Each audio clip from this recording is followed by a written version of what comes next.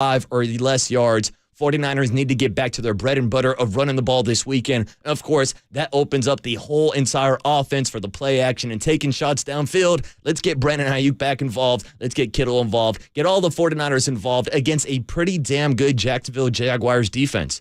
A Jags defense that ranks near the top of the league in most statistical categories.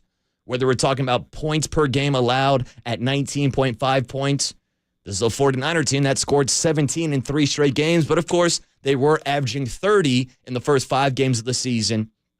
But if we're getting back to that battle of the trenches, Jacksonville is all about slowing down the run, top 3 rush defense. So we'll see if they can slow down the offense and vice versa. We'll see if the 49er defense can slow down Trevor Lawrence.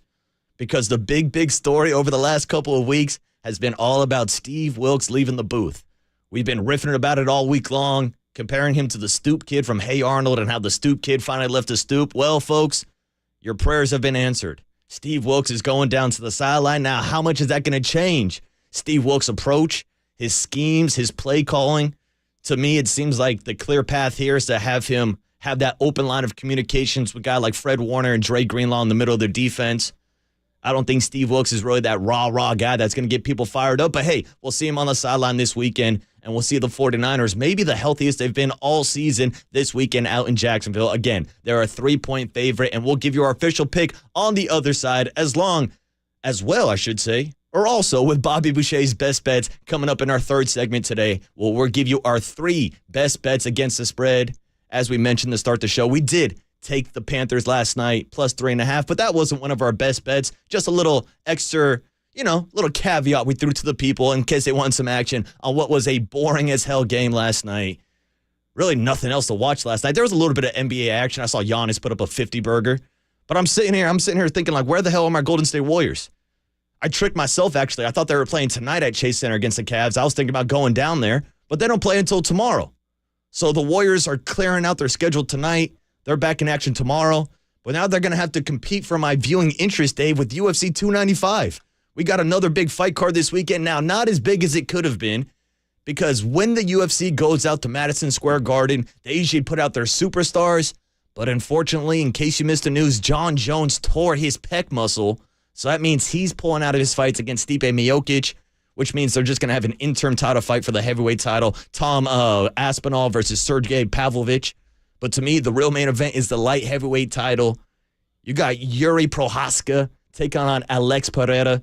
This is going to be an absolute bloodbath. Looking at the lines, it's pretty much an even pick'em fight. That's going to be a huge fight this weekend. And shout out to my girl, Mackenzie Dern, facing off against Jessica Andrade. You want to talk about a stylistical matchup? Mackenzie Dern, one of the best female jiu-jitsu practitioners maybe ever in MMA history, taking on Jessica Andrade, who's just a little ball of muscle. That'll be a good matchup, and I wanted to make sure to give a shout-out to UFC 295 going on this weekend. But, Dave, we all know it's a football Friday, so we got to get into this sound from Steve Wilks talking about his decision to leave the booth, and we'll also hit you with some sound from Trevor Lawrence talking about this 49er defense, and also get Kyle Shanahan's thoughts on Chase Young coming to this defense and whether or not Steve Wilks leaving the booth will have a big impact this weekend. 49er football coming up next and coming up all day on the Sports Leader. It's the Waterboy Marcus Boucher on a Football Friday on KNBR 104.5 FM and 680 AM, the Sports Leader.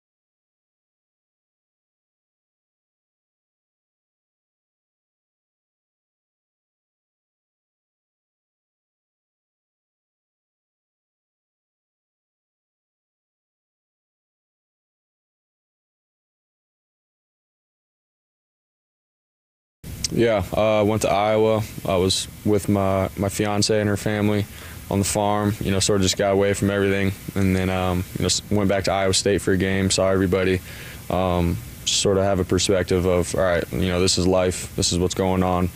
Yeah, I'm playing in the NFL for the 49ers, but, I still have a good life with, my fiance and everything to come. So it was good just to be able to breathe and, get my mind and my thoughts, everything together and regroup for what's to come for the second half of the season. So it was good for me. The leadoff spot with the water boy Marcus Boucher continues. Check with Waterboy. All right? Check with Marcus. On KNBR 104.5 and 680, the sports leader. Checking in with Brock Purdy out on his tractor out in Iowa on his corn picker during his bye week as he mentally resets for the 49ers' second half of the season. And, of course, their Week 10 matchup this weekend against the Jacksonville Jaguars. What's up, everybody? Welcome back to the leadoff spot on a football Friday. It is Marcus, the Waterboy Boucher, getting you ready for the 49ers making their return from their bye week, but also getting you ready for the return of the Jacksonville Jaguars from their bye week. And I think this is kind of the tail of the tape when you're looking at this weekend. Two teams heading in opposite directions. Jags were on a 5-game winning streak before their bye. So I think there's a lot of people who can make the argument that for Jacksonville, the bye week actually came at a bad time because they wanted to keep that momentum and keep winning ball games. Now, on the other side of the coin, you have the 49ers, who just went on a 3-game losing streak, who had Deebo Samuel dealing with a hairline fracture in his shoulder, Trent Williams dealing with a bad ankle, Dre Greenlaw bruised and beaten up also. And it seemed like this was a perfect time for the 49ers at the halfway point to reset, think about everything that's gone wrong, and maybe make some adjustments for the second half of the season. Now, of course, some of those adjustments we have been talking about is Steve Wilks going down from the booth. We've got sound from both Steve Wilks and Kyle Shanahan. But first, before we get into that discussion, let's just go ahead and lay out the land this weekend and give you that injury update from Kyle Shanahan. Here he was yesterday on Tolbert and Copes talking about both Dre Greenlaw and Trent Williams and their status for this weekend. I think the bye really helped Dre a lot. He was really banged up, especially that last game versus Cincy. But probably shouldn't have even let him play that game once it was said and done. And so I think the bye week helped him a ton. He's had a great week of practice. Trent, it's been longer than we anticipated. He's just the ankle's been a little bit more than we thought at first. He's out there battling. He was able to get through some of practice today, which was his first time really being limited in that way. Hopefully he'll have a good day tomorrow and be able to be out there Sunday, but really not sure yet. Really not sure yet. Now, that doesn't inspire the most confidence, but seeing number 71 back on the practice field yesterday at least is pointing in the right direction.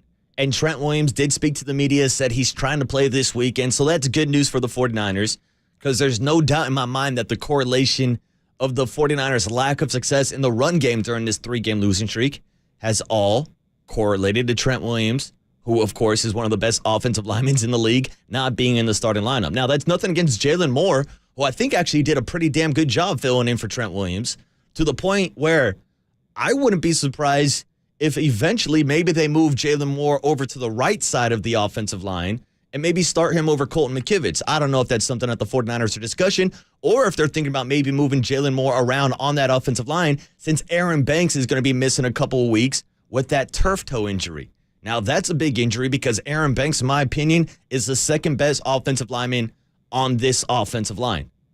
You look at guys like Spencer Burford, who's been struggling, if we're being honest. We've Colton McKivitz, who we've spotlighted a lot, and there's just Jake Brendel right in the middle of your in the middle of your line. But to me, missing Aaron Banks is huge, and if Trent Williams is not there, also that's also going to be difficult to run the ball on a Jags defense that only allows 80 rushing yards per game, which ranks top 3 in the NFL.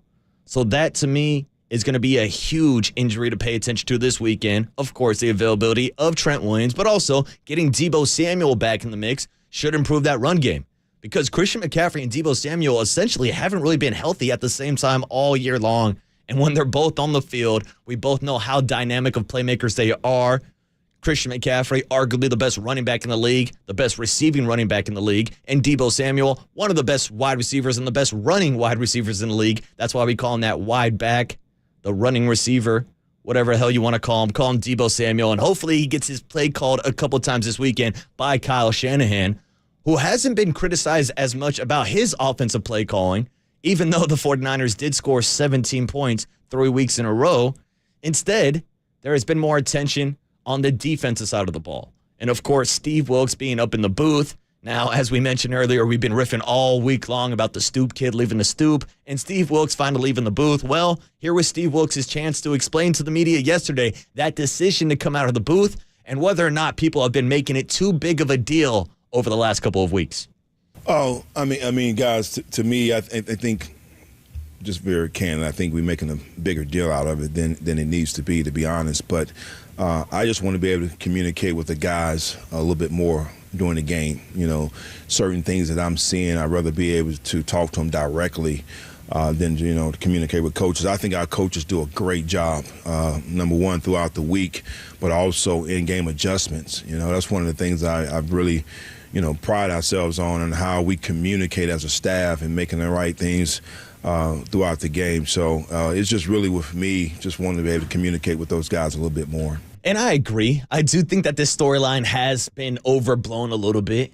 Again, I don't know how much his actual play calling is going to change from being in the booth versus the sideline, but I do think that it is going to open up those lines of communication, whether it's with Fred Warner or Dre Greenlaw. I know a lot of people reference to the last couple of seasons with D'Amico Ryans and Robert Saleh and how they fire guys up on the sideline. I don't know if Steve Wilks is that kind of coach. I don't know if he needs to be. But something that needs to happen is that this 49er defense needs to get back to the standard that they had the first 5 weeks of the season, and which they had last year and the year before. Because this is still a defense that mainly has the same pieces. I know they've missed a few pieces like Jimmy Ward at nickel.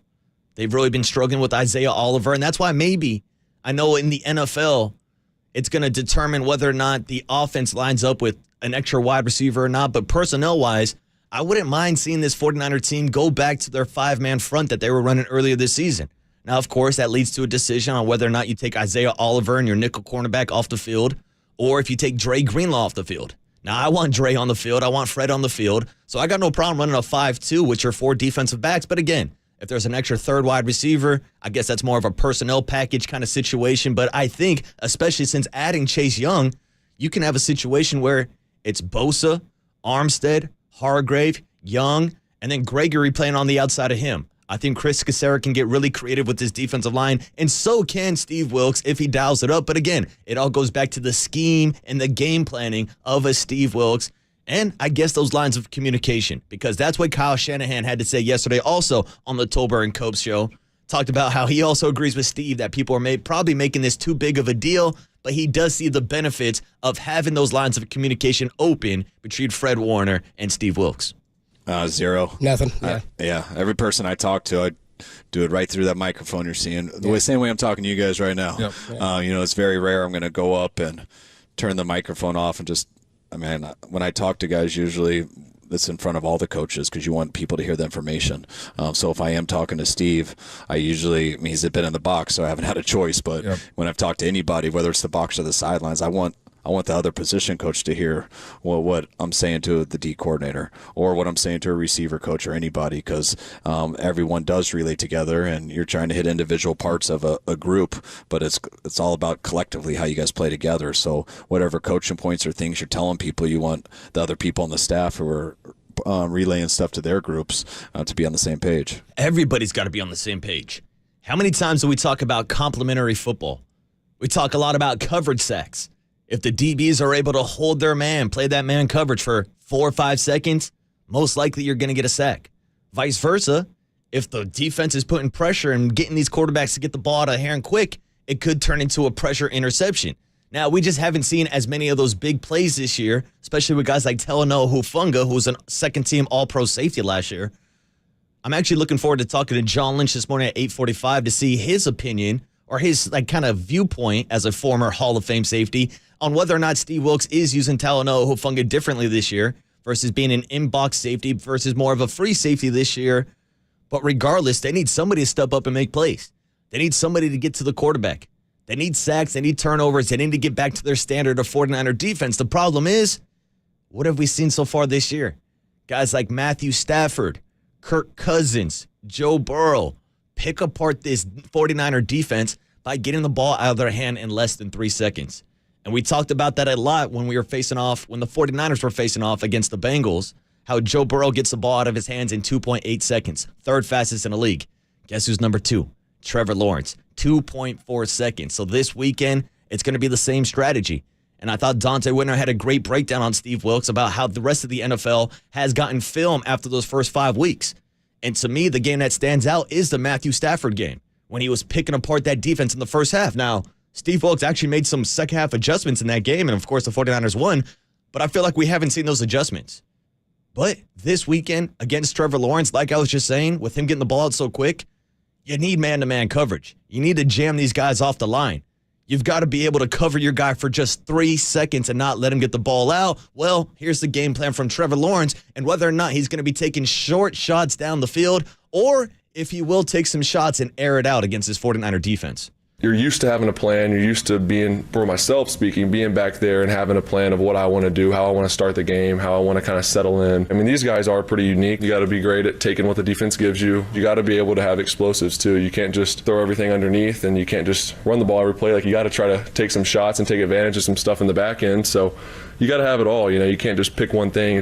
Teams are too good in this league to be one-dimensional. So, we'll have a good plan for them. And this is a Jacksonville team that will take their shots.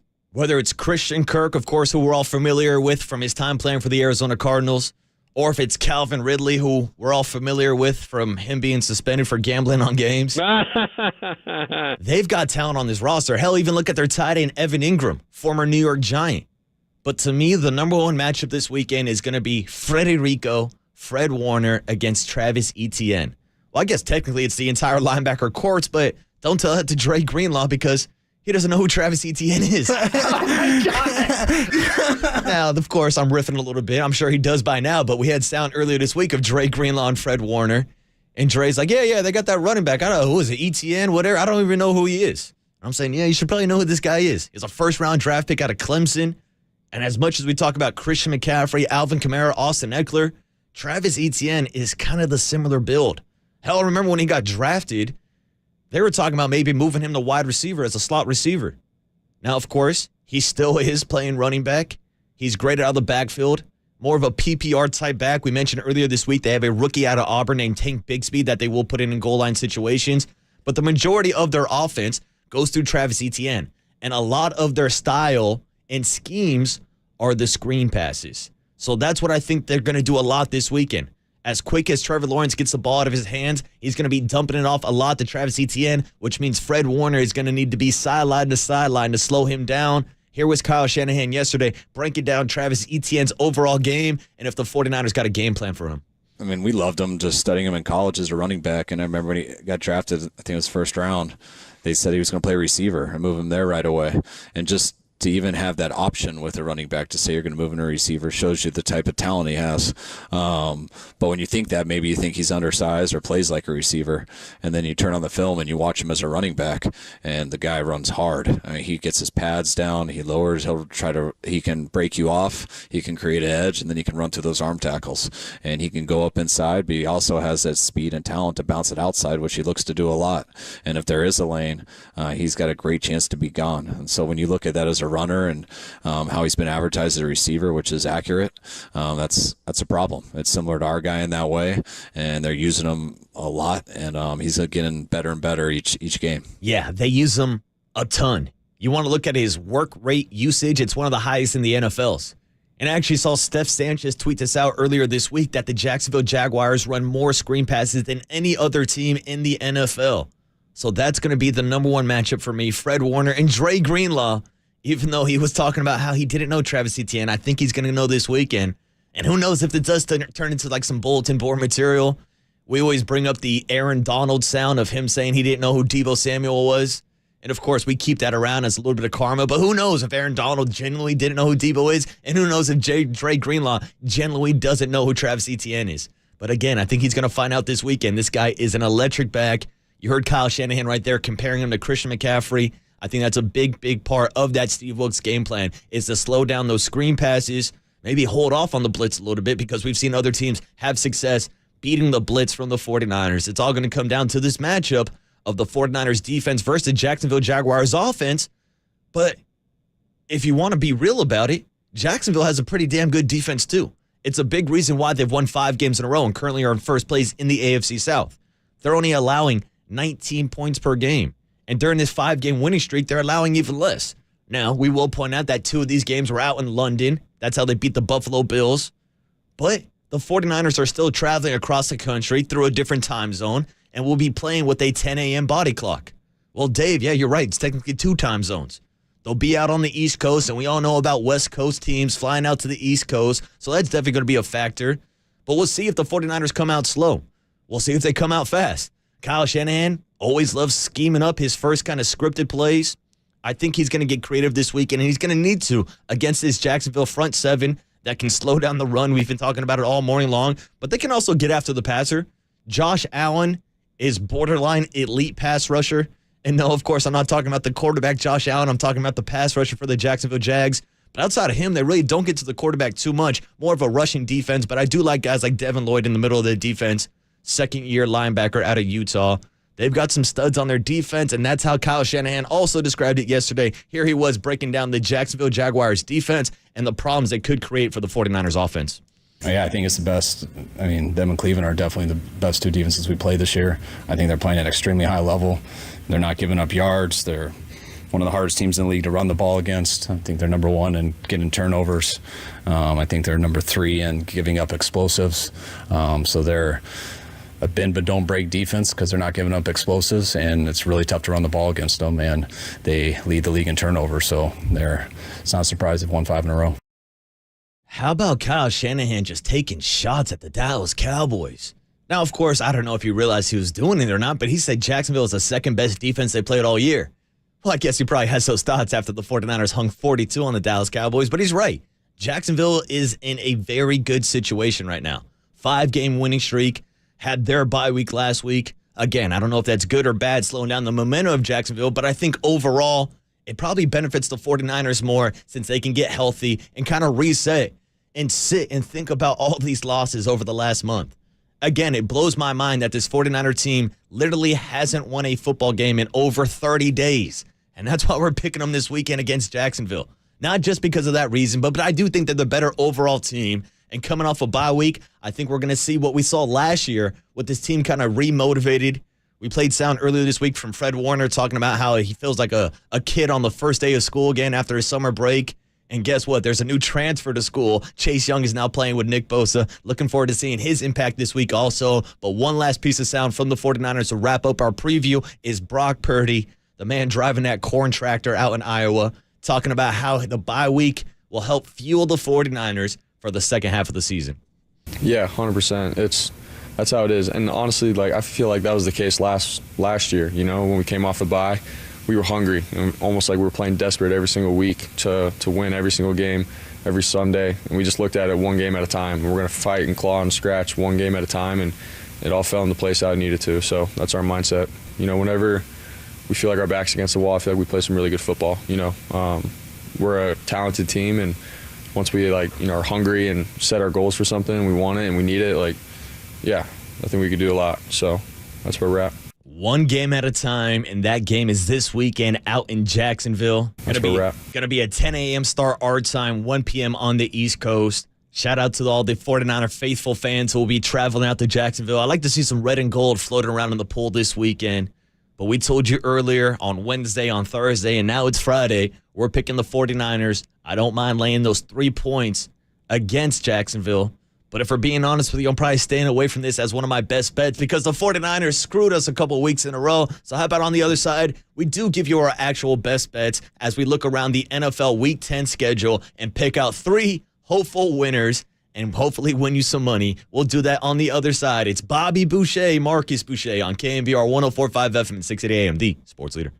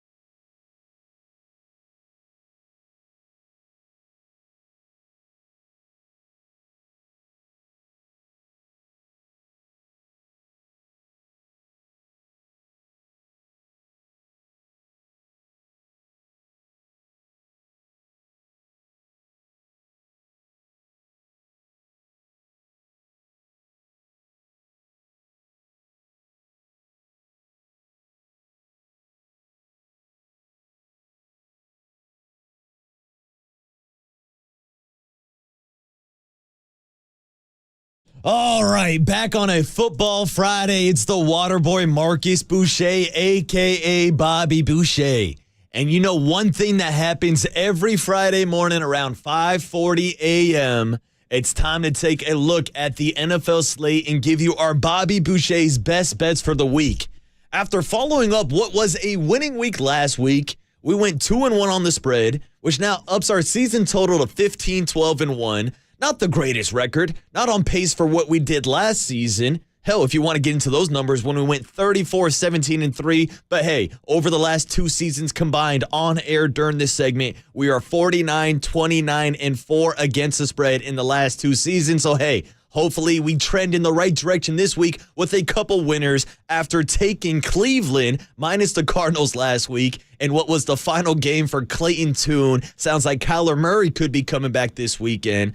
And also, we hit on the Raiders against the New York Giants. Stay tuned. We might be taking another trip out to the desert this morning. But last week, our only loser was the game played out in Germany between the Miami Dolphins and the Kansas City Chiefs. And we told you to take an over in a game that we assumed would be a shootout. Well, guess what? I was wrong. Even talking about all week long about how the Miami Dolphins spent the entire week out in Germany, how the Kansas City Chiefs didn't fly out until the last second, it didn't really matter. Chiefs took care of business, took down the Dolphins, and gave us an L last week on Bobby Boucher's best bets. But guess what, Dave? I'm hopping back on the plane, and I'm going back out to Germany again, where our first game this weekend is a terrible one between the New England Patriots and the Indianapolis Colts. 2 of the worst teams in football. I guess the Colts really aren't that bad. This is more about the New England Patriots. They're a bad football team. They're bad overall. And I don't understand how the hell this spread this weekend is only 1.5. I've seen it on some books as Colts -2. Hell, as long as it stays underneath a field goal, I am smashing the Indianapolis Colts as one of my best bets this week. The Patriots have been terrible against the spread. Yeah, they got that random win against the Buffalo Bills after people were talking about whether or not Bill Belichick would get fired. Turns out he signed a secret extension. But now there's actually been these stories popping up over the last week that maybe Bill Belichick will be traded to the Washington Commanders. I don't know. It's a story that I don't really understand. And again, I don't understand how the Patriots are only 1.5-point dogs. They're not playing at Foxborough. Technically, they're the home team, but they're out in Germany. So give me the Colts. Give me Jonathan Taylor to run all over this Patriots defense. It's a defense that hasn't covered the spread, like we said. 3-13 against the spread in their last 16 games. And this is a Patriots offense led by Mac Jones. That is the 31st ranked scoring offense in the league. That's damn near the worst. So I'm taking the Colts this weekend, -1.5 out in Germany as Bobby Boucher's first best bet. Bet number 2, I'm actually going to stick in the NFC West. And I just got done telling you I'm taking the 49ers -3 against Jacksonville, but it's not our best bet this weekend in the NFC West. I'm actually taking a trip up to Washington, where the actual team that plays in Washington is playing against a team from Washington, D.C. That's right, it's the Commanders traveling across the country the other way to take on the Seattle Seahawks. And listen, I know what happened last week out in Baltimore. The Seattle Seahawks got absolutely dog-walked. Or maybe we should start calling it hawk-walked, because Lamar Jackson and his Baltimore Ravens team beat down the Seahawks, just like they beat down the Detroit Lions a couple weeks ago. But the biggest mistake I see with people betting on the NFL is overreacting to the prior week. It happens all the time, and I get it. We're in a 24/7 news cycle where everybody wants to read and react, and oh, the Seahawks are overrated, Geno Smith sucks. No, not so fast. This weekend, when they're back in home in front of the 12th man, they're actually 6-point favorites against the Washington Commanders. The Commanders aren't a team I'm taking too serious, especially after trading away Chase Young and Montez Sweat during the NFL trade deadline. This, to me, is a big bounce-back spot for the Seattle Seahawks. And as long as you get that spread less than a touchdown, 6 points, I have absolutely no problem laying it. It's one of my best bets this weekend. We're taking the Seahawks at home, -6 points to bounce back against the Washington Commanders. And then, Dave, number 3 on the list this morning, we're going back out to the desert. We just got done talking about the unders and overs of primetime games on Thursday Night Football. Well, guess who's playing on Sunday night this week? The New York Jets versus the Las Vegas Raiders. And no, it will not be Aaron Rodgers versus Jimmy Garoppolo. It's going to be Aiden O'Connell versus Zach Wilson. Yeah, think about that for a quick second. That's your Sunday night primetime game, and that's why I think we're heading in the direction of another primetime under. This is essentially a pick'em game. Raiders are now favored by 1 point. When the spread opened up earlier this week, they were actually getting 1.5. But I'm staying the hell away from this spread. Even though we did tell you last week that the Raiders would beat the New York Giants, they absolutely blew them out of the water. I called my shot, said that the Raiders offense would score more than 20 points for the first time all season long. Guess what? Aiden O'Connell and Antonio Pierce did it in the first half against the New York Giants. But this New York Jets team is better than the Giants. Giants had no defense. Kind of reminds me of, the San Francisco Giants. 117 errors. Hell, maybe the New York Giants will up 117 sacks by the time the season's all done. Maybe combined between the Giants and the Jets, we'll have 117 sacks allowed because, man, oh man, that Jets offensive line is not much better than the New York Giants offensive line. And that's why I think Max Crosby is going to have a big, big day. We told you before the season started, he was our pick for Defensive Player of the Year. Yeah, a lot of people said, Waterboy, you're just picking him because he's a Raider. No. We picked Nick Bosa last year, and he's a 49er. This year we went with Max Crosby. He's in that conversation with guys like Myles Garrett, TJ Watt, and Michael Parsons. He'll be involved in that Defensive Player of the Year discussion. And this weekend, I'm picking that Raiders defense to shut down Zach Wilson, and I'm also picking the Jets to shut down the Raiders offense. I don't think they score 20 points this week. I don't think anybody scores 20 unless we get a couple of defensive touchdowns. Expect the Jets to slow down Aiden O'Connell and the Raiders. I'm actually picking the Raiders to win this game, but my best bet is taking the under. Currently sitting at 37 points. I've seen it up to 38, 39. I heard them talking about it this morning on 810 The Bread at 38.5. Hell, we'll split the difference. 37, 38, doesn't really matter. I think probably the highest scoring total you're going to get here is like 27 points. This might be like a 17-10 game, 17-14, something like that. Low scoring. We're betting on both the defenses this week and taking the under in a primetime matchup between the Jets and the Raiders. And Dave, I got to repeat the stats that we said in the first segment about these primetime bets. Last night we saw it in Thursday Night Football between the Panthers and the Bears. There have been 30 primetime games this season. The under is 23-7 in those primetime matchups. That is an elite clip that it's hitting at, 77%. And overall this season in the NFL, over-unders. The under is actually 84-52. That's a 62% clip. So if you're just betting unders blindly, you're probably winning some money. I know everybody likes betting on the overs, but trust me, in this game, in a primetime matchup between the 25th and 29th offenses, take the under in this matchup and thank me later. And that, my friends, are your three Bobby Boucher's best bets for the weekend. Seattle Seahawks -6 against the Washington Commanders. The Indianapolis Colts -1.5, -2. Doesn't really matter. They're going to win by more than a field goal against the Patriots out in Germany. And, of course, we're taking the under in a primetime matchup, Sunday Night Football, under 38 points between the Raiders and the Jets. But there's also some really interesting spreads going on around the league also. And we always like to check in on the NFC West. We've talked about the Niners. We talked about the Seahawks. The Rams are actually on a bye, trying to figure out what the hell they're going to do with Matthew Stafford. They just brought in Carson Wentz last week, so we don't got to worry about the Rams this week. But how about another quarterback coming back in the NFC West? Kyler Murray expected to make his debut this weekend at home against the Atlanta Falcons.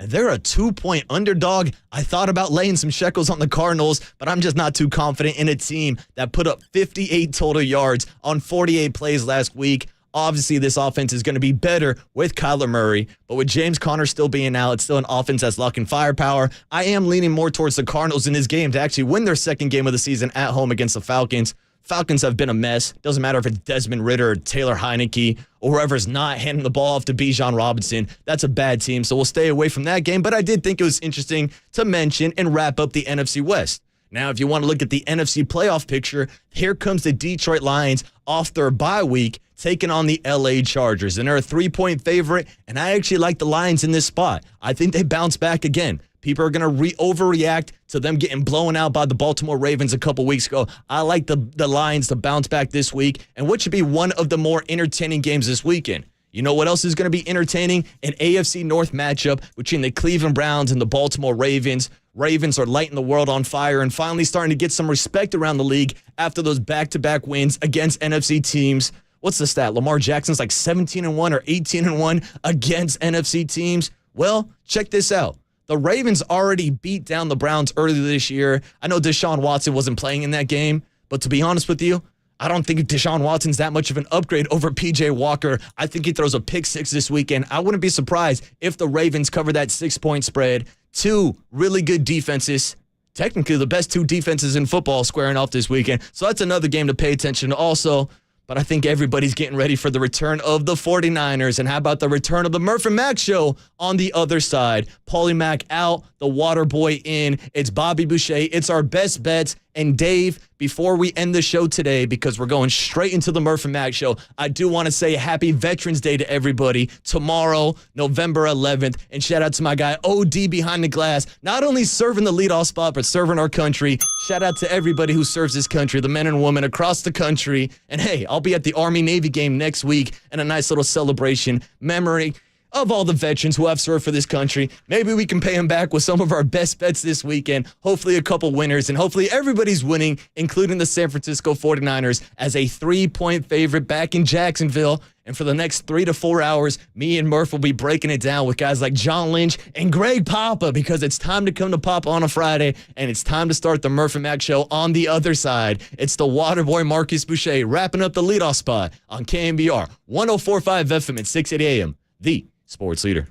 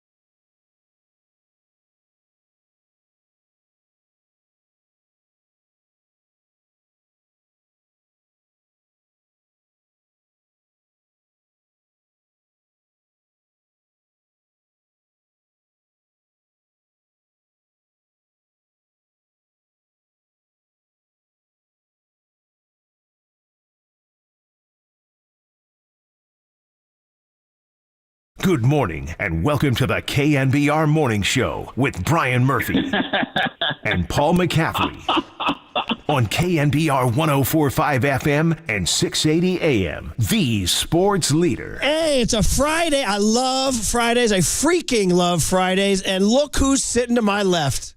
Look at the Camilo Doval-like presence coming out of the bullpen. Does Doval work for you, buddy? Are you looking for like Goose Gossage? I don't know who you're looking for. Well, here's the thing, Murph. Mariano Rivera. I'll take a Camilo Doval comparison any day of the week, but here at the leader, I'm more like a Sean Manaea, like bouncing back and forth between the bullpen and the starting rotation. But hey, today I'm the opener. Opened up the show with the leadoff spot, and it's a pleasure to be with you this morning, filling in for Paulie Mack. Are we 1 minute in when we go do my first Gabe? Marcus is our bulk guy. He's gonna be in the bulk bucket. Yeah, Murph. We're not pinch hitting for Paulie Mack. We're pinch hitting with the water boy this morning. Oh man, well, great to have you, buddy. And you're all warmed up, dude. I've already done an hour. I've already done an hour. I've already given away Bobby Boucher's best bets. I've already broken down this weekend's game. I'm ready to go, Murph. You and I last night. You talked me off the ledge. My initial instinct was to take the Panthers. Mm-hmm. And by the way, did anybody watch that game? I heard you fell asleep. I literally fell asleep. You want to talk about a snooze fest? Third quarter, I was out cold, Murph. Dude, that was one of the worst games I've ever seen. You're not wrong. And some of the worst quarterbacking play on both sides I've ever seen. But you said it too. Dude, the D2 kid outplayed the Heisman Trophy winner. The D2 Heisman winner. Almost the Harlan. I heard overnight Dave gave you the Harlan Hill. Yeah, that dude, I had no idea. Dude, I mean, listen, I understand Bryce Young's a rookie and you'll give him time and all that. But, bro, the early returns are not promising, man. That's a kid who first of all, he looks tiny, right? All the worries about his size are just to the naked eye right out there. Second of all, he just doesn't look like he can handle an NFL pocket. I mean, any sign of pressure, he panics, he throws it away. He's even when he has a chance to make a throw, he's inaccurate.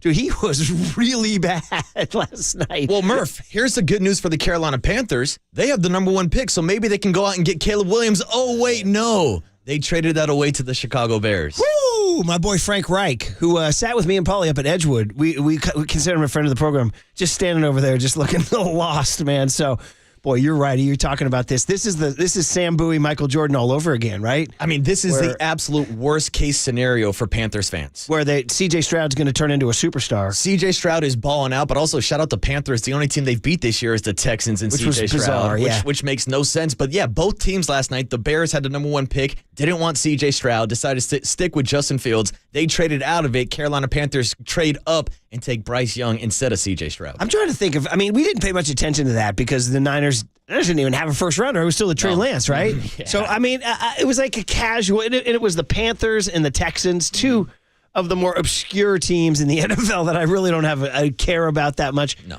So we didn't spend a whole lot of time about that.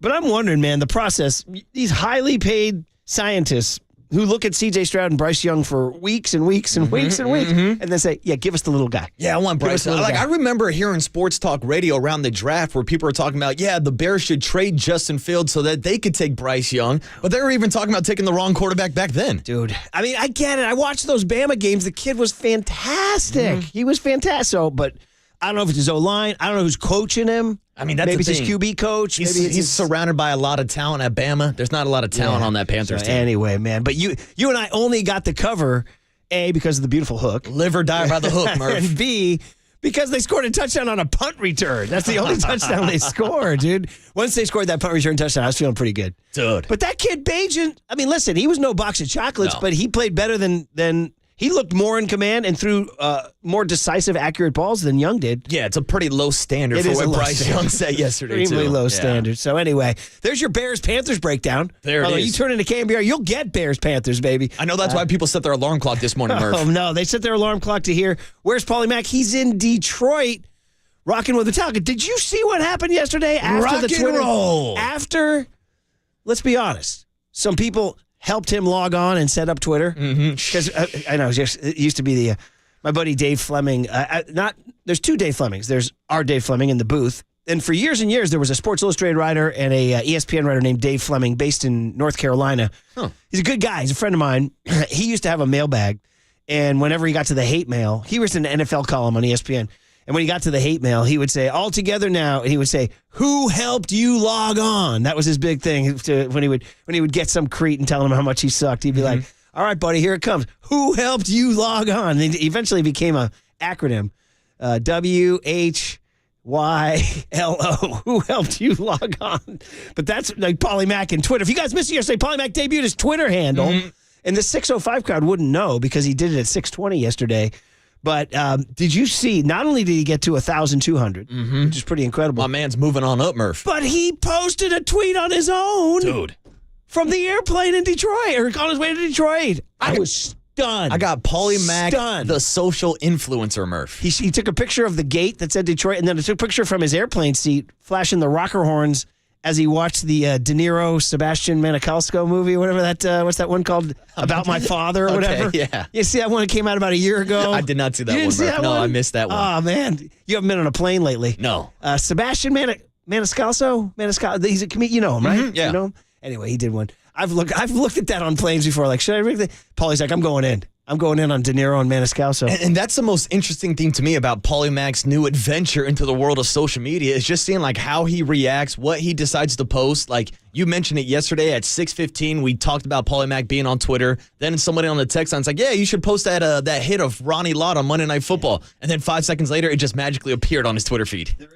There's an elf or a fairy running his feed, but they did. There's the Easter eggs there now. Some audio you want to go get. So go to @Paulie's Pod, P-A-U. Paulie's got his own Wizard of Oz on the Twitter account. @Paulie's Pod, P-A-U-L-I-E-S-P-O-D. But anyway, back to us now here as we get ready for the 49ers, dude. As I continue to read about this game, I heard you say you think you'd like the 49ers to win this game. I do. I'm picking the Niners to win this week, Murph. It's been so damn long. I've been dropping biblical quotes all week. It's been longer than 30 days and 30 nights since the 49ers have won a game. I'm pulling into the garage. You dropped that on me. And then you dropped it was October 8. Yeah. Dallas. Dallas Cowboys. Then I did a little How math about in my them head. Cowboys? It's November 10. Yeah. Bro, it's 33 days. And now the 49ers are walking across the country searching for that first win, Murph. And by the time they kick off, it'll be 34 days. That's what I'm saying. That number keeps going up and up. And if they lose this weekend, then it will truly be 40 days and 40 nights. I mean, if they lose this weekend, dude. But this is the more you read about the Jags, the scarier they are. Mm-hmm. I mean, whether it's, they have the number. Are you a DVOA guy? I'm not. I know. What is DVOA? It's like war to me in baseball. Yeah, what is it good for? I know, exactly. Oh, dude, I've got some analytics I want to talk to you about the Giants later on good. today, I'll get too. good. Yeah. I'll look forward to that, buddy. So anyway, the DVOA here. Let me give you this from David Lombardi's a big DVOA guy, and they have the number 3 defense in the NFL. Browns number 1, Ravens number 2. And the Jags number 3. Well, yeah, I don't need a DVOA to tell me that they lead the league in turnovers and have a top 3 rushing defense. I mean, creating turnovers. Yes, creating turnovers, and they allowed teams to only run for 79 yards per game. So I know how damn good this defense is without looking at the DVOA. I'm getting scared about this. So what's whence your confidence? Where's your confidence come from? Oh, so my confidence is the 49ers got the bye week at the perfect time, where I actually think it's going to hamper the Jacksonville Jags to have the bye week after their 5-game winning streak because they had all the momentum in the world. So in my opinion, it actually hurts them to take the bye week at this point of the season. Meanwhile, we saw what the 49ers did last year coming out of the bye week. They lit the world on fire, and now you're going to get a healthy Trent Williams, hopefully. You got a healthy Deebo Samuel. You got a healthy Drake Pause Greenlaw. right there. Those two. Yeah.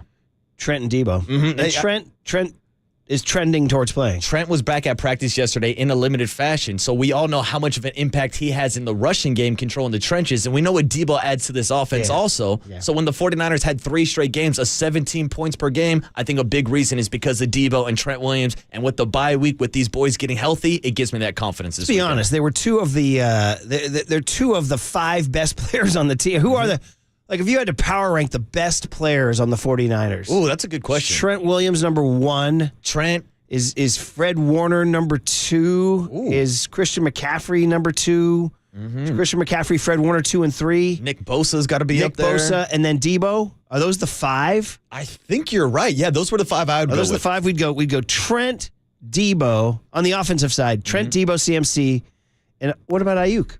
Well, what about George Kittle? I think there's an argument that maybe Kittle might be more important than Deebo is in this offense because of his run-blocking abilities. Let's expand it to the top 17 players on the team. So, how about Murphy do a top 6 for old time's sake? Hey, there you go. That's for Triple E on Halloween. But you're talking about 2 of their top 5 or 6 players.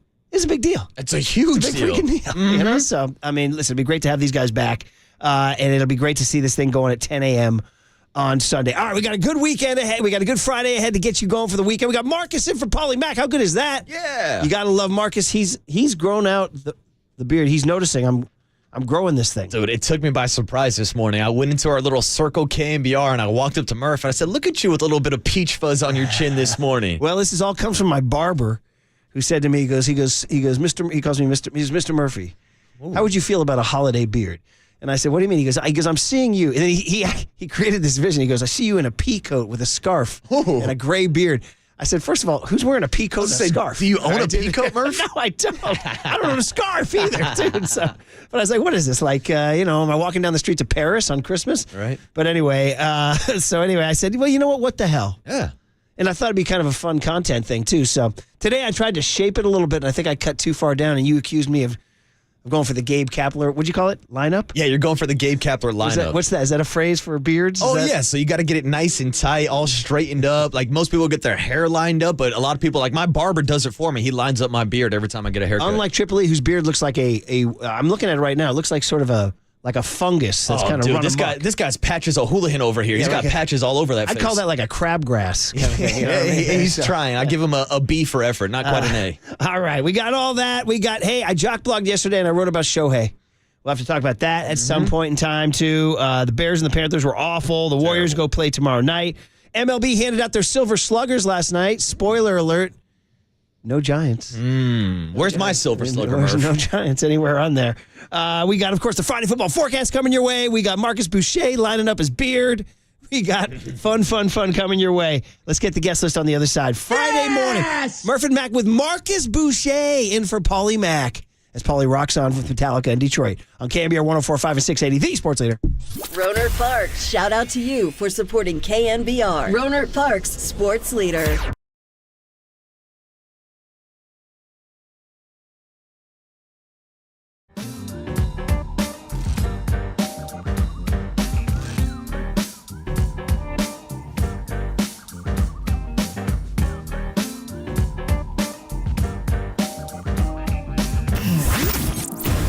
What's trending now? Trending now. On KNBR.com. 49ers head coach Kyle Shanahan stopped by the afternoon show for his weekly hit with Tolbert and Cobes to discuss the decision of Steve Wilks leaving the booth to join the 49ers on the sideline. To hear that podcast and more, check out what's trending now on the all-new KNBR app.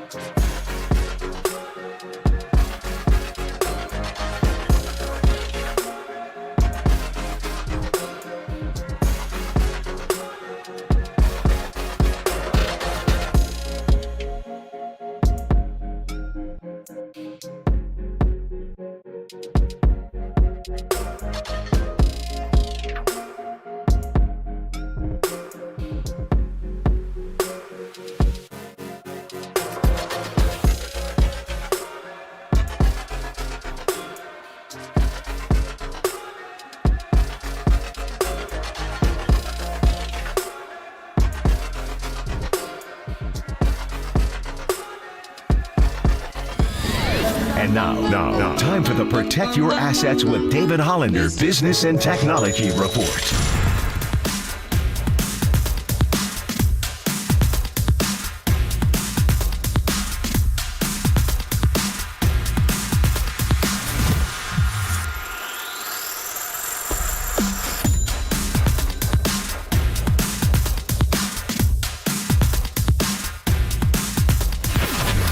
This has been the Protect Your Assets with David Hollander Business and Technology Report. Do you want to pay less taxes this year? Learn more. Listen to David's show every Saturday morning on KNBR or call 1-866-PROTECT. KNBR heads. Our digital team is dropping daily dimes on TikTok at The Sports Leader. We are KNBR. They're going silent count. Alex Kappa, the right guard, going to trigger the snap here. Burrow gets sacked by Eric Armstead. Nick Bosa got him off his spot and get in my belly. Eric Armstead's second sack of the game of Joe Burrow. You're used to having a plan. You're used to being, for myself speaking, being back there and having a plan of what I want to do, how I want to start the game, how I want to kind of settle in. I mean, these guys are pretty unique. You got to be great at taking what the defense gives you. You got to be able to have explosives too. You can't just throw everything underneath, and you can't just run the ball every play. Like, you got to try to take some shots and take advantage of some stuff in the back end. So you got to have it all. You know, you can't just pick one thing. Teams are too good in this league to be one-dimensional. So, you know, we'll have a good plan for them. That's your boy, Trevor Lawrence. That's your boy, Marcus. No, that's your boy from the mid-segment reads, Murph. This is all true. He is on the mid-segment reads, and he's my boy because I was at that Bama-Clemson natty down at Levi's. Wherever the hell we are in California, One Murph. of the great lines of all time, Dabo Swinney, right afterwards. He goes, we came all the way out here to wherever the hell we are in California. It was a great line, just completely dismissing Levi's Stadium. Did you, as a Santa Claran, take offense at that, Paulie? I was very offended, Murph. I said, Paulie. That's Marcus Boucher, The disrespect of the 408, I won't stand for it, Murph. No, buddy, no. But it doesn't matter because they're getting a Super Bowl and they're getting the World Cup. They're getting everything, Murph. So I stumbled upon something on Twitter the other day of some guy having a conspiracy theory about, I don't even know. These days you get everything. This is what Paulie's going to learn being on Twitter. Yeah. Mm-hmm. You just start scrolling. Sometimes I go to the For You instead of the following. Do you do that? I like to switch it up every once in a while. Because they'll suggest Triple E says no to that. Sometimes they'll feed me somebody that's kind of interesting and I wind up getting a new follow. Ooh. You know? So you follow them? I'm pretty liberal with my follows. You're just going to throw them out there? I'll throw you a follow. See, I won't because I don't like my news feed getting all like congested with just like random stuff. Like, I don't follow a single one of my friends on Twitter.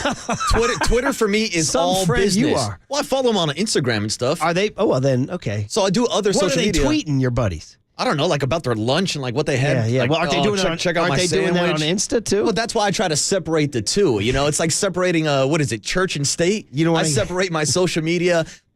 Pleasure is on Instagram. Business is on Twitter. I'm surprised your buddies are on Twitter because I feel like every kid today, 35 and under, has dissed Twitter for Insta. Well, here's the thing, Murph. I'm from the generation where I think I'm on every single social media. Like, you go back to the days of like AOL Instant Messenger to MySpace to Facebook to Instagram to Snapchat. I've lived through it all, Murph. Were you on a MySpace? I was. I had a top 8. How was that? It was fantastic. I think MySpace, like prime MySpace, might have been like the peak of social media. Did you meet some gals? Oh, dude, you put a couple girls in your top 8. Top 8? Oh, yeah. So you had to like. What about the top 6? No, Murph. So here's the thing: on MySpace, you actually could adjust it, but you had a top 6 friends. So out of all your hundreds of friends, you got to pick out 6 people, and they were spotlighted on your profile, and so you would have all your best friends in there. But it was also awkward when there was like that random kid from school who had you in their top 6, and then they would start asking questions like, "Why am I not in your top 6?" Oh man, this is a tough deal. Or top 8, yeah, whatever. These are things we did not deal with. Nah, man, that's the rough life of a millennial. It is a rough life of a millennial. Well, very good then. So anyway, the point is that I was on Twitter and I found some guy doing a conspiracy theory on Levi's Stadium. And how they couldn't build a roof on it because of Mineta Airport. Is that right? I don't know. I wound up going down a rabbit hole, and the guy's like, "This is my investigation on why there's not a roof at Levi's Stadium." And he was talking about Mineta Airport and flights and all that stuff. A plane can't fly over a roof? I don't know. See, it probably had no merit whatsoever, but there I was looking at it. Yeah, well, I know, that's the deal. Especially since going to games, you see planes fly over all the time, but I don't think there would be an issue with that. I mean, like, there's the Las Vegas airport right next to Allegiant Stadium out in Vegas. I don't think there's any issues there with the roof. Yeah, you got a roof on that. I don't know. That could have been a wrong thing. Mm-hmm. Anyway, the point is that it went back to the Heat. talking about the heat. That damn heat, Murph. The damn that heat, Santa buddy. Clara heat. It's Hey, people are melting. I survived the heat a couple weeks ago. I was out there for the Bengals game. I sat in the sun the entire time. A little toasty, right? Yeah, a little toasty. I came back with a little bit of a sunburn on my face, what? but it's Santa Clara. Let me Come tell on, you what. people. You know what? Underrated? The freaking heat at a Giants game on a weekday game. Dude. You can get drilled. You can get absolutely pummeled by Dude, the sun. I've been at Giants games where it's like 75 degrees on my phone on the weather app, and then I'm like, what the hell? I'm sweating. We had a game earlier this year where Triple E's like, bro, I got to go inside. Like, I got to get out of the heat. I got to go sit in the shade for a little Yeah, bit. it's crazy, man. 707 asked Waterboy, do you remember the profile song on MySpace? Oh, well, here's the thing, Murph. You could have like a whole playlist and you would switch up your different songs. So anytime someone like clicked that, on your actually. profile, yeah, it was great. Like your music represented you. So I had a bunch of stuff. I used to change it all the time. I had People a lot go of, to your page and see what Marcus is listening to? Oh, they would come in and they'd like get some like Eazy-E, like a lot of profanity on a 6th grade MySpace page. Somebody else says a poke. 510 says Waterboy, what about the poke button? Oh, dude, the poke button. That's how you would kind of like flirt with girls. Like you would just go to their profile and you press poke and that'd be like, hey, what's up? I see your profile. Respond to me. Man, it sounds like we should go back to MySpace. MySpace was the pinnacle of social media. Double in my thumbs opinion. up from Triple E. We should all go back to MySpace. Anyway, back to Trevor Lawrence there, who won his national championship and is now in his, I think he's in year 3, right? He's in his year 3 leap right now? No? Year 3 or 4. Was it 2021? Because he was the Trey Lance draft class. What if I told you, by the way, that this could be a Super Bowl preview? Ooh. 49ers Jags. That is something I haven't heard yet. Nobody's giving the Jags any love in terms of like where they stand in the AFC power structure. Well, that's because I think everybody just kind of points and laughs at the AFC South. Yeah, I mean, and because right now we've just assumed it's Mahomes, Burrow, and now to a lesser degree Josh Allen. But and then I would think people put Justin Herbert ahead of Trevor Lawrence. I think people put at the start of the season. I think people put Lamar Jackson on that list Definitely. also with We the keep Baltimore forgetting Ravens. Lamar. Yeah, Keep forgetting So I Lamar. mean, that's the thing in the AFC. We talk about all the quarterbacks and the elite talent that they have. I mean, look at the playoff picture in the AFC versus the NFC. It's two completely different worlds, Murph. Yeah, it is. Don't tell me the Panthers or Bears are going to make the playoffs from last night. Well, I mean, here's the thing. That last spot right now belongs to the Minnesota Vikings. I mean, there's a chance you might get a sub-500 team as a final wild card in the NFC. There were I had to pick all the NFL games from my pool. There were some weird ones out there this week, man. There's some weird ones. Like the Vikings are playing the Cardinals, I think. No, wait. The Cardinals are playing the Falcons in the that's a return of weird Kyler one. Murray Yes, this it is the weekend. return of Kyler Murray. But I don't know there's how the hell do you pick that game. Colts-Patriots I thought was kind of easy. I just went Colts on that one. I was surprised it's only a 1.5. I know. 2-point That was spread. actually, to me, the easiest game of the week. The Vikings are playing the Saints. I don't know what to make of the Saints. Dude, pump that back a little bit. I Shout know, out my right? guy, Derek Carr. You got that? I do. I got it for you right here. Broncos country. Oh, no, that's not Let's it. rock. Pump that back a little bit. A little bit of a misfire there. Sorry, Hey, Murph. that Broncos thing you played, you know what I wound up doing? Call me wrong, but I've been hot lately. I've been on my NFL game. I took the Broncos and 7.5 at Buffalo. Wow, against the Bills? Yeah. In Buffalo. That's a bold move. Wait a minute. At least I think I did. Let me go check. Yeah, you got to Sometimes I double-check forget that. my picks. Wow, So- and is that based off the Broncos beating the Chiefs? Is that why you're doing it, or because Lately, the Bills they've have been struggling? Go look at the Broncos of late. They're playing a little bit better. Yeah, They're playing a little bit better. And I thought maybe and the Bills are just kind of weird. So I think I wound up because it's down to 7 now. Here, let me tell you what I went with. I was going to say you were probably better off when it was 7 and a hook earlier this week. Yeah, I took Denver and 7.5. Wow. I decided what the hell? Because I went with your Raiders. Hey, how about that, I was Murph? getting 1.5. And dude, how about Dallas? I took them to cover 16.5 against the New York Dude, Giants. against Tommy DeVito, Yeah, I bro. did. I took Washington plus 6.5 against Seattle. Wow. I did. I'm completely going in the other I direction. think that's going to be a close game. Wow. Arizona is a 0.5-point underdog to Atlanta. With Kyler, I took Arizona. Yeah, I'm rolling this weekend with Kyler also. And then the Detroit Lions at the Chargers, they're only given 1.5. I took Detroit. I did. Wow, you got it at 1.5 because the live line is now up to 3 points in favor of the I get Detroit the Tuesday Lions. spreads, and it's really wild, man. So anyway, here's the deal. That's the voice of Marcus Boucher because Paulie Mack is in Detroit with Metallica, Detroit Rock City, Where you see. which should be a lot of fun. So you see in that little rectangle, you see the tie dye of a Triple E, who I believe some listener calls that he calls it. Can I say this on the air? Is it the P shirt? Yeah. Oh, it's a different one. Oh, it's a different shirt. So he we has a shirt that approximates a male organ. Yeah, we can just say we won't be seeing the phallic elephant this morning. Phallic. That's the word I'm looking for. Thank you. Is that a P or an F? Yeah, it's a P. Okay. It's a PH, buddy. All right, that works. Like Philadelphia. That's why you're the English major. I here. am the English major, dude. That's evidenced by my Shakespeare mistakes yesterday. When I said that Othello was rubbing out the blood when I meant Macbeth. Oh, Macbeth. It's All always right, buddy. Macbeth, Murph. It's always Macbeth, buddy. All right, let's get the guest list on. Hey, real talk now. Today is Veterans Day. So for Overnight Dave and everybody out there who has served, man, the generations are so different, man. My dad was a no-brainer. My dad served in the Navy. My grandpa was career Navy. And then you get down to this generation and I wonder what the percentage of the population who served in the military, like through the years in America, like in the 20th century, I bet it's dropped off dramatically, which is, I don't know. I'm not saying it's a good or a bad thing. I'm just saying today's the day we salute the veterans. All right. So the overnight Daves of the world who served in the U.S. Navy, your grandpas, your parents, your uncles, your aunts, all those who did it. And Murph, hate to correct you before the Golden State Lumber and Building Material text line does, but I believe Veterans Day is actually tomorrow, but still, we'll give a shout out since it's our Friday show before the week ends to Overnight Dave and everybody who served this country. I believe we're going with the observed Veterans Day. There it is. How's that? It's Veterans Weekend, Murph. Observe. My kids are off school today. Really? Yeah.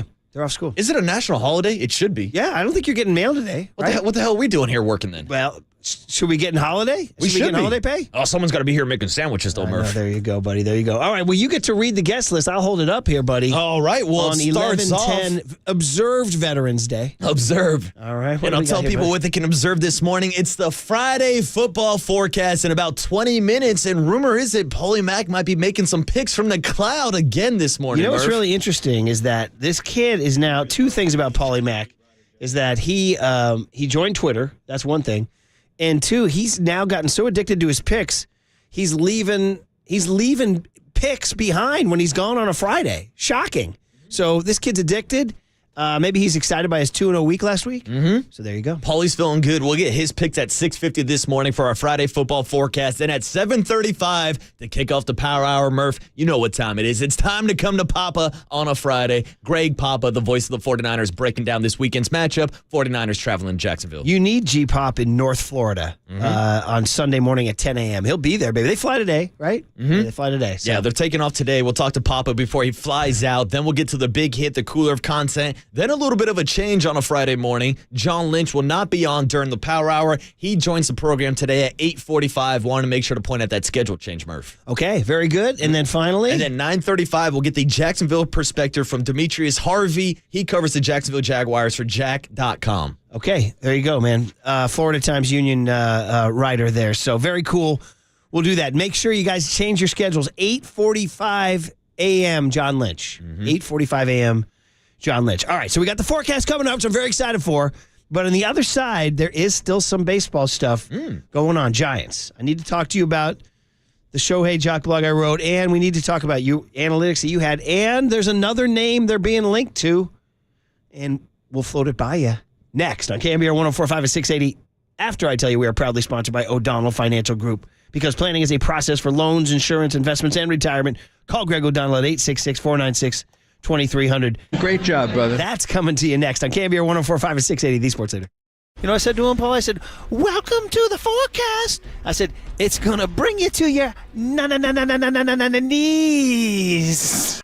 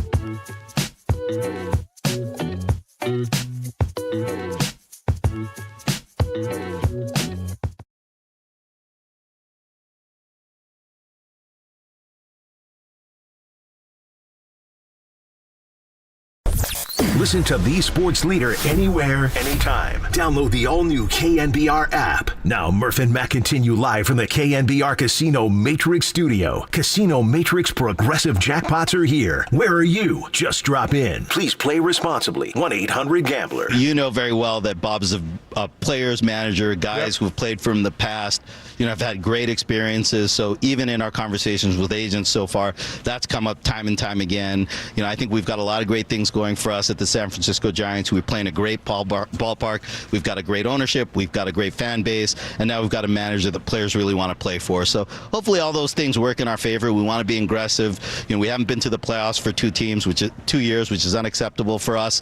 And so we're going to be aggressive, and we think Bob's definitely going to help with that. I got to tell you, man, it doesn't even recognize Farhan there because he's not doing the giggle and the snort and all that stuff. And was it G. Papa who said he's got to get rid of the giggle? Was that him? Well, it's that nervous chuckle that he always has. Like, you'll ask him a question and go, yeah, it's a great question. Yeah.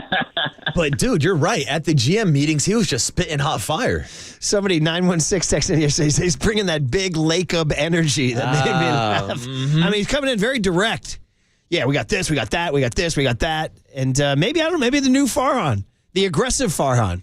You know, just kind of just no riffing, no laughing. You try to joke with him, he'll just stone face you. And now we've got a manager that players really want to play for. See a lot of people making a lot out of that. Mm-hmm. Do you? Is that is this turn of a phrase, or was that, do you think, deliberate? I don't think it was deliberate. I don't think he wants to throw Gabe under the bus like that, but who knows? Gabe really? Is that what you imagined? Gabe was his dude. That was his boy. He went out of his way. How was he feeling at 107, too? When Gabe won 107, he was feeling like, I'm the king of the world. Oh, Farhan's out here bragging about another manager of the year during his tenure. That was so crazy. Well, thank you very much, Triple E. Hey, 2 things. 1, Matty Mayoko joins Papa and Lun today at 11:50. That'll be good. And then 2, we are proudly sponsored by O'Donnell Financial Group, because planning is a process for loans, insurance, investments, and retirement. Call Greg O'Donnell at 866-496-2300. Marcus, the Waterboy Boucher, you know him, you love him, from the leadoff spot in for Paulie Mack today. Paulie will be back on Monday. Paulie said he had some vacation to burn.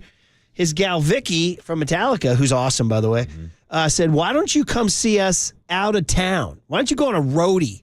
He's like, really? She said, why don't you come to Detroit? He goes, okay. Paulie Mack in Detroit, yeah. He's in Detroit. He has his buddy Eugene, whose name is not Eugene. His name is Christian, but he goes by Eugene. I don't know the correlation there. I don't know how that makes sense, but that guy has been by. Who? He visited once. That guy's a character, so he and Paulie are probably up to no good. By the way, I love the fact that you mentioned earlier this week that he came into studio and Paulie Mack had no idea. He had no remember. He's like, I bring in Eugene? Too many gummies. Yeah, too many gummies. Too many friends, Paulie Mack. So, dude, by the way, 707 says, are you sure that's not AI, Farhan? That's pretty funny. Oh, that's a good riff. That had a little AI vibe to it. That's it. I don't trust the cut if it doesn't have that chuckle in it. And now we've got a manager that players really want to play for. He's coming direct and strong, the whole thing. So anyway, I jock blog, I have to, I get to. It's a privilege to jock blog. Yeah. And so I was like, do I write about the Niners? Every week I try to write about something I think is mildly interesting, as opposed to writing about things that are not interesting. That's a good idea, Murph. I was like, I get the Niners, but what am I going to say? I mean, they have to win. Mm-hmm. We get it.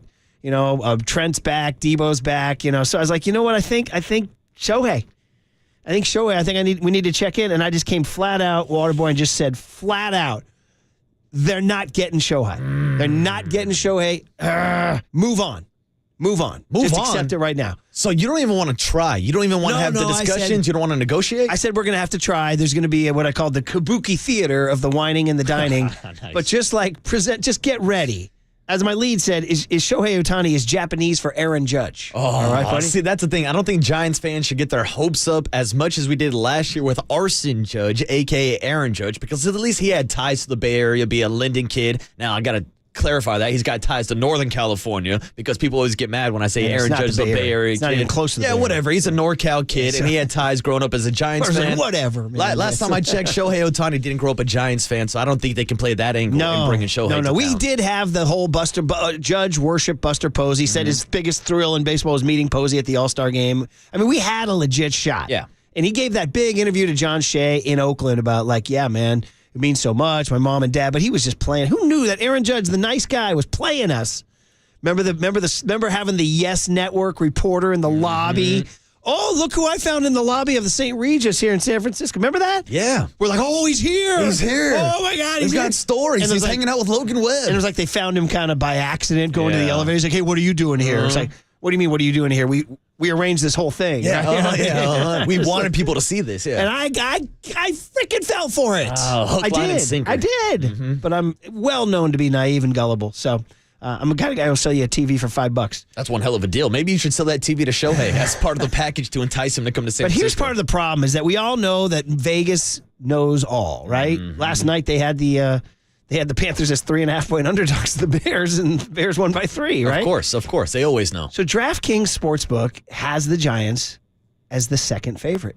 Wow. I mean, so there's like legit money out there that says the Giants have a chance. Like the Dodgers are 1, the Giants are 2. If you're going to go lay some money on it, you'd make more money with him going to the Cubs or the Mariners or the Angels than you would him going to the Giants.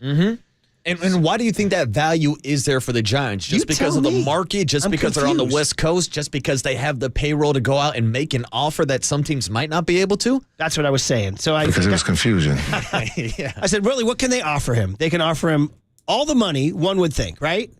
As I said in the blog, cover your ears, Greg Johnson. Yeah. Right? La, stick his fingers in his ears. Don't tell Greg Johnson, right? And I thought about this, too, the other day. I was driving to the Seinfeld gig last Friday, which was really fun. Gaffigan, Seinfeld, Mario Joyner. Mario Joyner made me laugh, too.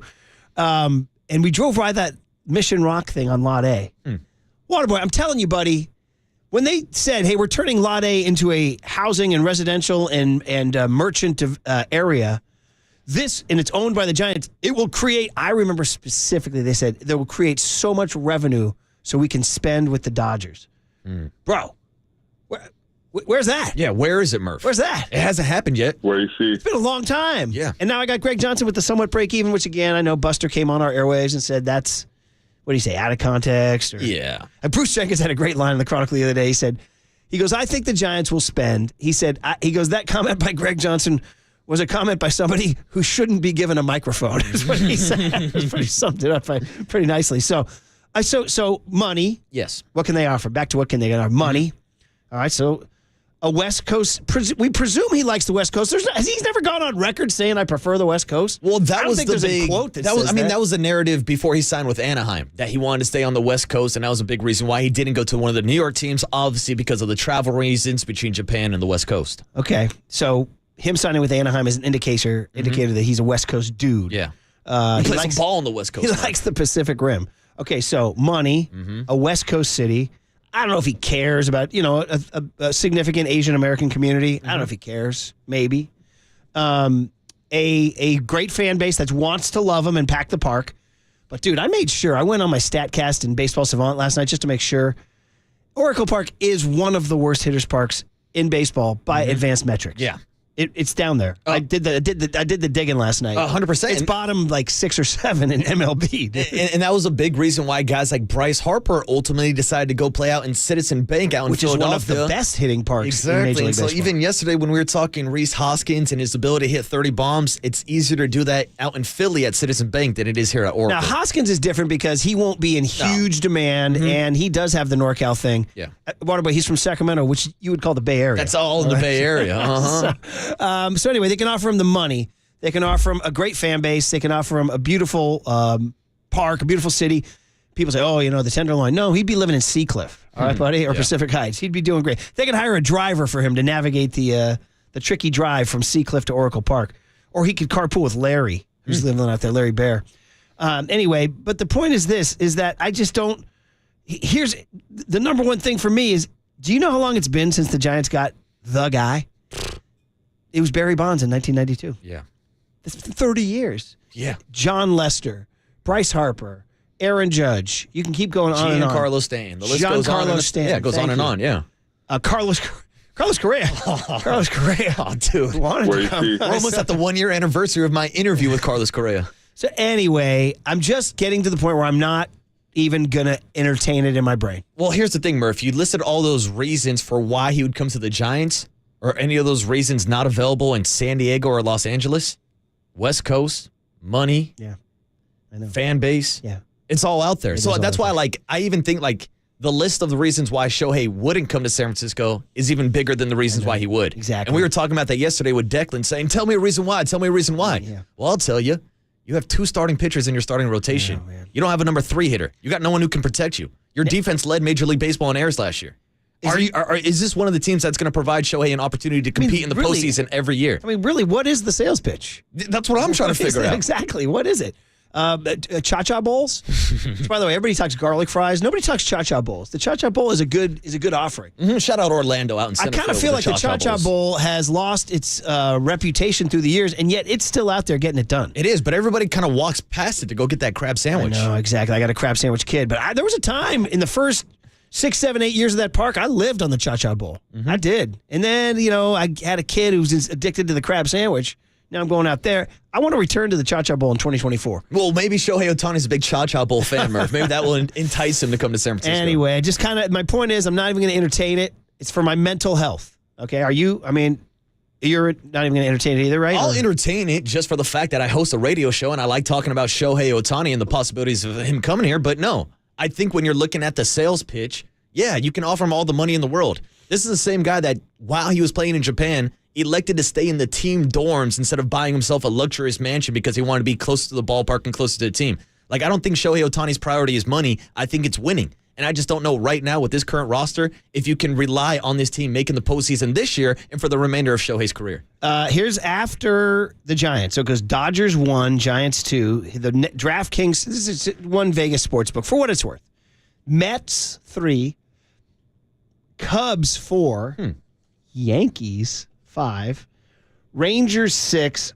Yeah, Shohei. Mariners 7. I think Mariners are pretty low on that list. I was going to say, I'd have Seattle higher. Red Sox 8. Wow. Are the Padres on that list at all? They didn't put them in the top 8.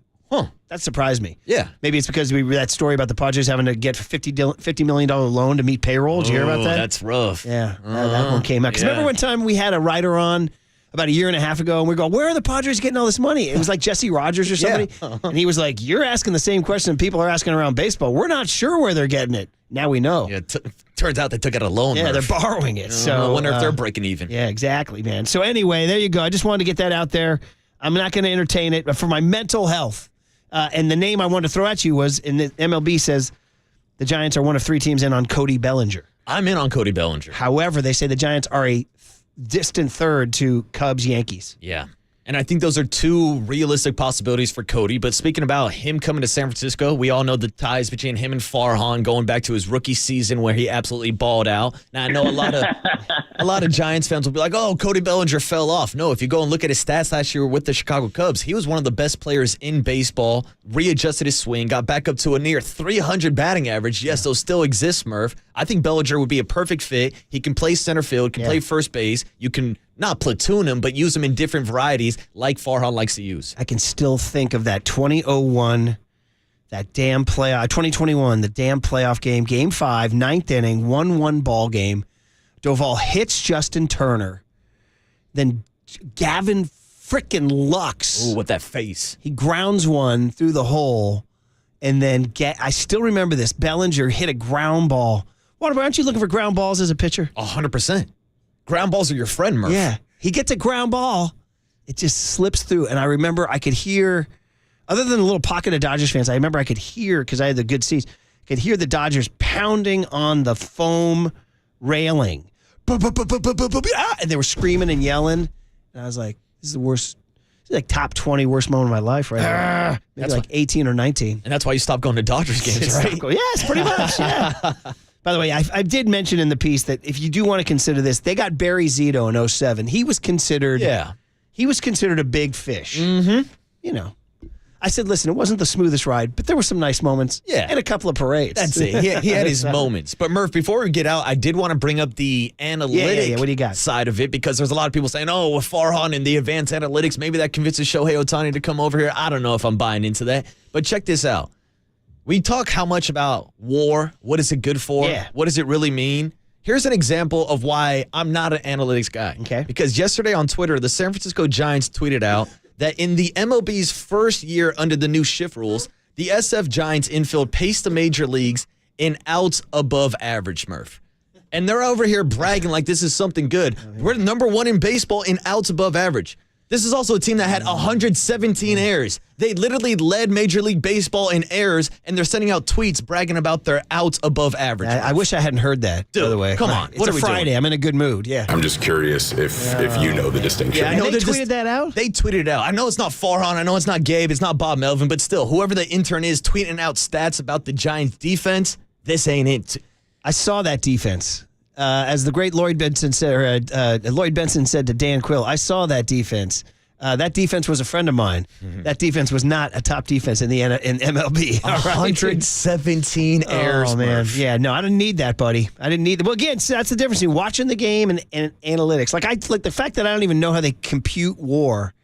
It's like bonkers. Well, it was Matt Chapman at a 4.4 and J.D. Davis at a 0.9. Well, the fact that you have like competing like sources give you different formulas for WAR, like Baseball Reference versus ESPN or whatever. It's a mess. Yeah. I can watch the game with my own eyes, and the Giants had a bad defense last year. Yeah, for sure. By the way, 707 says, don't discount Mike Kukoc mentioning Justin Turner yesterday.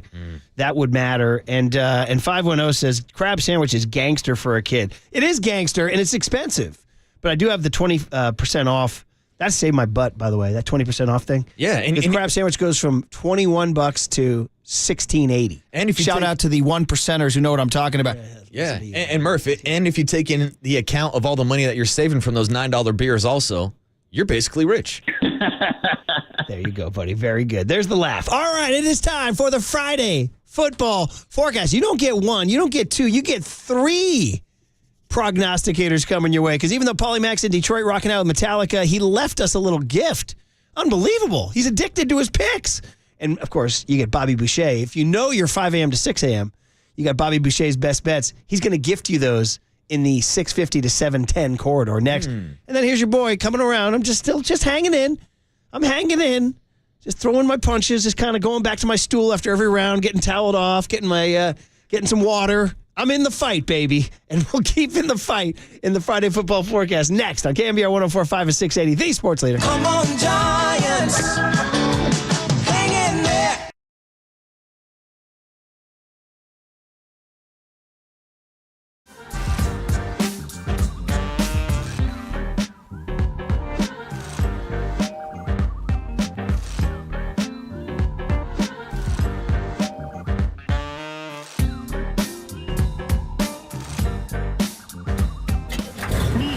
From the Chilton Auto Body Traffic Desk.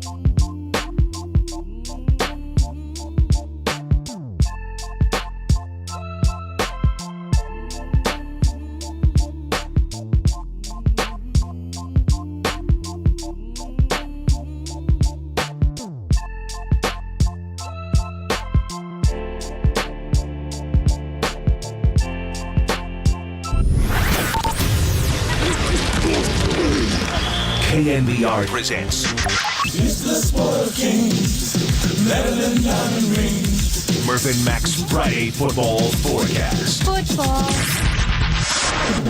Well, there it is, baby. I would give you some Axl Rose, but I'm fighting a little bit of a bug, my friend. So you may have to go to the recorded version. Here, you got it right here. You got it. You know where you are? Yeah. You in the forecast, baby. Wow, that's I don't even know the reaches of the human pitch that didn't even exist. Animals are howling outside our window there, but it is time for the fabulous, freaking, foolish Friday football forecast. Multiple F's. Marcus Boucher in for Paulie Mack today on the forecast, striding in confidently too. By the way, just ready to go. You had a thought, Marcus? Oh, I was just going to tell you that I'm here. I'm ready to go. I'm here on my knees. Very good. Wow, ready you for the nailed that. Football Friday nailed that, forecast. buddy. You didn't know you had your Axl Rose inside of you, man. Actually, I did it in tribute when me and Paulie Mack were doing the forecast a couple weeks ago when you were off. I said, I got to do this for Murph because you know where you are. You're in the forecast, baby. There you go, baby. And you, of course, are listening to KNBR and KNBR FM San Francisco, the sports leader, Cumulus Media Station. Paulie Mack's feeling himself. He got a Twitter account. He tweeted from the airport yesterday. He's posting Ronnie Lott hitting Mark Bavaro. He's posting his I Need Dubs song. It's all there. He's up to 1,200 Twitter followers. And he's feeling himself so much that he's like, hey, guys, I'm leaving you my picks. Basically, I think he said, I'm gifting you my picks, is what he said. So it's like actually, it's like a pleasure and a privilege here to have Paulie Mack leave us his picks. As he went last week, by the way, feeling himself, Marcus, he went 2-0 last week. He went with the Philadelphia Eagles covering against Dallas. He went with the Cincinnati Bengals covering against Cincinnati to lift him up to the coveted over 500, 9-8-1. 9-8-1. Sounds like a locker combo or something here, buddy. But he does have 2 wins. And so without further ado, this is the record. Marcus and I haven't heard this. Let's just hear Paulie Mack take 4 minutes of precious airtime here with his picks. 2 minutes per pick. Paulie Mack, what you got? All right, they said it couldn't be done, but screw it. We're doing it anyway, man. I'm going to record the Friday football forecast, the fearless, fabulous Friday football forecast on a Wednesday. Why? Well, because I'm headed to Detroit Rock City right after the show on Thursday, so I'm going to leave y'all with these 2 picks as I would normally do side by side with Murph. But since I'll be absent, y'all can feast your eyes and ears on this and make fun of me as you see fit. So let's start with the first pick of the week. Listen, you guys know where my heart is. You know where my head is. I'm a Niner head all the way. I got no choice. I'm born into this S. I'm a Niner fan. Although I will say it's been kind of tough. These past few weeks have been very difficult. The 3 straight losses, then the bye week, right? And all this buildup and all this talk. Oh, Silk Wilks, come down from the booth. Oh, Brock Purdy's head is messed up. Oh, where's Trent Williams? Where's DeVito? Hey, they're all legitimate questions. I'd like to know some of the answers myself. Here's what I think I feel pretty confident about, though. The San Francisco 49ers, with their 5-3 record on the road, going down to Jacksonville, taking on a good Jags team, a 6-2 team, a first-place team. And there is a spread. It's kind of curious. The Niners are favored. Now, again, I'm recording this on Wednesday because I'm on a flight on Thursday, and I'm rocking out with Metallica on Friday. So I got to say that this spread could change by Friday. But what I have in front of me now at ESPN.com is Niners -3. So I'm going with that. I think the Niners need to win in a big way. I looked over at Murph on Tuesday on the air, and I go, Murph, is this a must-win? And Murph said, no, I don't think it's a must-win. I kind of feel like it is a must-win. Like, yeah, it's not going to ruin their playoff chances if they lose, but we don't want to have a 4-game losing streak, right, DC? DC's to my right here today, one of my favorite guys of all time. DC says, hell yeah. So you know what, man? In the name of DC, Darren Chan, one of the greats of all time, another notable Niner head in his own right, why don't we do this? Why don't we put the wheels back on?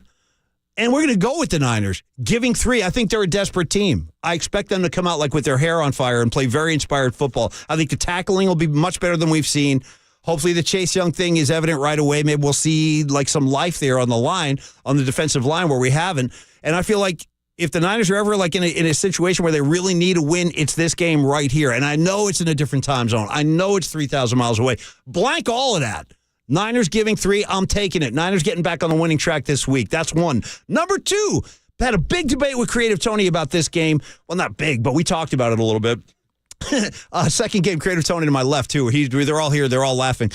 Detroit Lions on the road, going to California, taking on the Los Angeles Chargers. Kind of interesting that I go to Detroit, and then the Lions, evacuate Detroit, and they head out to California. Maybe I'll be passing them in the air. But I like this Lions team. This is a 6-2 team who was also 6-2 against the spread. Chargers, I honestly don't know what to make of this team. Like, they're 4-4. They're 4-4 against the spread. I will tell you this. I like the spread of this game again on a Wednesday morning on ESPN.com. Lions are giving the Chargers 2.5 points. Here's the thing with the Chargers. I actually feel bad for them as a team, and Justin Herbert in particular, because they don't even have there's no home field advantage of any kind down there. There really aren't a whole lot of Charger fans in Los Angeles. I have buddies down there, and they've told me about it. They're like, yeah, everybody's indifferent about the Chargers. And meanwhile, they have this incredibly talented quarterback who I'm a big fan of. But I got to tell you what, I might even be a bigger fan of the Detroit Lions. And with all things Detroit, I'm not going X's and O's on this, Tony. Clock's ticking. I know I got to go. I'm just saying I'm going to Detroit, Rock City. The Detroit Lions are coming to California. We're going to swap, kind of like, partner swapping, that whole thing. I'm swapping with the Lions. I'm going to let the Lions get this win on the road. I think they will, actually. Although Tony was peppering me with stats. He's going, Jahmyr Gibbs, he runs well, but the Chargers have a great rush defense. Listen, what do you want from me? You want X's and O's? You're coming to the wrong guy. I'm going Lions, giving 2.5. Let's go Jared Goff. Let's go Honolulu Blue. The picks are in, Murph. It's up to you at this point. Marcus, Murph, take it. Wow, that was hot. Hot. We're back live. Paulie Mack did it. He did the damn thing. He took the Niners laying 3. He said they're going to put the wheels back on. And he said they'll be a desperate team. He took the Lions minus 2.5. You know what's interesting, though? In my world, it opened at a much different spread. It opened, I think, in the ones. So that means the money was going Detroit's way. Money's been pouring on the Lions all week. Like you said, it opened up at -1 this weekend. Paulie had it at 2.5 on Wednesday. This morning, it's a 3-point spread. But hey, Paulie Mack got the picking on a Wednesday, so I got no problem giving him those 2.5 points. Yeah, he got the 2.5. He said with him going to Detroit and Detroit coming to California, it was like partner swapping, which was provocative. Yeah, I didn't know Paulie was into the swinger lifestyle. Well, I mean, whatever kind of floats your boat, I would say, in that situation. Who am I to judge? Is it against the law? Listen. Is it against the law, Marcus? All right. Live and let live, Murph. That's my motto. All right, buddy. Here you go, man. Let's go. Marcus Boucher, a.k.a. the Waterboy, a.k.a. Bobby Boucher, his alter ego, does this between 5 and 6 every Friday. We're going to keep you to 2, buddy. Give me your 2 premium MB picks, buddy. All right, well, Murph, I will say I do like Paulie Mack's picks of the 49ers this weekend -3 and the Lions -2.5, but I'm going in a different direction for my Bobby Boucher's best bets this morning, and I'm actually going outside of the country because I'm going out to Germany, 6:30 a.m. Sunday morning, where the New England Patriots are hosting the Indianapolis Colts. Now, technically, the Patriots are the home team. We all know it's a neutral site. But this is only a 1.5 point spread. I've seen it creep up to 2, but either way, I love the Colts in this situation. I was surprised that this game wasn't 4 or 5 points as a spread for the Colts this weekend. The Patriots are a bad team. Bill Belichick, there's rumors flying all over the place. They're actually 3-13 against the spread in their last 16 games. They're playing bad football, and the Colts, they can run the ball with Jonathan Taylor. I look for the Colts to run all over the Patriots out in Germany this weekend. Only a 1.5 point spread, Murph. 1.5. So Colts -1.5. Look at you riding Jim Irsay dancing to Meek Mill, Dreams and Nightmares. You saw that, right? The vibes are high with Gardner Minshew stretching out in his jockstrap, and Jim Irsay dancing to some Meek Mill. That Jim Irsay character, he's something else. That guy, he's something. Of course, he gave Paulie Mack that great experience down at Bill Graham Civic Center, so he's one of everybody's favorites. So Indianapolis -1. What's going to happen to? What's going to happen to Bill Belichick, guys? Oh, they're talking about trade rumors to the Commanders. They're talking about him being fired. But then there was that story about the secret extension he signed a couple weeks ago. It's a mess out there in New England. He ain't going to get that Don Shula record, too, if he keeps going like this. So I agree with you on that one there. What's your second pick, buddy? My second pick is a little bit outside of the box because I know in the Friday football forecast we love our spreads. But Murph, in Bobby Boucher's best bets world, we love the overs and we love the unders. And I have another bet for you if you want it, but my second best bet this week is the Raiders and the Jets in prime time. And the Raiders are currently a 1-point favorite. That's a spread that's been moving all week, but I just don't have confidence in Aiden O'Connell and Antonio Pierce against that Jets defense, and vice versa. I don't have faith in Zach Wilson versus Max Crosby and the Raiders defense. So for that reason, I'm taking the under 38 points this week. And check this out, Murph. Primetime games this year. You saw it last night on Thursday Night Football with the Panthers and Bears hitting on the under. There have been 30 primetime games. The under has hit 23 times. A 23-7 record. It's one of the best trends in the NFL right now. That's outside of Thursday? It includes Sunday, That's too? Thursday, Sunday, and Monday. All primetime games so far this season. What's the reason? Does everybody know? The big lights. People don't play in the big lights. But overall this year, Murph, the unders have been hitting at an all-time high rate, 62% this season, 84 and 52 the entire season, but especially on prime time under those bright lights. Again, 23 and 7, and that's why I love the under 38 points between the Raiders and the Jets this weekend. All right, buddy. Well done. Yeah, and also because there's two putrid offenses, too. That's why. Terrible offenses, bad offensive lines, look for sacks galore left and right, and yeah, maybe a defensive touchdown here or there, but I don't think either of these teams reached 20 points this Those weekend. were decisive, firm, and capable picks by Marcus Boucher, the Waterboy, and by Paulie Mack in the pro game. But you know me, they call me Saturday Murph. I mean, that's what they do. They say Saturday Murph growing a holiday beard? He is. Yeah. Saturday Murph. That's what Daddy does to pay the bills. Saturday Murph fighting a little bit of like some sort of cold flu thing? Yes, he is. Yeah, he is. Yes, he is. I got I got the chills, the aches, the coughs, but I'm here at work. Hopefully not infecting all y'all, okay? Trying to bring that energy. Well, Murph, by the way, God bless NyQuil last night. Mm-hmm. Woo, baby. Well, Murph, you know what I want? I want you to infect me with some winners this morning. Give it to me Saturday, Murph. Infect you with winners, baby. Well, last week, right back to I told you, I'm like that fighter. I watched that Sly Stallone documentary, and you got to go back to your stool. And he said in Rocky Balboa, it's not about how hard you get hit.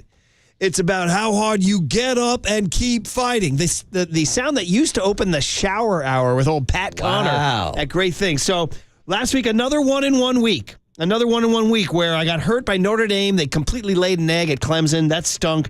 But the Washington Huskies took care of me at USC. So I went 1 and 1. So I'm like Paulie. I'm 9-8-1. How about Paulie and I both being 9-8-1? And Murph, what does that say, my friends? What does that say? Well, I'll tell you what they say in the gambling world, Murph. Says we're winners, exactly. baby. In the gambling world, you can't go broke taking a profit. You're above 500. You're winning games this year. So I learned my lesson by leaving the time zone. I wanted to go to Michigan Penn State, which is a great game, but I think I have to stay away because who knows? They say the Big Ten's going to rule on Harbaugh today.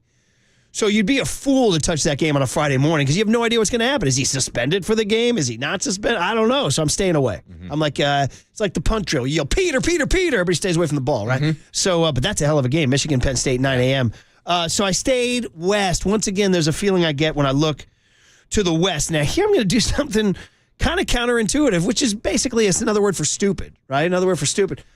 I've been riding and noting the rise of the Arizona Wildcats. Shout out Steve Kerr. Shout out Tom Tolbert.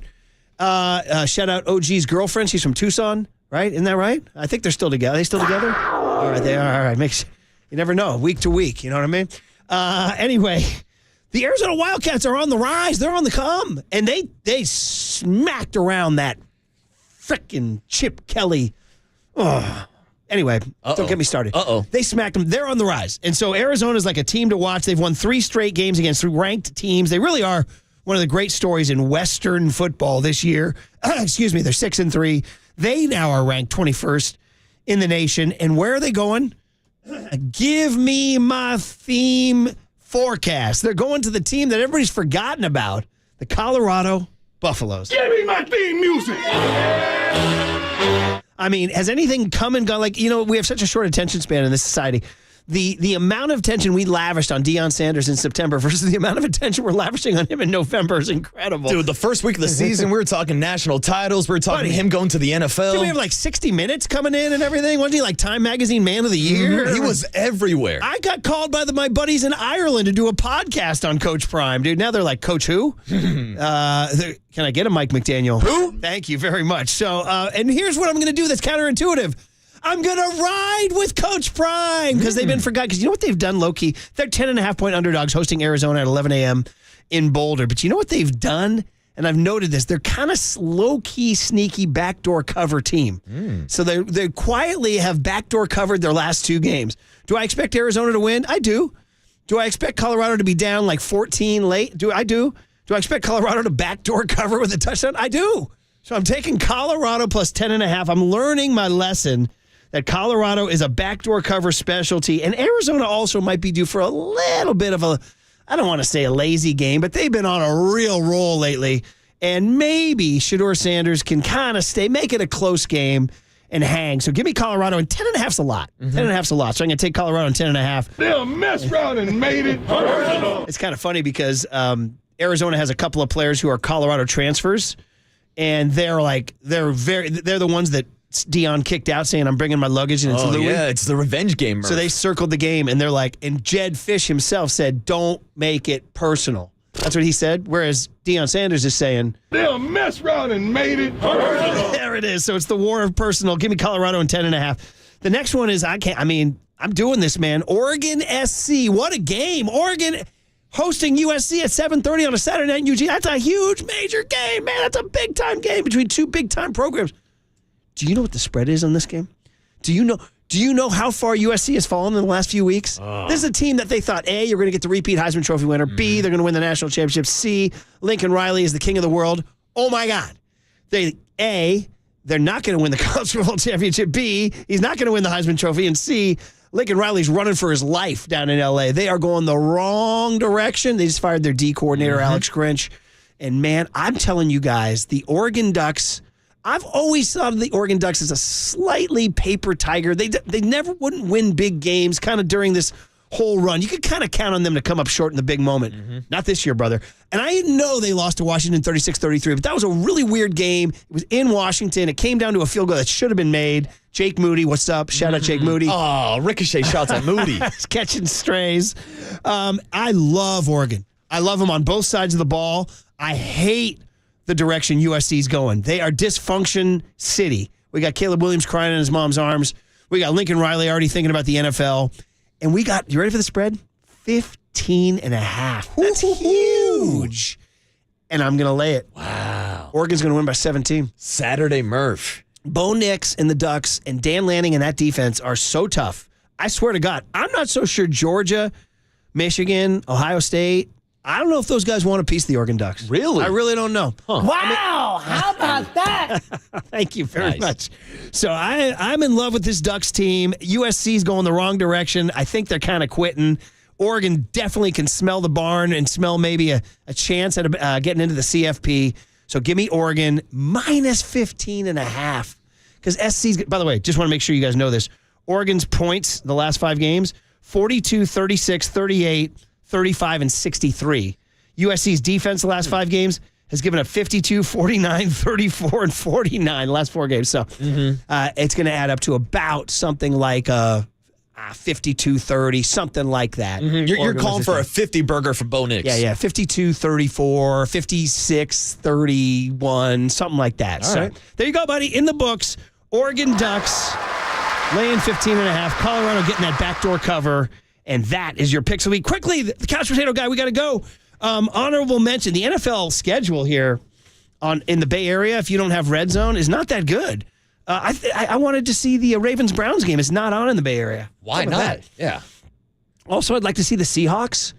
Can't see them. That's a big game, man. So I'm going to kind of give honorable mention to Indianapolis, New England, and Germany. No. Giants, Dallas at 125. Why is that the feature game? Because it's Dallas and New York. That's why. So our 1-star pick is a game I stayed away from, even though I did like it. Utah-Washington is a great game. 12:30 on Fox up in Seattle. That's a really, really interesting game. And Utah is a team that's trying to come back off a couple losses. Washington's coming off the big win at USC. Washington has also national title aspirations. So Utah at Washington is the 1-star pick, 12:30 on Fox. 2-star pick's the game I talked about, Michigan, Penn State, man. What do you want? 2 great uniforms, 2 great traditions, 2 great schools.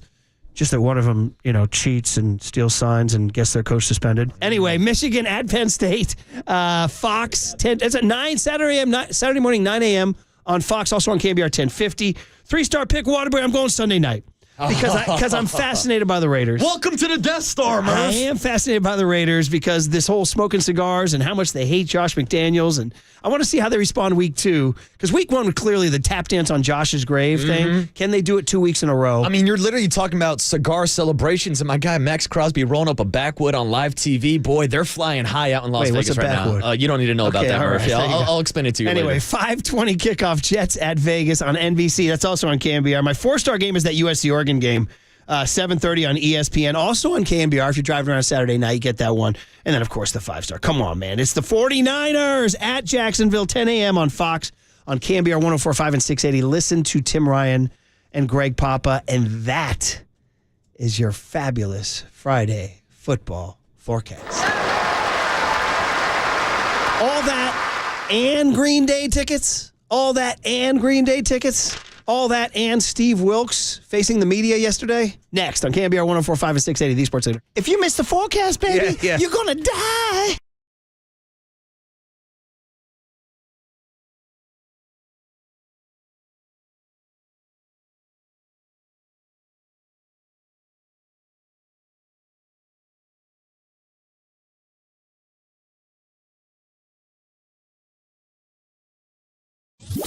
Morgan Hill, shout out to you for supporting KNBR, Morgan Hill's sports leader. From the Chilton Auto Body Traffic Desk.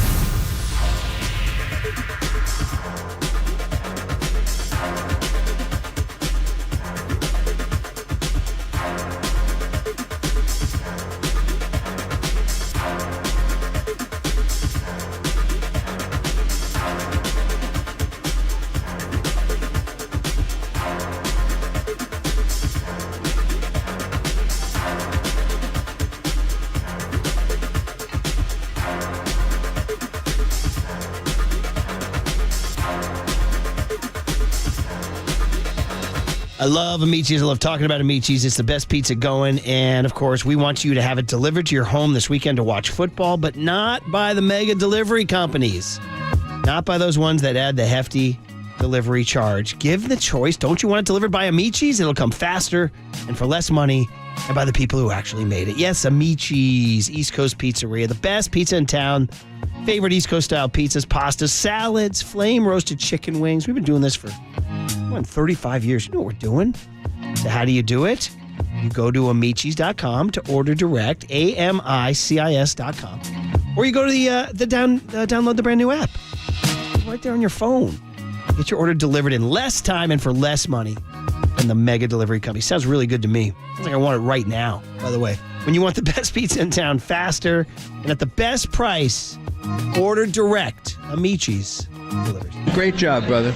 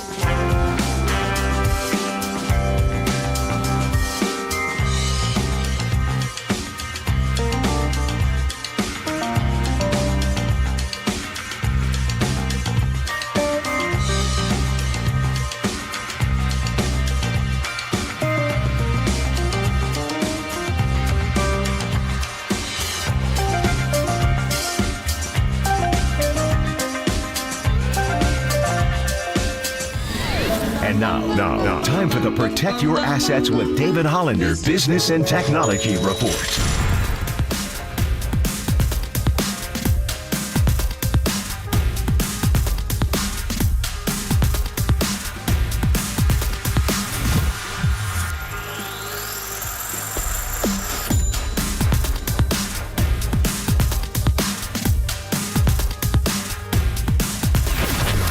This has been the Protect Your Assets with David Hollander Business and Technology Report.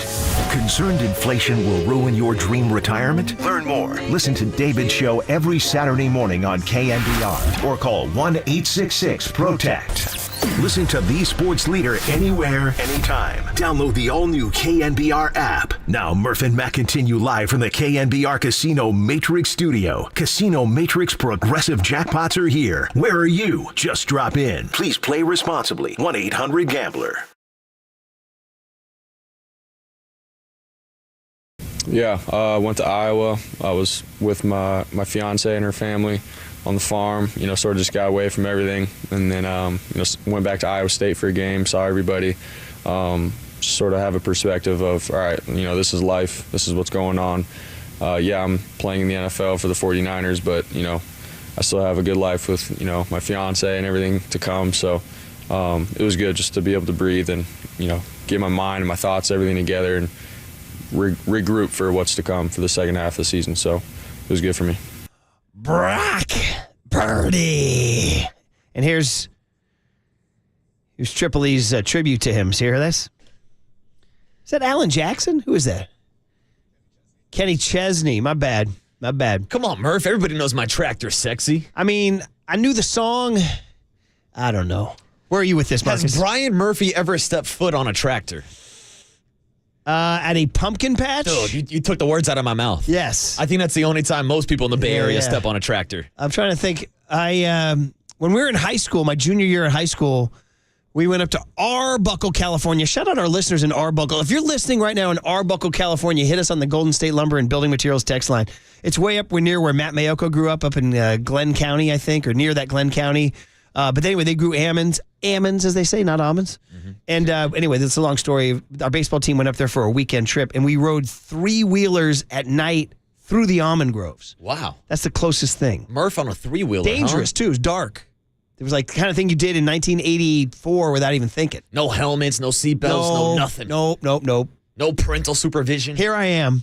I survived. And look at you now, Murph. I know, right? Exactly. So that's the closest I've come. And by the way, I want to clarify this morning because my guy Matt Diaz actually hit me up on Twitter and said, hey, Waterboy, you keep calling it a corn picker. It's not a corn picker, Murph. It's a combine, I believe is the actual correct I think Matty Mayoko terminology. Told us that, didn't he? Yeah. Did he tell us that yesterday? Yeah. So apparently Brock didn't do too well at the combine because he was the 262nd pick. Yeah. So 4-8, very upset at me because I didn't know Kenny Chesney. My bad. I'm on it. Mm-hmm. I'll wear that. There's a certain point in today's. I'm not a Chesney hater. I don't cry. I wouldn't I'm not going to walk over broken glass to see him. But I'm not a hater. Sort of like Sandlot. Sandlot. Now we got Kenny Chesney in the same kind of category as Sandlot. Hey, nice, man, we were talking yesterday. Luke Combs in Fast Car. That's right. We're turning into a country music station. There now, it is. Well, I'll support that to a point. See, I like country, Murph, but here's my take on country music. I don't like listening to it when it's cold outside. I don't do country in the winter. I get that. It's strictly a summer kind of thing. I hear you. It's why we shut down Reggae Fridays during the winter. You're right. They basically market the summer thing so heavily. Mm-hmm. By the way, I've always thought if I was an alcoholic, a recovering alcoholic, if I was sober, it'd be very difficult to listen to country music. Oh, you can't.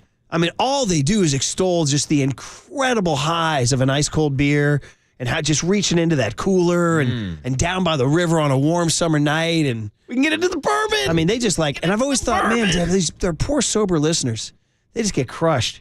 Absolutely crushed. Yeah, but I think the majority of their listeners also drink and ride around on their trucks and their tractors. I would also say, and I'm going to take you guys to a place, well, I probably shouldn't. I'm going to stop. I had a riff that was probably too edgy. I'm going to stop. Very nice, Murph. Okay? Let's get back into Steve Wilks. Let's get back into Steve Wilks here, buddy. Here we go. Man, this poor guy. See, that's the other thing about the Niners going down here. They're going with Wilks on the ground. Boots on the ground.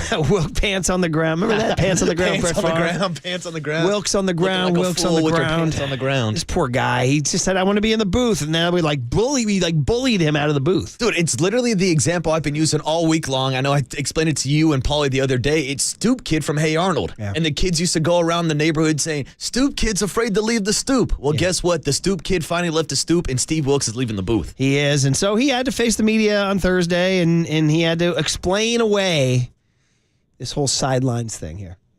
Oh, I mean, guys, to me, I think, just very candid, I think we're making a bigger deal out of it than it needs to be honest. But I just want to be able to communicate with the guys a little bit more during the game. You know, certain things that I'm seeing, I'd rather be able to talk to them directly than, to communicate with coaches. I think our coaches do a great job, number one, throughout the week, but also in-game adjustments. That's one of the things I've really, pride ourselves on, and how we communicate as a staff and making the right things throughout the game. So it's just really with me, just wanting to be able to communicate with those guys a little bit more. I mean, I like the guy. I like, the cut of his jib. He, the way he's kind of gone about his business. He's been an NFL head coach. He's been a successful coordinator.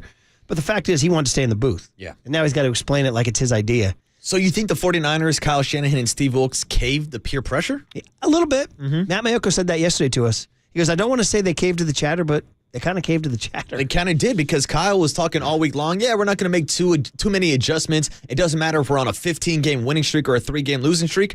Well, you're on a 3-game losing streak, and now you're making the change, pulling your DC out of the booth. Yeah. And Mike Silver, OG's dad, wrote in the Chronicle this week, he said, the moving the coordinator from the booth to the field is one of those age-old what you do in a losing streak moves in the manual right next to move the coordinator from the field to the booth. Yeah. Right? It's kind of like firing your hitting coach, in a baseball season. Yeah, it's kind of like USC firing their defensive coordinator. Exactly. They're looking to make a change, and I know there's other teams around the league who are doing the same thing. Matt Canada with the Pittsburgh Steelers offensive coordinator moving down. But to me, I think there's a big difference between an OC being in a booth versus a defensive coordinator, because the OC gets the big bird's eye view of the defense that can break it down. Meanwhile, what we've seen the last couple of years in San Francisco are guys like DeMeco and Robert Saleh on the sideline hyping their guys up and getting more of that communication that seems like it's missing with Steve Wilks. Yeah, very much so. We'll see. 707 with a great text.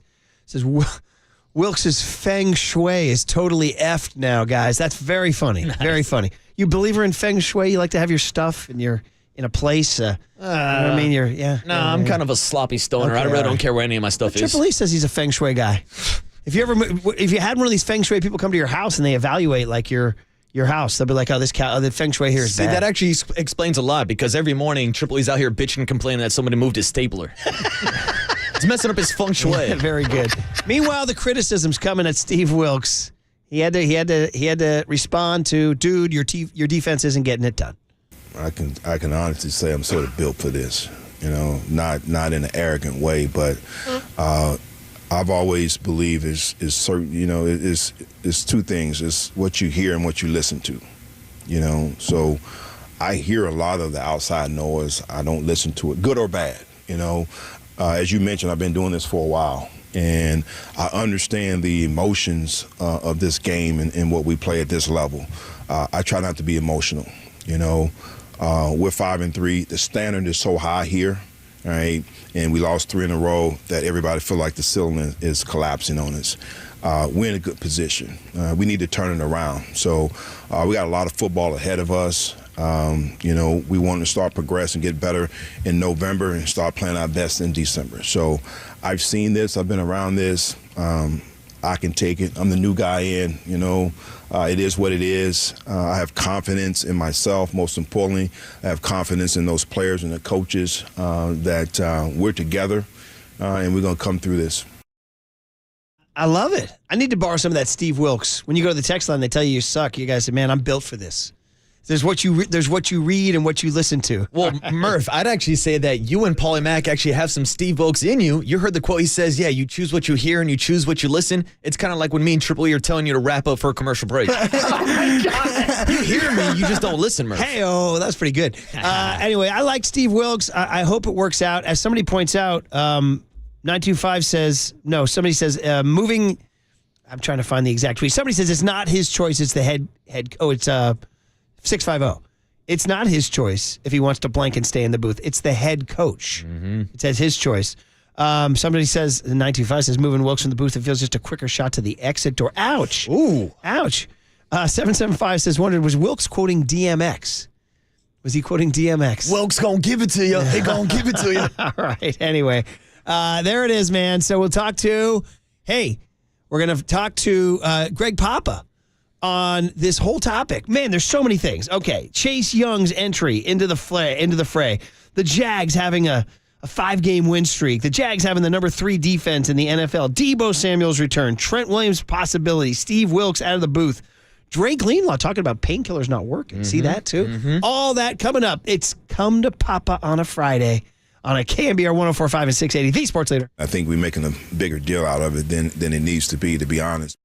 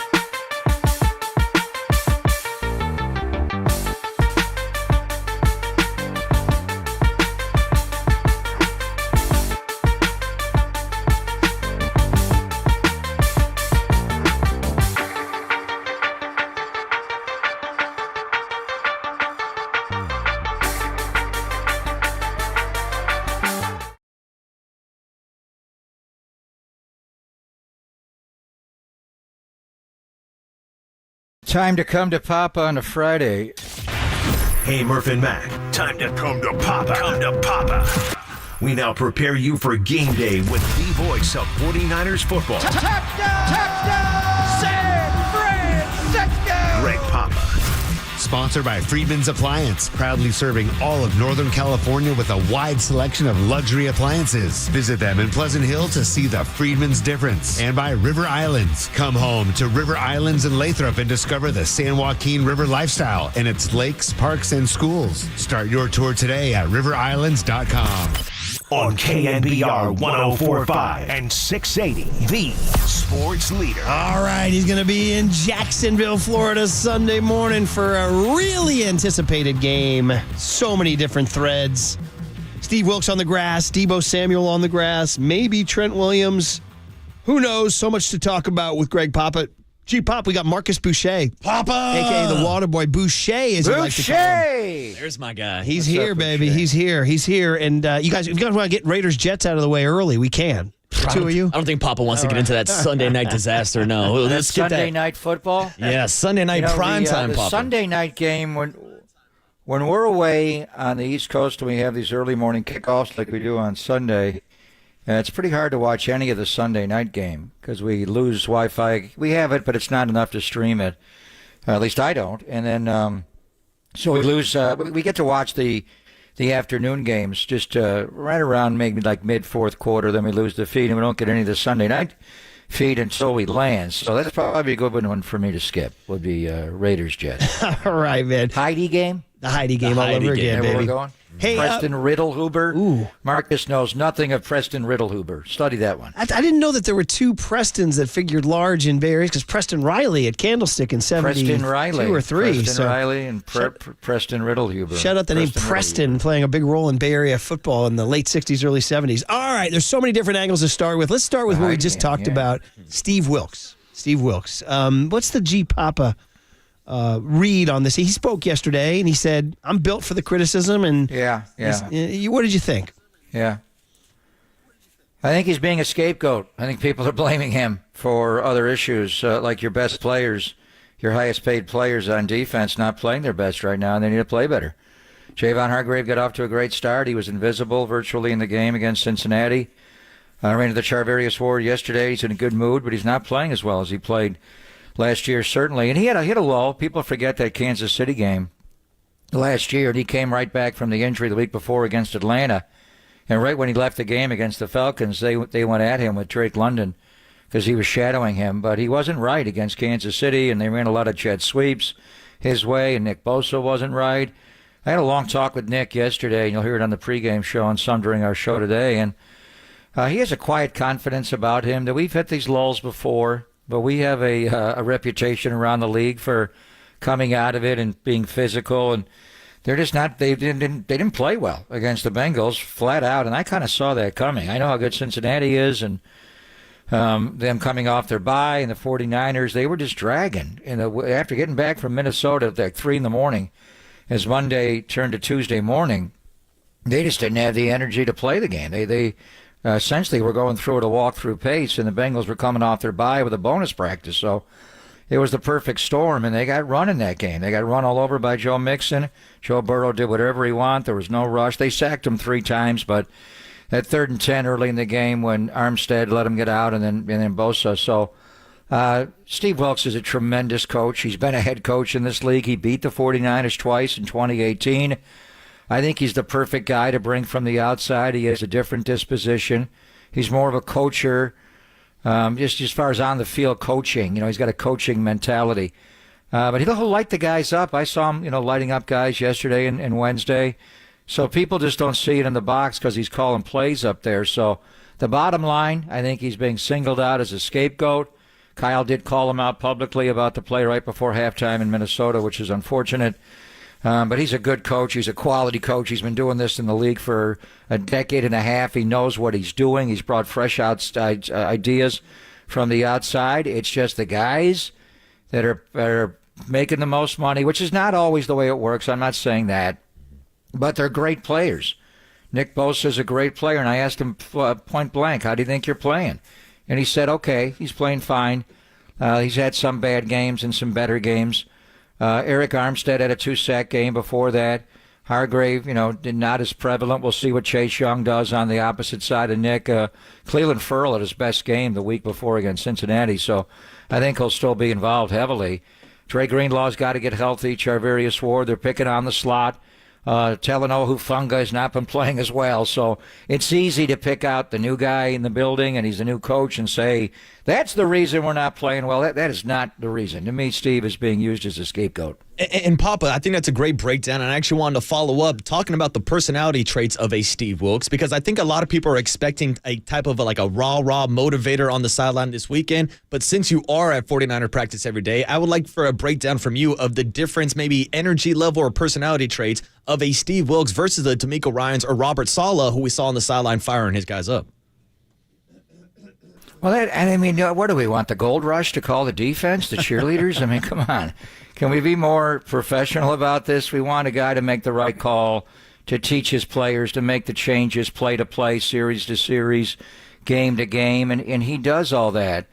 Robert Saleh was very calm during practice, hardly ever spoke, just very quiet. He spoke to his guys, and then when game day came, he got a little more animated on the sideline. How is Robert Saleh now as a head coach? Does he even blink? He's unflappable. He's not calling the defense. Jeff Ulbrich does. He's not calling the offense. Obviously, Hackett is. Now that he's got that beard, he's so intimidating looking. But he is stoic. He's locked into what he's doing. And it's a different set of responsibility. He would react on big 3rd and 4th downs. D'Amico was a little more fired up. I see Steve Wilks coaching during practices. He's hands-on. He'll slow down a drill and slow down practice to make a point to a player about how he wants technique to be played, and you have to wait for him to finish it up. He did it a lot during training camp. He does it now, even that you're in season. I mean, is Steve Kerr a screamer and a yeller? Was John Wooden a screamer and a yeller? I mean, it's just beyond me that people are reacting to the productivity of the defensive coordinator based on his demeanor during the game. I mean, some of your best coaches are the guys that are unflappable. Murph, the great John Wooden line. He would tell, young coaches that he saw acting a fool on the sideline, do you not coach during the week? Do you not coach your team before the game? Once the game starts, you should kind of let it go.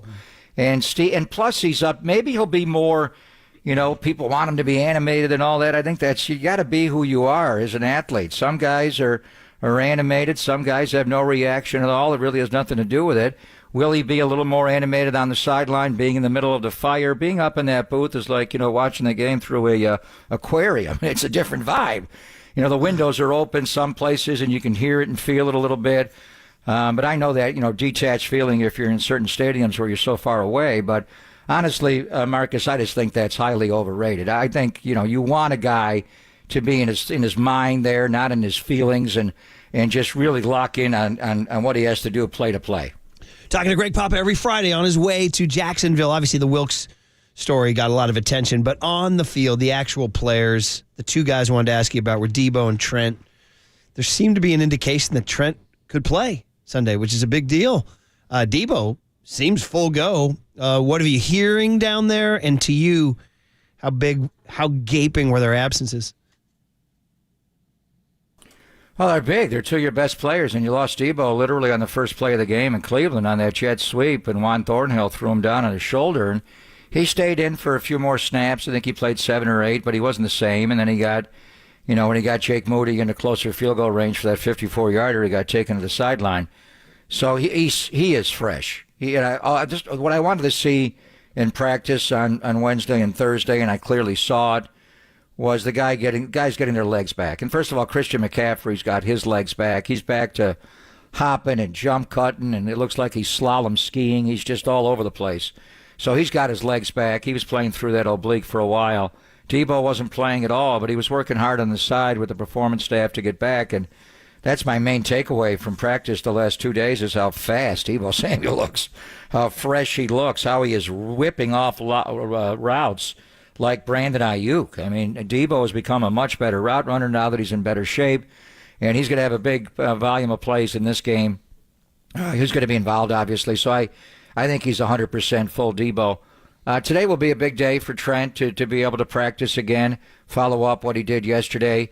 He's not 100%. He did tell me he's going to play, but he kind of said that going into the Cincinnati game, and he was not going to be able to play in that game. In the Minnesota game, he was never going to play. So, that'll be up to where he progresses and where he's at today, or even take it up to the walkthrough on Saturday and Sunday morning. And it's significant because Josh Allen, not the Bills quarterback, but Jacksonville's outside edge rusher, stands up a lot in the 3-4, down some. He predominantly lines up over the left tackle, which is Trent. So you certainly want Trent back for this game if he can make it. And Papa, I think everybody knows how much of an impact both Trent Williams and Deebo Samuel have in the rushing attack for the 49ers. But this weekend, you were just talking about that front seven with Josh Allen on Jacksonville's defense. They're one of the top rushing defenses in the league. And as much as we love Christian McCaffrey, he leads the NFL in rushing yards. He has gone 4 straight games with 55 yards or less running the ball. How do you think that matchup plays out this weekend from Kyle Shanahan's run scheme versus that Jacksonville front seven? Yeah, that's the key to the game, and they're a great run defense. They're a good defense all the way around. They do give up a lot of yards against the pass, but you can't run against this team, so you are going to pass it. They played with the lead almost exclusively during their 5-game winning streak, so teams are trying to play catch-up, so they're not running. The Niners will try to run the ball. Trayvon Walker, who was the number 1 overall pick, and Trent Baalke is on the other side. He's more of an edge setter. Josh Allen, they got some big guys inside, some fast linebackers. This is a good defense. I think Kyle compared it to Cleveland. I think Cleveland's defense is better, but this defense is better in some categories, Marcus. They take the ball away up there with the top teams in football. They do fumble the ball a lot on offense, which is interesting. So they kind of give that back a little bit, but they are a ball-hawking kind of defense. And what's the reason the 49ers have lost 3 in a row? Bottom line is they've turned the ball over, and I thought Brock played really well, his best game in the NFL against Cincinnati, until that mesh point awkwardness with Eli, and then he didn't have the shovel there to George. It was taken away by Sam Hubbard, and they wound up getting out wide, and Jermaine Pratt makes a great play, and he didn't see the buzz linebacker, Logan Wilson, later, and they've turned it over 7 times during this 3-game losing streak, and the quarterback has 6 of them with the 2 picks in Minnesota, the 1 in Cleveland, and the fumble at the end of the game against the Bengals. So you just can't turn the ball over. So that really, and I asked Kyle, what's the flat? I mean, it always is in football, but it's just these 2 teams kind of prey on that. 11 interceptions for each side. So they're going to try to run the ball. You got to be able to run the ball. If the 49ers cannot run the ball, then they get into problems. That's when they're just not balanced. They want 35, 40 runs a game and correspondingly 35 to 40 minutes of time of possession. It's been upside down the last 3 games. And I think the key here is playing with the lead. They were hardly ever behind the first 5 games of the year. They were behind literally 100 seconds right before halftime in L.A. when the Rams scored to go up 17-10. But then the Niners came right back. Purdy had the sneak with a second to go, and they tied the game, and they never trailed again. They haven't trailed at all. The beginning of the year, they were in front. They scored a touchdown the first possession almost every single game. They had 1 field goal in the first 6, even scored first in Cleveland. They haven't led for a minute in Minnesota or against Cincinnati. And Jacksonville, correspondingly, during their 5-game winning streak, I think it's like 3 minutes where they have had the lead the entire time with the exception of 3 minutes against the Colts when they fell behind 3-0. So you always want to get off to a good start. You want those scripted plays to work. The openers, you want the run game to be balanced with the pass game. But I think it's even more important in this game. Jacksonville's a good team. And to me, they're Cincinnati maybe a couple of years ago when, Cincinnati first got Jamar Chase and they got hot and ran the table and went to the Super Bowl. I'm not sure they're going to be able to do all that, but they got talent. They've got talent on offense. They're an ascending team. There's a lot of good teams in the AFC, Baltimore, Kansas City, Cincinnati, I think being the 3 best currently. They're right there, though. So they're on the rise, and they're hot. They're off their bye. They won 5 in a row, but they're young. So put a little shred of doubt in their minds right away. And I think the first thing is to score right away, score often, never let them get back into the game, and make Trevor Lawrence have to drop back and throw the ball to come back. That's just not been their recipe this year. Yeah, you're right, man. Put that down in. Get the swagger back. Get the Stella Get Her groove back there early. Hey, one of the weird ones I wanted to ask before we let you go. Dre Greenlaw actually spoke about painkillers. You don't hear players talk about that much. I can't remember too many. He said he took some pain-killing shots for his shoulder and ankle, and they didn't work, or it didn't make him feel as good. That was a curious comment. It was interesting. I thought he made that public, and also wondering just what they're saying about his health and your thoughts on that whole thing, Greg. You don't hear, people talk about the needle that much. I mean, they do privately, and obviously with the Raiders, it was talked about a little more than usual, and you knew about it. And guys took pain-killing injections to play, and would they or would they not take a pain-killing injection was always a big talking point. Last year, Brock Purdy, when he played with those broken ribs in Seattle on the Thursday night game, he had a pain-killing injection, and I think sometimes you have to take two of them. I remember Rich Gannon one game took one before the game. It's all a question of how close to kickoff you take it. And you could do it, you don't have to do it with a needle. You can do it, orally. They can do that as well. But then Rich's wore off, like in the second half. So sometimes you got to take one before the game and then again at halftime to make sure, depending on the length of the game, how long it'll work. So you don't want to do it. You don't want to make it a habit. Some guys did take it. Hell, Kobe Bryant, when he have a wrist injury, is taking it to play NBA games, which is insane. Mm-hmm. You play like 4 of those a week. You can't do that. So, but he did. That's just the Mamba mentality. But anyway, guys do talk about it, but not usually publicly where they come right out and say it. Yeah. And then it didn't work, which tells you that. And what it does is just numb the pain. It doesn't take away the injury. So if he's got something going on in that shoulder, and I think it's an AC joint shoulder somewhere in there with Dre, he just didn't have the strength to be able to play. He didn't look like himself at all. If I had to pick out one guy, he probably should not have played in the Bengal game. He just, how many tackles did he miss? How much did he get pushed back? And I don't think he played well against Minnesota. I think them getting Hawkinson going early in that game was a key. And a lot of that was either straight man or matchup zone concepts against Dre Greenlaw. So Debo's back. Hopefully Trent gets back. We'll know more today, but you got to get big play Dre back playing the way he played earlier in the year. Yeah, last couple minutes here on the UMA guest line with the voice of the San Francisco 49ers, Greg Papa. And Papa, I want to circle back to a topic you brought up earlier and the success that both the Cleveland Browns and the Cincinnati Bengals had running against this 49er defense. I'm curious to get your thoughts, especially with the addition of Chase Young, if Steve Wilks will go back to some of these 5-man fronts that we saw earlier in the season, and if there's any scenarios of maybe stacking up that defensive line with Chase Young, Randy Gregory on the same side. Yeah, I've talked about it. Because you got, those are some of your best players. Now, when they went to the 5-man front early in the year, Marcus, they took Dre Greenlaw off the field. Mm-hmm. Do you want to do that? Is Dre maybe needed to come off the field in some situations where his health is? Could you get by playing with without a nickelback? They've attacked the 49ers at nickelback, as we know this year. So do you want to go to a 5-man front with 2 stacked linebackers behind? And, the Jags do play a lot of 3 wide receiver personnel, plus this tight end, Evan Ingram. Mm-hmm. I mean, I think he's faster than your guy, Darren Waller. He runs like a 4.3. You almost have to code him like a wide receiver when he's on the field. So those are all excellent points. I think that where I saw the run defense get going for the opponents, the run defense breaking down for the Niners, the opponent's run offense was in Cleveland. And who's Cleveland's offensive line coach? Bill Callahan. And you know him from the Raiders, and he's one of the best in football. He runs everything. He's mainly a power guy, but he runs a lot of zone, and he's one of the best that's ever done it.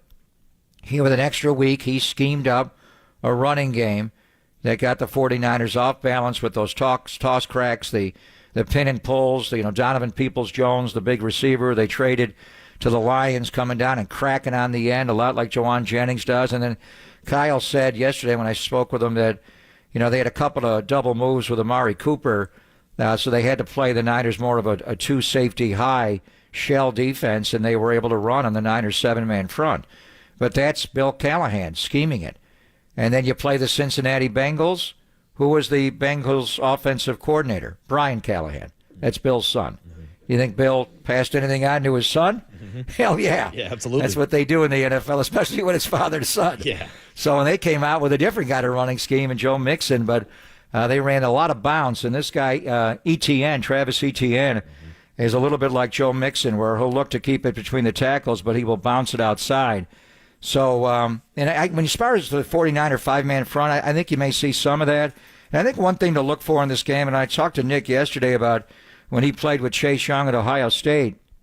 I said, did you ever play next to Chase Young where he lined up inside of you? He said, no, we never did that fancy stuff at Ohio State.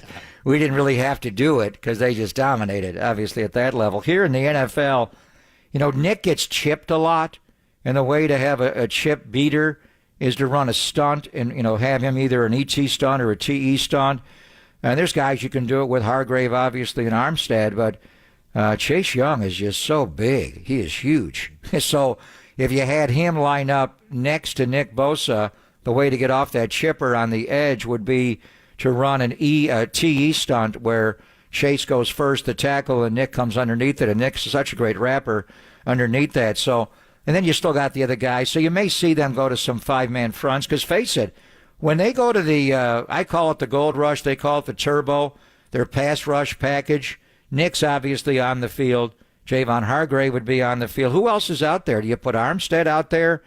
Where does Randy Gregory fit in the turbo package? Where does Chase Young fit in the turbo package? Maybe you want to go Cinco Turbo and play five guys together and just bring edge guys and then have a couple of tackles inside and play a twist game. So not done a lot in the NFL, but it's the same as bringing Fred Warner from the linebacker level and bringing a fifth guy from behind the line, and maybe you bring Fred sometimes that way and bring a sixth, but I'm certainly going to keep my eye out for a five-man front on Sunday, Boucher, not only against the run, but at times in that turbo package.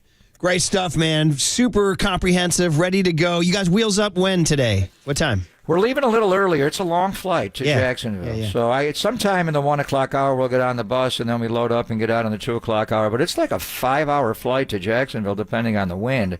Going that way, it's easier. Coming home, it'll be a little bit longer. Even longer. You guys got any Jacksonville knowledge? I do. I covered multiple players. You remember the players? G-Pop, you ready for the trivia? Golf. I came on, R.C. Davis booked me to come on your show on 1050 from the Players Championship in 01. What the hell was R.C. Davis doing, producing the show? Yeah, he was your guest booker. Do you remember that? No. Well, maybe he was filling in for a day. R.C. Davis of the Warriors? Yeah, maybe he filled in for a day. I didn't know that. R.C. used to be here. He was a producer, board-op guest booker. Anyway, so Jacksonville, you guys are staying, I understand it, on TPC Sawgrass. We are. So you got to go out and see the, you got to go out and see the Island Green, of course. But I would say this. I would say this. Maybe get a little adventurous. Hour and a half drive down the coast, Daytona Beach. Go touch greatness. Go pay homage to go pay homage to Dale Earnhardt and the King, Richard Petty. Or the Daytona 500 is right? Go down there and get a little Daytona. So what do I do there? Just tour the museum? Do I get any hot laps in at all? You can. And there's some biker bars T-Rock there. would love that. Yeah. How far is that? An hour and a half? Hour and a half. It's a little bit of a drive. I get it. But you got all day Saturday. You think Cope's our new boss will let me expense an Uber ride for 3 hours to and from? There it is right there. It was Murph's idea. I didn't want to do it. There it is. You got to go pay respect. They gave me content on the show when I get back on Monday. You got to respect. You got to pay respects to the great Dale Earnhardt, man. We miss him. Number three, right? And to the King, Richard Petty, who's still going, I believe, right? Anyway, number the point 47? What number is he? 47? 43, I believe. 43. That is a little bit of a journey. I get it. Right. But hey, you got a full day to kill. After the walkthrough. You know what I mean? Get down to a biker bar or two. I know you'll pop into a biker bar. That's my recommendation. All right, there you go. All right, I got you. All right, good stuff. Good stuff, Greg. Can't wait for the call, buddy. Thanks for the hit. Thank you, bro. Boucher! Later, Pop. There he is. Hey, you are listening to KNBR and KNBR FM San Francisco, the sports leader, a Cumulus media station. Would you do that? Would you go down to Daytona? 100% I would. Yeah. Me, Papa, Tim, Ryan tearing up the track. Sign me up, Murph. It's kind of fun. You go down there and just kind of, what else are you going to do? I mean, you can hang around Jacksonville. TPC Sawgrass is where they play the Players Championship, and I don't think G-Pop's a big golfer, though. I don't know if they can get on the track. I don't think I've ever heard Papa talk golf at all. I mean, if you get a chance, I'm surprised you were on as a guest talking golf. Yeah, he had me on talking Players Championship. Yeah. I remember that. And R.C. Davis. Yeah, but here's the problem. Papa doesn't remember. And my opening line, I remember doing it from the parking lot outside the tent. He does not remember. He doesn't remember R.C. Davis booking it. No. And I thought I was being clever at the time. And now it was 2001, March of 2001. And I said, when I opening line to him was, I love it when you call me Greg Pop. And I thought I was being so cool. That was 2001. Yeah, real original. Well, it wasn't 2001. It was a lot closer to being original. It was like within the 3-4 year corridor there, buddy. True. So come on, this was 22 years ago. You were in freaking 3rd grade, buddy. You're damn right I was. Now it's used as his opening. Mm-hmm. You know what I mean? I love it when you call me Greg Papa. In fact, let's see when year that came out. What year did that come out? I would say like 98. No, 98, 97. What do you think? What do you guys think? I remember it. I was on my way to 3rd grade and I heard you and Papa talking golf. It changed my life. It's what actually got me into radio, Murph. Well, there you go, buddy. Copes, hey, our guy. He used to listen all the time. Big Papa, 94, so I was 7 years off. Yeah. But hey, compared to some of the stuff we're doing these days, hey, I think our guy would welcome a 2016 reference. There it is. You know what I mean? So there it is. I got you, Murph. All right, the big hit is here. When was Hey Arnold on? You know what I mean? Arnold. All right, the big hit is here, and the big hit is, who wrote the big hit headline today? OG? Well, he pretty much wrote the same headline as you yesterday. You guys should have checked headlines. You guys should have. So it's turning the. It's the same thing? What's going on here? I'm going to need a new headline. Well, Murph, here's my question. Who's producing the show this morning? The San Francisco Chronicle? We got Very yesterday's funny. headlines in there. Very funny. 2 tickets to Green Day still coming. Smashing Pumpkins, Rancid, Linda Linda's on September 20, 2024 at Oracle Park. You got to listen for the Green Day rejoin. I'm going to say tensions, anticipation high as Niners leave for Jacksonville. That's the big hit. Next on KNBR 104.5 and 680, the Sports Leader. Arnold, I'm gonna do it. I'm gonna leave the stoop. Penn Grove, shout out to you for supporting KNBR, Penn Grove's sports leader. Hold it now. This is Murph and Max. Big hit. I'll take a hit. Hit me.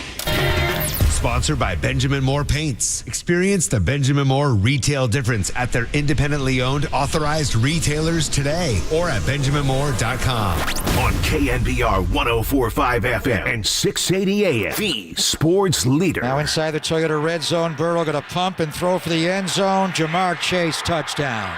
Right Wow. over Isaiah Oliver. Easy. Back-to-back plays. Going to get him from the backside. Fumble. He fumbled the ball. B.J. Hill will recover as he lost the ball in the strict sap. So Trey Hendrickson got him from the backside.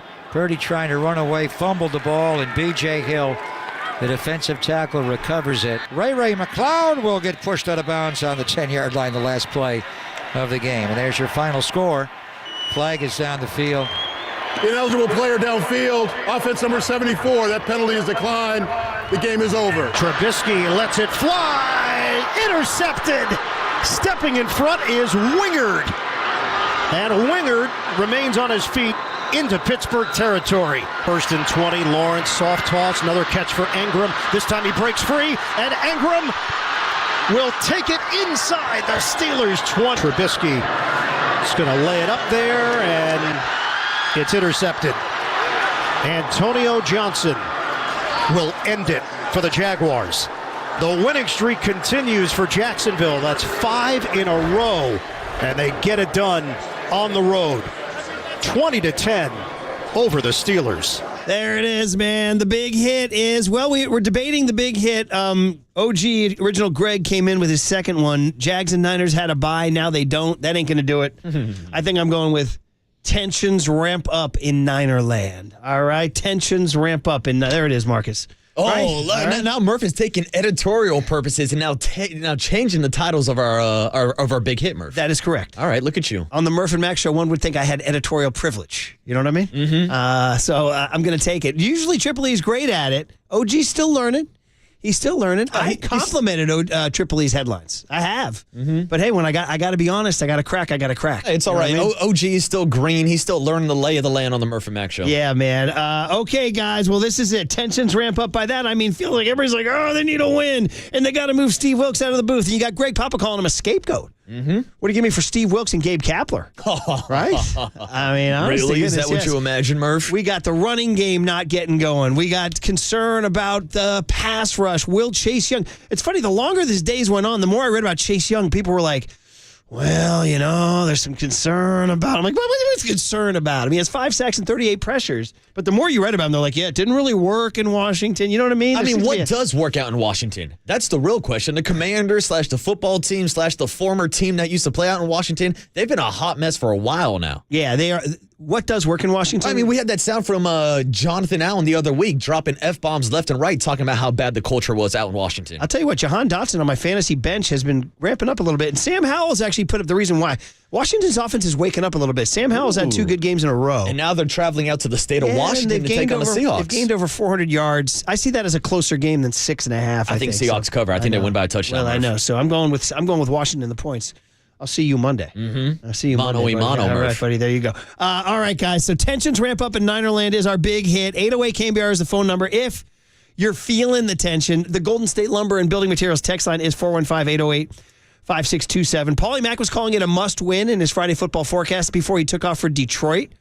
He also tweeted again today, although I may be throwing a 5-yard question mark flag on that. It's Kevin Bacon, the actor, the legendary actor Kevin Bacon, star of so many movies that you could do 6 degrees of Kevin Bacon, you know? But most famously in our era, he was in the dance movie Footloose, which I know for a fact Tony Ryan is a huge fan of. Now, there are some suspicions that Creative Tony is the brains behind the Paulie's Pod Twitter account. Oh, Murph, I want to stop you right there. There's no need to go back behind the curtain. You don't need to see how the sausage is made on Paulie Mack's podcast. This is all very true. It's very true. But when I saw the Ren McCormack for Life retweet of Kevin Bacon, I was surprised. I never heard, Paulie doesn't really talk Ren McCormack with me. Not only knowing the character's name from Footloose, I don't know the character's name from Footloose. So I'm just wondering, but hey. That's interesting. If Tony and Paulie are running it together, we're all the richer for it. Hey, teamwork makes the dream work, There Murph, you go, all right? buddy. There you go. Tensions ramp up in Ninerland, and Steve Wilks is number 1 on the tension list because he's getting kicked out of the booth, moving down to the field, and you heard Papa call him a scapegoat, and then Wilks tried to calm the waters yesterday. Oh, I mean, guys, to me, I think, just very candid, I think we're making a bigger deal out of it than it needs to be honest. But I just want to be able to communicate with the guys a little bit more during the game. You know, certain things that I'm seeing, I'd rather be able to talk to them directly than, to communicate with coaches. I think our coaches do a great job, number one, throughout the week, but also in-game adjustments. That's one of the things I've really, pride ourselves on, and how we communicate as a staff and making the right things throughout the game. So it's just really with me, just wanting to be able to communicate with those guys a little bit more.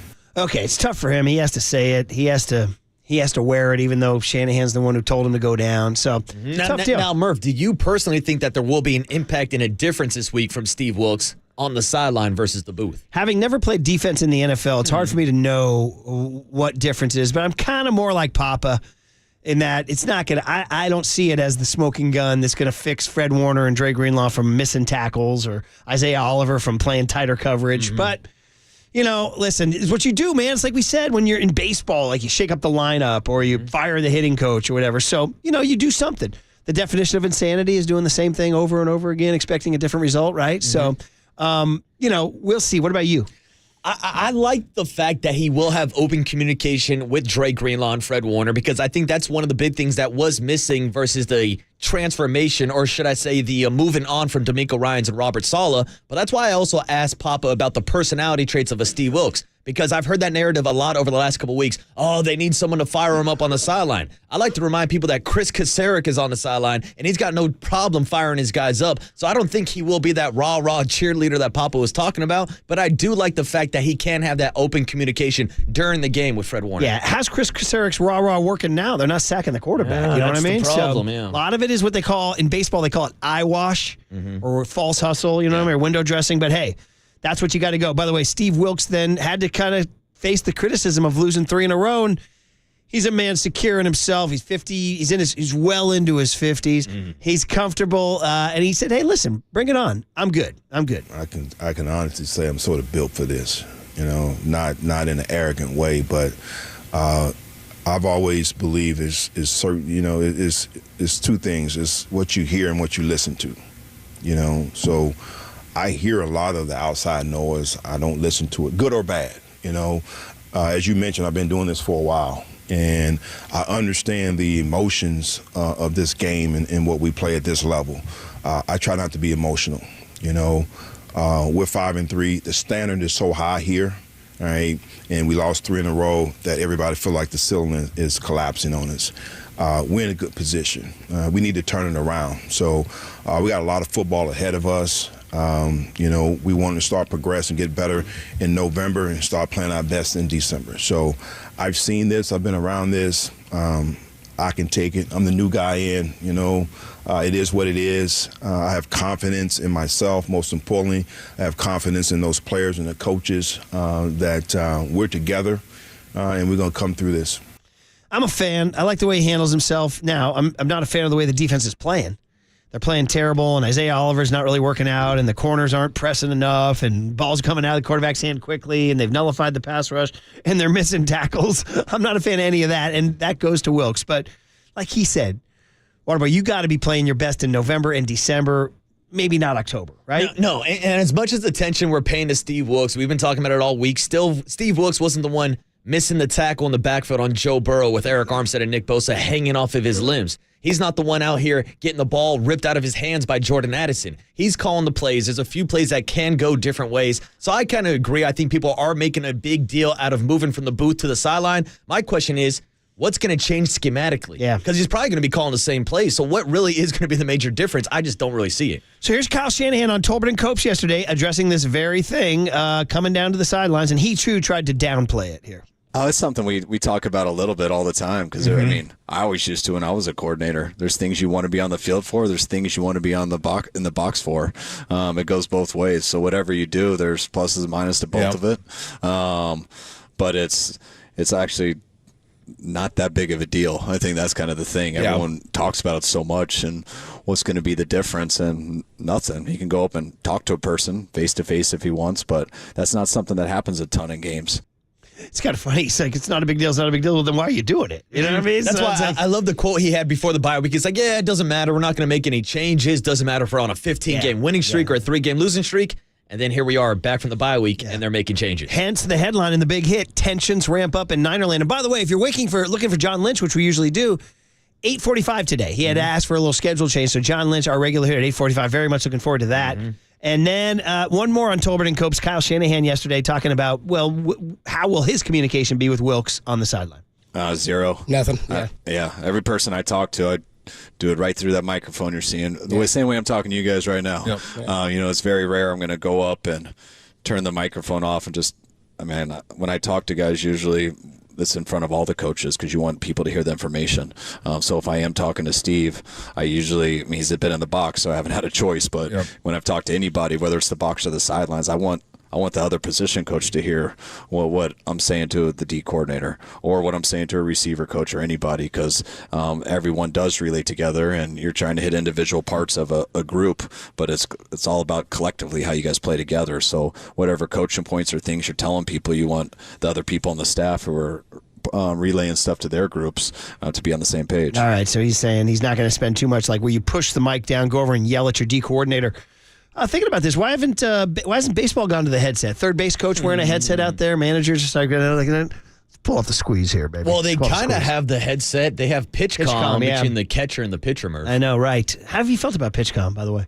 It's whatever. At this point, just throw down some fingers, give me the sign. If I hate how they're like, PitchCom's not working. PitchCom's not working. I said, well, I have a solution. Just put some fingers down. Yeah, it's not that complex. Just like I don't think this whole situation with Steve Wilks is that complex. But something that I do find interesting over the last couple weeks, there's been so much attention on Steve Wilks and his 49er defense. You don't hear too many people talking about the fact that Brock Purdy and Kyle Shanahan have scored 17 points 3 weeks in a row. There you go. That's called a transition, buddy, because our next cut is from Brock Purdy. Thank you. Brock Purdy! And I was going to say, Shanahan's like, I'm not going to be talking to Wilks too much because I'm trying to figure out how to get a first down. You know what I mean? So this running game. So here's old Brock Purdy. 4 interceptions in the last 2 games when it's a one-score game. Yeah, I went to Iowa. I was with my fiance and her family on the farm, sort of just got away from everything. And then, went back to Iowa State for a game, saw everybody, just sort of have a perspective of, all right, this is life. This is what's going on. I'm playing in the NFL for the 49ers, but, I still have a good life with, my fiance and everything to come. So it was good just to be able to breathe and, get my mind and my thoughts, everything together, and regroup for what's to come for the second half of the season. So it was good for me. man, I hate how he's already like making excuses. He's like, yeah, no, it's okay. I know I'm quarterback for the Niners, but I have other things going on. I'm like, dude, I need you to be focused on the 49ers here, buddy. Saying he is able to breathe.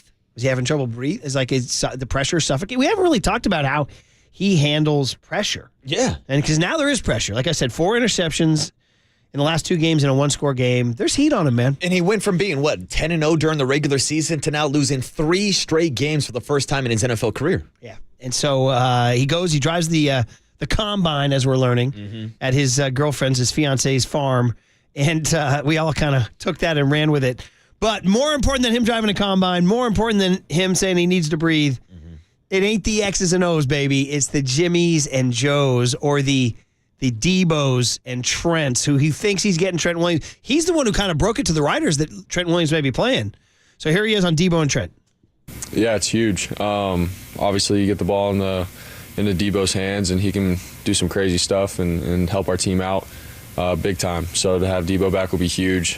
Trent as well, that's going to be awesome to have him and his experience, his leadership, and sort of just help out with everything, run game, pass game. That's Trent's the best of the best. So have 2 of those guys back and give a spark and bring that energy to our offense. It's huge. So. Obviously, getting Trent and Debo back is going to be monstrous, and so we look forward to that very, very, very, very much. Are you going to put a lot of pressure on that first drive Sunday? I am, because traditionally Kyle Shanahan has his best plays during that first drive. That's why it was such a shocker when they went 3-and-out against the Bengals a couple weeks ago. But I think having Trent Williams and Debo Samuel obviously are going to improve the run game. And we all know Kyle Shanahan. Hell, going back to the Mike Shanahan days, it all starts with the run game. That sets up the play action. That sets up the bootlegs. That sets up the shots across the middle and downfield for Brock Purdy. It all starts with control in the trenches. Unfortunately, they're playing one of the best defensive lines in football, top 3 rushing defense in Jacksonville. I know, man. I know. And nobody's talking Jacksonville in the AFC power structure. Everybody's talking, Mahomes and Burrow and all that. And the Jags, they were in the playoffs last year. Yeah, they had that huge upset, that comeback win against the LA Chargers when they choked that game away. And I want to say the game against the Jags last year wasn't. The game against the Chiefs wasn't that bad, was it? Do you remember? I don't think it was. No, I think it was pretty competitive. Look that up here. Their 2022-2023 NFL playoffs. Yeah, they were down, 28-0 to the Chargers? Yeah, one of the biggest comebacks in NFL playoff history, Murph. Jackson, that game at Arrowhead was 27-20, dude. Yeah. 27-20. And I think you brought up the stat, going back over the last 18 games to last season, the Jags are 15-3 in their last 18 games. Yeah. And now they're on a 5-game winning streak coming off of their bye week. Maybe it was 12-3 in their last 15, but something like that. Yeah. Uh-huh. Either way, it's good. And Doug Peterson's knowing what he's doing. All right, back to the next cut, getting ready for this week. It's about the run game, dude. McCaffrey, 54 yards or less in 4 straight games, 2 red zone fumbles. Yeah. So here's Shanahan on the run game. Well, we haven't broke a real long one, which always hurts. I want to say since the first drive of the Cleveland game. But I also feel like if you looked at stats just over time, I bet you when you lose, you don't have many run attempts. Yeah, and true. when you win, you do. That's why my goal usually is always to get 30 runs, because usually when you get past 30 runs, you win. I bet if you look at our record with that, it's pretty good. Yeah. It's not like you don't want to say, we're just not running it because we're down, but a lot of times that does happen. But I feel the main reason you're not running is because we don't stay on the field as much. Yeah, they're averaging fewer than, according to David Lombardi, The Athletic, averaging fewer than 20 rushing attempts per game over this losing streak. And George Kittle went out here and says he wants to run the heck out of the football, run the football down their throats. Well, George Kittle tells us every day on our soundboard, Murph. Run it again! Run it again! Beautiful, baby, beautiful. All right, man. Hey, let's do this. Let's get one more cut, because we haven't talked about Chase Young and the big hit. Yeah. The big hit, of course, tensions ramping up in Ninerland. But Chase Young via Kyle Shanahan's preview. What I'm just really excited is adding 2 guys to our group here over the last month. Not only we're going to get better with those 2, but it helps everyone else get better, because you're more confident to rotate guys and put guys in any situation, and keeps guys fresher. And I really believe the key to rushing a quarterback and being a good pass rush team is to be able to swarm by it's how you rush by a group. Yeah. And I feel like we've had some good individual rushes this year, but I just feel collectively our 4 guys rushing together, or even 5 when we bring a linebacker with them, we need to do it better as a whole. So when the quarterback steps up to miss one guy doing good in rush, there's 3 other guys there coming off blocks, and the way to do that is to have strength in numbers, and we've helped ourselves here in the last month on that. All right, guys. It's going to be really, really interesting to see Chase Young and Steve Wilks and Deebo Samuel and Trent Williams and all that good stuff. So that's the end of your big hit. Tensions ramp up in Ninerland in Jacksonville Sunday morning at 10 a.m. All right, Marcus Boucher in for Paulie Mack, who's in Detroit. John Lynch at 8:45 a.m. John Lynch. Yes! That is a yes. And cooler content. Come on. Always great. We love the cooler. Make you laugh. Next on KNBR 104.5 and 680, the Sports Leader. Just very candid. I think we're making a bigger deal out of it than it needs to be honest. Here's what's trending now. Trending now. On KNBR.com. Warriors head coach Steve Kerr stopped by the afternoon show for his weekly hit with Tolbert and Copes to talk about the end of their road trip in Denver earlier this week and their matchup tomorrow night against the Cleveland Cavaliers. To hear that podcast and more, check out what's trending now on the all-new KNBR app.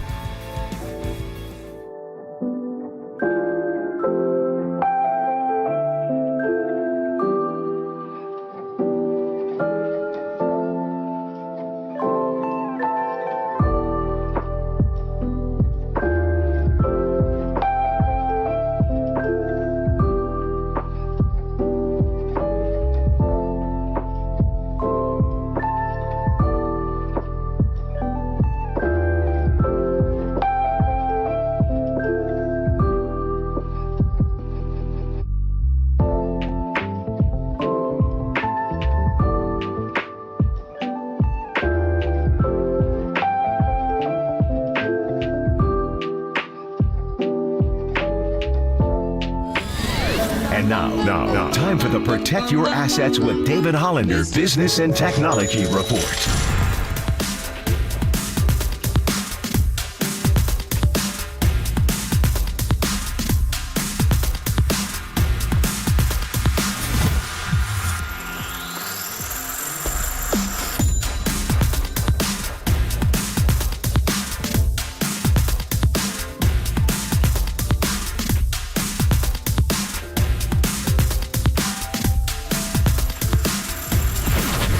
This has been the Protect Your Assets with David Hollander Business and Technology Report. Do you want to pay less taxes this year? Learn more. Listen to David's show every Saturday morning on KNBR or call 1-866-PROTECT. All right, everyone, chill. This is the Cooler. You are not sending me to the cooler of content. Murph & Max Cooler of Content is sponsored by Mancini Sleep World. Sleep better, live better. Visit sleepworld.com. And by Marin Health. Marin Health Medical Center and Marin Health Medical Network world-class care. Closer than you think. On the Sports Leader. All right, the Cooler of Content. Here we go. So I remember when it was Plaxico Burress. You guys remember Plaxico Burress? Oh, of course. You do? Well, yeah, he had a legendary incident out at a nightclub where he, shot himself. Shot himself. Yeah, uh-huh. He was a good receiver for a while there. But then I remember, they said that he's going to join OnlyFans. We had this Plaxico is? Yeah. And I didn't know what it was. Who? They go, Plaxico Burress is joining OnlyFans. And Cope, I think it was back when Cope was like, what? They're like, dude, you don't know OnlyFans? I didn't know OnlyFans.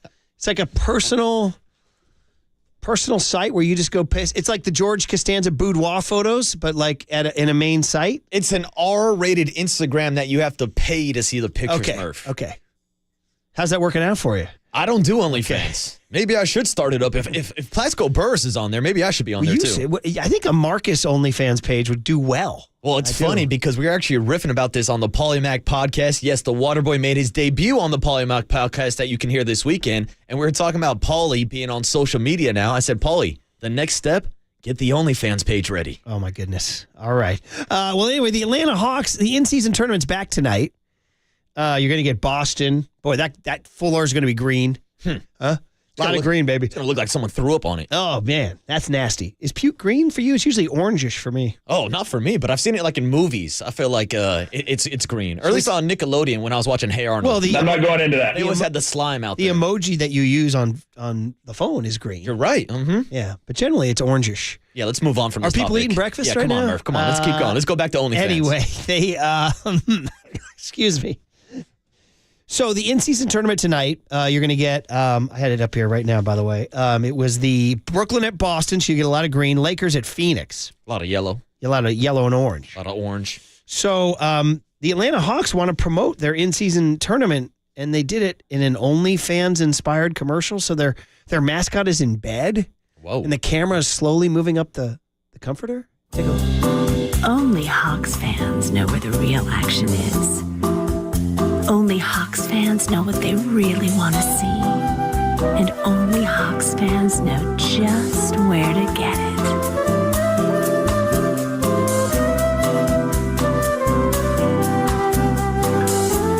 The all-new NBA in-season tournament. Join in and wake up your wild side. I love it. 5-on-5 action. Wow. Wake up your wild They side, really Murph. went for it, man. They really, really went. I got to give it up. That's as, I don't think I can remember a pro sports team doing that. Hawks only fans. Hot 5-on-5 action. That's pretty, oh my goodness. Yeah, they're putting it all out there on the table for you. I got to imagine there's some like family, my kid is a Hawks fan and they don't want to see this and all that. Yeah, I don't want to see it either, Murph, for being honest with you. And was that on their Instagram or? Does only Hawks So like include? I have two kids who are Warriors fans, and like if the Warriors did that, I don't know if they would know what's going on. Only Join in Warriors. and wake up your wild side. And it's the mascot in the under the sheets. Wow. Now, does only Hawks include the Seahawks also? Do I get some of that? Do I get Pete Carroll chewing the gum on OnlyFans? Sexy Pete? Yeah. Chomping away. What do you think of that music, too, by the way? Because, we use that same adult film music on KNBR for the last 25 years. Yeah. Is that actually from an adult film? Yeah. Is it? Yeah, it's from a Ron Burgundy film, Murph. Whereas they use a different one here. They use sort of like a bossa nova. Yeah. Only Hawks fans know where the real action is. João Gilberto, Brazilian bossa nova. Feels like an elevator music or something. Yeah. No, they don't do elevator music anymore, do they? No, they don't. We get in our Vader, there's no music. They got elevator music, Murph. Damn. I miss elevator music. I do. The only thing missing from the segment is Arnold feeding his horse. Oh, yeah. Well, guess what? The second cut here is another one that's a little PG-13. Hey, now. Stephen A. Smith is on his podcast going through tweets, and somebody asked him, what's the worst day of the week? Can I say this on the air? To be horny? I understand. Stephen A. Worst day of the week to be horny. Worst day of the week to be horny to me is Sunday night. I mean, I'm assuming you're going to do what you're going to do several times a week, but the worst day to be horny is Sunday. The best day is a Friday and Saturday night, because Friday and Saturday, she looking to go out in most instances.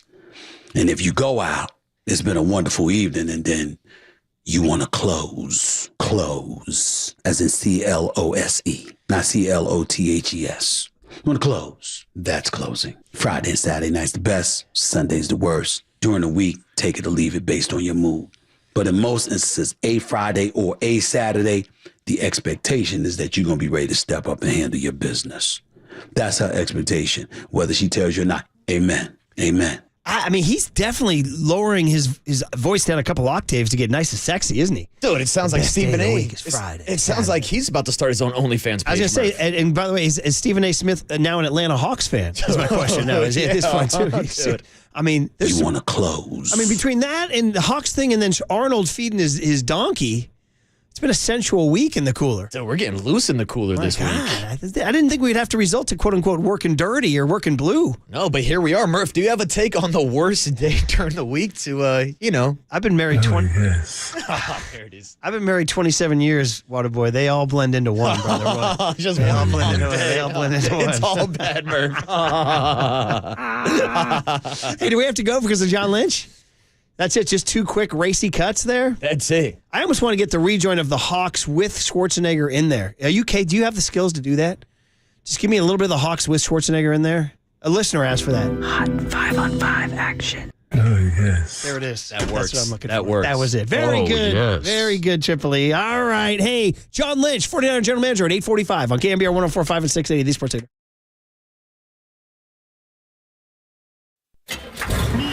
From the Chilton Auto Body Traffic Desk.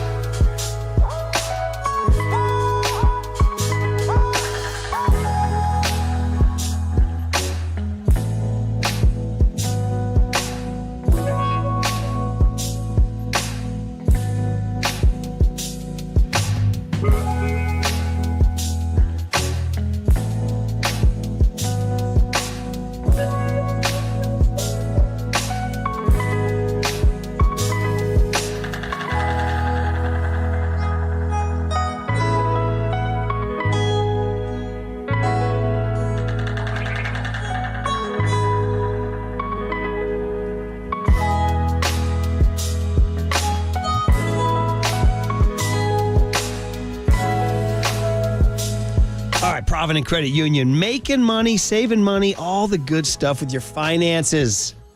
All right, Provident Credit Union can offer you an investment on your own terms that can help you out, your personal financial situation. We're calling it the Pick a Term Certificate from Provident Credit Union, and it's the ultimate solution to help your savings grow just the way you want. So with the Pick a Term Certificate, you are in the driver's seat. With a 3, 6, 9, or 12-month term, you enjoy an unbeatable annual percentage yield of 4.75%. You heard me correctly, 4.75%. So whether you're budgeting for short-term goals or long-term plans, this offer puts you firmly in control to grow your investments your way. Don't hesitate. The offer is only for a limited time. Visit providentcu.org today to learn more and start your application. This rate is effective October 1st, 2023. Minimum balance requirement of $10,000. Early withdrawal penalties may apply. Federally insured by the NCUA. For additional information, please visit providentcu.org.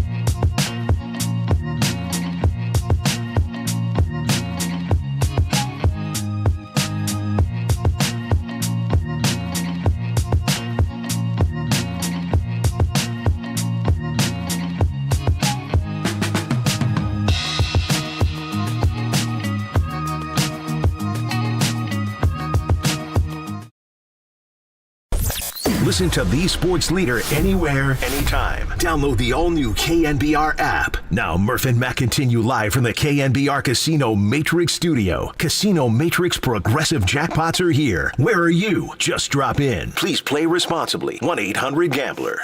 I mean, we loved him just studying him in college as a running back. And I remember when he got drafted, I think it was first round, they said he was going to play receiver and move him there right away.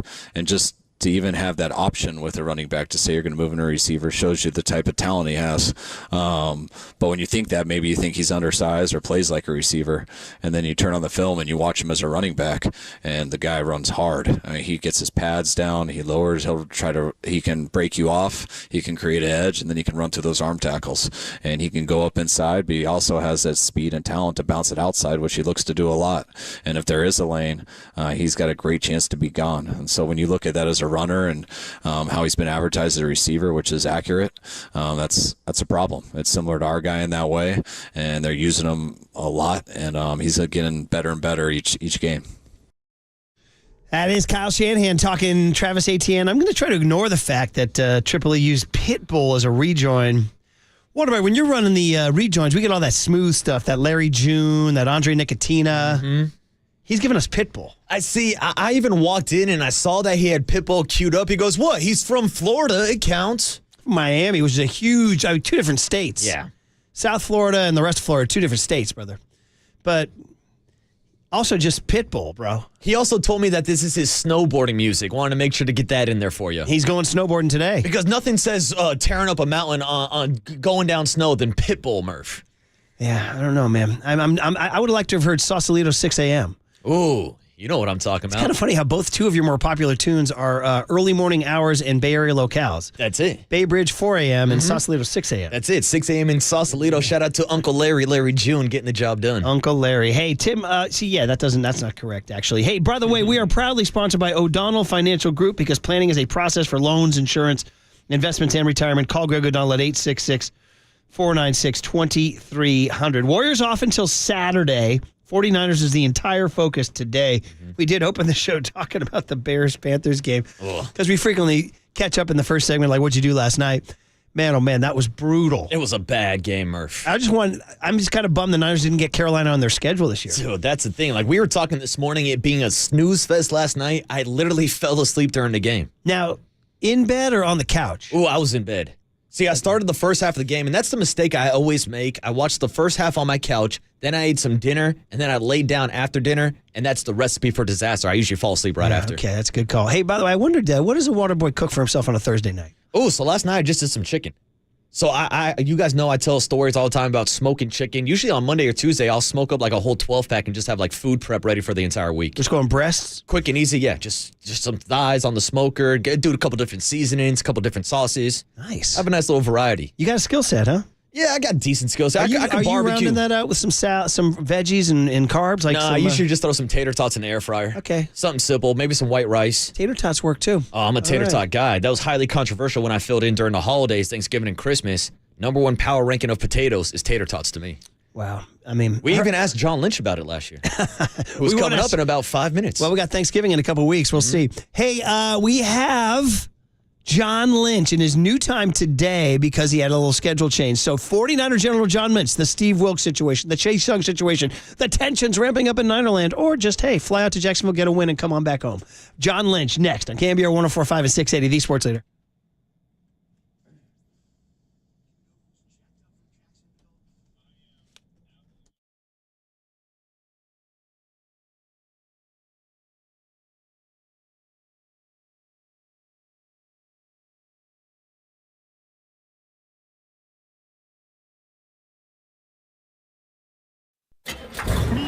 From the Chilton Auto Body Traffic Desk.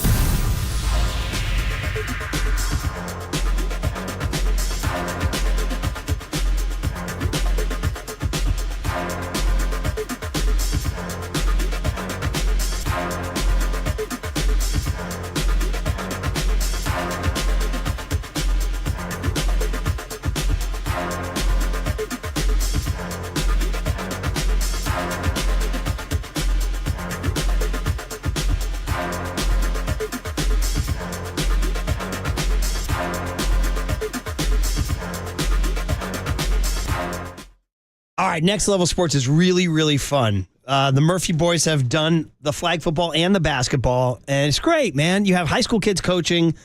There's a parent supervisor, but mostly you have a high school kid coaching, and the flag football is really fun. They're playing for scores. They're playing for trophies, and registration's on right now. Okay, so that's the deal. You want you to go to Next Level Sports. It's filling up, by the way. You better get on there. Those teams do fill up, trust me. Those friend requests and all that, so get in there. Get some friends together. Get a flag football team. Go to nextlevelsports.com. Find the location near you. It's always at a local high school. It's really cool. So go to nextlevelsports.com. Get registered for the upcoming flag football season. By the way, that's not all. They do basketball and they do volleyball. So it's a lot of experience out there, a lot of different sports. And it's just the kind of thing that's really in the last, 5-10 years, really taken over the youth sports scene here in the Bay Area. All right, Next Level Sports, the best youth sports experience, serving kiddos from kindergarten all the way through 8th grade. Flag football, basketball, volleyball, nextlevelsports.com.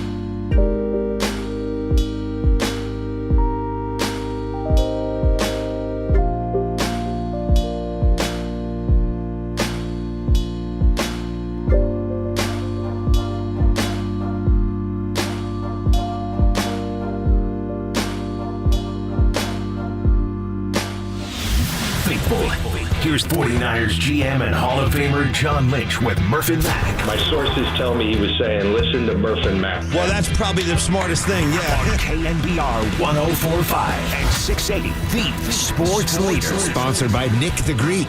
We welcome you to our house. Come taste the difference of our delicious local Greek flavors and become a fan. All right, new time just for this week. We thank John Lynch, the 49er general manager, for making time to hop on before the long flight to Jacksonville. Marcus Boucher in for Paulie Mack today. So it's a Murph and Mack show with Marcus in for Paulie Mack. And, well, John, it's always great to talk to you. It's been a week plus. Last time we talked to you was the day of the Chase Young trade, so a lot's gone on. Good morning. How are you? Morning, John. Doing really well. Yeah, it was nice to get away on the bye week and clear your mind. Also do some self-scout, take a good look at us as, through the first, close to first half of the season and see, who we are and where we're at. And, combination of that, I think has a team that's come back with a ton of energy and refreshed and ready to take on a really good team in Jacksonville. Had you agreed with Kyle's estimation that the team looked, quote, slow and tired, unquote, in the Bengals game? Is that, I don't know. That was a, strong statement. What'd you think? Yeah, I think, we're so accustomed through the success, through the early struggles here that we've had. We've always been a physical team. We've always been a fast team. And I do agree that, something was up at Cincy, that the energy was lacking. I think we had a tired team, and that's ultimately just excuses. That's on us. We take accountability for it. But, like I've always said with Kyle, he's going to give you an honest assessment, and that was an honest assessment. I think it's not very often that, you see people playing as hard or matching our intensity, and I think Cincy matched it and probably beat it a little bit, and we're not used to that, and I think that left a bad taste in our mouth, and you gotta own up when that's the case. And I think the bye allowed us to achieve a couple of things. To get away, get fresh, and then number two, kind of take a look at okay, that happened. We own it. Now we got to do something about it. All right, and then the big news since we last talked to you was the announcement that Steve Wilks will go down to the field. Everybody's got an interpretation of it. Everybody's got a spin. Everybody's got a thought. What's yours? I think it's a positive thing. I think when first of all, it's what our players have been accustomed to. Robert Saleh was on the field. DeMeco Ryans was on the field. I think when you bring a coach in, particularly a coach like Steve, who's done it for a long time, you kind of rely on him. Where are you most comfortable? And he was comfortable both spots, but ultimately felt like he could see it best from upstairs. But you play it through and you assess it, and then ultimately it's not a reactionary thing. I think it was a deal. I think there's also a step where Steve was calling it to Johnny Holland, Johnny to Fred. Sometimes, the calls maybe a little later, and I think this takes a middleman out of that, and not that Johnny it's just one more step that you eliminate. The other thing is, I know as a player, my favorite defensive coordinator all time was Monty Kiffin. Monty was on that field. I loved the communication. It was so often that, Monty and I think great coaches do this. What are you seeing, John? And I think, you can do that on a phone, but it's like anything. Much better to do it in person.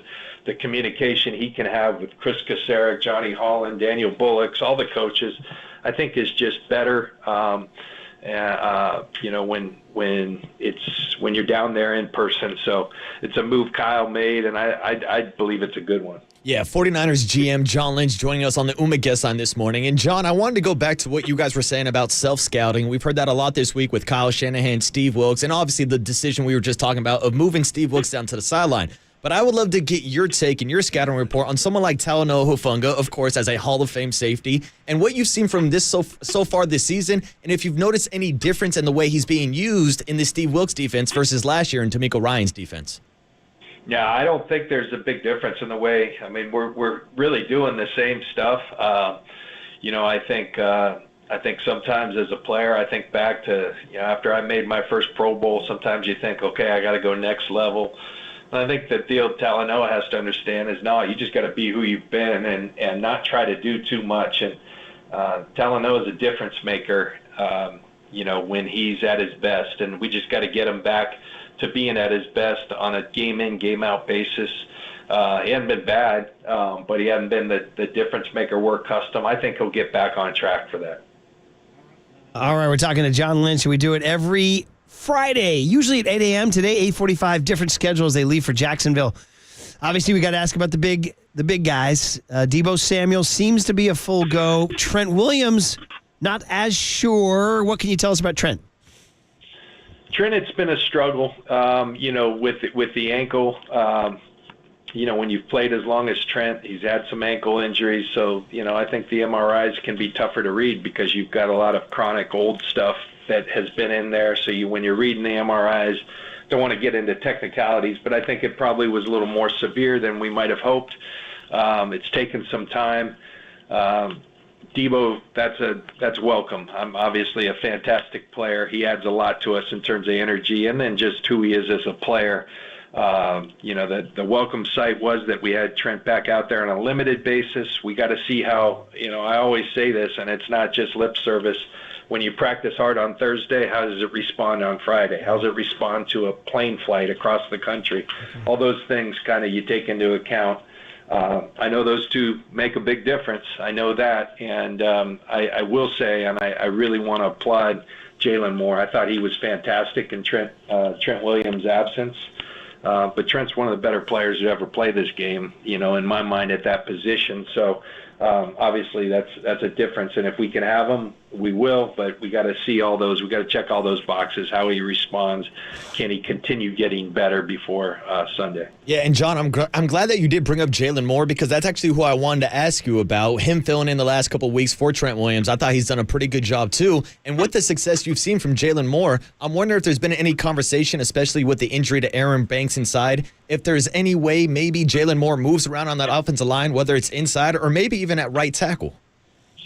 Well, I think, first of all, I do want to, again, highlight he really did a great job. You want to see development out of your young players, and first and foremost, that credit has to go to Jalen.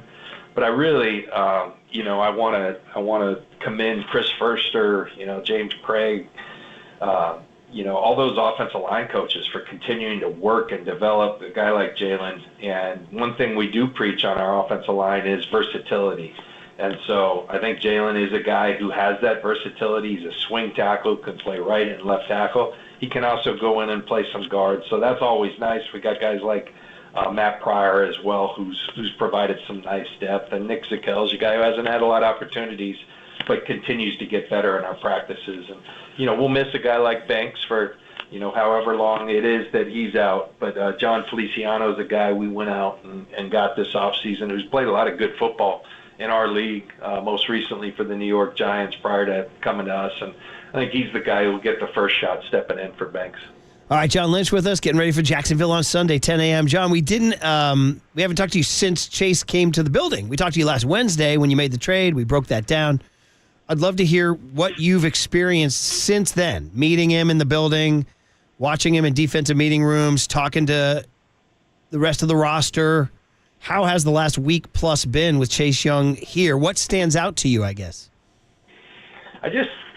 His excitement for being here, our team's excitement for making him part of our team and welcoming him with open arms. And we got a really cool culture of guys, and they're excited for guys that love football and are talented. And that's one thing. The guy looks pretty in a uniform. I know that.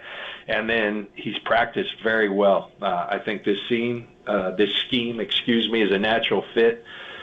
Putting his hand in the ground, letting him cut it loose. I think he's taken to it really quick.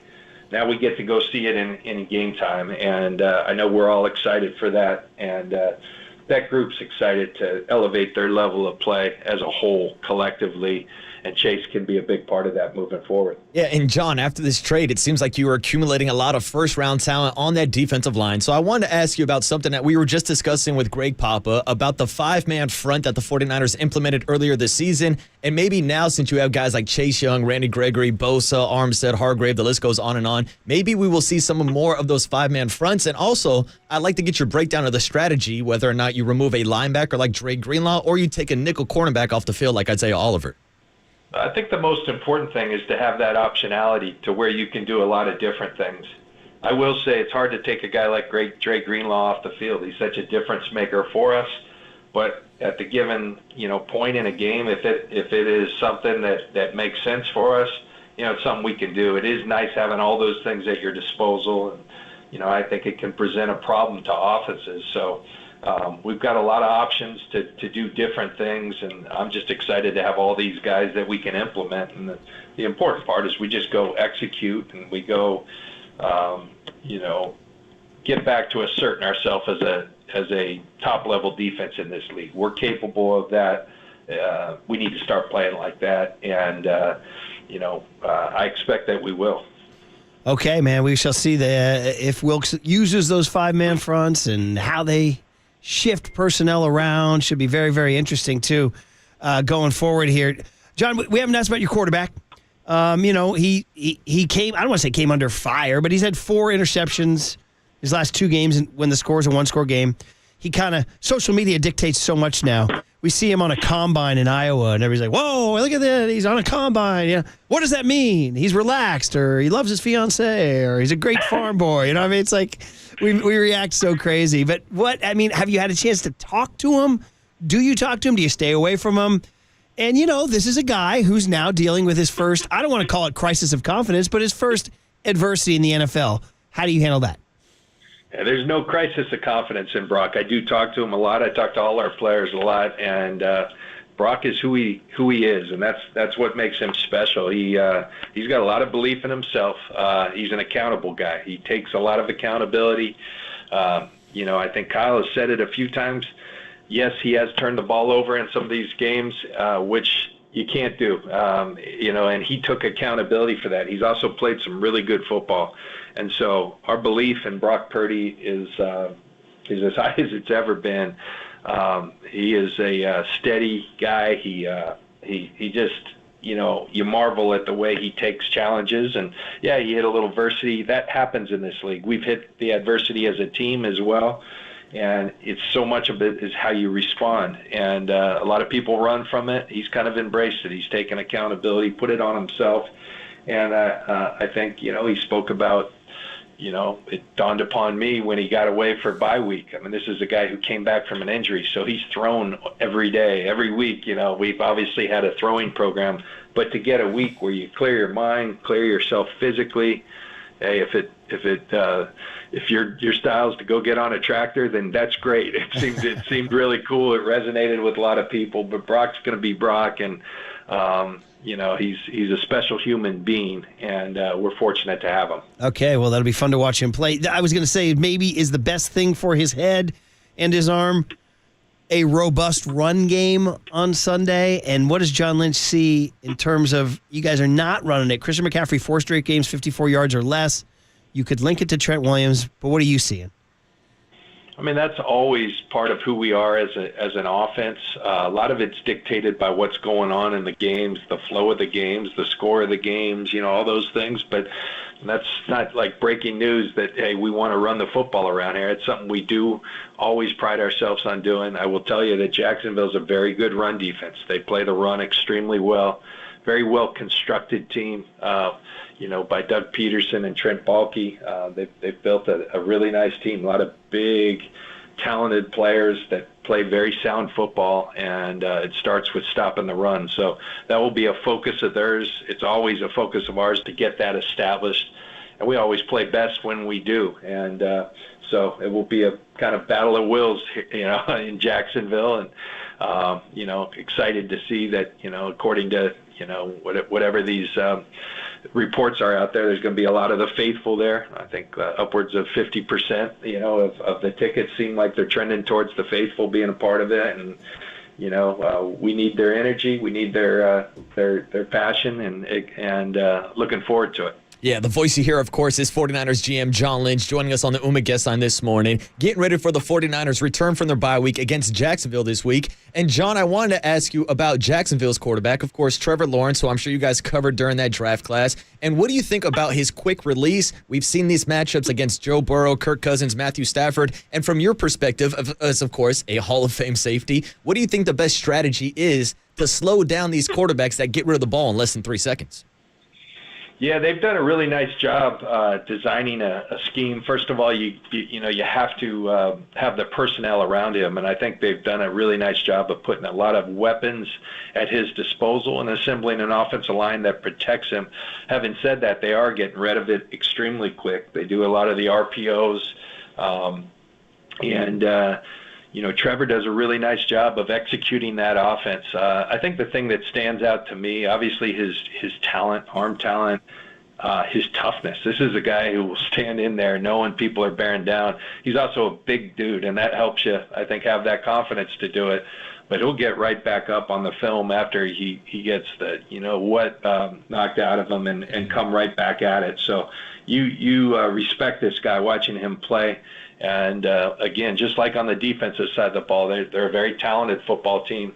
So Doug Peterson's he's done a really nice job. He also is very involved with their offense, and their scheme really makes sense when you look at it, and the personnel fits the scheme. So they're a tied together team right now, as evidenced by the 5 straight wins. Yeah, it should be a really good game. Really, probably the game of the week. 49ers Jags down there in Jacksonville at 10 a.m. A couple more for you, John. Just kind of broadly touching on a bunch of different stuff. What was really interesting to me was I was a beat writer in the NFL for 7 years, and I don't ever remember players talking publicly about the pain-killing shots. Dre Greenlaw did yesterday. He said, man, I tried to take some painkillers, and they didn't work. Said he was really hurting. So I don't know your reaction to that, speaking about it publicly, and also just how Dre's body's doing. Yeah, I think I keep going back to the bye week. You could see it against Cincy. Dre's a difference maker when he's out there. I think the other thing with Dre's been battling through, some injuries, and I don't care who you are, when you don't get the opportunity to practice, this is a game you have to practice. And if you're just a little off, you're going to get exposed in this league, especially when you're going against a team like Cincy, and they've got some top-level athletes, and I think that was the case. But I do know that Dre feels a ton better after the bye week, and that's a good thing for us. He plays at such a speed. He's a tone setter for us, and we want him out there, but we want him out there healthy. And I think we've got a much healthier version of Dre coming in post-bye week than we did in that last time we lined up against Cincy. Yeah, and I think it's going to be a big assignment for both Dre Greenlaw and Fred Warner this weekend against Travis Etienne. We played some sound earlier of Kyle Shanahan comparing him to Christian McCaffrey. We know the Jags like to use the screen game to their advantage. So how would you break down Travis Etienne's skill set and how the 49ers can slow down the screen games this weekend, John? Yeah, he's been very impressive to watch on film. Obviously a really talented college football player, so we studied him a lot. Again, aside from his skill set, a lot like Christian, I think you're really impressed. The skill and all that can jump off the tape, but the grit he has to his game, he runs through contact. He carries people. He plays really tough, and I think he takes a lot of pride in everything he does. He's a very well balanced player in that he's very good in the run game, and you talked about the screen game. He's a big target for them in the pass game as well. So definitely key to limit his effectiveness with Etienne. He'll make some plays because he's that talented, but you just have to limit it. You can't have the explosives. Hey, John, wrapping up here, I was reading an interesting story in The Athletic about C.J. Stroud. Wow. I mean, wow. This guy, and he's also, what an interesting story with his father serving a life sentence in prison, and CJ's talking out because we started addressing prison reform. There's a lot going on. That wasn't what I was going to ask you about. Just I would recommend people read about this kid. He's a very interesting kid and so talented. But they talked about the S2 cognition test that the rumor was he didn't score well on it. It's addressed in the story, and he was very upset about it. And the S2 cognition test is the one it's the new test at the combine. I'm just telling for the listeners, no longer the Wonderlic where it's like sort of an IQ test. It's more of a reaction test and a processing test. And supposedly Brock Purdy did great in it, and that's why we're seeing him read defenses so well. But supposedly C.J. Stroud did not. I guess my question is, how is this thing changing the landscape for you guys? And what's your reaction to C.J. Stroud rumored to have a bad score and being very outspokenly angry about that, judging him as a quarterback?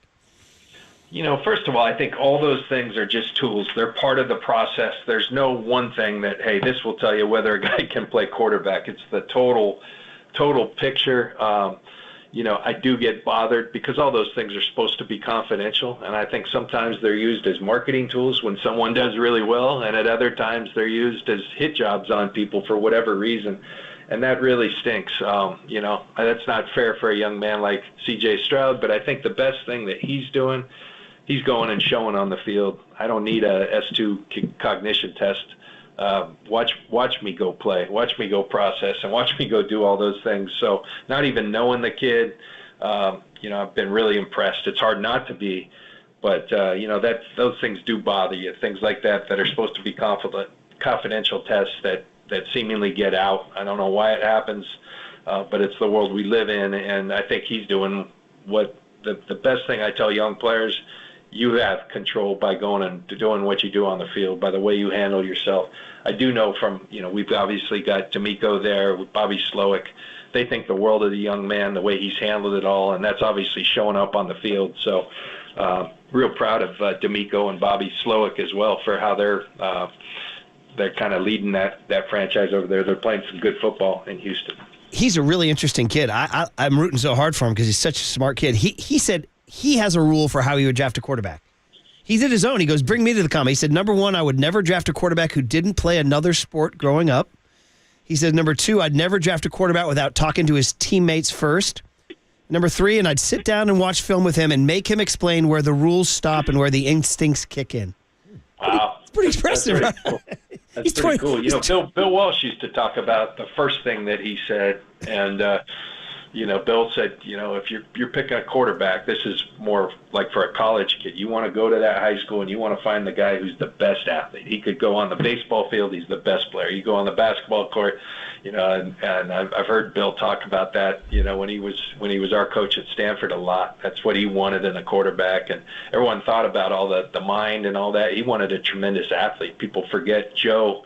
I think a lot of people remember Joe when his back was hurt, but people forget he was a high jumper. He was a basketball player. He was a tremendous athlete. And obviously, Steve, that's what people remember, the athleticism. So I think that's interesting. And then it is very much, while, yes, you have to process, it's an instinct position as well. So that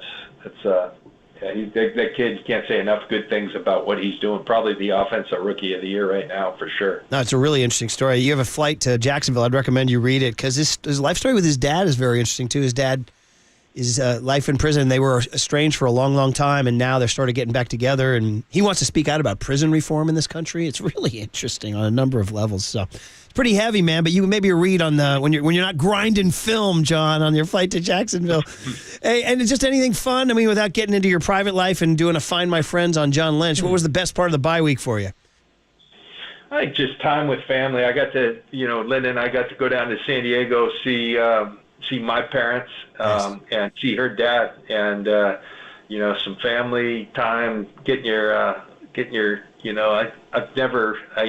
hear there's a word for it these days. My wife tells me they call it earthing, but I love just getting down to the beach, putting my feet in the sand, walking, spending some time on the beach, doing a little polar plunge, getting in that cold water, and that just there's something refreshing, renewing about that. Then got back up and watched my daughter compete in some soccer Saturday, played a little golf on Saturday, which I don't get to do during this time of year. Played with old Niner Harris Barton, and had a great time doing that. And then back at it, the other thing we never get to do is sit around and watch football all day. And so on Sunday, got to sit around and be a fan, have that clicker in your hand and watch all the games. That's pretty fun as well. A lot of reactions to that. Number one, if you're playing with Harris, I know where you're playing. Congratulations. Number two, I know he's a member. Number two, polar plunge, John. That's San Diego. Have you gone up to Stinson Beach or Ocean Beach? We got the cold water. You guys are warm down there. I know. It's cold everywhere. It is colder up here. No, if you come from here and you go to San Diego, you're like, this is awesome. This is so warm. And please give our regards to John and Kathy Lynch, because any number of times during the few years we've talked to you, you'll say, well, that's John and Kathy, and we'll say, that's John and Kathy. So I'm glad to hear they're doing well and healthy enough to take visits from you guys, and that's awesome. So that's really, really cool. A lot of fun. All right, John. Good conversation. I know it's going to be a big one Sunday, man. A really big one. This is what you're in it for. For. That's right. Go enjoy the heck out of it, and thanks for the time. We'll talk to you next week. Thanks, John. Okay, thank you guys. Bye-bye. There he is. Come on, that's John Lynch. Dude. 25 minutes with one of the leading GMs in the NFL. The guy's I can't thank him enough. Thank John and Kathy for raising him. Dude, 25 minutes not only with a top GM in a league, with a Hall of Famer, Murph. I love just talking schemes, Teleno, Hufanga, how to stop the screen game. It's John Lynch, man. What else do you want? So good. So good. All right, here's the deal. We're going down to Jacksonville. Demetrius Harvey covers. Oh, no, is that 9:35? Mm-hmm. That's 9:35. My bad. My eyes. It's all good, Murph. I told you, these glasses are better, but they're not that good. Mm-hmm. We'll react to what John Lynch had to say next on KNBR 104.5 and 680, the Sports Center. My wife tells me they call it earthing.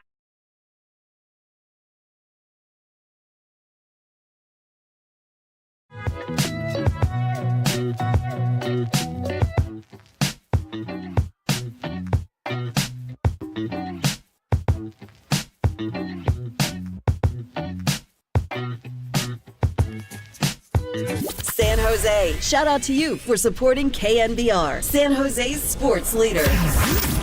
Here's what's trending now. Trending now. On KNBR.com. 49ers head coach Kyle Shanahan stopped by the afternoon show yesterday for his weekly hit with Tolbert and Cokes to talk about the coaching staff's decision to send Steve Wilks down from the booth to the sideline this weekend against Jacksonville. To hear that podcast and more, check out what's trending now on the all-new KNBR app.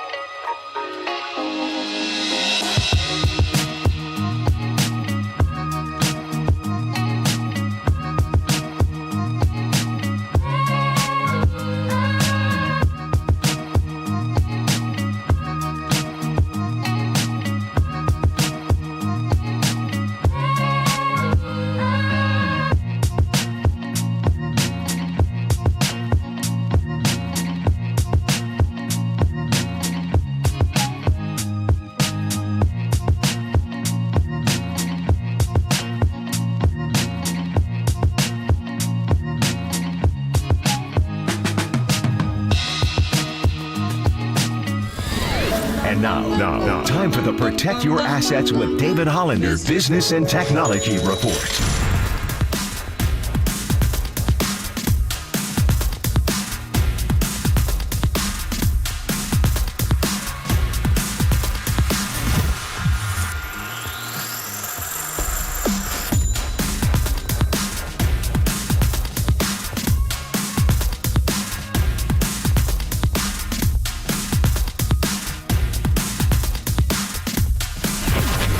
This has been the Protect Your Assets with David Hollander Business and Technology Report. Concerned inflation will ruin your dream retirement? Learn more. Listen to David's show every Saturday morning on KNBR or call 1-866-PROTECT. Listen to the sports leader anywhere, anytime. Download the all-new KNBR app. Now, Murph and Matt continue live from the KNBR Casino Matrix Studio. Casino Matrix Progressive Jackpots are here. Where are you? Just drop in. Please play responsibly. 1-800-GAMBLER. You know, first of all, it's what our players have been accustomed to. Robert Saleh was on the field. D'Amico Ryans was on the field. I think when you bring a coach in, particularly a coach like Steve who's done it for a long time, you kind of rely on him. Where are you most comfortable? And he was comfortable both spots, but ultimately felt like he could see it best from upstairs. But you play it through and you assess it, and then ultimately it's not a reactionary thing. I think it was a deal. You know, I think there's also a step where Steve was calling it to Johnny Holland, Johnny to Fred. Sometimes, you know, the call's maybe a little later, and I think this takes a middleman out of that. Well, there it is. John Lynch talking about the Steve Wilks move. It's is it window dressing? Is it eyewash? Is it false hustle? Or will it be the key to the Niners remembering to tackle and sack the quarterback and cover receivers? Is it the key, Murph? That's the question. Probably Or is not. all this talk about Steve Wilks just making our brain a big pot of stew this morning? Look at you. And you're not really a Green Day guy. No, but I know Triple E is, and I know our PD Copes is. Our new program director who just sent us donuts. At least we assume he did because he's on a conference call now, which now he has to do. He's on like a Zoom. This guy, his life is a corporate hell right now. But I went to the restroom in between the break, and I ran into a DoorDash guy. English was not his primary language. In fact, it wasn't his language at all. So he and I were brokering a deal through, and then finally I broke out my high school Spanish. And then he kept saying, Alan. I said, we got no Alan here. No Alan. So I took the guy into Lee Hammer's office. Who? The guy was wearing like a motorcycle helmet and everything. He had 2 boxes of donuts. And Alan Hammer's like, there's no Alan. Who? There's no Alan. So finally, I lifted up the 1 box of donuts, and underneath it was the receipt. Said, Adam C. And by the way, that doesn't help me out too much either, because I don't really know anybody besides Copes' mom that calls him Adam. Well, we're calling him now. Yes, boss. Boss. That's what we're saying. Yeah. That's boss man. Yeah, oh man. Anyway, that was, of course, Green Day. I gotta spoil the surprise, and this is our last day to give out 2 tickets to Green Day with Smashing Pumpkins, Rancid, and the Linda Linda. September 2024. I keep asking who's going to be leading the Giants in home runs on that day, on September 2024 at Oracle Park. The tickets go on sale today at 10 a.m. through livenation.com, but hopefully one of y'all has called OG, Original Greg, to get those 2 tickets.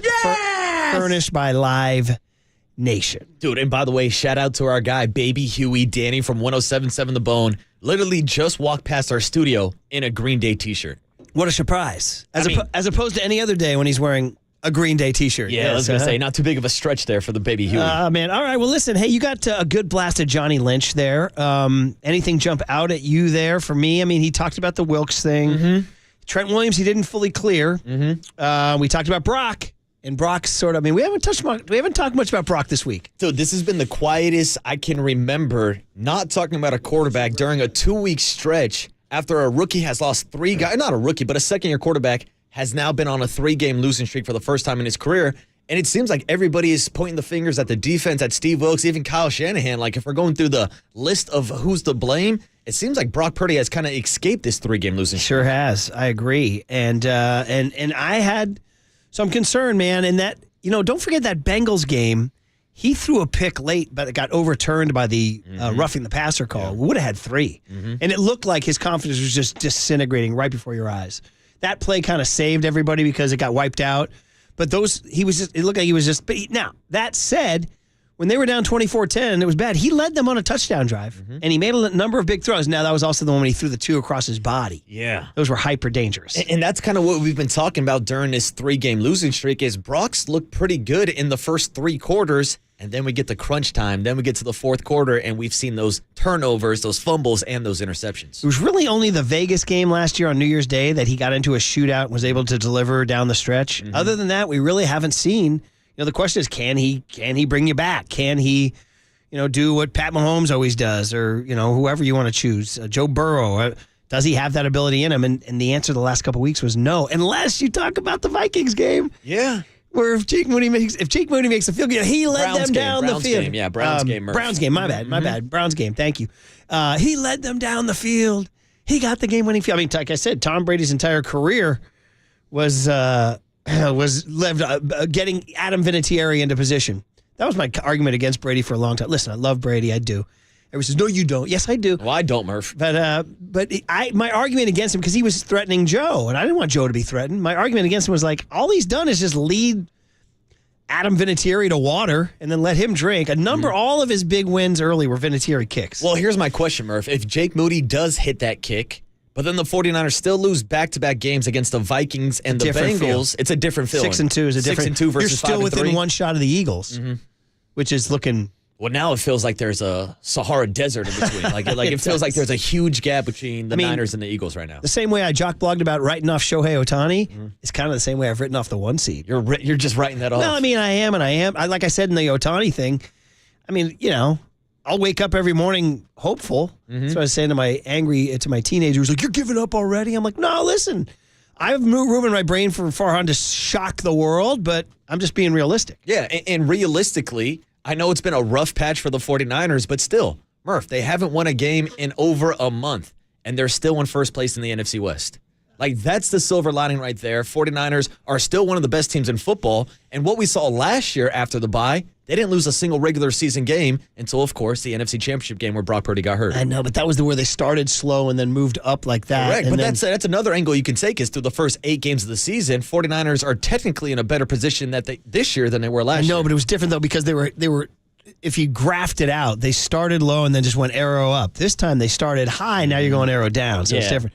By the way, Dangerous Danny Dunn is here. And how do you think about the fact that he's growing a beard at the exact same time I am? I'm saying his beard looks better than you, Murph. I hate to break it to you. Or is he mimicking? Is he mimicking me? Oh, what he's doing? You think he's getting his Halloween costume ready for next year like our guy Triple E? Yeah. By the way, that's a guy with a thick, robust beard. I don't know why Danny doesn't rock the beard all the time. He looks fantastic. Well, it almost looks like a ruffian. It almost looks like Robert Saleh painting it on a Sunday Night Football for the Jets. Check him out on the rectangle. Shout out our guy Danny Dunn. And shout out him and Greg Silver doing a Warriors podcast. Oh, how about that? I'll give them a plug. I won't give one to Triple E, but I'll give them a plug. By the way, I just looked down at the Golden State Lumber and Building Materials text line, and somebody wrote a very profane text about Tom Brady, which leads me to believe, Waterboy, I didn't know your area code was 716. Shout out to 716. Me and him got the same feelings about Tom Brady. 650 says the Eagles have been very lucky in their games. I mean 8-1 ain't luck, brother.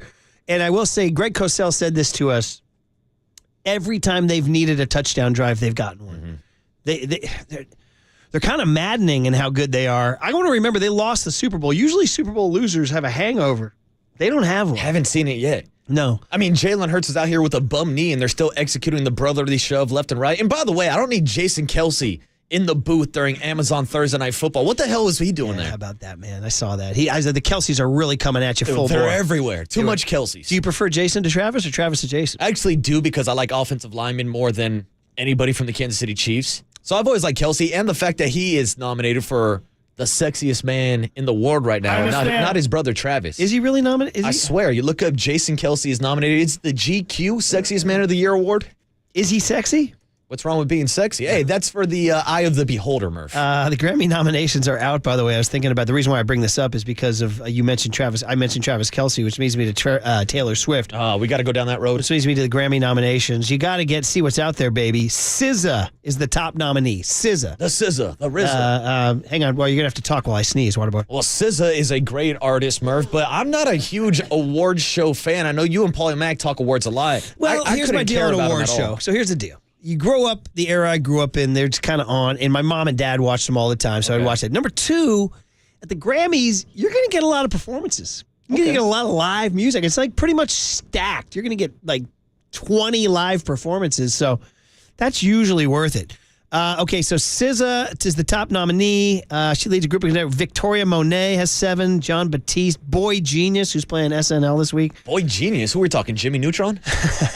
Boy Genius is a 3-gal act that sings very, very, shall we say, taffy light sort of indie pop. I understand. Brandy Clark, Miley Cyrus, Billie Eilish, Olivia Rodrigo. All right, here I am. I'm going to out myself. I'll ride with Olivia Rodrigo. I will. I'm also down also. You know, I'm a Faye Webster guy. They kind of got the same vibe a little bit. Well, no, I think Faye's much more artistic integrity than Olivia. Olivia's pop. But that one that she has about the ex-boyfriend where she says, blanket, I'm fine and all that. No, it's not good for you. It's the one where she says, blanket, I'm fine. Da, da, da, da, da, da. It's kind of like a little Joan Jett poppy, pop punk vibe or whatever, where she says, blanket, it's fine, and then goes into kind of a driving Joan Jett level sort of thing. I was like, oh, I get it. Is it? Bad idea, right? Yeah, because it's about her going to, the whole premise is ex-boyfriend calls, says, you want to come over? And she's like, I shouldn't do it. I shouldn't do it. And then she goes, blanket. Listen. And she goes over. It's a bad idea. Well, it sounds kind of like Waterboy's life, by the way. It is. I know. I think to go back to an earlier riff, I think I sent out a few too many pokes on MySpace back in the day, Murph. So, anyway, I just wanted to put that out there because Travis Kelce's going to go to apparently Buenos Aires, Argentina. Hey, tell you what, if I'm the Chiefs fan, I don't need my guy going to Argentina during my bye week to go see, what's her face? To see Taylor. No. So anyway, back to the Niners. Where were we? Yes, we were talking about Brock Purdy. Brock Purdy, who did not go to Buenos Aires. No, he was back to riding Iowa. his girlfriend's or his fiance's family's tractor. But here he is, and you tell me what you think of this quote where he's talking about like the bye week. He kind of, I don't know. You tell me. Take a listen to this cut where he talks about the bye week, giving him a chance to breathe. Oh, you want John Lynch on Purdy? Okay, yeah, let's do Lynch then. John Lynch on Brock Purdy. Yeah, there's no crisis of confidence in Brock. I do talk to him a lot. I talk to all our players a lot, and Brock is who he is, and that's what makes him special. He's got a lot of belief in himself. He's an accountable guy. He takes a lot of accountability. I think Kyle has said it a few times. Yes, he has turned the ball over in some of these games, which you can't do. And he took accountability for that. He's also played some really good football. And so our belief in Brock Purdy is as high as it's ever been. He is a steady guy. He just, you marvel at the way he takes challenges. And, yeah, he hit a little adversity. That happens in this league. We've hit the adversity as a team as well.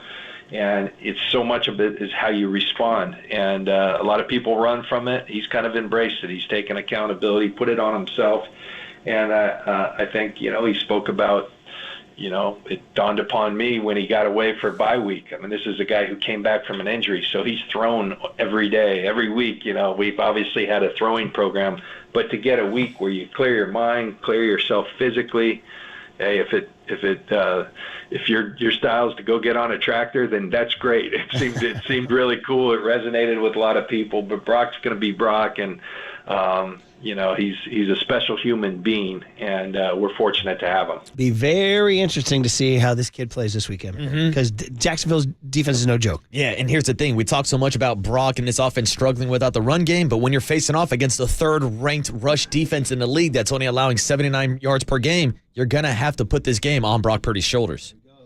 Demetrius Harvey of the Florida Times-Union covers the Jags. Let's get a final preview before we get into Football Sunday on KNBR 104.5 and 680, the Sports Leader.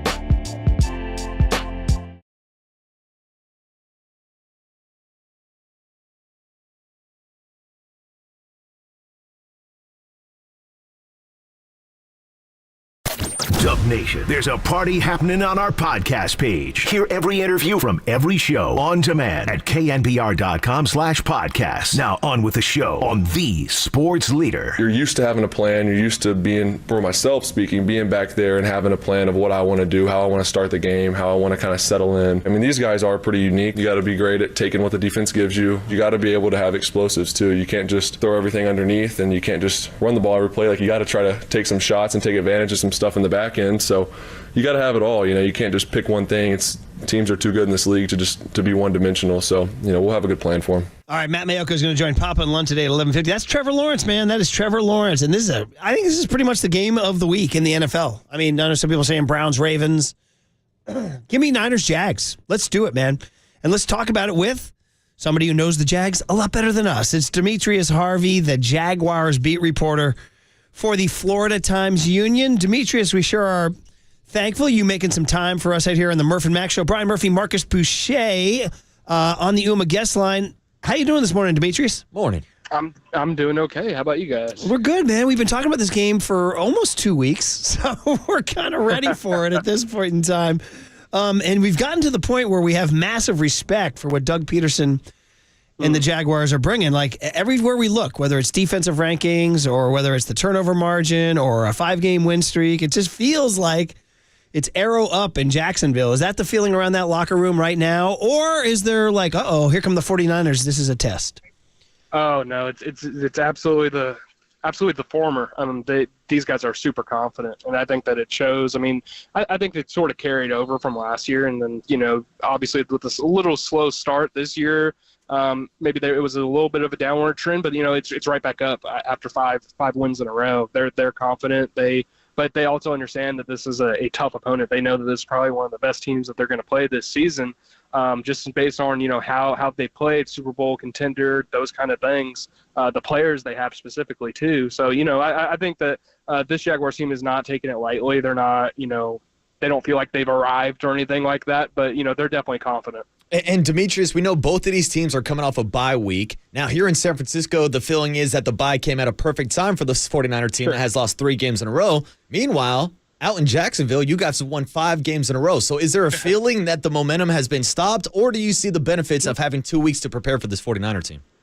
Yeah, there's pluses and minuses, right? So I do think that this Jaguar team, if they could have continued and maybe had to buy a couple weeks later, maybe they would have preferred that, just have a later buy. I know that Doug specifically likes that. But it really did come at a good time for them too. They're a little banged up, or they were heading into this week. Their starting left guard had been out, obviously starting receiver, starting corner, Tyson Campbell, Andre Sisco, the starting safety. So like those guys have been banged up, and some of those guys are going to be coming back this week. So I do think that it came at a right time. They had just got off a journey, 5 straight weeks in 5 different stadiums, 2 different continents. So it was an extremely crazy 5-week period. So I think that having a bye was a pretty good time. Just talking with the guys in the locker room, it was a pretty good time for them to sort of decompress and then get ready for the 9-game season.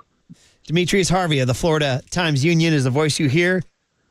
Joining us on the guest line this morning. I have a cold, Demetrius. I'm sneezing here on the air. Sorry about that. No problem. Thank you, bud. Don't worry. I'm not traveling to Jacksonville. I will not infect you guys in the press box. Let's talk about Trent Baalke.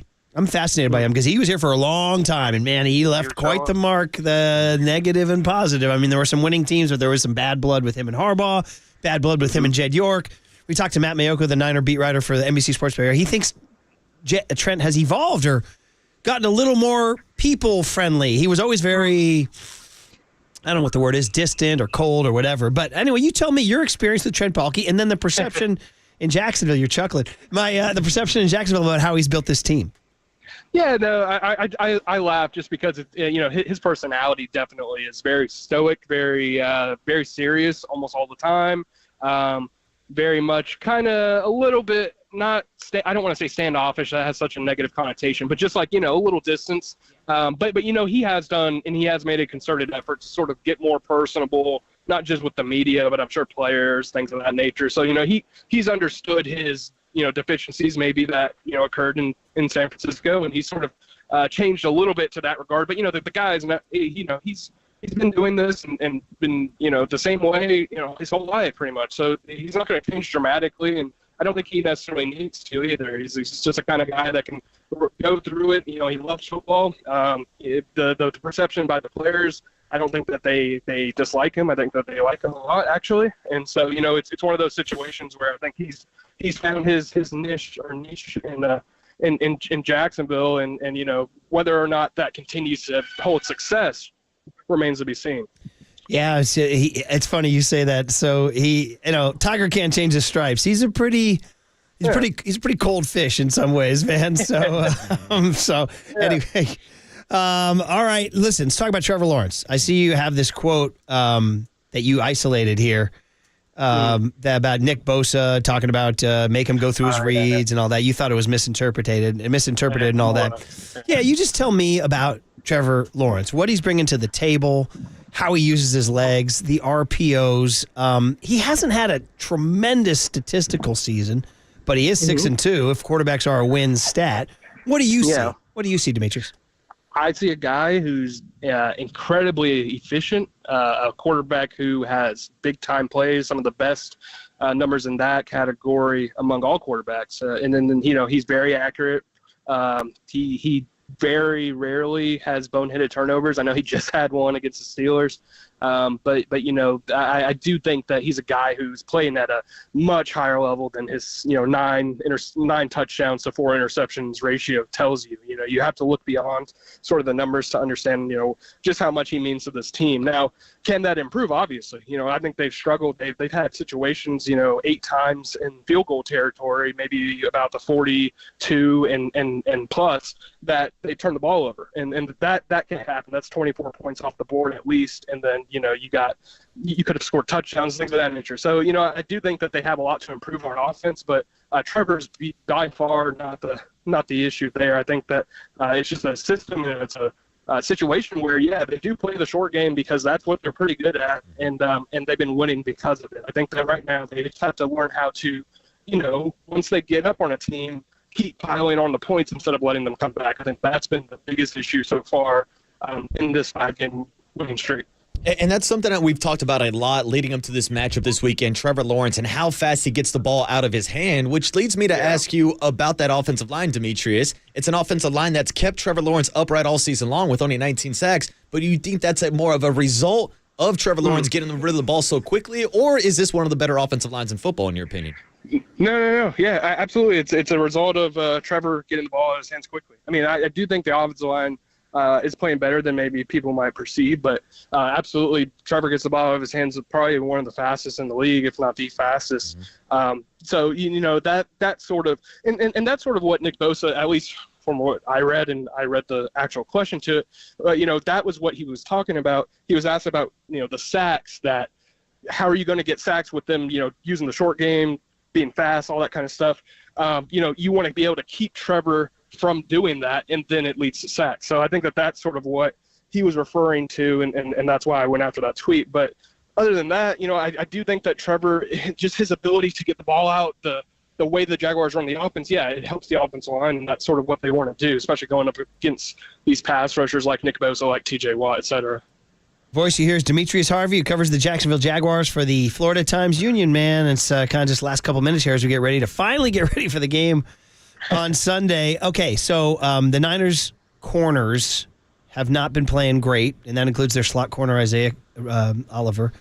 And the pass rush has not been getting home, and we just said Trevor can get rid of the ball quickly. So when I look at the Jacksonville receiving core, it starts with Calvin Ridley on the outside. It goes to Evan Ingram as a tight end. Can you just break down sort of what the Niners corners are facing here? Christian Kirk, I should mention, too, with 43 catches. So Ingram, Kirk, Ridley, and then even the back, ATN, huh? Four pretty good weapons.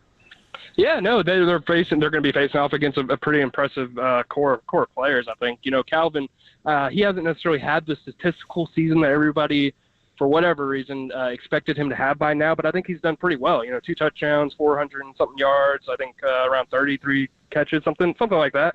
And I do think that he's a guy who's just going to keep getting better, grow inside into this offense.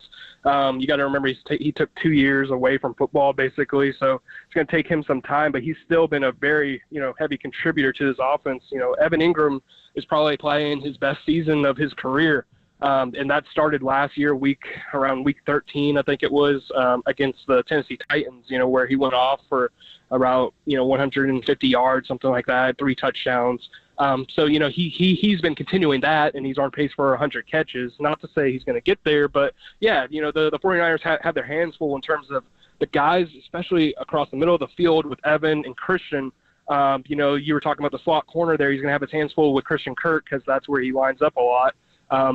Calvin Ridley on the outside, they like to take deep shots to him. I can imagine the 49ers maybe potentially bracketing him or, using some linebackers to, sort of take him away as well. But, that's just going to free up guys like Evan and Christian. So, yeah, it's a tough challenge for the 49ers, and I think the Jaguars and Doug Peterson, they know how to scheme pretty well, so it's just going to be a battle of the schemes, I think. Mm-hmm. And I think when you look at both of these rosters, you see how much talent there is on both sides of the ball. So I wanted to ask you, Demetrius, about the Jacksonville defensive matchup against the 49ers. Everybody knows about Josh Allen and his pass rushing ability, but it seems like a lot of people aren't familiar with that front seven, a front seven that's been one of the best rushing defenses in the league this year. So is that the key to slowing down the 49ers, is stopping Christian McCaffrey in the run game? And what do you think is the biggest defensive matchup for the Jaguars this weekend?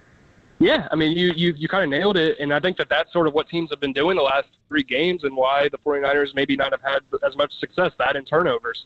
So, yeah, the Jaguars match up pretty well, and the thing is they're one of the top run defenses in the NFL, but if you look at who they've gone up against, the Colts twice, once without Jonathan Taylor, the Chiefs, the Bills, who don't even look like they want to run the ball at times, the Falcons, who are, just a struggling team. So this is really a huge test for them, going up against Christian McCaffrey, and to their credit, they've done incredibly well.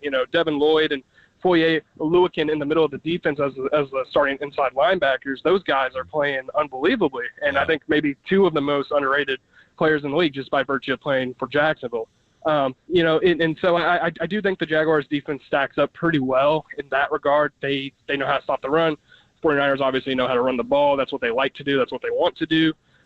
So, yeah, it's going to be challenging, and I think that the biggest challenge is if Deebo Samuel plays, how the Jaguars sort of move their coverage to follow him. He lines up in the backfield a lot, as you guys know, and Christian moves outside, So there's just a lot of different, variables to that Kyle Shanahan scheme, and I think that's sort of the challenge that they're going to face this week, and probably their biggest challenge of the season so far. We got to wrap up with you here, Demetrius, but I'm loving it. It's a great breakdown. I'm looking as I continue to look at this Jags roster. We all talk about Trevor Lawrence. We all talk about, and then you realize he's not the only number 1 draft pick on the team. Trayvon Walker out of Georgia was the number 1 pick in the 2022 draft.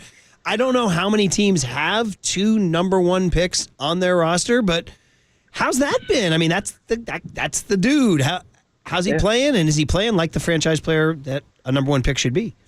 Yeah, it definitely is rare for teams to have basically, they're one of the only teams to have back-to-back first overall picks. But, yeah, so Trayvon has been playing well for the type of player that he is. And then that's the best way I can put it, in that he does a great job stopping the run.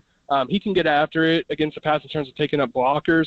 He just hasn't gotten to that next level of finishing, getting to the quarterback consistently, causing pressure consistently, things like that. And that could be a virtue of not having another guy, a third pass rusher aside from Josh Allen and Trayvon. So, it's a situation where you have to admit he's not playing to the status of the number 1 pick, but it doesn't mean that he's not playing well at all. So it's sort of a blend of, he does a really good job of what he's good at. I know that sounds silly, but he's just a really solid player right now, and I think as time goes on, we'll see if he progresses as a pass rusher.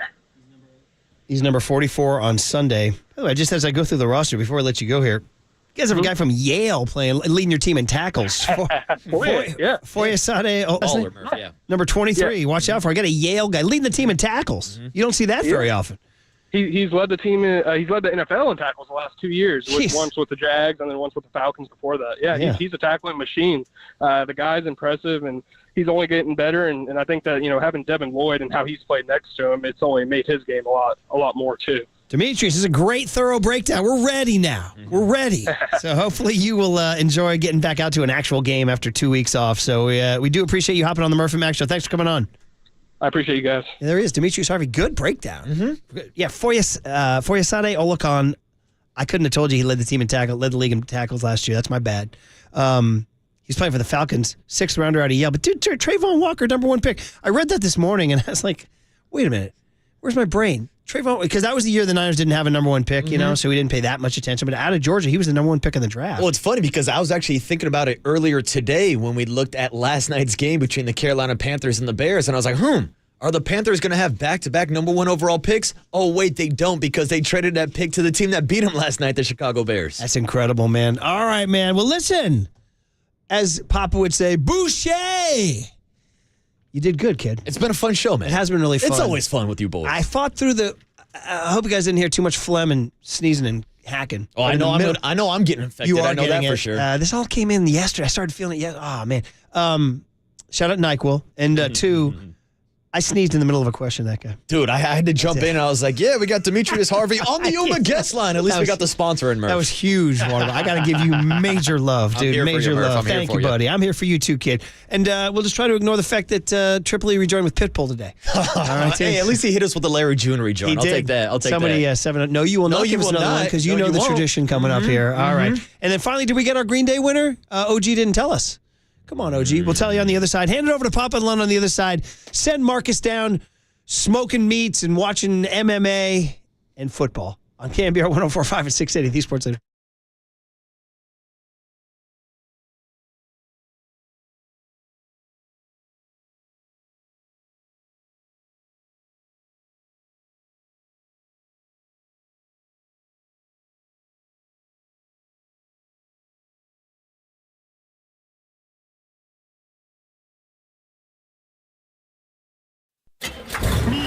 From the Chilton Auto Body Traffic Desk.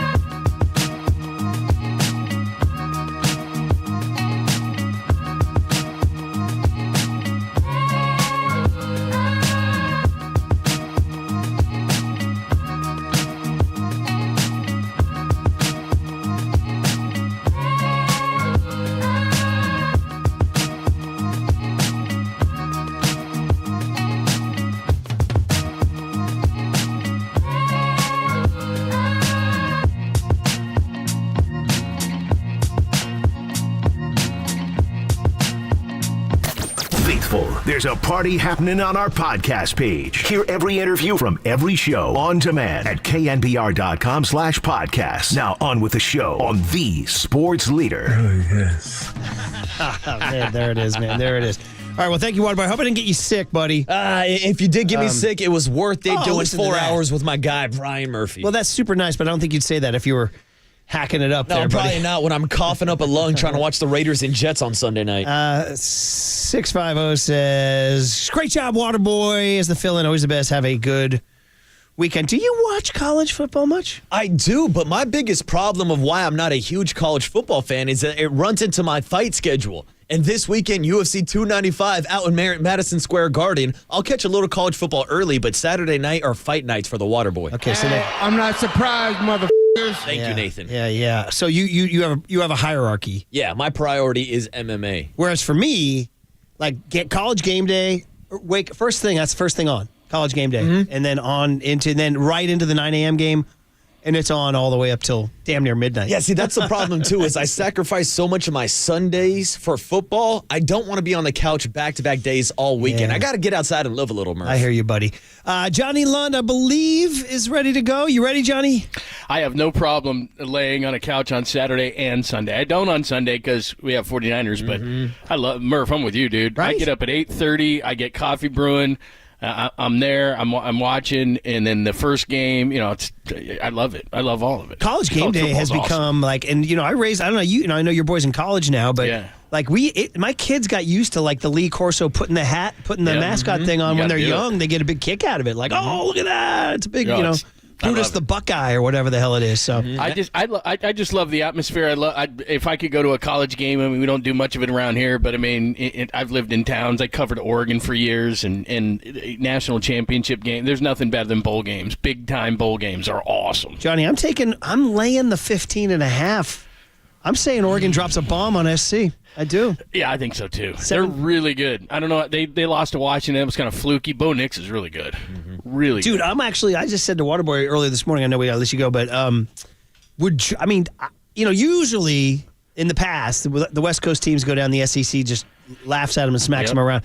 I'm not so sure this Oregon team can't throw punches with these guys this year. Yeah, because what they did is that happened to them under Chip Kelly for so long that they didn't realize they had to get offensive and defensive linemen. Look at the guys they pump out now. I mean, look at Penny Sewell and Armstead and Buckner, and I mean, even right now, they've got a bunch of good offensive and defensive linemen and guys like Bucky Irving and the receivers they normally have, and they always have great corners and DBs, but they understand now that, you know what, you got to win in the trenches. It's been years, but they do it now. Demo Lenore in Oregon. Demo Lenore. There you go, man. All right, guys. Crank it out. All right, there's our college football. We got to get Papa on There it is. Oh, yeah. Have a great weekend, Marcus. You too, Murph. Triple E, good job. OG, good stuff. Papa and Lunch start now when it's time for a change. Think Speedy Oil Change and Auto Service, your trusted oil change, tune-up, and brake experts. You are listening to KNBR and KNBR FM San Francisco, the sports leader, a Cumulus media station. Worst day of the week to be horny. Only Hawks fans know what they really want to see. Oh, yes. I can honestly say I'm sort of built for this. That's the end of the game.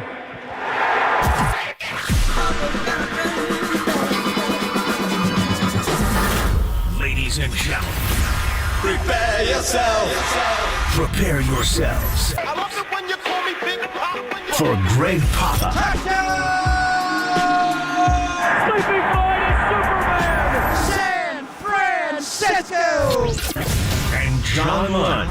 It's 10 o'clock. Let's hit it. This is Papa and Lynch That's right. We're getting it going. on KNBR 104.5 and 680.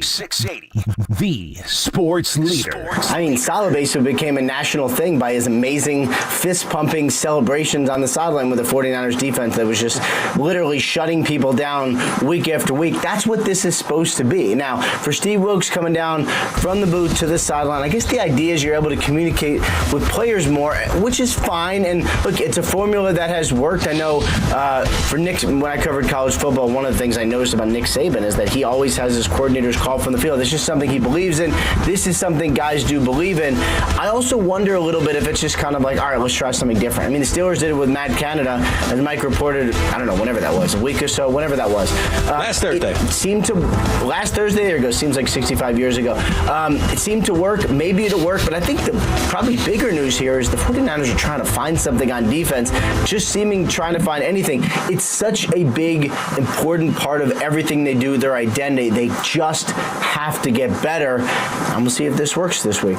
Oh, I mean, guys, to me, I think, just very candid, I think we're making a bigger deal out of it than it needs to be honest. But I just want to be able to communicate with the guys a little bit more during the game. There is Steve Wilks. I think too much is being made of it, but we'll discuss. We got a ton to go on. I got a good poll idea I want to run by you guys today. I went down the rabbit hole of Giants offseason. We can do that. Warriors are going to get tested. Couple of teams that are big are coming into town, but it is all about the 49ers getting back on track after the bye week against Jacksonville. You're getting ready for Chick-fil-A. Good morning, my friend. Duval! What are you going to do Waffle there? House. Oh, that's it, Waffle House. We're going to have fun. We're going to soak out the sun. We're leaving. I'm going to leave you the last hour, but I did have long conversations with Kyle Shanahan and Nick Bosa. I'm stoked so we'll hear leave that for you in the 1 o'clock hour. I do believe in Stephen Vogt. He is being introduced right now as the new manager of the Cleveland Guardians. Does he jump into the down by the river? Oh, yeah. I mean, that's no, he looks serious. He's got a blue suit on, no tie. He looks serious. Yeah, you got to do that. You know what's funny is MLB Network yesterday was running those clips and everything. And I was thinking to myself, and he is awesome. We've had him on a couple times. We had him on as an A. We had him on as a Giant. He's a lot of fun. But the one thing I do know from our conversations with him both on the air and at the ballpark is he knows the game. He's serious, and so he can do both, and I think he'll command respect. Good for Cleveland. I'm glad they did it. You and I had this conversation. I think Bob Melvin was the guy from the beginning, and if it wasn't going to be Bob Melvin, I think the Giants needed a veteran, but every team is kind of different, so obviously you hope that Stephen Vogt does well because he's a great guy. And I think the Giants are going to Northeast Ohio next year. They're going to Cleveland to play him, so we'll keep an eye on it, see if he does any stand-up act. But so, again, yesterday was a good day of practice after I left you, John. Devo Samuel just looks ready to roll. I think today's a big day for Trent, to be honest with you. I'm not sure where this is going to go. I said, are you playing, big man? He said, I'm playing. And then I don't know if he's playing, to be honest with you. He was just being nice. He thought he was going to play against Cincinnati. He was trying to talk Kyle into it Sunday morning, but you're just not going to do that. It's not you have to. You have to play every snap. We're giving you a roster spot. So you got to be able to play. And if you can't, Jalen Moore's playing terrific football. Josh Allen will line up over that spot all day long, and he's the real deal. He's probably the most underrated player. Maybe in the Jacksonville, I know you got them being overrated. I don't even think they're overrated. I think they're not even rated. I don't even think people know anything about them at all. They play their games in London. They won 2 there. They're a team that's ascending. I don't think their time is right now. The AFC is loaded, but more importantly is their time on Sunday. And I think a big factor also was just going to Cleveland and the dog pound of those people, stomping their feet on the bleacher seats there, the aluminum. I still got a headache. And then Minnesota and that skull. I can still hear it every time. Kirk Cousins over the middle, caught by Hawkinson. It was nonstop. Turn that thing off, would you? That's What a are you really doing good with that impression. thing? That's solid. Oh, it's so bad. I heard it. It's not going to be like that. When I remember going into that stadium, whenever it's called TIAA or Everbank or Everclear or whatever the hell it is. Everclear is lovely. It's nice, but it's Everbank Stadium. I think the Niner fans will take it over. It'll be like the road games we had earlier in the year, certainly against the Rams and, what we had last year. So I think that'll be a big factor where it won't be so damn deafeningly noisy. And I just don't think they're quite. There's a disconnect in their passing game a little between Trevor and mainly Ridley because he's the new guy. Christian Kirk, I think, is the guy you got to deal with in the slot. And Evan Engram, that tight end, runs a 4-3-3, as Tim Ryan was saying yesterday. And ETN is all that. But there's still a little disconnect with Ridley. I don't think they're going to have Zay Jones for this game, John, but we shall see. I feel I had major concerns going to Cleveland, and I think I told you that. And I told people close to me, it's going to be a hard game. I thought they'd beat the Vikings. I did. And they got, a couple bad plays, and Cousins was on fire, and some matchups were bad, and Dre got exposed against T.J. Hawkinson. I thought the Cincinnati game was going to be like Kansas City. I just felt that. And it was damn near close, and they controlled the entire game. But now off to bye, Debo looks like a different guy. McCaffrey looks like a different guy. For Dre, it's hard to tell because he's really got to hit people with that shoulder, and he's not going to hit people in practice. The ankle's better. And then we'll find out about Trent. But I do feel if the Niners play an A game, they're going to win the game. I'm just trying, if they play a B game or a B plus, they should win. If they play a B minus game, would they win? Then you're getting into that gray area. And then Jacksonville, they played one game in 23 days, so we're basing a lot of what we've seen on what we last saw with them. I expect Trevor Lawrence to be better and off that knee brace that he had on in the New Orleans game and the Pittsburgh game. One thing about that guy, John, and I know because you were right next to me drinking cocktails, January the 7th of 2019, when he came into Levi's as a freshman at Clemson. What a game he had against Nick Saban's defense. He threw for 347 and 3 touchdowns and no interceptions. I mean, he walked into the highest level of college football and dominated as a freshman and went 34-2 there with the Clemson Tigers. It's taken him a minute to figure out the NFL. Obviously, the Urban Meyer situation, and that was so bad the first 13 games there. But he's starting to ascend. I just don't think he's quite there yet. Where Joe Burrow, he not only rips it, he sees it, and he rips it, and the pass rush causes him no problem. Trevor Lawrence can run away from the pass rush, and he's so long. His strides, he just gobbles up ground because he's at least 6'6", and when he starts running, he's so long. And he throws an out ball as good as anybody in football. He's so precise. But there are times, especially in the low red zone, where he's a little bit off. So the bottom line is I do feel good going down to Florida, North Florida, and to Duval. I think the Niners, can they play a B game and win this game? They play an A game, they're going to win. I think they're going to play an A game. Playing a B game? I think they're going to play an A game because you look at the NFL and the trends and the way things go, and they've been hearing for a couple of weeks, how bad they are and knocked off the perch of where they are for 5 games, and you get Debo back, and maybe you get Trent, and maybe you don't. I think Chase Young gives them an energy. I don't know how well he's going to play, but I think he's going to give them a big lift defensively, and I think these guys are sick and tired of hearing that they're not good defensively, and Brock with the turnovers, and I think they are. I think that they're going to do exactly what they did last year, exactly what the year before that, which is they lock in at this time of the season. They've made a lot of mistakes, they have a lot of things to fix, but whomever is on the schedule, this is a 49ers issue to me. Run the ball, stop the run, stop the mistakes defensively.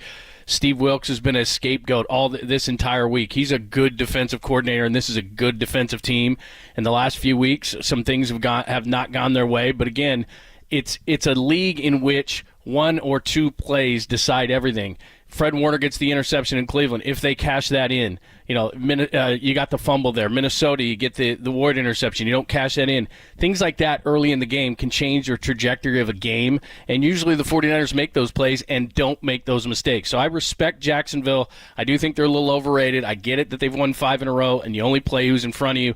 It hasn't been a great schedule. They're a good team, and they're on the ascend, but they're not the 49ers. And I think the 49ers, as they've done the last couple of years, are going to lock this thing in. Kyle's a hell of a coach, and I think they're going to play really well this weekend. All right, I got it. Let's I feel good. I feel good. You're I feel really confident. good. I want to see. Yeah. By the way, as I'm looking at you today, I have to say this as we get things started. Probably a 9.8 hair day. Is it? I mean, come on. I hardly What'd even you did use anything. today? I went with a standard. I went with a standard Bumble and Bumble That's texture solid. cream. Just no saying. hat day. Got to fly today. Solid today. Better than Tim Okay. Ryan. You know, Tim Ryan is coming very close to shaving his hair. Is he? He's getting fresh. Wait a minute. Seriously? Yeah, The I think it was after The Minnesota. wife. He just snapped. No, it's him. He just. Oh, it's him, right? It's too much work. It's just a lot of work to Oh have my that much God! hair. When I see him, now I've just gotten used to it. Yeah. But if people tuned in yesterday when we do the Thursday show, the story behind it, right, is until they win a Super Bowl, he's not cutting it. So he hasn't. That's has since Miami. No, the loss to the championship game in L.A. L.A. Okay. Jaquaski Tart got stuffed on 3rd and 2. Yeah. Eric Weddle came down. Yeah. Trent Williams had a bad ankle in that game. Maybe shouldn't have played. Just saying. So that it was after that game. But he was already getting a little long. But he has not. He has not had haircuts. But it is difficult because, like you said, he's constantly got to be using all sorts of product to get it back there, and it's a lifestyle. I'm not willing to take on that lifestyle. I'm not willing I to mean, do how that. long does that take? Have you ever asked him, like, how long does that whole thing take? That What is he? process? I mean, he's just. I don't know. He's got he's got water bottles and all this stuff to keep it. I don't know. I think he's worried about activator, a whatever. forest fire because if it gets too dry, it'll catch on fire. Right, I don't know. I don't know. Well, we'll have 5 hours sitting next to each other on the flight to Duval. Very nice. You got any tips for me in Jacksonville, John? Boy, I tell you, it's been a while. Murph gave me a bunch. Murph wants me to go. Has he been to Jacksonville a lot? I have not. He covered just golf the one there. time. So I we're covered the Super staying Bowl, at but- TPC. Yeah. Sawgrass. We stayed there a couple of years ago in that's, 21. That's a good spot. That's a really good spot. Yeah, that's the actually. place we. I know where Jimmy it's at. Garoppolo had no idea where we were. We were getting coffee with him in the morning. He's like, "Where are we?" I'm like, "Jimmy, just figure out their defense. Just get Wow. get 41 blocks." Just like what you want I to don't hear know. from your I don't know. quarterback. He's. I love Jimmy. Where are we? He has Oh, some no. amazing questions. This is not going to go well. I don't know. Just keep it in the fairway. Oh, boy. No, a little, Oh, pool, a little boy. pool. I may not leave the hotel. This is one of those where it's such a compound. And I Yeah, that's remember not last bad. time we were there, I remember Nick Bosa was doing cannonballs in the pool. When were we there? It was middle of the season. Yeah. It was after, I think, because they went to, did they go to the Greenbrier? I think it was Yeah. Tampa, Jacksonville, back-to-back. Was that the trip? I think I joined them. No, because I flew in with them. But anyway, You're right. we were just there in the hotel room. I bet Nick could do a hell of a cannonball. My God, Murph was trying to get me to go to Daytona to see the Daytona 500, but really, hour and a half? I don't think so. Yeah, I think this is one where To watch the only cars run time a I leave circle. the compound of the hotel is to go to walkthrough. That's about it. Here's what I remember from being there for. I did the whole show about 6 days. I was in Jacksonville, covering the Super Bowl years ago. It was like 2004, I think it was. And you just run out of things to do. There's just, the NFL has a bunch of stuff going on. The Taste of the NFL, they have the media party and stuff. You go to a few bars, but I remember, like, I couldn't get into any A-list parties. I was having a hard time getting into D-list parties. But I mean, it's just not big enough. There's just not, and like, I mean, earlier this week, somebody called and said, "Hey, this is the best place," and we looked it up. It was like a lunch joint that closes at 7:00. Like, Oh, come is on, that man. the French place they said Yeah. for me to go to? Oh, that's It all right. closes at like 7:00. That's all right. That's the best place. Well, I'm not going to get there till 11 o'clock. So. Right. So that's an issue. That's why you're going to Waffle House. I may go there. I think I'm going to Oh, get you gotta. in the team meal room. They always have a good plate of waffles. I never get them, but I may hit a Waffle House just to feel the vibe of Trevor Lawrence. Ron Burgundy wants I'll have that's the a good waffle. I'll have the Steffi Graf. That's whatever he has. That's a real. Yeah, I mean, he knows. He's The he's a Southern silhouette boy. is He'll a know. dead ringer for Andre Agassi's wife. Isn't it? Yeah, it's unbelievable. All right, I'll give you an idea for a poll today. Maybe you guys will go for it, maybe not. We got a ton to get to today, but a lot of it focused on the 49ers. Big question today. How you feeling going into the second half of the season? The text line is wide open. Give us your thoughts as well. Things that got to change, how you're feeling going into it. And we'll ask you a question in the poll today. We'll get into a little bit of Giants. We got some Warriors as they got something going on this weekend. By the way, Andre Iguodala's busy. My God, Nice he picked job for him. he picked up another That's job. a big time job. That's time consuming. My God, man! I thought he was running some big firm. He's taking over as the NBA. That is a prestigious executive job. director, Of the Players executive Association. director. That's a My big time gosh. job. Yeah, my God, man. He can do But it anyway, all. He can do yeah, it all. He can. All right, let's get into it. It's Pop in London on a Friday. Thanks for hanging out. Remember YouTube and Twitch as well. You can get the conversation going there. We'll continue it next, only here on the Sports Leader.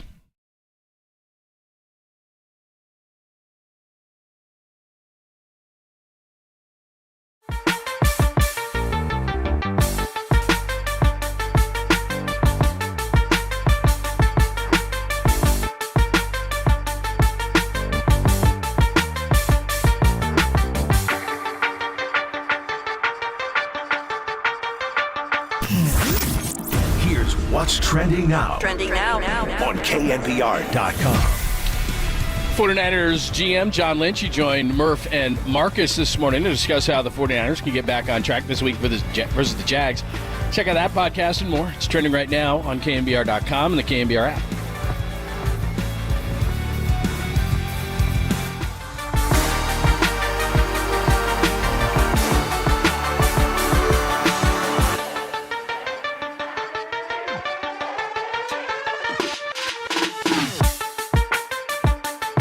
Gold Bar Whiskey proudly presents the Joe Montana Whiskey Collection, a whiskey that celebrates the iconic 49ers quarterback and a four-time Super Bowl champion, Joe Montana. Gold Bar is the perfect whiskey to enjoy with friends and families and celebrate like a champion. It's crafted right here in the heart of the Bay. Each bottle of the limited edition Joe Montana whiskey embodies the spirit of greatness, aged to perfection and finished in cognac barrels. It delivers a unique taste that is as smooth as Joe's legendary passes. You can find the Joe Montana collection at local retailers, online, and at goldbarwhiskey.com, or at the Gold Bar Whiskey Distillery located on Treasure Island. Elliot may take care of you, so stop by there for delicious foods. They serve lunch from Wednesday through Sunday, refreshing cocktails, and the best views that San Francisco has to offer. You're on Treasure Island. For more details, including location and hours, visit goldbarwhiskey.com.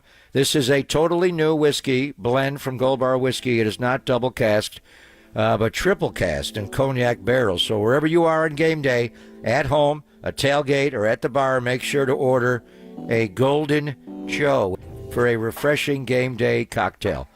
Gold Bar, the official whiskey of the San Francisco 49ers.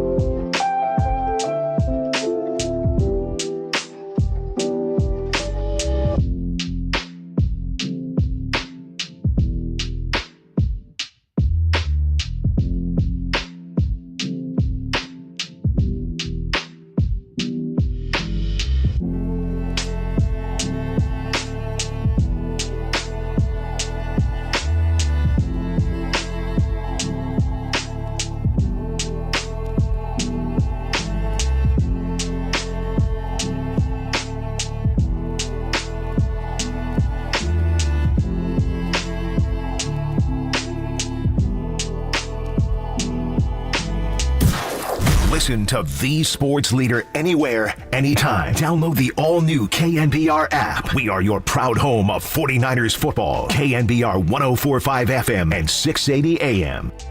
Yeah, it's huge. Obviously, you get the ball into Debo's hands, and he can do some crazy stuff and help our team out big time. So to have Debo back will be huge. Trent as well. Like, that's going to be awesome to have him and his experience, his leadership, and sort of just help out with everything, run game, pass game. Like, that's Trent's the best of the best. So have two of those guys back and give a spark and bring that energy to our offense. It's huge. There's Brock Purdy leading us back. Brock Purdy v. Trevor Lawrence. The number 1 pick versus the last pick. We've had that. That's going to be the last 2 weeks. Matthew Stafford. Think about and that. Joe Burrow. Yeah, exactly. That's crazy. Well, you made a big deal about that when he played Stafford. First time ever, the first pick against the last pick. Do you realize before Brock, Mr. Irrelevant has never thrown a pass in the NFL? You know where I think I stole that from with zero attribution is Andrew Siciliano. I think he's the one who came up with that. And then when I said one of his better ones from NFL research. Yeah, and then you were like, well, how many times is that person actually? And I was like, good point. And I looked back and I couldn't find him. And there's been a handful of last picked quarterbacks. I think Chad Kelly maybe was one of them. Jim Kelly's nephew. Yeah, who went up to Canada. He's actually having some success. I think, didn't he get with the Broncos? They cut him the next day? He got drunk and went into. Yeah, he got drunk and went into somebody else's house and thought it was his house. His uncle is Jim Kelly. Yeah, so that's probably a problem. When Jim Kelly first got to Orchard Park and then all of his brothers moved into his house with him, it was a riot. I bet. It was a riot. Oh my gosh! It was the run and shoot. Every night. He took Miles Davis's offense from the Houston Gamblers. Oh, that's right. The USFL, man. Yeah, people weren't around for that. All right, coming up next, Gene Fournette's going to join us, Florida Times Union, and so we'll get the behind-the-scenes look at By the way, Jags. He wrote, I asked Danny to book him earlier this week. He wrote, by far, the best mid-season at the bye week review of a football team. Really? I thought I got like the 49er notes from the scouting staff. It was unreal. Honestly, I am thoroughly prepared for the game for just reading that article. It took like 15 minutes to read it. I don't know how long it took Gene to write it, but it's the best one I've ever read. So I got questions for Gene. All right, we'll talk to him at 10:30. We're confirming Matty Mayoka. We're moving him around because he got flights today, but I think we're going to get Matty at 10:50, so you're in for a treat because we'll get guys who really know the teams at 10:30 and 10:50, so make sure you stay tuned for those things. All right, I kind of wanted to take the pulse, and I love doing these anyway to a fault. I wanted to take the pulse of the faithful today because it could be easy if people were a little bit nervous about things, winning the first 5, cruising along, losing the last 3. And we usually do this when the schedule comes out. But the rest of the way, how many games do the faithful think the 49ers are going to win the rest of the way? Of the 5 last and 3 9? Of the last 9, and we are through week 9. So even though it's only 8 games, it's week 9. That's the halfway point, 18 weeks, as you pointed out the other day, 17 games. So we are at the midway point of the season. So for the midway point of the season, so Jacksonville, the Bucks, at Seattle, Eagles, Seattle, at the Cardinals, Ravens, at the Commanders, Rams. Those are the last 9 games of the season. How many are they going to win? What's going to be the total? So Danny's big poll is going to come up, and underneath that, and it's on Twitter, of course, and it can be all retweeted, all that kind of stuff. But if you want to put your comments under there as well, how many total games you think they'll win, how many games do you think they're going to win the rest of the way? Just trying to get a pulse, because it's easy when they're 5-0 and be like, oh, they're going to be, whatever, 15-2. So it's gold marker and red marker mid-season coming out of the box. Exactly, because I'm just trying to get a sense of how people feel. What did you have them before the season started when the schedule came that's out? a good point. I got to go back. I want to say 12 and 5 or 11 and 6. I think I had 12 and 5. I think 12 and 5. And I had them. I think I might even had them losing like most of the could lose kind of games, like Eagles. You had them losing to Dallas. I remember that. I did. I had them losing to Dallas. You had them losing home games. Yeah. Did you have them losing to Cincinnati before the year started? I'll go back, but if they had people 5, forgot. I ran into so many people and said, "Damn, I forgot how good Cincinnati was." I'm like, really? You forgot? But weirdly enough, and we'll get more into this because we got to get to our Jacksonville beat writer with the tremendous Gene. peace out. Mean Gene, he's the best ever. Gene, the dancing machine. We got to get to him at 10:30. But so we'll continue this conversation. Yeah. But I am weirdly confident. You only I'll have just them say losing that. one, is that it? Yeah, I'm weirdly confident. You picked the rest wrong of the one. way. You picked the wrong one. You think? Yeah. Well, you don't want to lose that one. But the Eagles have looked good.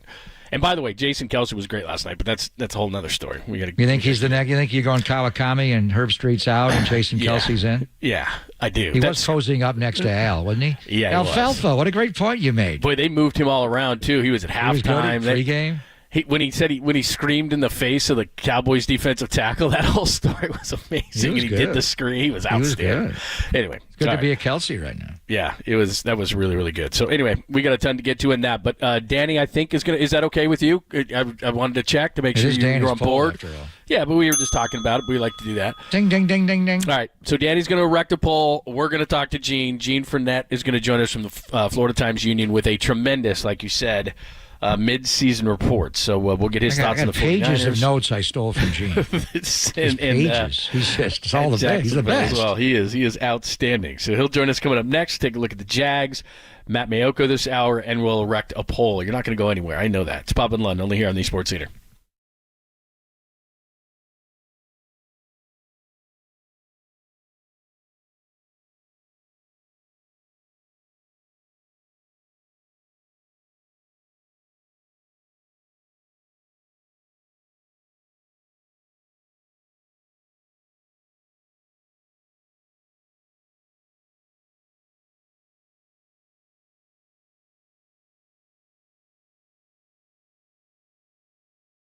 Hey, it's Greg Papa here and doing play-by-play during the NFL season. I have to stay on top of my game, and I really need to make sure I get the best sleep I possibly can. My Sleep Number smart bed helps me get the proven quality sleep I need. Sleep Number beds allow you to adjust your perfect firmness and support to sleep comfortably every night. And while you're sleeping, Sleep Number smart beds automatically respond and adjust to your movements to help keep you asleep all night long. My Sleep Number with the 2 herniated discs is 100, and I sleep great. And now, during Sleep Number's Veterans Day sale, save 40% on the Sleep Number Special Edition Smart Bed. It ends Monday, November the 13th, only at Sleep Number stores or at sleepnumber.com. Sleep Number, the official sleep and wellness partner of the National Football League.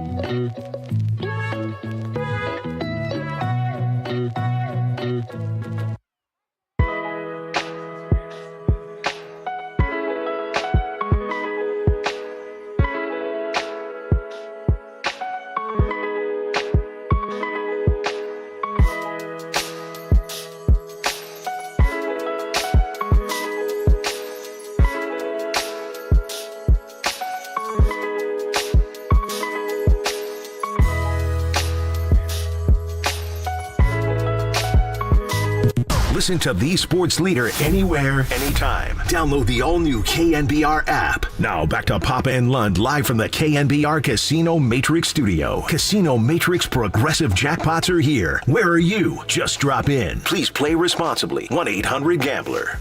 You're used to having a plan. You're used to being, for myself speaking, being back there and having a plan of what I want to do, how I want to start the game, how I want to kind of settle in. I mean, these guys are pretty unique. You got to be great at taking what the defense gives you. You got to be able to have explosives too. You can't just throw everything underneath, and you can't just run the ball every play. Like, you got to try to take some shots and take advantage of some stuff in the back end. So you got to have it all. You know, you can't just pick one thing. Teams are too good in this league to be one-dimensional. So, you know, we'll have a good plan for them. That's Trevor Lawrence leading us back. Jaguars and 49ers bright and early. And remember, I'll be with Dennis Brown and Adam Copeland at 7 a.m. for the pregame show, so tune in early. Pops will have the call with Tim Ryan. And one of your favorites, Pop, Gene Fournette, Florida Times Union, does a tremendous job. He's the best. Covering the Jags. Before we get to the Jags, and first of all, welcome, Gene. How are you? I'm doing well. How about you guys? We're doing good. Before we get to the Jaguars, I got two questions for you. Number one, I'm looking at your timeline. There's a eastern diamondback rattlesnake on a trail behind your house. That scares me quite a bit. And then actually, it's not behind my house. Okay. It's on a trail. It's about 10 miles away on a trail. Okay. I don't like snakes. That scares me. But the second thing is we're wondering, what is the best place to eat in Jacksonville before we get started? Waffle House. What's the best place to eat in Jacksonville? Well, I mean, what type of food are you talking about? I mean, waffles at 2 a.m, Jim. Well, ask me Waffle House then. That's the only place. Yeah, I think the president of the Waffle House Jacksonville Beach Fan Club would be the quarterback of the Jaguars. Right. So I haven't been at that particular Waffle House, but I hear, according to him, it's pretty cool. Okay. Well, I may roll in there like 2 a.m. on a Friday night. I'll say I'm with the Trevor Lawrence group, so maybe I get a table. But Gene, well, listen, I don't know if you guys are big enough in the media world to get a reservation at the Do we Waffle need a House. rezo? Do we need a rezo? Well, you know, that's what Trevor's wife told I know. us. It's like, I know. So supposedly the first time in the history of Waffle House they took a reservation. Yeah, if we can get a rezo at the French Laundry, we can get a rezo at the Waffle House in Jacksonville. But anyway, Gene, I got to commend you. You're the piece you wrote, looking back on the first half of the season, the bye-week review, was as thorough as any article I've ever read in my life. I stole like every single one of your notes. I felt thoroughly prepared for this game just reading it. So it's just amazing to me. And I want to get into the particulars of the 1-2 start, the 5-game winning streak. But can we start with Trent Baalke? Because last time we were there, it was the middle of the Urban Meyer fiasco. You guys were 2-7 and lost the game to the Niners, went to 2-8. Trent, who had been working in the NFL as an operations consultant for 3 years, had moved in the front office, director of player personnel. Dave Caldwell got fired. He became the interim GM, and now he's the GM. So who's most responsible for the dramatic turnaround from midseason last year to where you guys are right now? Obviously, Doug Peterson's a good coach, but how much of this is Trent Baalke's doing, Gene? Well, it's certainly a good part of it, but I mean, I think you have to start always with the coach and the quarterback. I mean, that's where it all starts, right? I mean, and you can't give anybody any credit for drafting Trevor Lawrence, right? Because he was like the consensus all-time. Of course, a first grader could have drafted Trevor Lawrence with the number 1 pick, so nobody really gets any credit for that. That was like, Mr. Captain Obvious draft pick of all time, right? So, but Doug Peterson, more than anybody, has come in here and really buttoned up an organization that was a hot mess and a dumpster fire under Urban Meyer. It's been a dramatic transformation. The best thing that could have happened to the Jaguars was for Urban Meyer to so royally screw up that the owner, who had a reputation of being one of the most patient owners in the NFL, felt compelled to fire him after like 13 games. So that's number one, because that's what made Doug Peterson available, because the timing was perfect, right? Doug Peterson had gotten fired by the Eagles when things went south there, and he got to sit out for a year and recharge his batteries. And then he comes to Jacksonville, and quite frankly, one of the big attractions for the job was Trevor Lawrence. You know, he might not have taken that job if Trevor Lawrence wasn't the quarterback here. So it was one of those circumstances where the planets aligned perfectly for the Jaguars, a team that's had been god awful, with the exception of the 2017 season, was just terrible for 15 years. And now they've got it rolling again because you've got a head coach who knows what he's doing, has got the organization buttoned up, and has created a culture that the players have embraced. And quite frankly, to me, the number one job of any head coach is to maximize the potential out of the 53-man roster that you have, and I think Doug has done that pretty darn well. Gene Fournette, he covers the Jaguars. Pop and Lund here on the Sports Leader, and again, 7 a.m. pregame, 10 a.m. kick. Pop will have the call for you with Tim Ryan from Jacksonville. So, Gene, tell us, what has changed this year from getting embarrassed at home against Houston in the last time they lost, and all of a sudden they've reeled off 5 in a row? What have been the biggest differences since that day to now? Well, I mean, from a personnel standpoint, not much, right? It's still the same. It's still the same players. It's not, I think it's just a matter of, I don't know, call it a wake-up call or call it whatever you want. But ever since that embarrassing loss to a team that had a rookie quarterback, who obviously has since then shown himself to be pretty good, but then not only did they have a rookie quarterback, they were starting 4 backup offensive linemen that day. So you had a rookie quarterback making his 3rd NFL start, playing with 4 backup offensive linemen, and they beat the Jaguars by 20 points. And it just goes to show you, the unpredictability of the NFL, right? I mean, go figure, right? Arizona Cardinals beating the Cowboys, go figure that. It's just stuff happens in the NFL, and it's going to continue to happen. Where there's going to be results here these last 9 weeks where you're going to just kind of scratch your head and just go, huh? That really happened? The Denver Broncos really beat the Kansas City Chiefs 24-9? Really? Well, stuff like that happens in the NFL. And, that's part of the beauty of the league is that, if you could be the best team in the league, and if you don't come ready to play that particular Sunday, the worst team in the league can beat you. So, that's kind of where we're at. As for the 5 weeks that the Jaguars have won every game, they've only trailed for 7 minutes in the entire 5 weeks. The Indianapolis Colts took a 3-0 lead after their first drive on the Jaguars, and then the Jaguars took 7 minutes to respond with a long touchdown drive to take the lead, and that's the only time the Jaguars have been trailing during that winning streak. And as you pointed out, they won 5 in a row in the month of October, and they did it in 5 different stadiums, 2 different stadiums in London, the home game at Everbank against Indianapolis, and at New Orleans and at Pittsburgh, which and I want to get into Trevor Lawrence and where he's at in his career and all that, Gene, but just a word about, going to England, the Atlanta game, and the defense, Darius Williams with the pick 6 against Ritter, and, Buffalo getting in late the next week and losing Milano, so it got you rolling there. But it's clearly going to London, where you go every year, but on back-to-back weeks kind of propelled the year. But at home, you're 1-2 and lost the 2 early games, the one to Houston you referenced in Kansas City, when he had a chance to tie that game late in the low red zone. So my question is, how fervent is the North Florida fan base in Jacksonville over this team? Are they fully behind it? We're reading 54% of the seats are going to be Niner fans. What should the Niners expect going into the stadium? Are they going to have to use the silent count on Sunday? When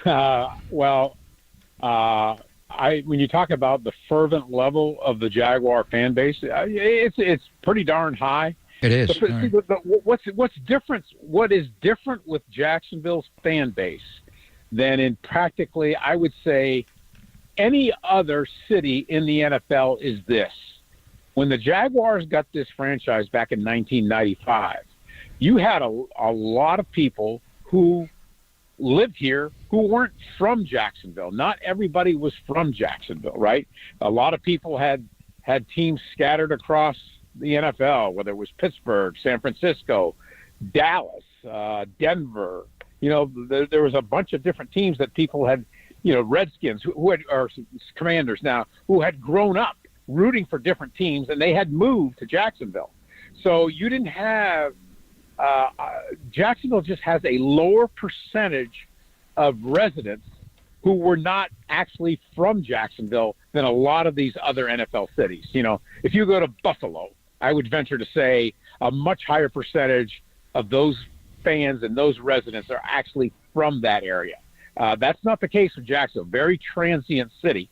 So that accounts for probably a big reason why certain teams, Pittsburgh Steelers, Kansas City Chiefs, Dallas Cowboys, 49ers that would probably thrown in there with that. So when they show up at Jacksonville Stadium, they show up in bigger numbers, and you see the colors of the opposing team in bigger numbers than maybe you would see at most cities. Although, listen, the Pittsburgh Steelers travel well, right? Doesn't matter whether they play in Arizona, L.A., maybe even Seattle or whatever. You're going to see Steelers fans in the stands, and you're going to hear cheering at the road venue when that team does well. And for Jacksonville, there's just more of it. And part of it is because you had a lot of NFL fans here who did not grow up rooting for the Jaguars. Now, that's going to change as time goes on. But for now, yeah, they still fight a little bit of a problem where enemy fans get their hands on tickets, and all of a sudden you look up in the stands and, 30% of the people are rooting for the opposing team. That's well explained. Gene Fernandez joining us, covers the Jags. It's Bob and Lund here on the Sports Leader, getting you ready for the game early on Sunday. Give us a scouting report on Trevor Lawrence, because we all saw him in college. We saw him a ton in college. We saw him here, Greg and I, at the national championship game when he won it at Levi's Stadium. And a couple of weeks ago, we saw Joe Burrow. I don't know that he's up to Joe Burrow's standards, but certainly he's starting to come into his own. So where is he? I think the word you just used, coming into his own, probably aptly describes where Trevor is at right now. I think he's potentially an elite quarterback. I don't think he's there yet. I'd certainly put him below the level of Patrick Mahomes and Joe Burrow, maybe even Jalen Hurts. He's depending where you want to put him, he's either kind of in the lower part of the second tier or at the top of the third tier. He's only got 9 touchdown passes in 8 games this year, and that's the same amount he had last year. But in the second half last year, he had 15 touchdown passes and only 2 picks. So if he follows that trend, the Jaguars will be in for a very, very good second half, especially since they have a defense that isn't by any means elite, because they give up a lot of passing yards, but they're a very good run defense. They stop the run very well, and they get takeaways. So that's what makes this matchup, I think, so intriguing. The San Francisco 49ers are probably one of the 3 or 4 best rushing teams in the NFL, and the Jaguars are probably one of the 3 or 4 best run stoppers in the NFL. So something's going to have to give on Sunday. Yeah, I think the one thing the Niners got to worry about, and likewise with Joe Burrow when they saw him 2 weeks ago, Gene, was he ran for 4 first downs in that game, as Trevor Lawrence will get out of the pocket and run. And I was impressed that New Orleans game on Thursday night, playing with the bulky knee brace. He was able to run. So where's he at with the knee? What exactly did he do with the knee? And then one thing is it looks like he has a real chemistry with Christian Kirk and Evan Ingram, the tight end. He's still trying to feel it out a little bit with Calvin Ridley. Is that accurate? So talk about, Ridley and the weapons around him, and what's the nature of that knee injury? Well, obviously, I think it's less of an issue now than it was 2 weeks ago. It's obviously been getting better, and now he's had a week, right, to coming off a bye was probably hugely beneficial for him. So, Trevor's a once in a while will throw up a pass that kind of makes you go, "Whoa, that wasn't a very smart thing to do." But more often than not, he will make 2 or 3 plays each game 2 or 3 throws, I should say, each game that remind you why he was the number 1 pick. And when he scrambles and runs, he usually does it in a moment where he sees the opening, takes it, and ends up moving the chains out of it.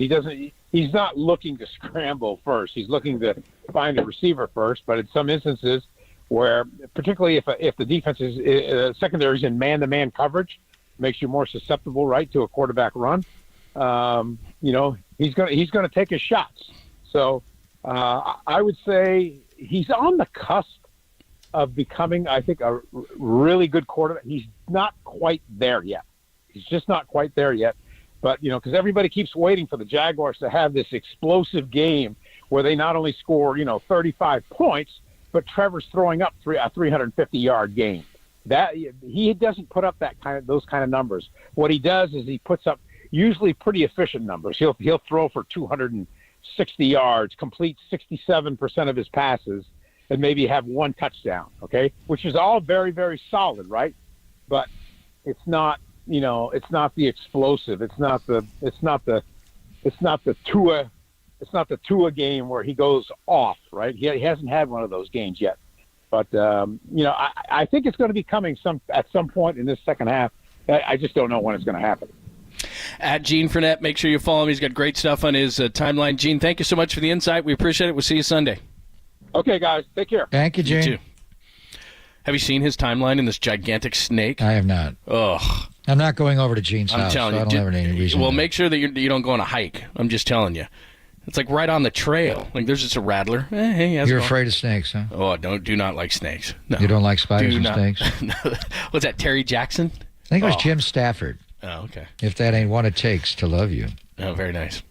All right, we go from one to another. Our good friend Matt Mayoko is going to join us to give us the 49ers side of things before he hops on a flight. And you'll see him in Jacksonville. We'll ask him what's going on with the 49ers, especially the latest on the injuries, Trent Williams being among them. We'll do that next only here on the Sports Theater.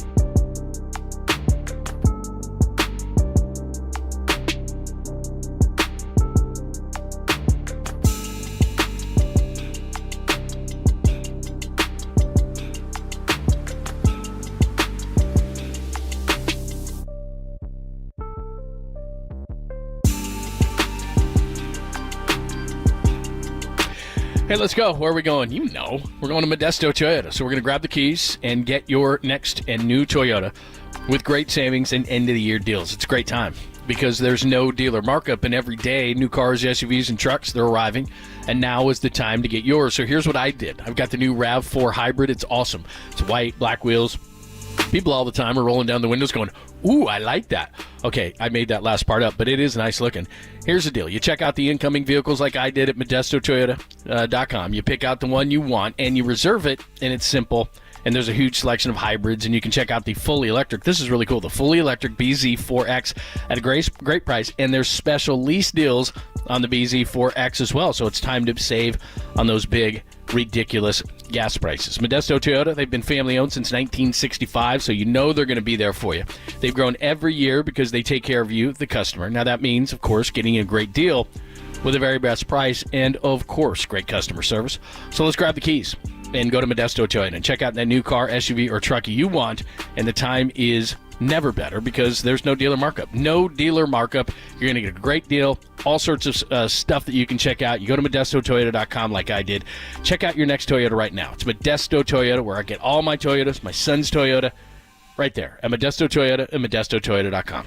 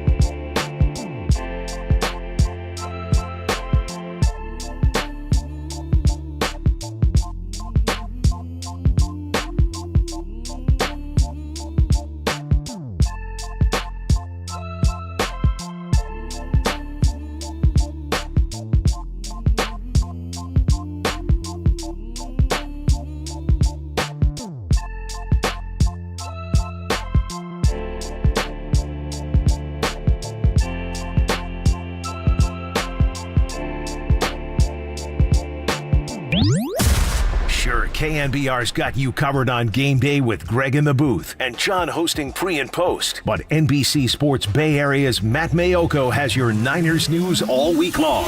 Here's Papa London Mayoko on the Sports Leader. Oh, it's something we talk about a little bit all the time because, I mean, I always used to when I was a coordinator. There's things you want to be on the field for. There's things you want to be on the in the box for. It goes both ways. So whatever you do, there's pluses and minuses to both of it. But it's actually not that big of a deal. I think that's kind of the thing. Everyone talks about it so much and what's going to be the difference, and nothing. He can go up and talk to a person face-to-face if he wants, but that's not something that happens a ton in games. That's Kyle Shanahan with Tolbert and Copes yesterday. If you missed the interview, just go to knbr.com. He joins the guys every Thursday to preview everything. And then, of course, John Lynch joins the morning show every Friday, so make sure you tune in for those things. What you also have to tune into, Matt Mayoko joins all the shows all week long. He joins us every Friday, joins us on the pregame show Sunday from location. He is always great at Mayoko NBCS, and, of course, the 49ers Talk podcast, and joins us right now, courtesy of the Uma guest line. What's happening? Well, I'm a little bit disappointed. What? I was hoping you would be able to get a food recommendation, restaurant recommendation out of Gene, but I was trying. All I got was Waffle House. Yeah, I took him off course. Yeah, you did. Yeah, let's blame Papa on this one. Yeah, I'm sorry. It's hard. I tell you, I covered the Super Bowl for 6 days about 20 years ago. I never found a place. I thought you meant it's hard working with Papa. I'll get you one. A buddy of mine works for the PGA Tour. He just called me. Actually, there you go. So I will. There's got to be you. something. When are you flying? Are you flying today, Matty? No, I'm flying out early tomorrow morning. Okay. Yeah, I fly through. I think I fly through Dallas. So unless you're on the team charter, there are no direct flights to Jacksonville. Yeah, that's a long day. Whew. Yeah. Let's address what Kyle said there first. I mean, a lot's been made of this whole thing about moving Steve Wilks down, and it's a great story for us to all talk about. But they got a lot of other issues defensively that they got to fix. But just that one in particular, what do you think of it? Well, I mean, I know that the company line has been it's not a big deal. Well, if it wasn't a big deal, then they wouldn't change anything. Mm-hmm. So the big deal is that the defense, there's enough issues that has forced them to make a move and to consider all scenarios. And so from that standpoint, it is a big deal because if things were going great, Steve Wilks would be in the booth and nobody would be talking about it. So I think what it does is I think it maybe even subconsciously puts give more ownership, more accountability to the players. Because when the defensive coordinator is you don't see him, you don't hear him. Because remember, even Fred Warner, the voice he'd hear in his helmet is Johnny Holland.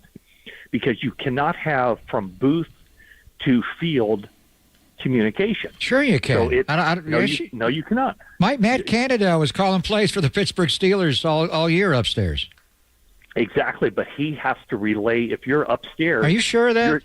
If you're listen now, if you're upstairs, that used to be the rule in the NFL. I think they changed that a couple of years ago. From what I understand, if you're upstairs, you radio down to the sideline, and then another assistant coach has to give. Otherwise, you could be in the quarterback's ear up until 15 seconds, going, "Oh, hey, look, that safety is playing, whatever." So Johnny Holland was the person who was in Fred Warner's ear, in telling him what the play call was from Steve Wilks. But the other part of it too is that, if Fred Warner has an issue, if Eric Armstead, Bosa, Deshaun Gibson, you name it, there's a direct line coming off the field. Hey, Steve, on third down, they're doing this, or hey, the offensive line is doing this. And so I think it kind of opens up the line of communication to enable the defensive guys to say, hey, look, in the past, if there's an issue, you could go to Saleh or D'Amico Ryans, and now they can go straight to Wilks with any kind of issues that they have. You all right, bro? Don't go to Waffle House. I know. Jeez. You all right? What, do you got allergies? You all right? I just saw you the other day. You were fine. You okay? Oh, no, I'm fine. I'm fine. All right. Just just talking to you guys chokes me up a little. Yeah, I know. Make sure the look sinuses are clear before you get on those flights. You don't want to have anything wrong with the ENT, ears, nose, and throat before you fly. That could be bad. Absolutely. Make sure you're clear. Go ahead, Pop. Just, I understand that about Steve, and I think they'll communicate better, and it's an obvious fix is to bring him to the field. We'll see if he likes it. But the best players have to play their best, and they've just not. Dre Greenlaw, every single play he made against Cincinnati looked like he was in pain, and I think he got abused against T.J. Hockenson in Minnesota with the ankle injury. Now he's got a shoulder. So he was talking in the open locker room about taking pain-killing shots for the ankle and the shoulder is a sprained AC joint. What do you expect from Dre Greenlaw? I think he's going to play because he's been practicing all week. But what do you know about the painkillers and the shoulder is the main injury right now? How do you think Dre's dealing with this, and how does he play on Sunday? Well, I mean, it's clearly something that is bothering him, and he's talking about it. So, yeah, I mean, I think this is going to be something that he's going to deal with for the rest of the season and manage it as best as he can. But, yeah, he's been full practice this week, so, it's not like he has the blue no-contact jersey on. And, I mean, the NFL is a very unforgiving business, so if you're out there, regardless of how you're feeling, you're expected to play your top football, and there are no excuses or anything else. So this is just something that, he's going to have to deal with. Yeah, it was the ankle earlier in the season. Now it's both. But, 49ers have high expectations for him if he's out there on the field, and it doesn't really matter what he's feeling like or what his level of I guess the old saying is nobody's 100% this time of year, and he's probably considerably less than 100%. But big things are still expected from him, and he's expected to produce. The one thing about kind of just talking about hearing how you entered that question. I was talking to somebody in Jacksonville. They felt like Jacksonville, their defense ranks very highly. And basically everybody on the Jacksonville defense is playing at a level that, is either, ascending, or they're playing at, not necessarily these guys are having career years, but they're all really playing solid football. And whatever the expectation was coming into the season, that's where basically everybody on the Jacksonville defense is at. And that got me thinking about the 49ers defense. And I think you could make an argument that nobody on the 49ers defense is playing at the level. Obviously Fred Warner's having a very good season, but I'm sure there are things that he would like to do better. Statistically, from a PFF standpoint, Nick Bosa's having a good season, but it's not, the production isn't at the level as it was last year when he won NFL Defensive Player of the Year. And I think you could literally go down all 11 players or 12 players or 13 players on the 49ers defense and really say that, yeah, this guy can improve. This guy can be better. Maybe the expectations were higher for this guy than the level that he's produced at. So, there's all the talk about Steve Wilks and all that. And the 49ers defense hasn't been horrible. The last two games haven't been very good at all. But there's so many different guys that can improve their level of play and kind of create that environment that the 49ers wanted to have or expected to have, where the defense leads the way. And right now, there's just nothing unbreakable, or nothing that can't be fixed, I should say. But there's just a lot more out there for this 49ers defense, and it has to start individually. Matt Mayoko joining us. We're getting ready for the Jags and the 49ers as Maddie's going out tomorrow. Pop is going out later today. The injury front is huge. Looks like Debo's going to be back. Not sure on Trent. And then all of a sudden Hargrave jumps up onto the injury report. What's the latest? Yeah, the team will be out there on the practice field at 11:25, so I'll be heading out there to kind of monitor what's going on.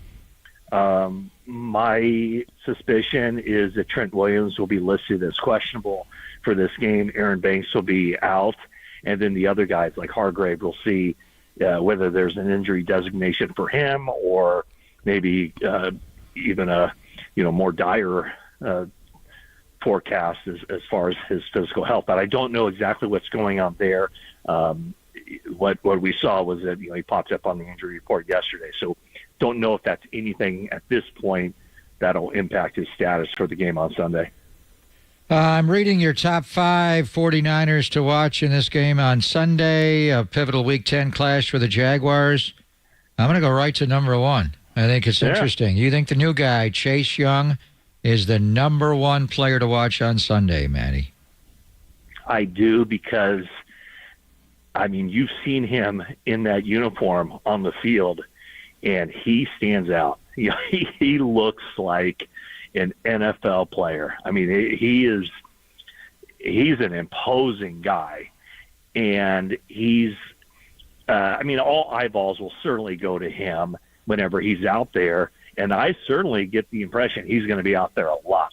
He played a lot for the Commanders this season. He missed the first game with a neck condition, but he played 7 consecutive games. He averaged 58 snaps per game and played a high of 75 snaps October 15th against the Falcons. So, I don't know what his production level is going to be at, but if you're talking about players to watch, he has to be number 1, just because a new guy in a new uniform, a guy who's tremendously talented, and it'll be interesting to see how offenses respond to him, what they do against him, if he's singled up a lot, if he breaks through a few times, if that leads to more one-on-one blocking for Nick Bosa. So I think Chase Young is pretty clearly here the number 1 guy to watch in this game,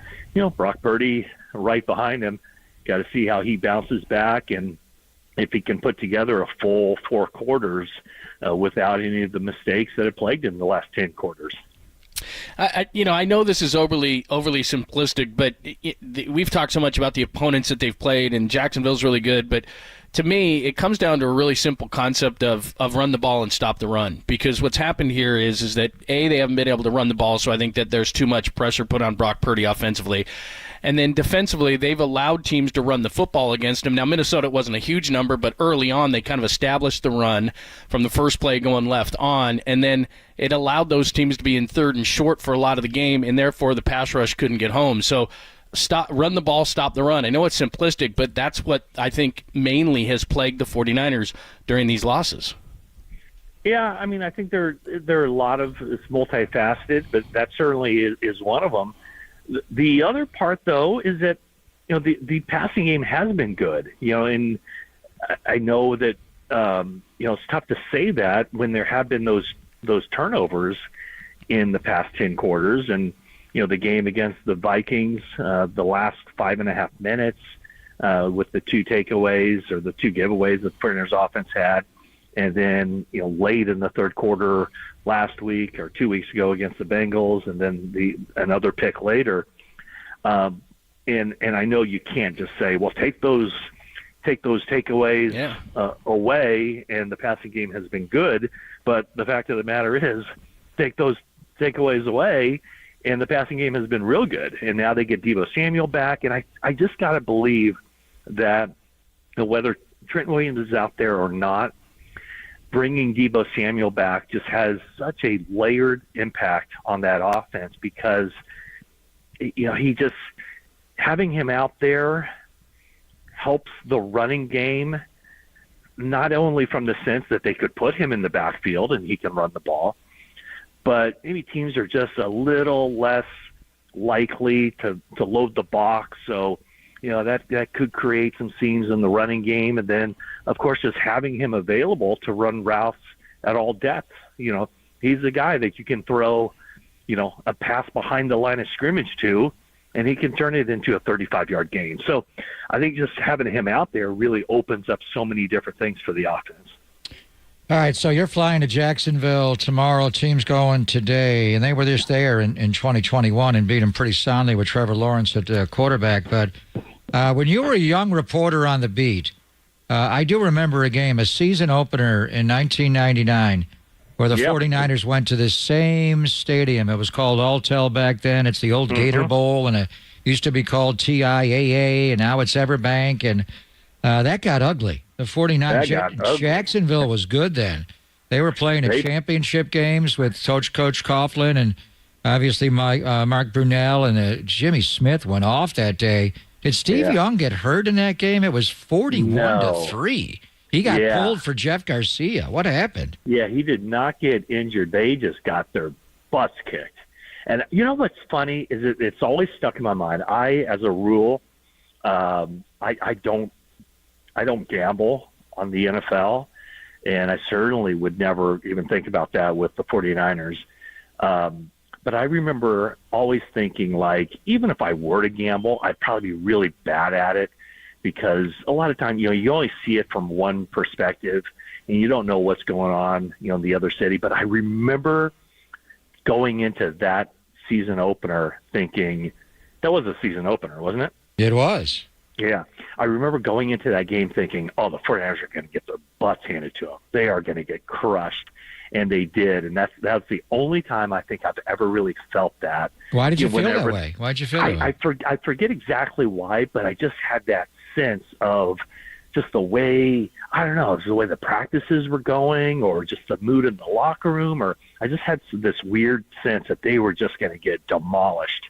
And they did. But yeah, I don't recall exactly why that was. Gosh, that might have been, Jacksonville's probably the city where I've gone to the least amount of times in 29 years of covering the 49ers. And so it has been that game in particular, I remember, because that was a good Jacksonville team, and the 49ers were kind of at the end of that iteration of the 49ers where Steve Young was the guy. In fact, it might have been, I think, the maybe 2 or 3 weeks later would have been the Monday night game against the Cardinals. Yeah, when he got hurt. Aeneas Williams, Aeneas Williams with the Lawrence Phillips missing the blitz pickup on that. And, of course, Steve Young never played another down for the 49ers after that. They were 4-12 in 99. Yeah. So you've only been in Jacksonville in 99. You went in 05. When the 49ers played the Jags, it was in London in 2013, and then we just went there a couple of years ago in 21. So this is your fourth trip ever to Jacksonville, maybe? Probably the fifth, because I remember they preseason game. They played a preseason game, which was just kind of like shocking. Like, what the heck? Yeah, I think that was 98. What year? I think that was 98. Yeah, and then either the year before or the year after, the Jaguars came to Candlestick for a preseason game. So, yeah, I think this is only my fifth trip there covering a football game. Great stuff, Matty. Thank you so much. We appreciate it. We will talk to you bright and early on Sunday. Look forward to it. Yes, you will. And my apologies for coughing up a lung on the show. It's all right. Hope people didn't tune out after that. That very unfortunate incident. I pity the individual who draws the seat assignment next to you on the flights. Oh, boy. Yeah, and Greg, I apologize for being rude by saying, will you just listen to me? No, it's all right. I say that the whole show. I say that the whole show. I mean, because I'm still trying to figure out if that's in fact true. I think it is, because I mean, I know for a fact that Wilks' calls have been going through to Johnny Holland. So you have to, in order for, if a coach, a coordinator is on the sideline, he can talk directly to the middle linebacker or the quarterback, whoever has the green dot. But that communication, if the coordinator's upstairs, has to go through an assistant coach on the sideline and be relayed that way. I'm going to find out, because Nick Holtz may be joining us. He's the passing game coordinator of the Jaguars. Okay. Bay Area guy from day one. He sits right next to Press Taylor. Doug Peterson does not call the Jags plays. Press Taylor calls their plays from the press box level. Matt Canada for Pittsburgh was calling the plays offensively from the press box level. I don't believe it went through anybody on the sideline. But I do remember they changed that rule a couple of years ago. When Harbaugh was coaching, he had upstairs, it was David Shaw, it was Greg Roman, it was times Johnny Morton. And they would call, when David was there, David would call the pass plays, Roman the run plays, Johnny Morton called the pass plays. and they called it into Harbaugh, and then Harbaugh Right. would relay it to the quarterback. That Yeah. time it couldn't go press box level to green dot, but I think they changed that rule a few years ago. Really? Okay. I think so. But that doesn't. I mean, even on the Murph and Mac show this morning, John Lynch made a did say point. that. Maybe it's He different did on say- defense. Maybe it's different on defense. I would have a hard time believing that they would Yeah. have different rules for both Because that would sides be of an the ball. advantage for one side of the ball. Yeah, and I would believe also that it would be a huge advantage for an upstairs voice to be in the quarterback's helmet 15 seconds before the snap of the ball, being able to get that whole global view of where the defense is lining up. I think that would, I would have a hard time believing that would be the case, that you could have booth to quarterback communication during the course of a game while they're on the field. Good stuff, Matty. Thank you so much. Have a safe flight. We'll talk to you Sunday. Okay, sounds great. Okay, I'll get you a restaurant. All right, that's the great Matt Mayoko joining us. Great insight into the 49ers as always. And, of course, we'll have the full injury report after we know what's going on as far as practice goes. We only got Pop until 1 o'clock today, so he's heading off to Jacksonville. Matty's heading off tomorrow. All right, we will officially kick off the poll coming up next. We kind of threw it back and forth. We were going back and forth on it at 10:30. We got the poll for a Friday, has to do with the 49ers. We'll unveil that officially coming up next. And our good friend Steve Weish, a wider lens view of the entire NFL at 11:30. It's Pop and Lund, only here on the Sports Leader.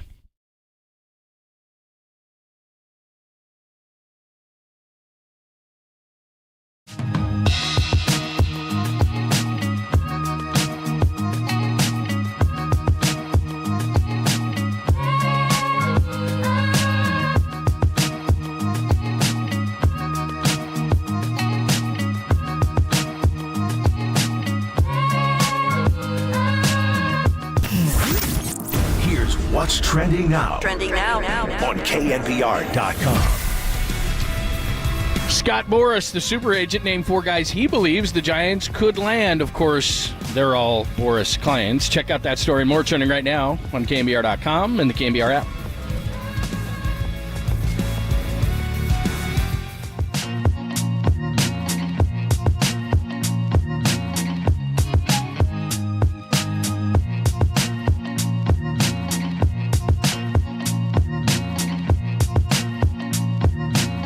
Hey, it's Greg Papa here, getting ready to leave Levi's and fly to Duval for a Sunday morning 10 a.m. kickoff.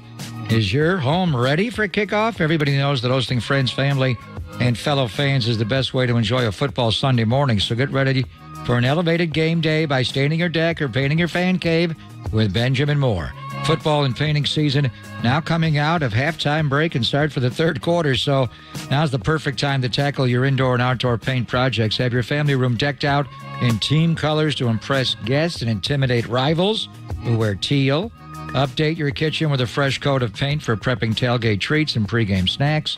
A freshly stained porch or repainted exterior will allow you to grill outdoors in style all season long.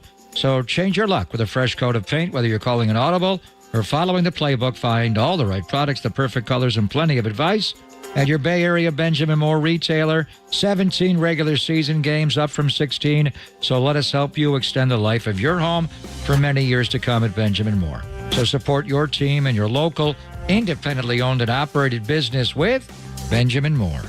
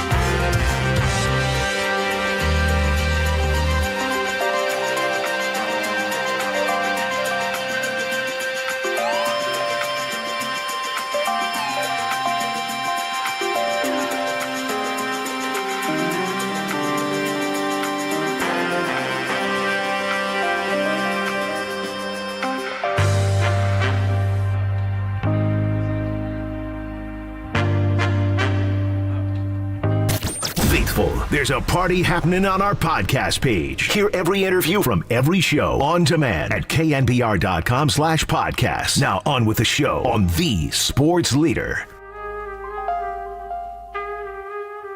I think the most important thing is to have that optionality to where you can do a lot of different things. I will say it's hard to take a guy like Dre Greenlaw off the field. He's such a difference maker for us. But at the given, point in a game, if it is something that makes sense for us, it's something we can do. It is nice having all those things at your disposal. And, I think it can present a problem to offenses. So we've got a lot of options to do different things, and I'm just excited to have all these guys that we can implement. And the important part is we just go execute, and we go get back to asserting ourselves as a top-level defense in this league. We're capable of that. We need to start playing like that, and, I expect that we will. There is John Lynch exclusively every Friday with Murph and Mac, and, of course, Coach Kyle Shanahan exclusively on the radio every Thursday with Tolbert and Copes. So make sure you listen to both of those interviews. But that was John coming up this morning. We have the mid-season poll, which is very simple. We're taking the pulse of 49ers fans. We'll do that for you in a second. But kind of what John just said right there, I feel the same thing. I mean, they've done it. 19, they were just hot all season long. 20, they had all the injuries. 21, 22, they had comeback years. So in November, the 49ers, in the last 4 years, with one being an injury year, they're 8-2 in November. So I just, all this talk and everything, I know it's not a tangible thing on the field, but I just get this sense, and you're down there a lot, I just get this sense that they're sick and tired of hearing about the three-game losing streak. I think the defense is really fired up. They get Chase Young in to give them a little bit of energy. I expect these guys to come out, honestly, with their hair on fire on Sunday. Well, I hope so, but it's hard to know, to be honest. I do feel like there's energy back in their legs, but Jacksonville's coming off a bye, and they played one game in 23 days, and we'll see how it all translates, and I think we'll find out. They are practicing now. Kyle's going to talk a little bit earlier at 12:40, so maybe before I leave we could even find out what they're... And I agree with Matt. I think they'll list him as questionable. He will not be out, I don't think. And I don't think he'll be probable. I think right now there's a question of whether or not he can play. Even if he practices today more than he did yesterday, then he's got to get on an airplane flight. And John Lynch was talking with Murph and Boucher, Paulie's out, Marcus this morning about 5-hour flight. You get swell up on the flight, and maybe he's fine after practice, but if he pushes a little more today, how's he going to feel when we land, and tomorrow morning a walkthrough? So we'll see. But Jalen Moore's playing well. The response that John had there, the optionality, and it was Boucher, and he asked me this when I was on with Murph and Boucher earlier at 7:30, and then John was at 8:45, about going to a 5-man line, which is something Steve Wilks did in the second half at times in the Ram game. Also did it at one of the home games. What was it, against the Giants or Arizona, one of those teams? And they played with 5 linemen. It was mainly to get Javon Kinlaw on the field with Cleve Ferrell, obviously Nick Bosa, Javon Hargrave, and Eric Armstead. Now that you've got, Chase Young here and you've got Randy Gregory here, would you go to a 5-man line not just to stop the run? And Travis Etienne is that good of a player. He just might be the most underrated running back in football. That guy's good. And he catches the ball out of the backfield. But you could also do it to go get Trevor Lawrence. So the question was, with Chase Young here, would you go to a 5-man line? I think Chase Young, I don't think he's going to start this game on Sunday. I think it's going to be Cleveland Ferrell playing at one end, Nick at the other, and Javon Hargrave and Eric Armstead inside. That'll be in the base, in the alpha. He'll definitely mix in, though, in the Bravo. He'll mix in the Turbo.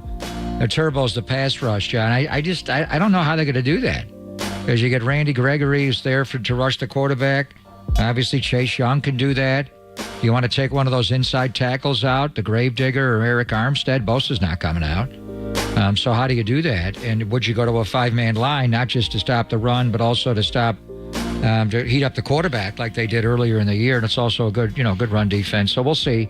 You'll hear my interview with Nick Bosa from yesterday, and we got into the concept of, at Ohio State, they never did put Chase Young next to Nick.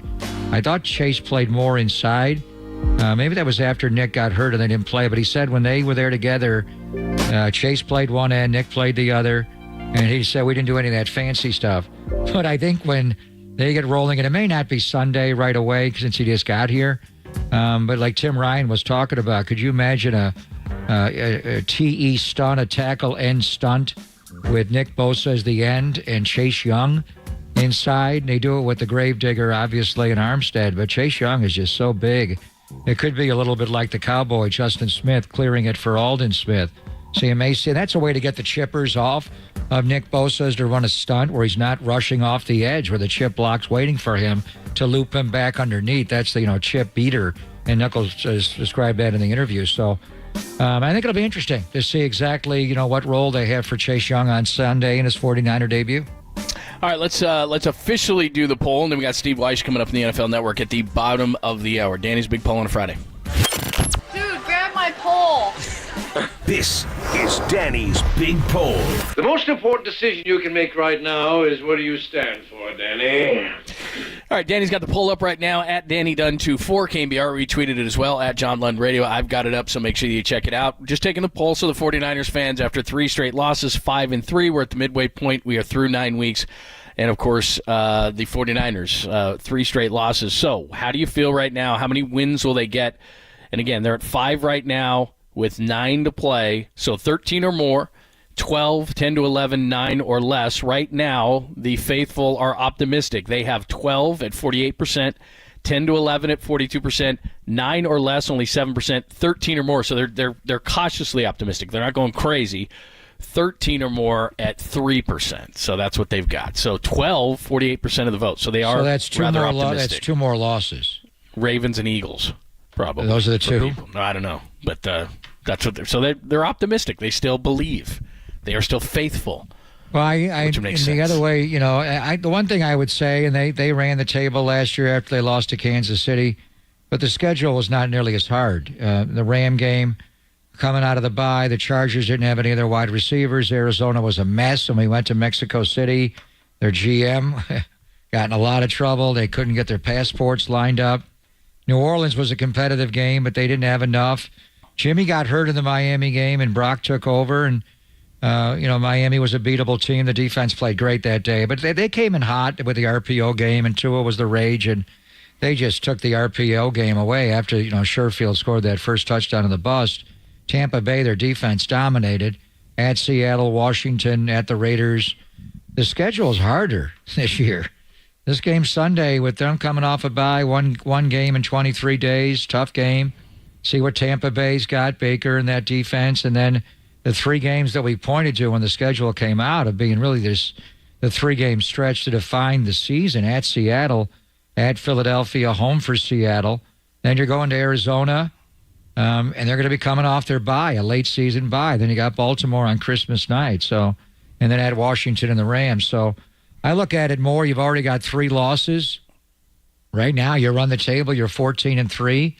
That's what Philadelphia was last year. Niners were 13-4. It wasn't quite good enough to get the number 1 seed. So if you're saying 2 losses, that means they will not be as good as they were last year. It'll give them 5 losses on the year. All right, let's talk to Steve Weish about it from NFL Network, NFL.com. It's always great to talk to Steve. We'll get a national perspective, midway point of the season, talk some awards, but also take a focus on the 49ers as well the rest of the way. We'll do it next with Steve Weish, only here on the Sports Leader.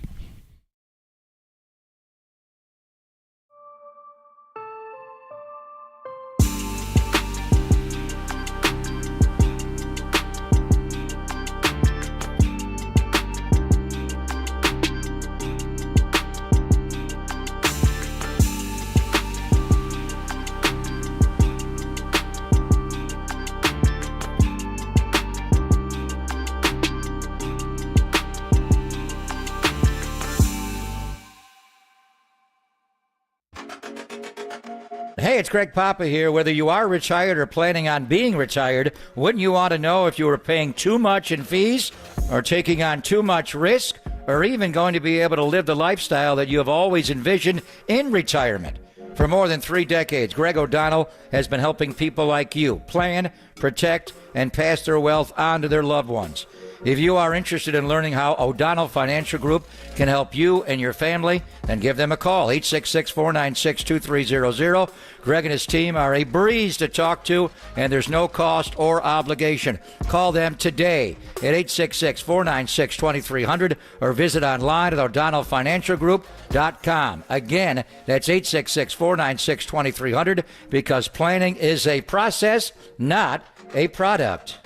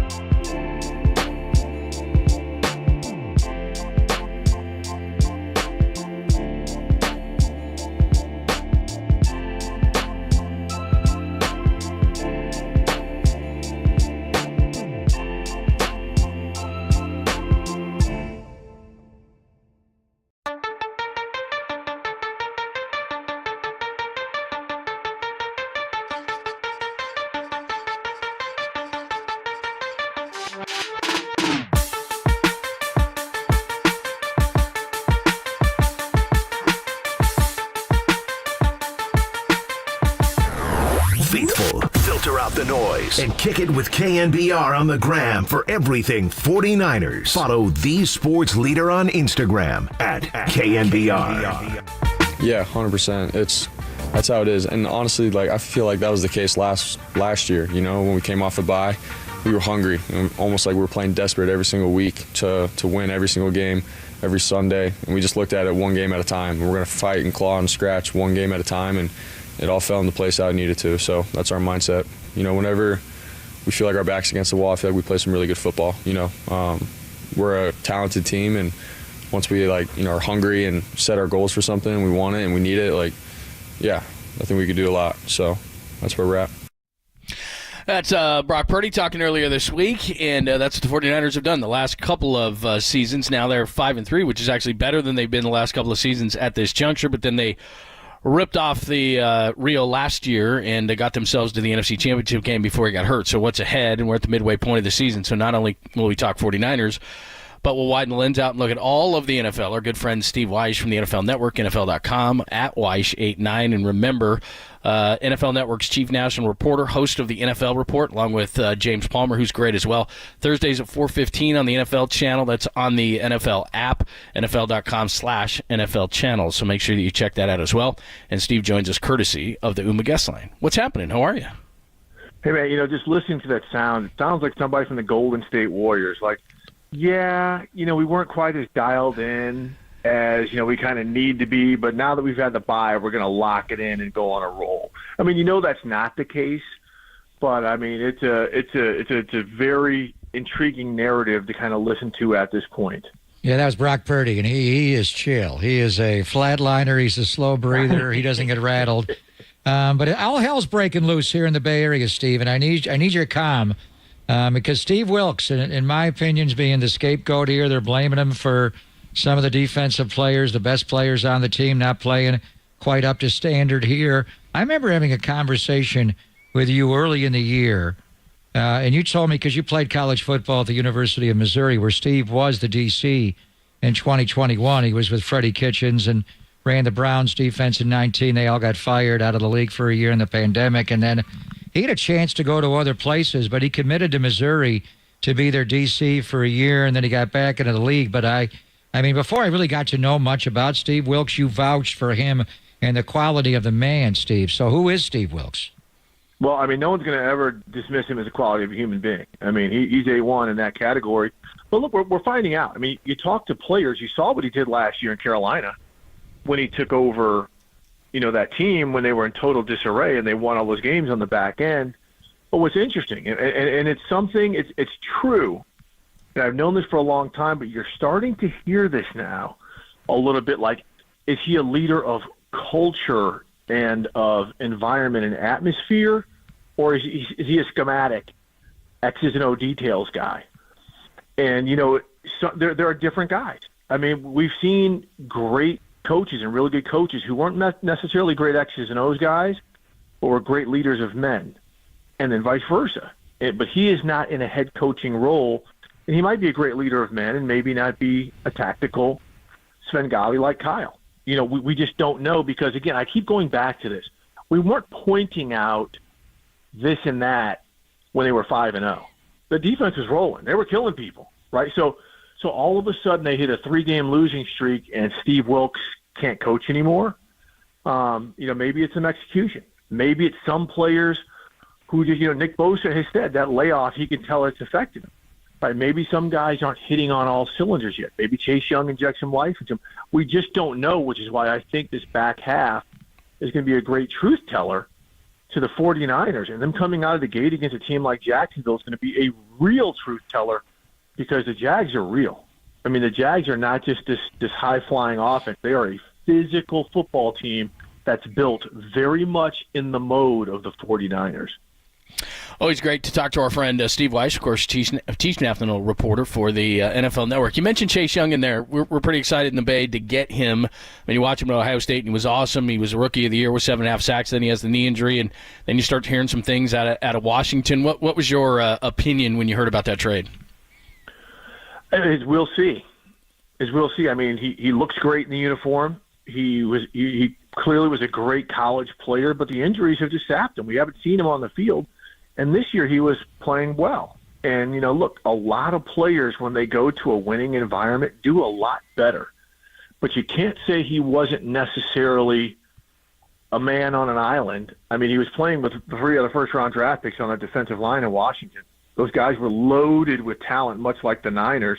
So we'll see if it's the environment that gets him going, the player accountability, which is something you don't hear about in Washington, but they absolutely have in San Francisco. Maybe that generates better production out of him, as does maybe, just having an opportunity to play himself into a big contract.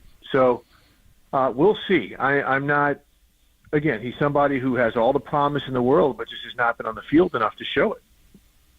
Steve, you mentioned the Jaguars and they're a quality opponent. There's no doubt. They're the hottest team in the NFL right now. They have a 5-game winning streak and they're 6-2 overall. It's pretty amazing because we were just there a couple of years ago at the midway point of the Urban Meyer mess. And, the year before, the pandemic year, they were 1-15. They had the worst record in the NFL. That year, they were 3-14. They had the worst record in the NFL back-to-back years. Last year at midseason, they were 2-6, the opposite of what they are now. They had a 5-game losing streak. Now they're on a 5-game winning streak. They not only won their division and hosted a playoff game, they came from 27-0 down to beat the Chargers, and they gave Kansas City a game. Mahomes had to hobble around on that ankle, but they were competitive at Arrowhead in the divisional round. And, now they're 6-2. They got some young pieces. They got an opportunistic takeaway defense. How good are the Jacksonville Jaguars right here and now? They're really good. They're really good. I mean, and here's one of the things that you look at, right? How do they handle expectation? And they came into the season on wobbly knees, right? They were Bambi, right? They weren't walking quite right. They weren't this team that we saw last year. They go over to London. I think they're 1-2 at the time. They win both games over there, and then they get rolling, right? They beat Buffalo over there. And everyone said, Buffalo arrived to London late. They were sleepy. Okay, well, let's go play another couple of physical teams. They beat Pittsburgh. They beat some teams that like to get down in the mud, much like the 49ers. Now, they haven't faced an offense that's got as many weapons as the 49ers, but I don't know if the 49ers have faced an offense, and I'm going to say this, that has more weapons than they have. Travis Etienne, Evan Ingram, you've got all of those wide receivers, Christian Kirk, Calvin Ridley. They have got dudes on that offense, and their offensive line is pretty good as well. That's why I'm saying this game's going to be a real truth teller in a lot of ways for both teams, because on the defensive side, that's where the Jaguars have really made hay. I mean, their inside linebackers are dynamic with Devin Lloyd and Foye Oluokun.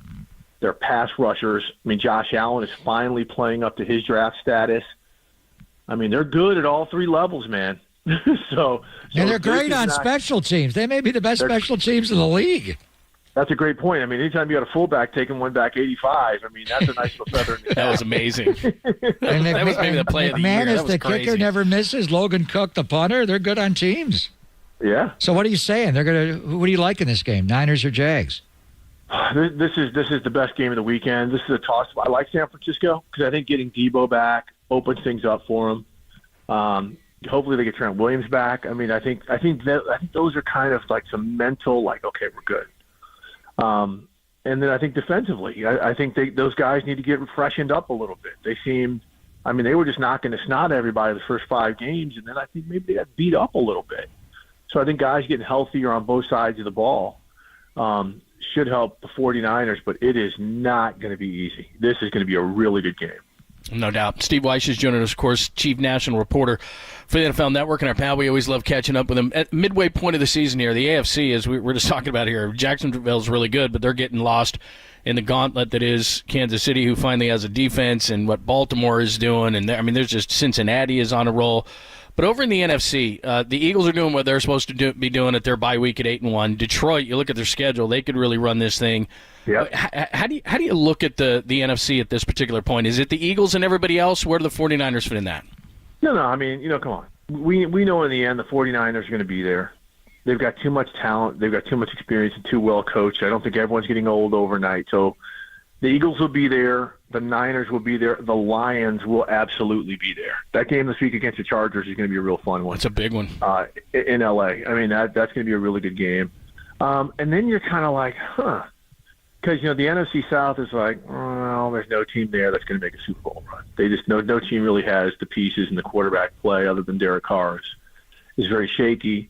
So then you say kind of like, who are your wild card teams, right? You're looking at Seattle. It's a wild card team. They just got smoked by Baltimore, but they're not going to be the only team that's going to meet that fate when they play the Ravens. They'll tighten things up a little bit. And then is there going to be, you got Dallas. I know Dallas lost that game to the Eagles, but it wasn't like they got handled. Dallas is going to be there. They just got to overcome their inability in a game of inches to acquire millimeters. And isn't it crazy how now we're talking about the Vikings as being a possibility? I mean, they're 5-4 right now. They've got a good game this week against New Orleans. One of those teams is going to be 6-4. They're playing great on defense under Brian Flores. Danielle Hunter's leading the NFL in sacks, and nobody's talking about it. So if Josh Dobbs can continue to pull some aerospace miracles out of the air, I mean, Minnesota might be in the playoff hunt as well. He's a rocket scientist. Well said. He is a legit rocket scientist. I know. We saw him. He came into Levi's on October the 1st. He played well in that game. So Philadelphia's on their bye week at 8-1, and Jason Kelsey's going on Amazon Prime, and everybody loves the Kelsey brothers. Coming out of their bye, we have a rematch of the Super Bowl on Monday Night Football, and Kansas City also has their bye, and that game's at Arrowhead. So let's look at Philly's next 5 games. At Arrowhead, home for Buffalo, then the showdown game with the Niners week 13 on December the 3rd, and then they're at Dallas. They almost lost to Dallas at home. Now they got to go to Arlington, and then they're at Seattle. Yep. So of the next 5, how many L's do you see from the team from Philadelphia? Yeah, I mean, I could see them. I could see them picking up at least 2. I mean, that's why people, who are counting out the Cowboys are saying the Eagles are going to run away with it. The Cowboys' schedule is really light. So in those next 5 games, I mean, Dallas could level things up. I mean, it's typical finish to the NFC East, but that's a brutal schedule. You talk about, on paper they should beat Seattle, but teams go to Seattle and they get kind of sleepy in that gray weather this time of year. So, in San Francisco, that's going to be a hell of a game. Both teams are going to be up for that. So it's, look, this is why the NFL is great. This is why the schedule makers, for some reason, have the foresight, in the back half of the season to put these games on the schedule like this. So, and the one thing that with the Eagles, they've got to stay healthy. This bye is perfect. They're a beat-up football team. So it's going to be very, very – this is why this sport is great. And there's going to be a team that's going to pop out of somewhere that we're not talking about right now that's like, okay, all right, let's make this interesting. Yeah, I don't know who that team is going to be. Yeah, I don't know who that team is going to be in the NFC, but there's going to be some team that all of a sudden you're going to be like, we didn't see that coming. It's interesting, just Seattle, because they're in the same division as the 49ers, and you see them a lot too. You're down in L.A., is – Geno Smith isn't the same guy. And if Geno Smith is the guy from last year, with Seattle's improved defense and Devin Witherspoon and the things they're doing, I think Seattle could be that team. They're getting a little healthier. They get Abe Lucas back at right tackle. But unless Geno Smith starts playing better, they're not going anywhere. No, it's crazy because I never realized it. Like, Geno Smith threw for a boatload of yards last year, but their passing game is out of sorts. I mean, he turned the ball over. We're talking a lot more about Jackson Smith and Jigba and Bobo than we are about DK Metcalf and Tyler Lockett. Right? We're not, we're not talking about that vaunted running game. So they've got to find some way,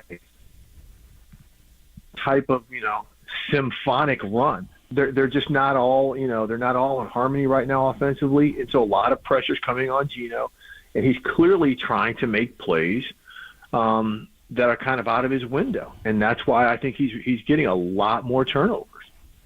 That's a great point.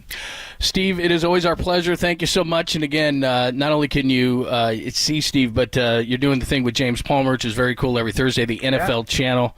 That's really cool, man. We talked to Andrew Siciliano about it as well. You guys are doing a great job. Hey, appreciate it. And for those who don't know, the NFL channel is not the NFL network. It's a streaming platform on like Tube. A lot of great content on there. Appreciate you guys giving it a plug. You guys have a great weekend. You too, Steve.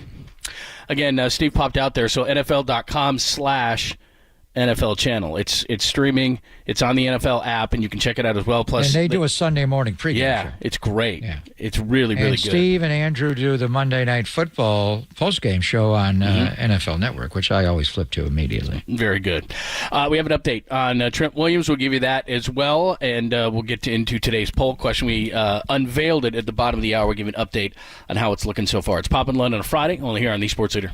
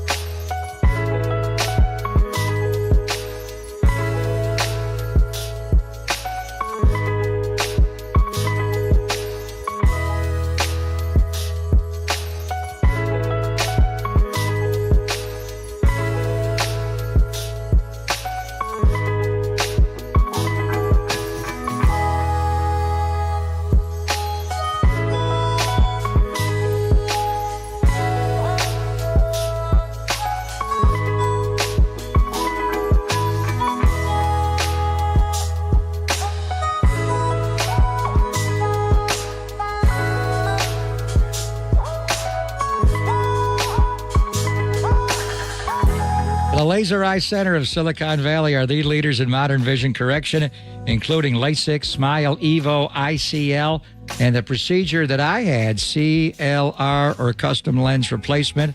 So the eye exam I had a couple of summers ago was to see if I was even a candidate, and it was the best eye exam I ever had. It was something called the Advanced Vision Analysis, and it gives their doctors over 1 million data points to see if one of their 5 modern vision correction procedures is right for you. And I had the CLR. John Lynch had the CLR, the custom lens replacement.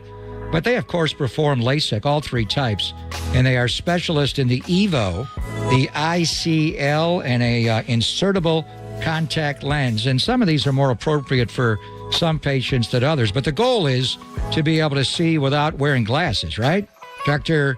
Bindi, who I've known for years, Craig Bindi, he's been around for 25 years, the Laser Eye Center of Silicon Valley. He runs the place, and he has a staff of incredible surgeons like Dr. Joseph Lin and their entire team. They know how to prepare your eyes forward and then execute the surgery, and they're known for their conservative advice on proven procedures that work. So what you want to do is go in and get the eye exam that I had, the best of your life, and you'll find out which form of LASIK is best for you. But get started where John and I got started. That is the Laser Eye Center of Silicon Valley.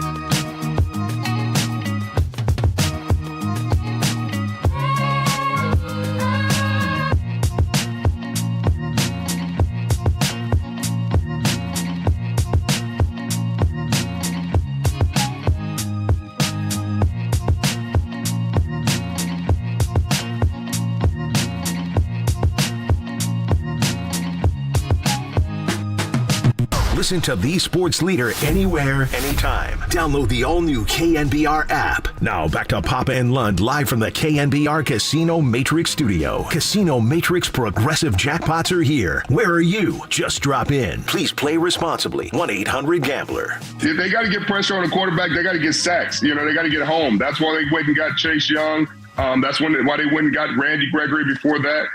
They got to get home. I think the secondary has seen a little bit of a fall off just because the pressure's not getting home, and you don't get home with pressure, then a lot of holes are exposed. But I think they're going to go back to running the zone coverages, disguising things that they've run in the past. That is Richard Sherman on many of his, that's his podcast. He's got a lot of platforms, Thursday Night Football and the such. Mid-season poll, again, Danny's big poll. How many wins will the 49ers finish with this season as we're at the midway point? 12, 42%, 10 to 11, 37%, 13 or more, 17%, and 9 or less, 4%. So the faithful, they still believe, even though it's 3 losses in a row, they still believe. So the majority saying 12 as they sit at 5, so that'd be what? 8 more, or no, 7 more wins, 7-2. I'm just looking at the losses. You got 3 7. losses. What are they saying? 2 more losses? They're saying 2 more losses. That's 5. That'd be 12-5. That's not as good as last year. And Philadelphia was 14-3 a year ago. They're 8-1. And last year, Philly, they did lose to the Jets. Let's remember that. Last year they started 8-0 and then lost to Washington at home and got run on. So they're basically where they were last year at 8-1. So let me ask you the same question I asked Steve Weish. Sure. Gangrene coming out of the bye. They're off this weekend, Philadelphia. So are the Chiefs. We have a Super Bowl rematch on Monday Night Football, Week 11. 8-1 Eagles at the 7-2 Chiefs. Philly's next 5 games. At Arrowhead. Home for Buffalo. Then the showdown game with the Niners, which is a twofer. That's a dodgeball game. Any tiebreaker, whoever wins that game December the 3rd in South Philly at the Link, they get it. Then after that, they're at Dallas. And then they're at Seattle. After that, their schedule lightens up. They'll probably run the table. Of these next 5, John, how many will the Philadelphia Eagles lose? Oh, I think they'll lose. KC is not KC yet, but they have a really good defense. I'm gonna say Kansas City wins that one. Loss. I'm gonna say Dallas. They lose to Dallas. How about Buffalo going into Philly? The Ron Jaworski Bowl. They're not getting it going, man. The Bills have not. They're not getting it going. I know what they are. What can they be? How about at Dallas, at Seattle? I think they're not going to lose at Seattle. Do you know that Jason Kelsey? There's 2 teams that he has not beat, and one is Seattle. I heard that last night. He was saying that last night. He was tremendous. What was the other one he said? There was one more. What did he say? I can't remember. A lot of guys are good when they're being interviewed. Like Shaq was terrific when he was being interviewed. Yeah. Peyton Manning was terrific when he was being interviewed. He's okay in the Manning cast, but he never got in the booth. Good. I don't know. It's Jason. It's different when you have to initiate it and you're doing stand-ups and opens to games and it's big games. People are watching. He'd be like the Dan Dierdorf. How many offensive linemen have become big-time broadcasters? Dan Dierdorf, right? Yeah, but the thing that makes him different, and the thing that you notice, and he does the podcast and everything with his brother, he's very comfortable. Richard Sherman is not comfortable. Rob Gronkowski is not comfortable. There's certain guys. Jason Kelsey is just comfortable, and so I think easily he could do. We saw it last night. Easily he could be on pre-post games. But I'm looking for the next great commentator, because you and I have talked about this many times. Tony Romo flamed out early on. It was like, wow, this guy's great, and he doesn't work at it, whatever the case may be. He's doing a bad vaudeville act. It's awful. It's terrible. Funny. Yeah, and so that hasn't worked out. And they've tried the Jason Wittens, and they're trying to get guys in the booth and all this kind of stuff. Greg Olson is superb. He is outstanding. He's really, really good. I don't know. I would say with Kelsey, the point I'm making is it's easy to drop in and just be a guest. Sure, I agree. Let's just ask you questions. We've had guests on our show that are really good guests and not great. Then when you have to drive it and you're doing the open and the championship game or a Fox Sunday afternoon game or Amazon Prime and the whole world's watching, all of a sudden they get tight buttholes. It's Shaq. I thought Shaq was going to be one of the greater broadcasters ever. And people like that show and like him. Has he ever said anything funny or enlightening at all? Zero. Charles is more comfortable that way, but in a different way.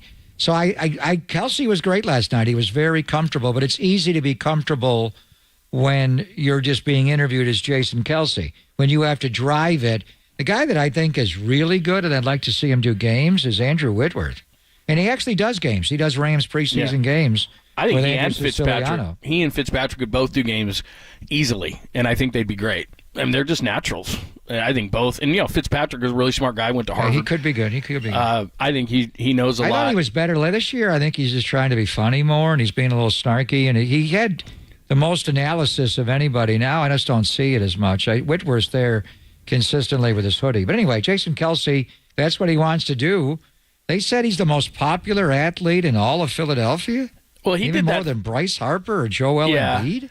Well, after he just relates to the people, and he's done a lot of bits and things like that, especially after they won the Super Bowl. Mummers Day outfit, the Mummers Parade. I think that, but I think he's really comfortable. And again, like you said, guys could go into the booth. I mean, you and I discussed this before Sherman retired when he was a 49er, and he came up and did interviews with us in camp. He knows the game so well, and he's so smart. And unfortunately, his career, he's on the Fox, whatever that talking head show is with Skip. I don't like to give him any promotion whatsoever. It's a jackass show, and undisputed. And he goes on there, and it's like spew the opinions, and you take this side and you take that side, and it's unfortunate the way that I think that his career is gone. But he doesn't seem comfortable. I don't know how to describe it, but there's certain guys who are natural and it's easy, and then there's other guys who are they're trying too hard or forcing it or whatever the case may be. And I thought Richard, and knowing him the way that we knew him as a 49er, would just seamlessly go into a booth and be able to describe the game, and he's just so smart and articulate, and it just hasn't translated. I think he's more the guy from Compton than he is the guy that went to Stanford. That's who he is. And I mean, the whole thing when he went to Crabtree with Aaron Andrews and mediocre receiver and all that, that's who he is as a broadcaster. I think he only analyzes one side of the ball. He doesn't really have much to offer offensively. And he doesn't have the level of depth. I don't know if he works at it or how he looked at the game, but there's not a lot there. He has a couple of talking points he turns to the entire game, so he's fine. I think Whitworth and Fitzpatrick could really be stars there, but we'll see what Jason Kelsey wants to do. We're like Kawakami. We're already getting rid of Kirk Herbstreit. It's funny how last night's game, they just brought a guest in and they basically treated like a preseason game. Yeah. They were interviewing Jason Kelsey and they weren't even watching the Bears and Panthers last night. Yeah, that was interesting, and they knew it was going to be a bad game, so maybe they didn't. But again, Herbstreit was actually going back and forth with people who were complaining about the game, and what he said as a broadcaster, if it's a one-score game, I don't care who it is, it can be a good game. And I think I like Kirk Herbstreit, and I said this from the beginning. You and I have had this discussion many times. It's like when you stereotype a child actor and then they try to do stuff as an adult, and you just can't see past that. I just can't see past Kirk Herbstreit because he does such a great job with college, and he's on game day, and he does the big game every night on a Saturday, and then he goes to the NFL, and he doesn't do this quite as much. I think people talk to him about it. He would always make reference to college on that player, where they went, what kind of a college player they were, and so it kind of brought that college element into the NFL. I think he's doing better, but it's still not up to the standard that you think. Here's an Al Michaels broadcast with someone, and Al kind of treats him like a little brother, so I just don't think it works.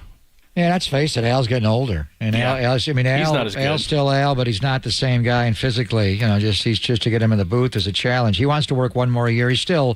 Al's the best TV play-by-play announcer there's ever been on the NFL. And there have been a lot of good ones, but Dick Enberg to me was great. Ray Scott, just love Enberg. But Al's been doing it forever, whether it was Monday night or Sunday night or Thursday night. Herbstreit, I agree with the typecast. I just feel like he's reading his notes. He's just coming right from his notes and what he looked at. But he does do a good job overall of analyzing the play. I think when he first sees a replay, he will add things that you didn't notice initially, and he has context to it. So I think he has the ability to see it. He's not Tim Ryan where he sees line play right away. Everything he sees is out in space. But I think, Collinsworth, I think he's comparable. Collinsworth to me is not the guy that he used to be in any way. I think Greg Olsen right now is the best on TV. But in any event, with the Bears winning last night, and this whole thing, you know more about this. What did Jim Harbaugh in Michigan actually do that's illegal? You can't go watch another team while they're in open air. It's not like you're busted into their practice and rolled video. Once they're out in open air in college football, we're talking about the green dot in the NFL, and it's, press box level, field level. There is no green dot in college football. They do all these signs and crazy hand gestures. Wouldn't you go there and try to understand what the signs are? What did they actually do that's illegal? I don't get this. I'm with you. I think that this is the most overblown story in sports, and we haven't talked about it a ton. One of the reasons why is, I don't understand it, what he did wrong. What did they do wrong? You're not allowed to go look at the other team's signals when they're right in the middle of a 100,000-seat stadium? Right. What's the crime? Yeah, I agree. I mean, because here's the thing with me is everybody does this, and then now it's getting focused on Michigan, and then kind of like our society works right now is you get a bunch of sheep who jump on a story, and I can't remember who said it this morning, who said, would this witch hunt be happening if it was Nick Saban in Alabama? I just don't think it would be, because Nick Saban is respected in that certain way. Things have come out that Ohio State does these kind of things. Everybody does these kind of things. Everyone in every sport is trying to decipher what everything means. And like you said, since in college football now they hold up, or not now, Chip Kelly started this way back with Oregon when he began there.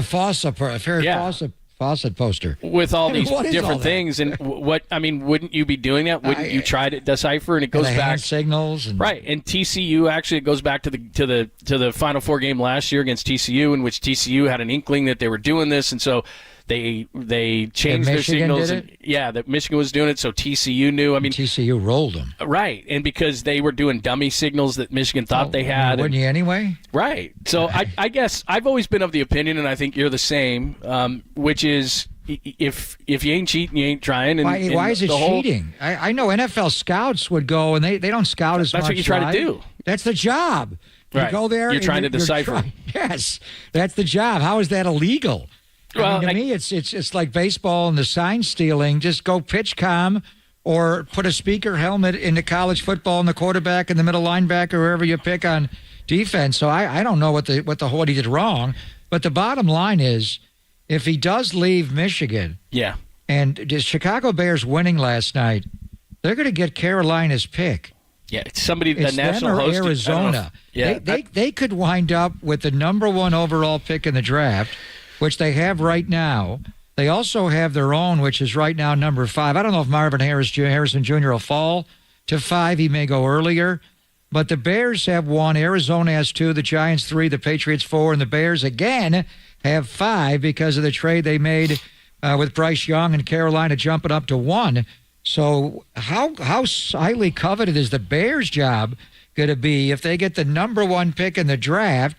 They could draft Caleb Williams, then they could trade Justin Fields and maybe get Marvin Harrison early in the draft. I mean, that would be enough. And would they hire Harbaugh if he does leave Michigan one way or the other to go coach the Bears? Well, we had your guy on, Gene the Dancing Machine, and I think we all know this. If he said that if Trevor Lawrence wasn't in place, Doug Peterson probably doesn't take the job in Jacksonville, and I think he's 100% right that if you're somebody and you have your quarterback in place, and Harbaugh used to be, of course, a quarterback for the Chicago Bears, if they got Caleb Williams, I think he would jump. And there's been all those rumors for a long time about whether he would stay there long term and all these kind of things. You never know with Jim Harbaugh. You and we had him on many times. He's kind of quirky, but I mean, I could see Jim Harbaugh jump into the Bears. I could see Jim Harbaugh jump into the Raiders. But there were stories early in this whole thing about these sign stealing and this whole scandal thing that the NFL would not be a safe haven for him. Well, it was a safe haven when Pete Carroll wanted to leave USC. I mean, it's been a safe haven. I don't know what the NFL would do if a team wanted to hire Jim Harbaugh. I mean, like you said, that the sign stealing scandal had a lot of steam, and any day now possibly it's going to come out. They play Penn State this weekend, so I don't think it's going to come out at this late juncture. But they could throw down a couple of games. But it's one thing to be accused of this.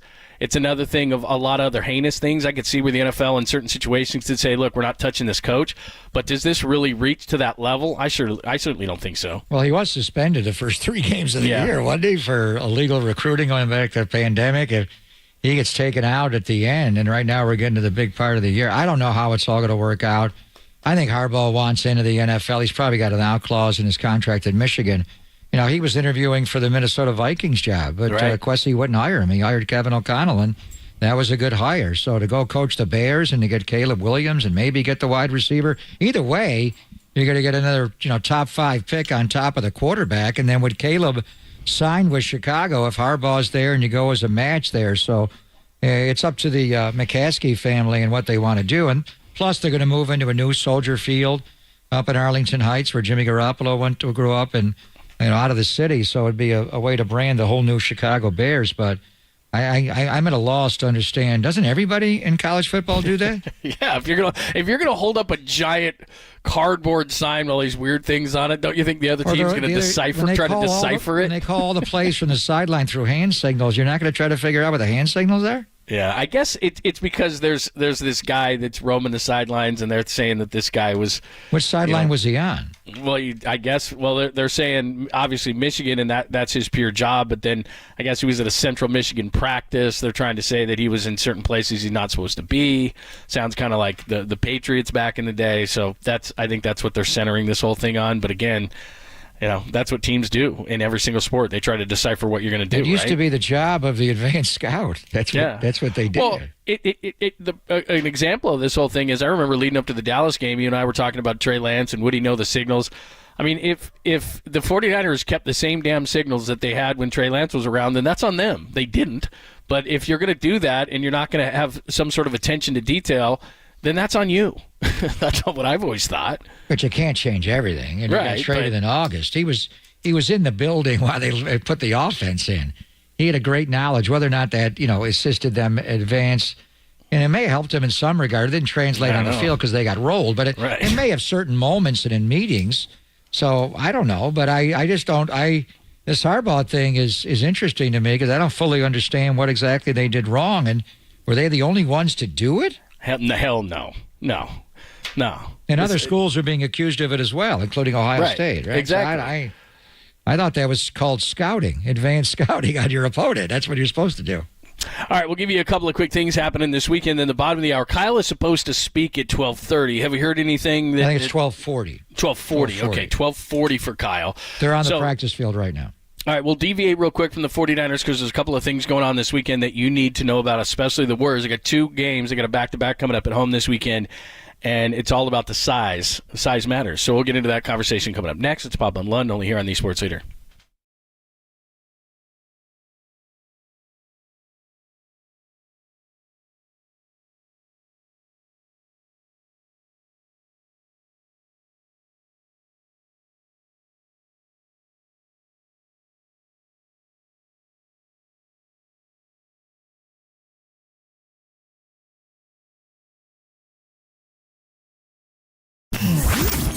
Here's what's trending now. Trending now.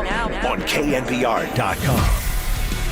Warriors head coach Steve Curry joined Tolbert and Copes yesterday and discussed the luxury of having a deep bench. Check out that podcast and more. Trending right now on the KNBR.com and the KNBR app.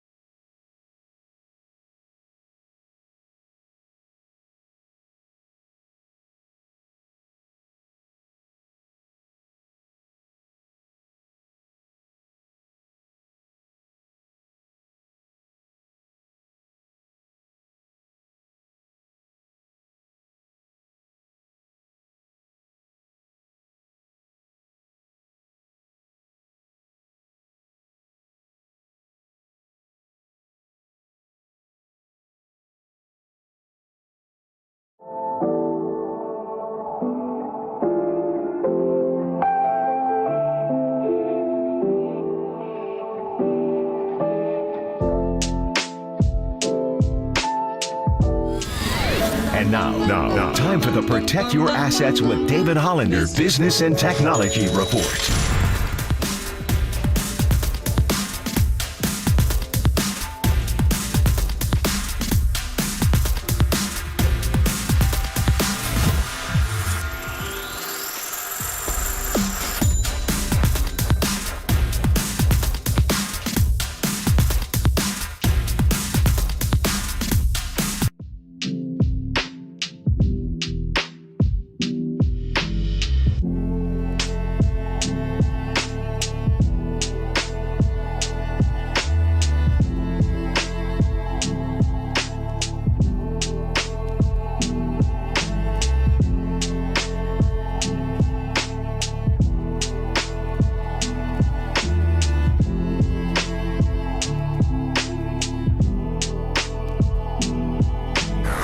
Dub Nation, filter out the noise and kick it with KNBR on the gram for everything blue and gold. Follow the sports leader on Instagram at KNBR. Yeah, I agree. Draymond worked really hard this summer on his three-point shot. You know, he told me at the end of last year, he said, look, I know I've got to get better from the perimeter. I know it's harder and harder these days to play with two bigs. And, you know, if I'm going to play with Loon and we need that defensively, then I've got to be able to knock down that three at a higher clip. And so he really worked at it, and you can see he's shooting the ball with a lot of confidence.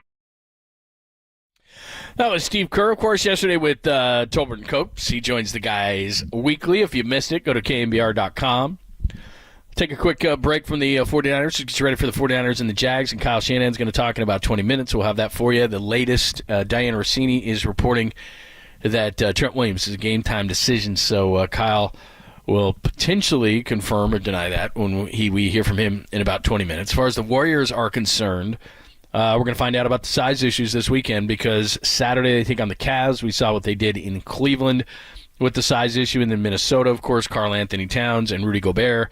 And Minnesota's been a really good defensive team early in the season. And then, of course, Anthony Edwards has been great. So they've got them on Sunday. And then Tuesday they play Minnesota again, kind of a weird turnaround, like you said. And that's an in-the-season tournament game. And we'll see the debut of the court, which, by the way, I just saw one in Phoenix. Terrible. Terrible. Was it all purple? It's purple mostly. And then it has like a tinge of like an aqua-ish green color. You didn't like the one in Oklahoma City? I love that blue one. It's okay.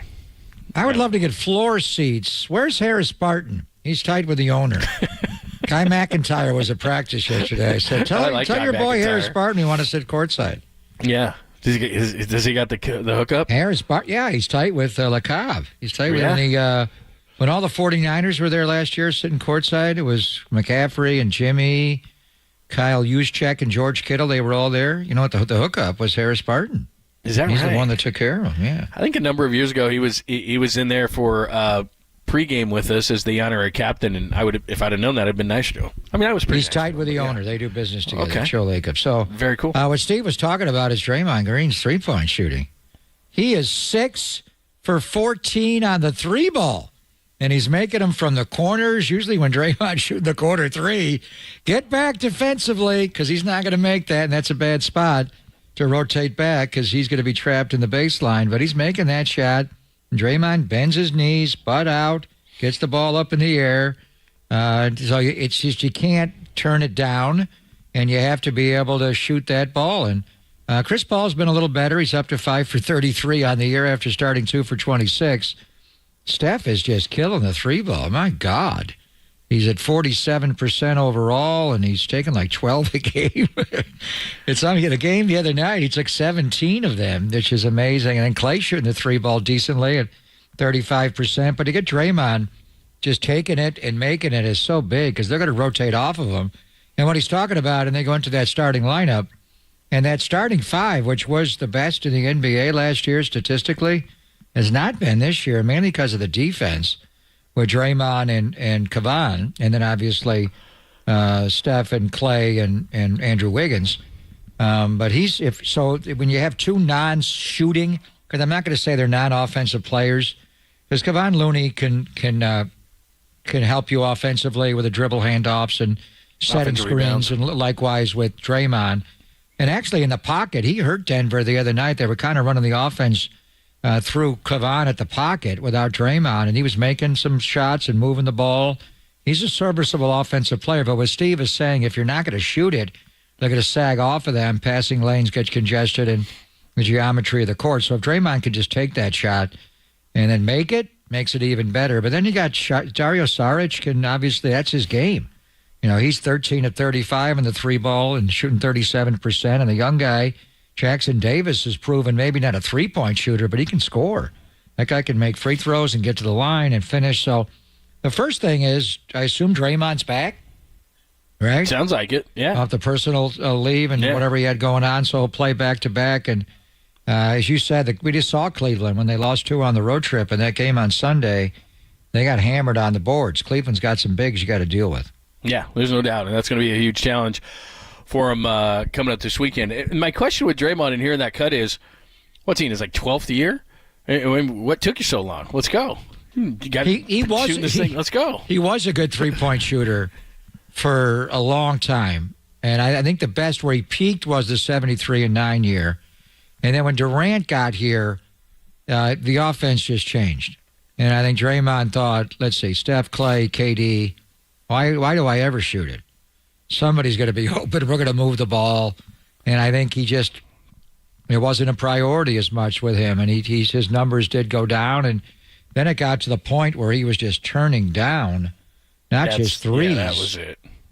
He would, and then when they went to the 1 year when they had to play in the play-in, they lost to the Lakers when LeBron was blind and made the shot over Steph. And they lost to John Moran on that Friday night at home. They didn't even make the playoffs. They couldn't win in the play-in. There was a shot in the bottom of the circle, wide open for Draymond. I think either to avoid overtime or in the overtime, they wound up losing that game in overtime. He just wouldn't shoot it. He didn't shoot the shot. And it was just you got to take that shot. It's a bottom of the circle, wide open shot. And he turned it down. He tried to pass it inside and it got tipped away. So I think when Durant got here, his mentality turned to more defense and rebounding and passing, and he led the team in assists for a long time. He helps you offensively, but he changed his mentality offensively. But you heard him say with this group, and Chris Paul's not a great shooter. So if you're gonna play Chris Paul, I don't even know if they do that, John. Do they play much with this Paul, Draymond, and Kavan all together? That's hard because now you got 3 non-shooters on the floor, and Paul can make a shot, but he's a 15-footer. He's not gonna go. Yeah, he's not hitting the 3-point at this point. But his shots are flat, and he's a mid-range guy. So in any event, that's just Draymond and the basketball IQ, knowing that if he wants to play with Kavan and keep that starting lineup together, they're going to have to find a way to shoot and score. And he's doing it, and Kavan does it in a different way. Offensive rebounding and that pocket pass to him and finishing around the goal. Kavan shoots a high percentage, but you just can't turn down wide open shots. Well, just to your point, as far as 3-point shots are concerned, and with Draymond, I think it's just a confidence issue that he didn't want to shoot it. So his third year in the league, he shot 4 a game, and then through 2017-18, he shot about 4 a game. And then for the last 2 seasons, 1.2, 1.8. Now he's up to about 2.5 this year, but it just got to the point where for a couple of years there, he just lost complete confidence and just wouldn't even shoot it. And you can't have that because, like you said, now you're playing 4-on-5 defensively.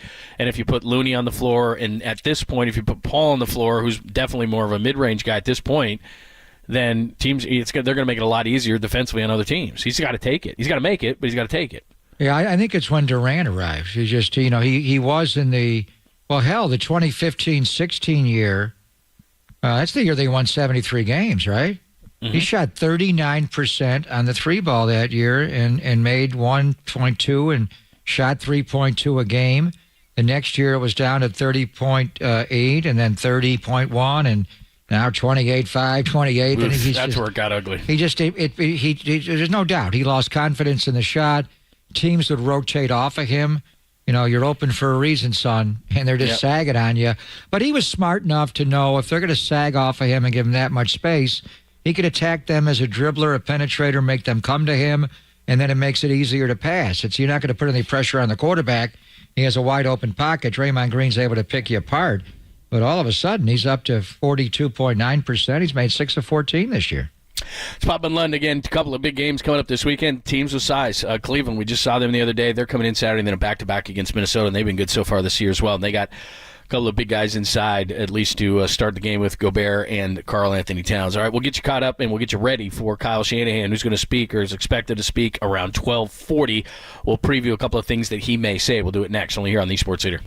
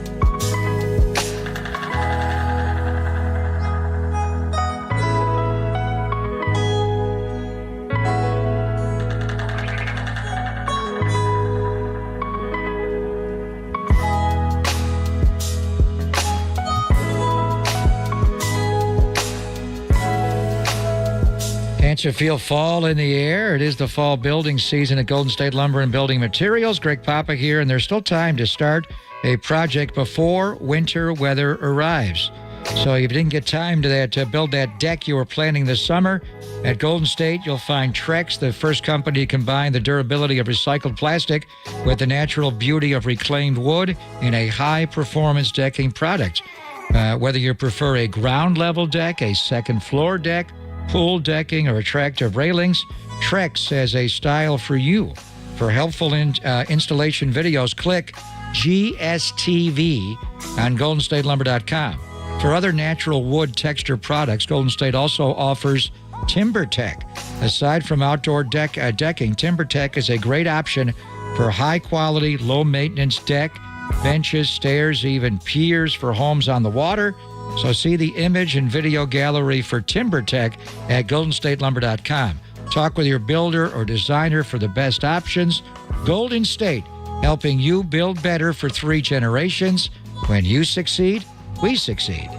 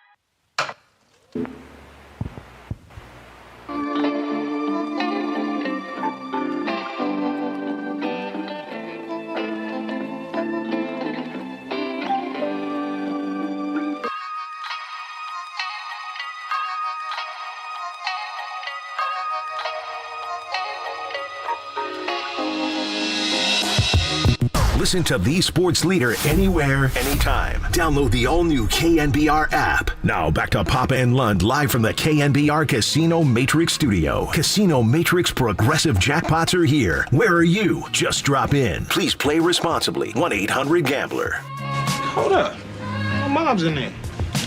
She about to go to work, though. Hey, I know you don't smoke weed. I know this. But I'm gonna get you high today. 'Cause it's Friday. You ain't got no job, and you ain't got shit to do. What's happening? Thanks for joining us, Papa and Lund. Kyle Shannon expected to speak in just about 5 minutes or so we'll let you hear that. And then at 1 o'clock, you're leaving me. We will do the foreplay. I'm flying to Florida. Is cannabis legal in Florida? That's a great question. You and I have talked about this before. I bet you're right. Is weed legal in the Florida? Land of DeSantis? I would say no. Let's see. Medical. Only medical. Glaucoma? You want to see I can write you a terrible I'm a doctor on the side. It's Greg Papa here for the Laser Eye Center of Silicon Valley. I had a terrible case of glaucoma. What did I have? Yeah, glaucoma. I have a prescription pad right here. I'm a doctor on the side. They're saying I had gonorrhea. It's not that's glaucoma. different. Oh, I think that's medical. Does cannabis work on that? Yeah, I think that's part of the I got medical part of it. herpes. I got herpes. Absolutely. I think that's 100%. All right, good. For the players should know that. I'll write you one there. Yeah. Yeah. Is Tommy Kelly on this team? No, he's not on this team. Okay, I was just double checking on that. So we will, like I said, we'll expect to hear from Kyle. Are we cleared? Can we run Nick at 1:30? Or you can. Okay, just want to make sure. sure. You can run a little bit of Nick. You can run a little bit of Kyle. I did a sit down with both Kyle and Nick. Okay. Nick was in a good mood yesterday. He's got done lifting, and he wasn't in the cold tub like the last time. He was not in the cold tub. He came out of the weight room to very nice. to bench press me. Oh, okay, that's very nice. Yeah. So, what's up, Pop? I was just lifting. Sorry. His hair's looking good. His beard's looking good. Is it? He's got a good facial growth going. Very nice. Kind of like Robert Saleh. When did Saleh grow that? Right in their bye week at one time? I don't know. That thing looks like it's almost painted out. It's perfect. It is perfect. It's very intimidating. If I were him, I'd keep that. I'd keep that thing for a while. His team's not bad. No, they're hanging on. Not bad. They're hanging on, and if Aaron Rodgers is telling the truth, then maybe they'll get him back. I don't think so. He tore his Achilles on September the 11th. Seriously? Mm-hmm. I don't. Ayahuasca. Yeah. Just take a shot of that before you go play. You wouldn't even know you had an Achilles. Yeah, so I don't know what's going on there. Some of the things that Kyle will possibly tell us, obviously Trent Williams, we're wondering about that. Diana Rossini saying that he is a game-time decision, so hear what Kyle has to say on that. We already got the news on Debo. He's looking good. What else could we learn from Kyle? I'm trying to think. Yeah, I don't know if they're going to take it right to game time. I think they'll know. Right now, he's practicing or he's not, and I think they're wrapping up like right now at 12:40. So we'll see. He had to make advancements from yesterday. Maybe he just took the day off a little bit today to heal up. I don't know. Then you got to get on a 5-hour flight. And John Lynch was talking about this morning with Murph and Boucher, that you just on a 5-hour flight, you could swell up and you don't even know when he lands. And then how does he feel tomorrow? And I think we'll have a better indication when they have walkthrough tomorrow morning. But right now, I would say what Kyle will say, what Mayoko said to be true, that they'll list him as questionable for the game. All right, so we'll hear from Kyle coming up next. After that, top of the hour, we got your foreplay for you. We got a little Nick Bosa in the 1 o'clock hour at 1:30. How does he feel about Chase Young joining the team? You spoke with him, so we'll do that at 1:30. Bunch of stuff to come, but don't miss Kyle next. It's Pop and Lund, only here on the Sports Leader.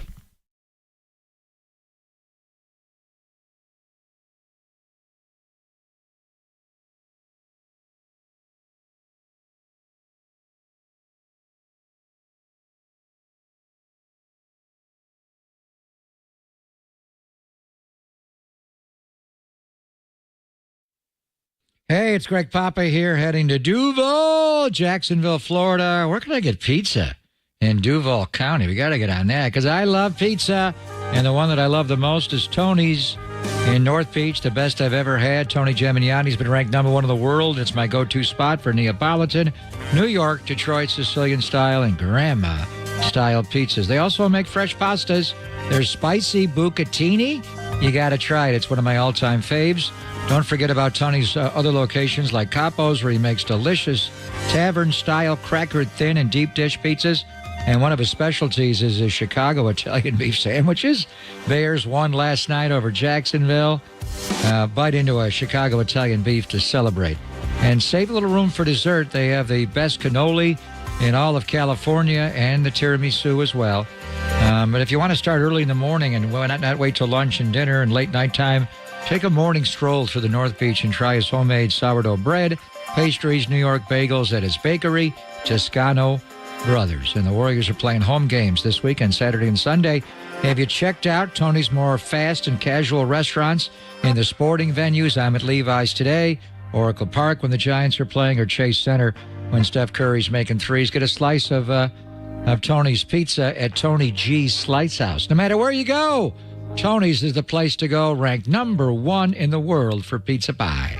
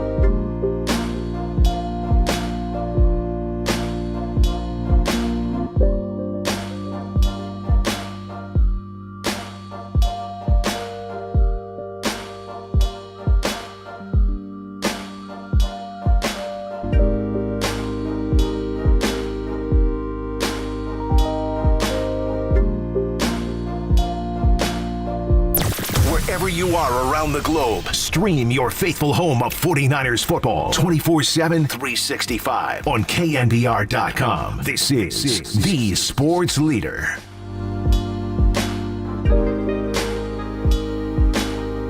What's happening? Thanks for joining us. Pop and Lund on a Friday. Pop's going to be leaving us in about 17 minutes. Kyle Shanahan speaking any moment, and the thing we'll be waiting for is the update on Trent Williams. Diana Rossini reporting from The Athletic that he's a game-time decision, so somebody will ask Kyle that question, one of the Matts or Eric Branch in a roundabout way or whatever it is, so we'll find out in a second. By the way, I took the liberty because during your last spot for Tony's, you said, I'm going to try to find pizza in Jacksonville. In Duval!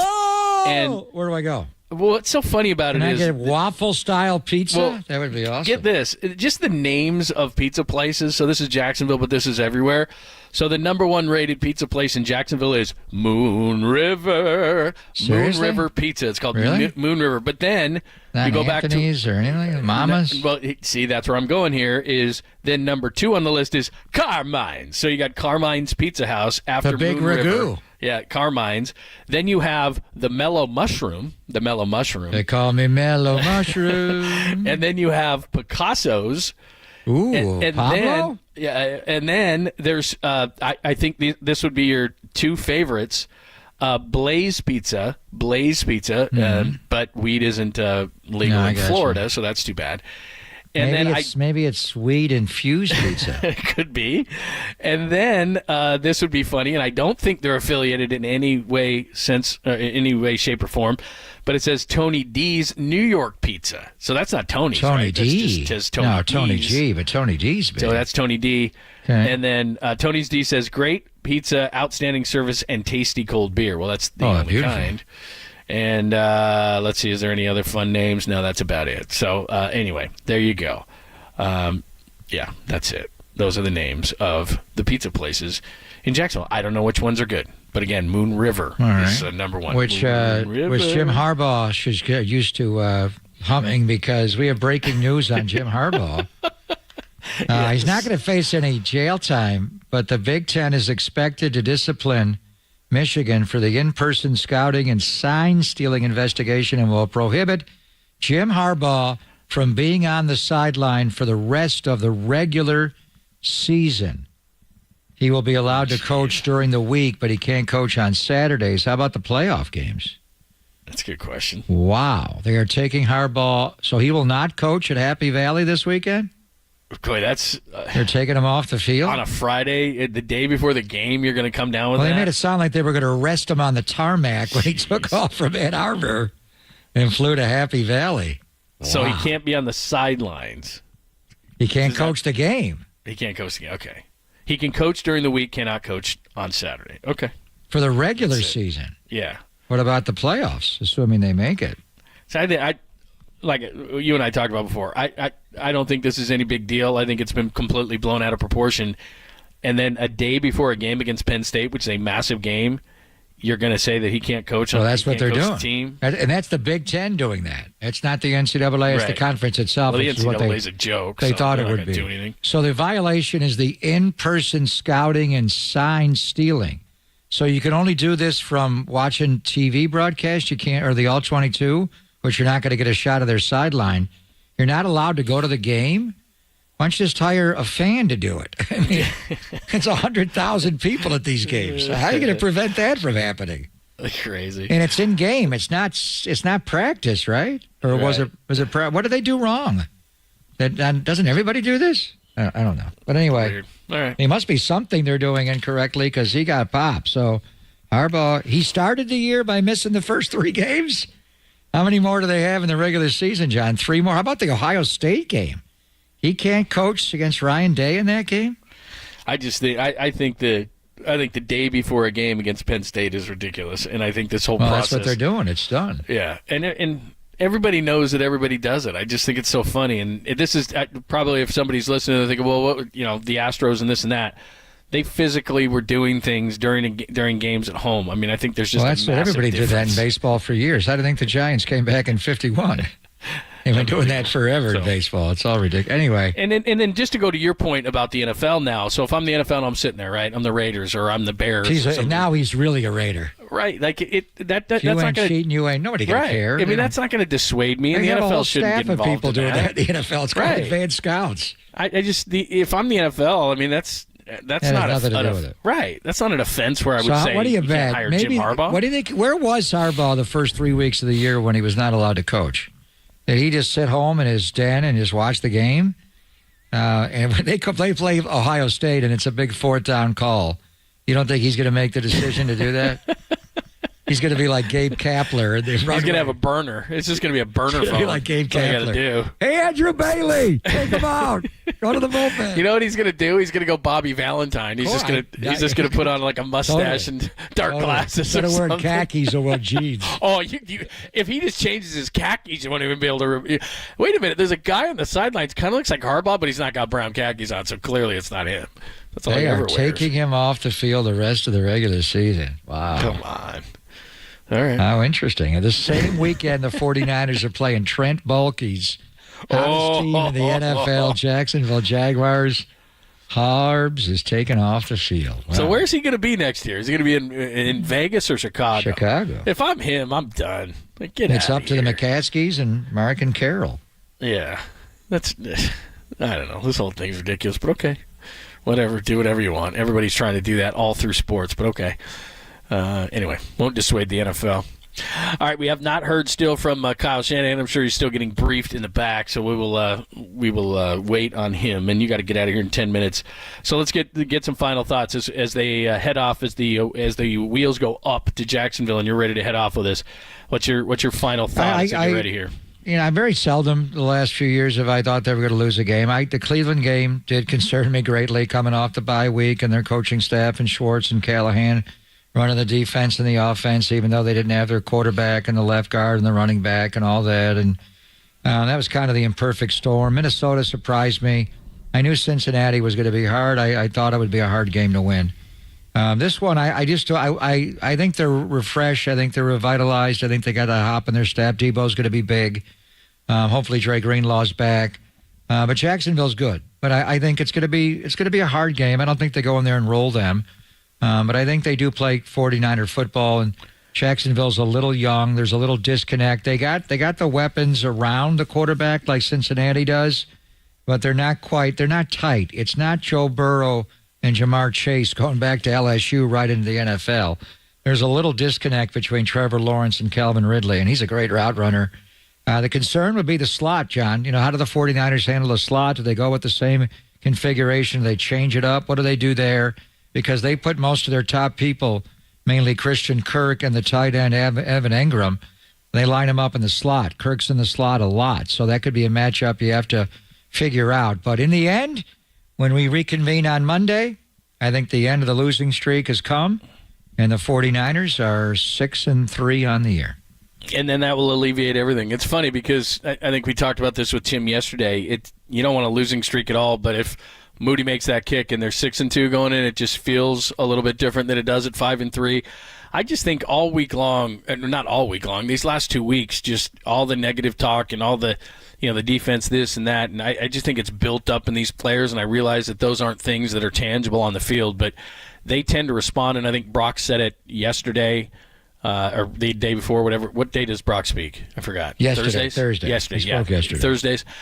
Brock spoke about it yesterday. This team is really good with their back against the wall. In 2020, they had a bunch of injuries, so I'm throwing that out. But 19, 21, 22, they're 8-2 in November.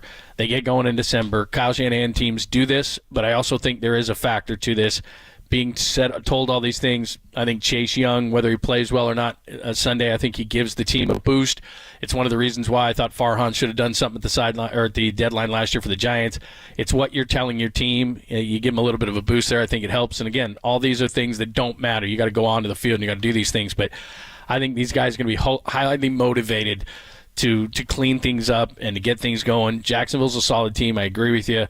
They're no joke, but I think the 49ers do what they've done the last couple of years, which is get this thing rolling at the correct time. 49ers and Jaguars are tied at 21 with 5 seconds to go. Here comes Jake Moody on the field to try a 67-yard field goal. It would be the longest in the history of the NFL. Tabor Pepper snap. Oh, no. Wisnowski has it down. Jake Moody. Money Moody. I would take that 41-yarder in Cleveland. 67, what's that, Lane Kiffin type stuff? That's Justin Tucker. That is Justin What's the Tucker. longest kick, 66? 60. Am I going to take Route 66 to Florida? Yeah, I missed this plane. Yeah, I know, right? It's very nice. That won't take me. It'll pick it up in Santa Monica and drop me off where? Yeah. Right at Anita Bryant's house. I'll get some orange juice. So there you go. What time you get in there? So yeah, Waffle House will be open when you get in there. So late. Waffle House is open all night. That's why you go there late night. I don't know. Yeah, late we'll night. figure it out. A little late night. We're staying at TPC Sawgrass, John. I'm getting. No, that's nice. I will say you're not going to have to go to a restaurant. I'm getting a hookup there. Yeah, that whole place. Buddy of mine works for the PGA Tour. He's one of the bigwigs of the PGA Tour. So. Yeah, you'll be fine. You won't even have to leave the compound. What am I talking about? about? I don't think so. I think I'll have the Waffle House delivered. Yeah, that'd be easiest. By the way, I know you're going to have a Chick-fil-A. I was thinking about. I was telling this to somebody before the show. I am Chick-fil-A'd out, by the way. Oh, are you? I made because it's on the plane. We do it every trip. How much Chick-fil-A can you have? I was driving by one yesterday coming down there, and I was contemplating stopping because I've become kind of addicted to the burritos in the morning. They're very good with the chicken in them. I know exactly where it is. Montana Road? Yeah. Montana? And I went past it. You didn't go? I didn't do it. But There's when I was never coming down there yesterday. That's one of those slower ones. Yeah. But the thing I have found out, especially for the ones that, wrap around and have a huge line, when they deliver it down there, because I drove by it and went, if I want it, I'll get it delivered. The delivery takes like 10 minutes. It's faster than the line itself. It's amazing. Oh, really? Oh, my gosh. Yeah. Like the last time I was down there. DoorDash or Uber Eats? Or which one did they do? I think I did DoorDash last time when they delivered to me and you. Oh, for you, for breakfast. Yeah. Yeah, they delivered to you and I, and it took like 10 minutes. Yeah. And the line's longer than that to wait in it. So, anyway, I'm just suggesting. Maybe I should just grab all the bags off the players' seats and then go out and sell Chick-fil-A before we leave. You know what you should do? How much would you get? Oh, a ton. You know what a great business idea is? I shouldn't give this away to people. Because they're closed on Sunday, you go in there on like a Saturday and you just load up on all these chicken sandwiches. You sell it in the lot? And then that would be illegal. That would be illegal. So you're fine. I'll have 1,000 chicken sandwiches and then go there. Yeah, like quadruple the price. Or maybe go like five a times. block away. Yeah, just have like a kid does a lemonade stand. That's smart. On a Sunday, just have your kid, instead of doing lemonade, have them have Chick-fil-A's out there and have some sort of like a convection oven that you could set those things in. Smart. And just be like, if I don't know what a Chick-fil-A sandwich is. If a Chick-fil-A sandwich is, $6, you sell it for like charging 20. it for $66. I mean, you want your kid to learn how to be an entrepreneur in America? Just sell Chick-fil-A sandwiches that you buy 50 of them on Saturday, and then put the lemonade resell stand, 50 cents lemonades. Do you want Chick-fil-A for $60? All right, let's get it over to Kyle Shanahan. When he gets there. No, just today was half speed. Wasn't able to do a lot yesterday, and I want to know how he feels all the way going up to it. This week, there's always a walkouts in the steps of your team as far as getting back to the pre-Cincinnati week level. Yeah, definitely. I mean, coming back from the week off, I think everyone was kind of bouncing off the walls on Monday. It was awesome to get back in here. I think I spent a week being a little pissed off, which makes you a lot more hungry to get back and kind of solve that. And I also think naturally when you're away and resting and getting away a break from everybody that you're with every day, all day, it's fun to get back and see everyone again. How do you think Greenlaw looked this week? I thought he looked real good. Had a real good week. He was not right, obviously, against the Bengals. He was on the injury report. What goes into that? Into what's that? Somebody's on the injury report before the Bengals game. Okay. What's your question? Why was he not on the injury report? Or he didn't when he wasn't healthy? He's just been sore and had wear and tear and banged up throughout a number of weeks. Shoulders were sore. It's been like that for 3 weeks, and that's why. I don't remember the injury report from 2 weeks ago, but I believe you on it, but because he didn't have a bad injury. What's your process with Trent? Will you just monitor? Is this going to be, any kind of decision? It's going to be questionable. God, guys, I'm not talking anymore about our guy's injuries. He's questionable. That was his fault. Well, come on. But didn't you hear him? You guys working together? Chase this week enough to encourage you that he could be a big factor or have a big role on Sunday? Same thing you see from any D lineman who comes. I mean, it's not a big deal with D linemen in terms of learning a ton of things. I mean, they still got to learn some stuff, so they're not out of spots, but D line is probably one of the easier positions to get in there, and he looked healthy and definitely one of our top 8, and we usually dress 8. You guys, way that the defensive ends rush, is that similar to what he did in college with the Ohio State?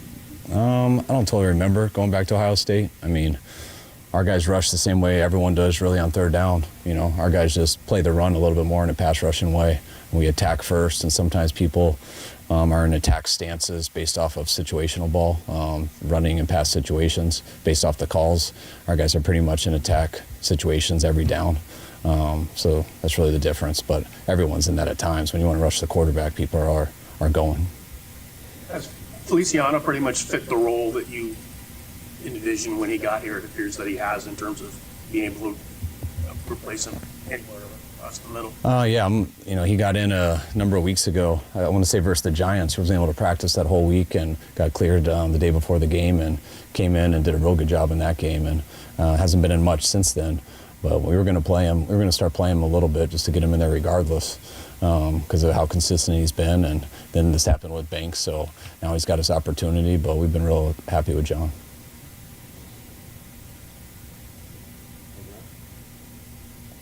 Good. All right, guys.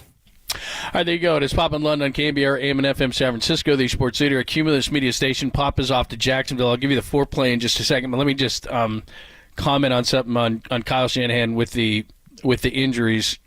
Kyle Shanahan is really patient with everybody. I think he's got a pretty good relationship with most, if not all, of the people who are down there every single day, doing a great job covering the team. The people that you know, Matt Mayoko does a great job with us every week, and he's on the pregame show, and Matt Barrows and Tracy Sandler and Cam Inman and Eric Branch and Nick Wagner and David Lombardi, and I'm on and on and on. You know who the general people are around there every single day.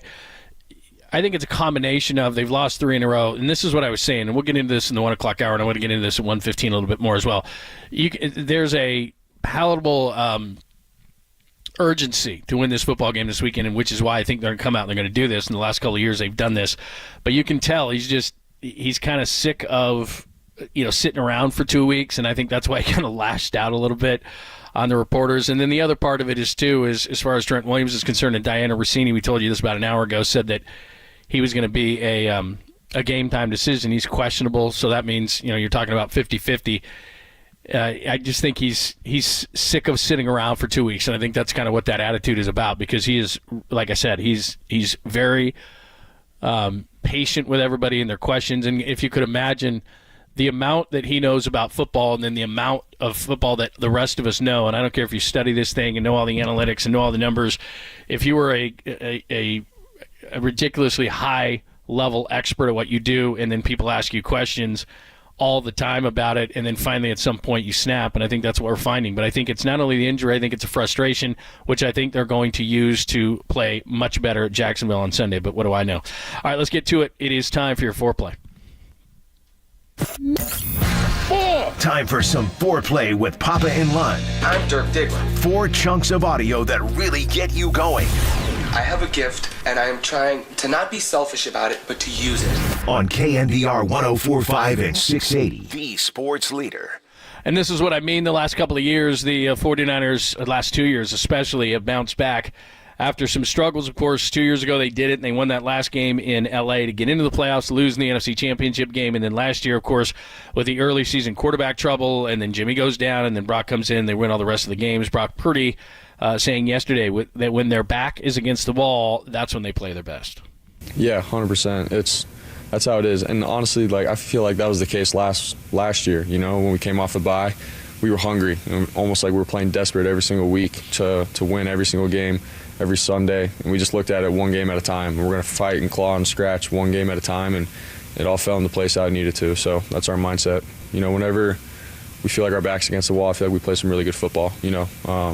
We're a talented team, and once we are hungry and set our goals for something and we want it and we need it, I think we could do a lot. So that's where we're at. I think they're going to play really good. I'm going to get more into this at 1:15 and why I believe what I believe, but Brock Purdy just said it there. And again, since the beginning of the season, and we've talked about it a lot on our show, and the other shows have talked about it as well, this is not about just winning the NFC West, which I think they'll do, because Seattle, I think, has a lot of really good places in place. But Geno Smith has had a horrible season. Now, if Geno Smith starts playing like he did last year, I think Seattle could be a factor. The Rams, they've got the injuries that they've got. They're not ready. The Cardinals, clearly, they are not ready, even with Kyler Murray coming back this weekend. I think the 49ers, from the beginning of this whole thing, it's been about getting home field advantage, about winning this thing. So I think they'll get back on track. They've done it the last couple of seasons, so it's a track record to do it. Here is Kyle Shanahan, and he was on yesterday with Tolbert and Copes. And this is something that, we'll see what happens this weekend, but I have a high opinion of Chase Young. Here's what Kyle Shanahan thinks he brings to the table. What I'm just really excited is adding 2 guys to our group here over the last month. Not only we're going to get better with those 2, but it helps everyone else get better because you're more confident to rotate guys and put guys in any situation, and keeps guys fresher. And I really believe the key to rushing a quarterback and being a good pass rush team is to be able to swarm by it's how you rush by a group. Okay. And I feel like we've had some good individual rushes this year, but I just feel collectively our 4 guys rushing together, or even 5 when we bring a linebacker with them, we need to do it better as a whole. So when the quarterback steps up to miss one guy doing good in rush, there's 3 other guys there coming off blocks, and the way to do that is to have strength in numbers, and we've helped ourselves there here in the last month on that. They stole strength in numbers from the Warriors, but the point is, and we're going to play another Kyle Shanahan cut because we missed the beginning of the part about Trent Williams. We just kind of heard the part where he had kind of was getting frustrated with the line of questioning, so we'll play that for you in just a second. But in regards to Chase Young, and if you're listening right now, you're probably a college football fan. You watched him, but what I'm basing a lot of this on is he had 16.5 sacks at Ohio State and was the most dominant defensive player of the year he came out. 21.5 tackles for loss. He forced 7 fumbles. The guy was absolutely amazing. Now, he's coming off a knee injury. There's no question about it, and he's not quite the same player. But he did have 7.5 sacks as a rookie, and there's a lot of stuff that's been written and said, and his attitude and his freelancing and all those kind of things. And look, I'm not going to say that he's going to be all-world in this first game, but if you look at this thing as a whole, Hargrave's got a knee injury, so hopefully he can be as effective as he normally is. Armstead had a couple of sacks the last time he was out. We know what Nick Bosa brings to the table. The opposition in this week, it being Jacksonville, who's got a solid offensive line, not great, but pretty solid. And so he's going to be probably going against a guy like Cam Robinson. And Nick Bosa likes to dictate where he's going to go, but probably for comfort level purposes, at least in this first game. Chase Young has always been on the defensive right side. Nick Bosa is more comfortable on the defensive left side, even though he can move to the other side. So I'm thinking they're probably going to be left-right.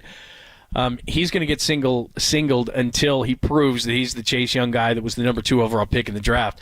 I think he's going to be highly motivated. We've seen athletes in similar situations where, look, does anyone question over the last number of years that Washington is probably the most dysfunctional? And there's a group of teams that are dysfunctional, but Washington was probably the most dysfunctional team in all of the NFL. And this guy goes from that to this. Yeah, he was freelancing. Yeah, he was trying to make more plays. I'm not trying to make an excuse for the guy, but he is a monster. He is physically, if you look at him, but also he's got the resume in the past. So all the people that are questioning him, he's going into a contract year. There's just all these things that work in Chase Young's favor. So I'm not coming out and saying he's going to have 3 sacks on Sunday. What I'm saying is I think he's going to be very motivated. He's got his good friend Nick Bosa on this team. He's got Chris Kasarik, who has proven over the last number of years that when he gets guys who are even moderately talented, they come over here and they get paydays. Arden Key did it. Charles Omenihu did it. I mean, these guys come in and they become much better players, and Chase Young has much more talent than anybody they've even brought in outside of, obviously, Nick Bosa. So I think this guy's going to have a real impact on everything. Maybe I'm 100% wrong. I think it gives a springboard to the team, especially defensively, where at the beginning of the season I never would have thought they would have had a lot of the problems that they have now, but we shall see. All right, we missed the beginning of Kyle Shanahan addressing Trent Williams, so let's play that for you. The eye test would suggest Trent obviously is not quite all the way back. Where do you think he is in his chances of actually being able to play? Well, I think he's real questionable to be playing. That's what my eyes see, too. Legit game time decision? I mean, we got tomorrow Saturday. If it's no tomorrow, then we'll wait to game time. The fact that it's a cross-country flight and that kind of thing all factors into how he feels when he gets there? No, just today was half speed. Wasn't able to do a lot yesterday, and I want to know how he feels all the way going up to it. All right, and then from there was more questioning, and he kind of got frustrated at the end. So he said he's real questionable, and he made an emphasis on the real. Now, look, I'm no doctor, clearly. If you listen with any regularity, you know that. I don't know that I've ever heard a coach say real questionable, and then he's going to fly across country. So while they're calling him questionable, and they can have any designation they want. 50-50 is questionable. It sounds to me doubtful. I mean, again, that doesn't mean that he's not going to play, but it certainly sounds to me like if I was going to designate Trent Williams, it sounds like real questionable means doubtful, but who knows. All right, finally, let's get one to Steve Kerr. He was on with Tolbert and Copes yesterday. I thought this was an interesting one as they got a couple of big games, and I literally mean big games against teams with size over the weekend. But if you want to be encouraged by something, in a 6-3 start when the majority of the games are on the road is something to be encouraged by. But for me, this is one of the biggest things so far. We talked so much over the last few years over the non-Steph minutes. The non-Steph minutes, the way that the bench is going so far. Steve Kerr addressed it with Tolbert and Copes yesterday. No, literally every game we've been able to sit Steph for 2 8-minute stretches and not have to worry about it. And that's Chris Paul and Dario Saric. And I mean, those two guys coming in as vets and who have, just been through everything together in Phoenix and great pick and pop combination. Yep. That just gives us a foundation for that unit. And then it makes the game so much easier for Moses and JK, as young guys who are, still growing. So I really like the combination. Gary Payton obviously is out there with those guys too. So it's a really good group. I think, there's no doubt it's one of the better second units in the league. And just to kind of back that up a little bit of what Steve said, in Denver, they outscored Denver 42-12. And remember, they had Saric going into the starting lineup because Draymond Green didn't play and Gary Payton II didn't play. So the non-Steph minutes, as we look at last year and the things that went wrong, so far this year, we're only 9 games in. So, yeah, it's not a very big sample size. But what we do know is they're executing better at the end of games. They're winning games on the road, which might be the biggest thing. The non-Steph minutes, because of Chris Paul, are not going to be a big factor. Obviously, this is an older team, and they can have injuries and all those kind of things. But based on the information we know right now, I'm not out here saying they're going to win a championship. But what I'm saying is that they look like a better team in some of the things that were issues last year, defensively as well. They look like early in the season with no injuries right now, or not massive injuries. You had Draymond Green gone because of a personal issue. I would be encouraged if I was a Warriors fan on those kind of issues. There you go. That is your foreplay. A lot from Kyle Shanahan, a little bit from Brock Purdy, and we wanted to get some Warriors in there as they've got the Cavs coming up on Saturday and Minnesota, who's a nice defensive team with some size, and Anthony Edwards is starting to come into his own, taking that next level step coming in on Sunday. All right, we'll come back. Why I'm encouraged. We'll give you the latest at what's going on as far as the poll is concerned, which kind of takes your pulse as a 49ers fan after 3 games. We'll reset that thing, which will lead into a conversation of why I think the 49ers are going to do the same thing they've done the last couple of years, which is get hot at the right time. We'll do that coming up next, only here on The Sports Leader.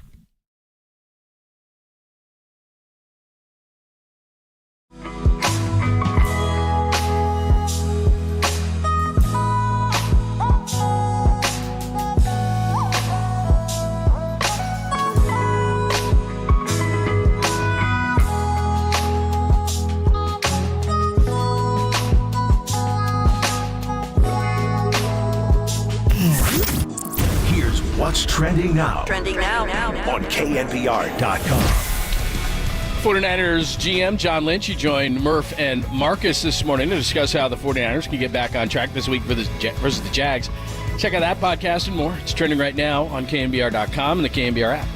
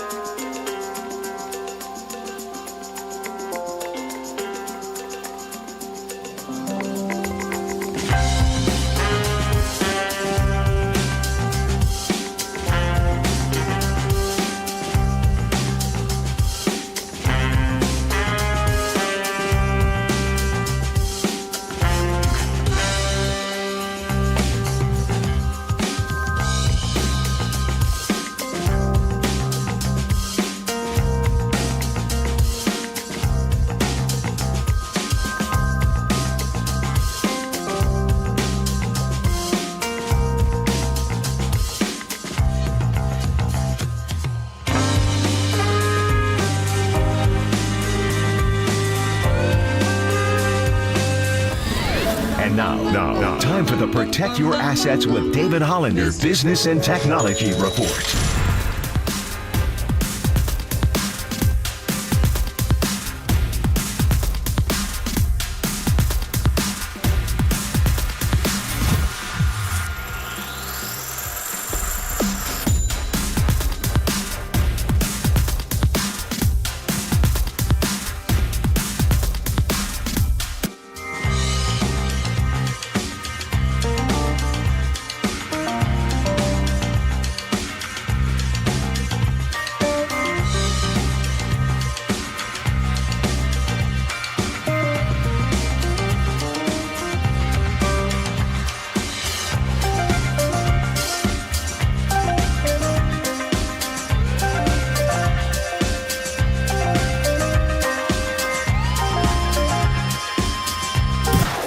Listen to the sports leader anywhere, anytime. Download the all-new KNBR app. We are your proud home of 49ers football. KNBR 104.5 FM and 680 AM. Things have changed over 3 years, Robert. You've had different offensive coordinators before the change to Hackett this year, and you've had different weapons around him, and the one constant is Zach, and the one constant is last year he couldn't start over Mike White. So, first of all, this shouldn't be litigated now. I never understood with a 39-year-old quarterback why a guy who couldn't start last year was the first line of defense if he went down. You've got Trevor Siemian in your building. Why not give him a try? No, I got you. No, it's again a fair question, and it's like I said, he I don't know. You got me. I'm gonna plead the fifth on all this one. That's Robert Saleh. I don't even know where to start with that one. We're going to get into the 49ers in just a second. I'll give you an update on the poll. We're going to hear from Nick Bosa this hour as well. Pop's on his way to Jacksonville. If you're a head coach in New York, Robert Saleh's been there long enough to know. I mean, you're going into an interview. That's Michael Kay. Of course, he's the play-by-play TV play-by-play voice of the Yankees. I think, is that A-Rod thing still on with him? I don't know. The K-Rod thing, so he does that as well. He's popular back in New York. Don't you have to have a better answer than that? Than like, I don't know, I plead the fifth. Why just Zach Wilson? I don't know, plead the fifth. Anyway, all right. They have held up okay, and we'll see what happens with Aaron Rodgers, but you probably got to be better than that. Very intimidating beard, very bad answer to that question. As far as the 49ers are concerned, I think we have been discussing, at least on our show, far too much the teams that the 49ers have or are going to play. We did the poll today on what you think, and just kind of, it's just, we were talking before the show about it, just getting the pulse of the 49ers fans. So at Danny Dunn 24, Danny's big poll today, KNBR retweeted it as I did as well. Mid-season poll, how many wins will the 49ers finish with this season? The faithful still have faith. 12 is winning right now with 41% of the vote. So there are 9 games remaining in the season. So if they win 12, that means you think they're going to go 7-2. 10 to 11 is 36%. So that would be 5 or 6 games that they're going to win.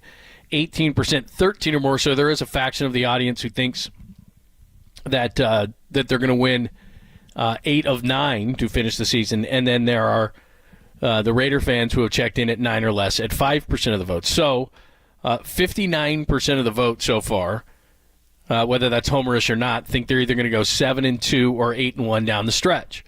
Now, probably part of your rationale, maybe it's just fandom, and I think part of your rationale is the same rationale that I have. First of all, I'm not as intimidated as Greg is on the rest of the schedule, because what we tend to do is as broadcasters, we look at the other team so much during the week that we start saying, man, they do all these great things, and how are the 49ers going to combat those kind of things, and especially given the things that the 49ers have done in the last 3 games. And to be honest, at the beginning of the season, if you told me, and really offensively, I think they'll get it going. I think there's been some problems along the offensive line and missing Trent Williams and all those kind of things. But defensively is where I scratch my head and go, because at times this year, or during this 3-game losing streak, they have had struggles stopping the run, rushing the passer, in the secondary, big plays, blown assignments. I mean, really anything across the board that you could do poorly defensively, the 49ers have done poorly defensively over these last 3 games. So do I expect that to continue with the kind of talent that they have? And again, where you got picked and how much money you're making or anything like that really doesn't matter at the end of the day, but it is an indication of what kind of talent you have. So if you look at the front line, for example, the defensive line, when you have 5 first-round picks, and I get it, Javon Kinlaw hasn't lived up to it, okay. But when you have 5 first-round picks, and you add Chase Young to that, and you have 2 second-round picks and Drake Jackson, who's now got a shoulder injury, he just hasn't been very good. And then a 3rd-round pick in Javon Hargrave, who just got a ton of money because he's really good from the Eagles, with Steelers, Eagles. So you're looking at all the talent along the defensive line.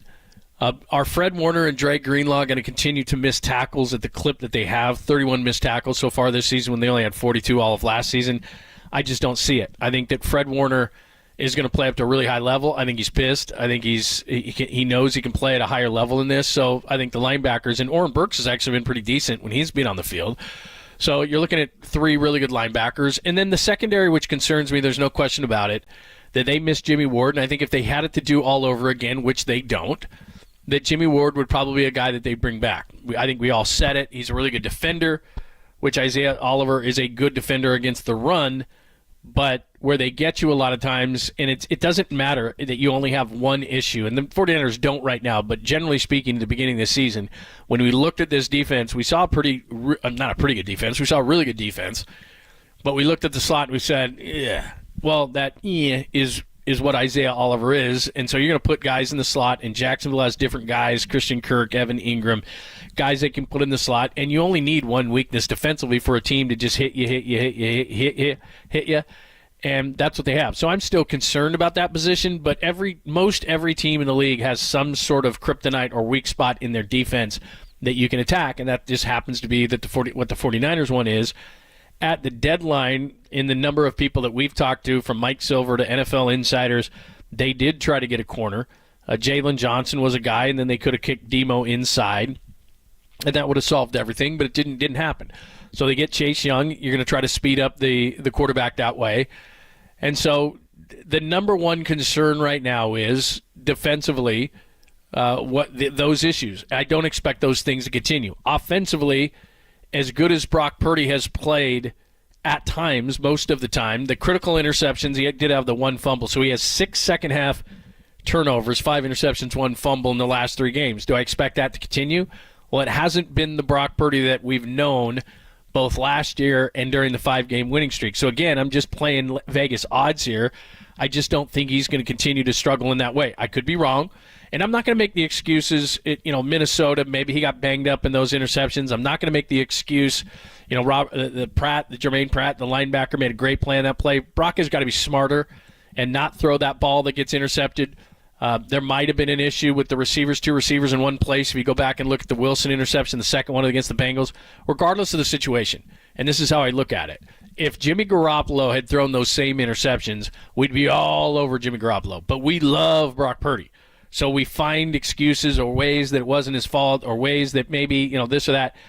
They're bad plays, and he's got to stop doing it. It doesn't mean that the other plays, 80% of the game he plays well. For fans, and I'm sure Kyle Shanahan as a coach when they went back over the tape, you can play great 80% of the time, which he had, but you can't throw killer interceptions in the second half of these games. So do I think Brock's going to continue to do that? No.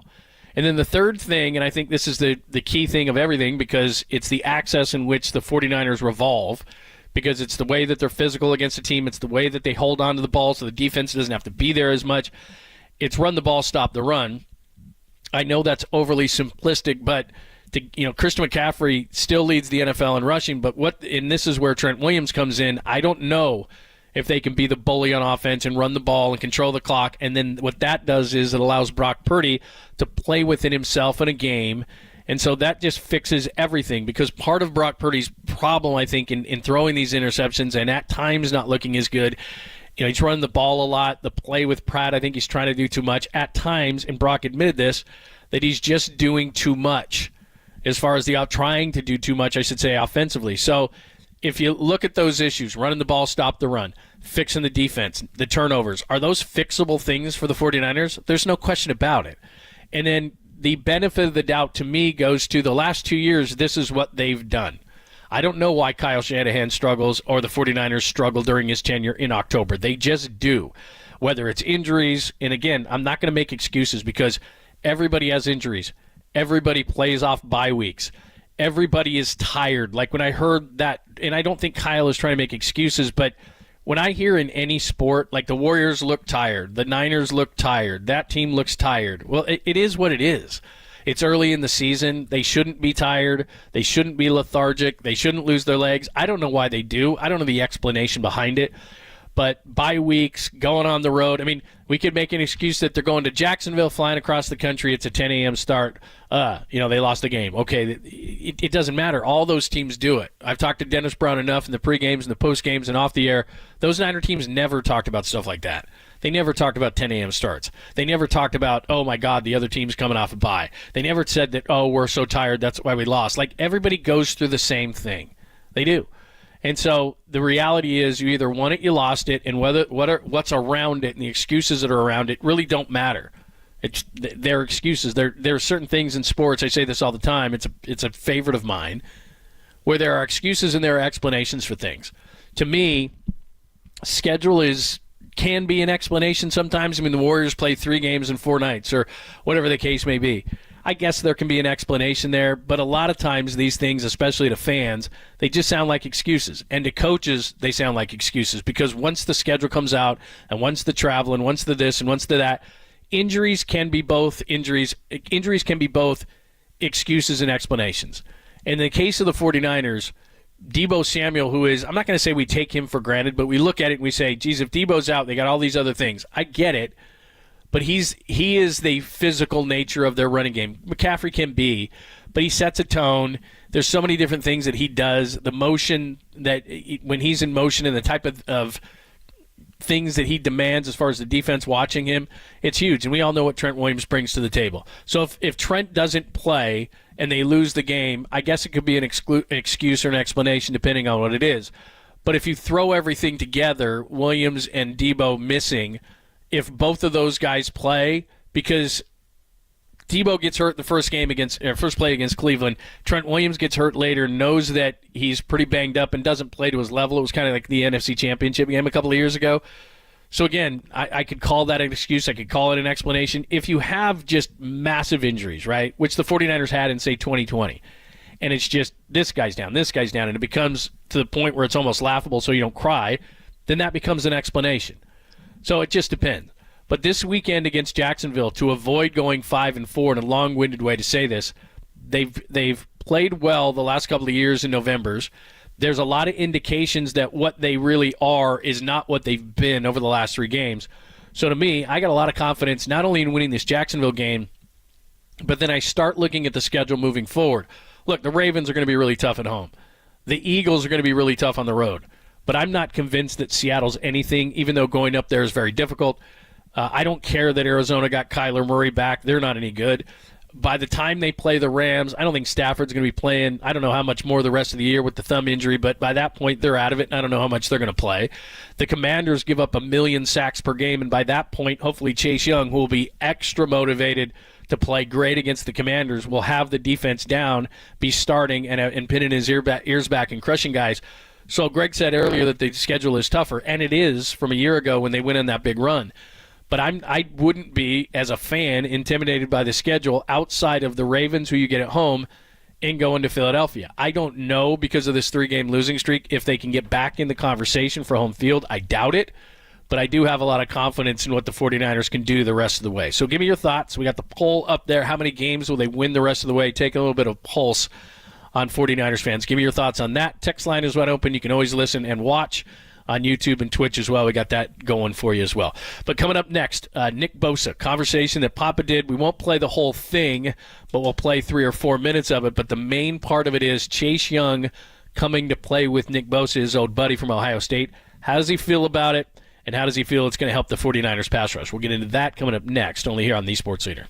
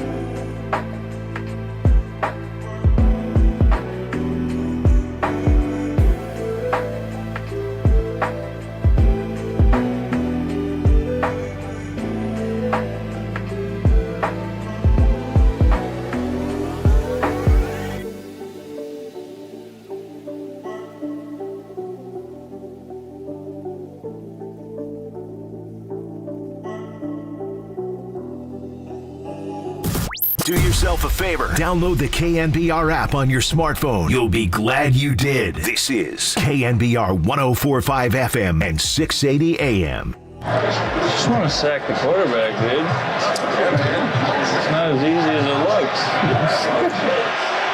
Here comes the rush. Herbert going to get chased by Bosa and gets sacked from behind. Nick Bosa got him, and that's going to go as a sack. That's a sackaroonie, baby. All right, we need more sackaroonies from Nick Bosa. And again, I'm very hesitant to criticize Nick Bosa's play because you can watch week to week, doubled and chipped and all those kind of things. It has been less the last couple of weeks, specifically last week, or excuse me, 2 weeks ago. Last week, yeah, he was on his couch, so very much less. But 2 weeks ago against Cincinnati, and of course Joe Mixon jumped outside of him. So I think Nick Bosa himself would say that when you get the kind of contract he's got, and there are the kind of expectations with or without that contract that Nick Bosa brings to the table, and his own expectations, I'm sure, are higher than anybody else's, that he would be frustrated that while Pro Football Focus and all the other places that do analytics would say that Nick is having a great season, we as fans and media, we base it on the fact that how many sacks you got. Now, maybe that's an overrated stat. Maybe it's not. But, you have pressures and all these different kind of things. But Nick Bosa is paid to sack the quarterback, whether that's an overrated stat or not. And right now, he's not up to his normal standards. So, Pop, we'll play a few minutes of it for you. Pop asked Nick yesterday how he thinks he's playing so far this season. Well, Nick, everybody's got an opinion on how you're playing. I want to hear how you think that you're playing. I think I'm playing good. There's better games than other games. Stats aren't coming in quite yet, but I feel like if I stay the course, they'll come. So you're getting chipped a lot. You're getting double teamed a lot. Your mindset on when you're getting chipped, how does that change where it's different than just a pure pass rush? Definitely just trying to prepare for it and prepare watching tape on what the tackles like to do after the chips, just to try and keep a good rush coming. But yeah, it's just trying to get back to your rush as quick as possible. If they stay in and actually block you for a couple seconds, it's harder, but trying to avoid them. We have some chip beater calls that we go to that are games and stuff, but it's definitely tough, but it's part of it. Your stamina. I mean, you're always in great shape, but you got to get in football shape after signing late. Are you at 100%? I mean, literally, you played 100% of the snaps in the last game against the Bengals, so it would seem that way. Is your football shape back to 100% now? Yeah, definitely. So you feel like yourself. How long did it take you to feel like yourself after that first game in Pittsburgh? I might say 3 weeks, just for my body after the Thursday game. Right. I felt good in LA. That was week 2, right? Yeah. I felt good that week. But I think you kind of have to your body has to adapt to football and some of the soft tissue stuff that you kind of have to adapt to, like I said. But I'm there now, for sure. All right, during the bye week, you find out that your guy from Ohio State is now a San Francisco 49er. So he said, you called 5 minutes later and said, bro, welcome to the Bay. So what's it going to be like for you to play with Chase Young again, Nick? It's going to be great. He's picking everything up really quickly, and he's exactly the player that everybody thought he was before the injury, and now he's really getting his footing back, and he looks amazing. You know, people from the outside think, just go get the quarterback, Chase. It's that simple. But there is some terminology. There is technique that's different with your D-line than when he was playing in Washington. So when you say he's picking it up, what does he need to pick up to play here? Some of the, like you said, the techniques of how we do things are different. Chris is pretty anal about all the exact aiming points and stance and steps and all this stuff. So I'm sure it'll take him a couple weeks to get all that stuff down, but I think he's going to play good right away. One thing, just watching him in Washington, it looked like he'd like to play in a 2-point stance a lot. Here, he's getting down to the 3 and a 4-point stance. So, but going back to Ohio State, he did play with his hand in the dirt. Do you think that'll better serve him to get off the ball quicker?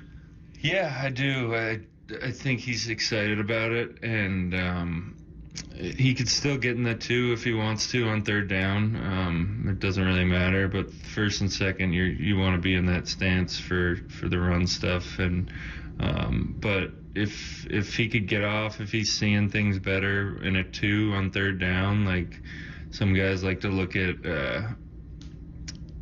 they like to false step almost to kind of jump the snap, and at a 2-point you could see more and do that type of stuff. So I'm sure Chris would be fine with him doing that on third down if he wants to.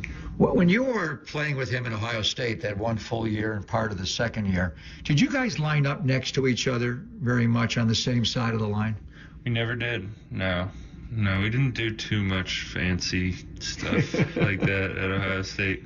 But my junior year, when I only played a few games, we were off to a pretty darn good start. There you go. There is Nick Bosa on Chase Young. I feel the same way he does. I mean, obviously, what is Nick Bosa going to say? And again, there's Greg Poppin. You'll hear that whole thing on Saturday night, and I think on Sunday as well, right? So we get you ready for the game. But look, I like Chase Young a lot, and maybe it's because I saw the guy at Ohio State. I'm a big college football fan and watch a ton. Obviously, Ohio State's on everywhere. When he, I think it was his junior year before he left Ohio State. So the next year, obviously, Nick is the second overall pick in 2019. Chase Young is the second overall pick in 2020. The guy was awesome. 16.5 sacks, 21.5 tackles for loss, 7 forced fumbles, just all the time. He's making huge plays. And what's been interesting to me, and again, it's just a narrative that comes from Washington that maybe he's lazy, maybe he could work harder, maybe he's a diva, maybe he's jumping out of position, all those kind of things. I'm a big believer, and I think, again, it doesn't have to do with sports. We can take it outside of sports in what an atmosphere is for somebody. What is your surroundings? What is that like? And he comes here, and you heard Nick Bosa say there's a couple of things that he needs to pick up, a couple of small things. He said that Chris Kaczmarek is anal about the details of the technique, and I think that Chase Young can pick that up.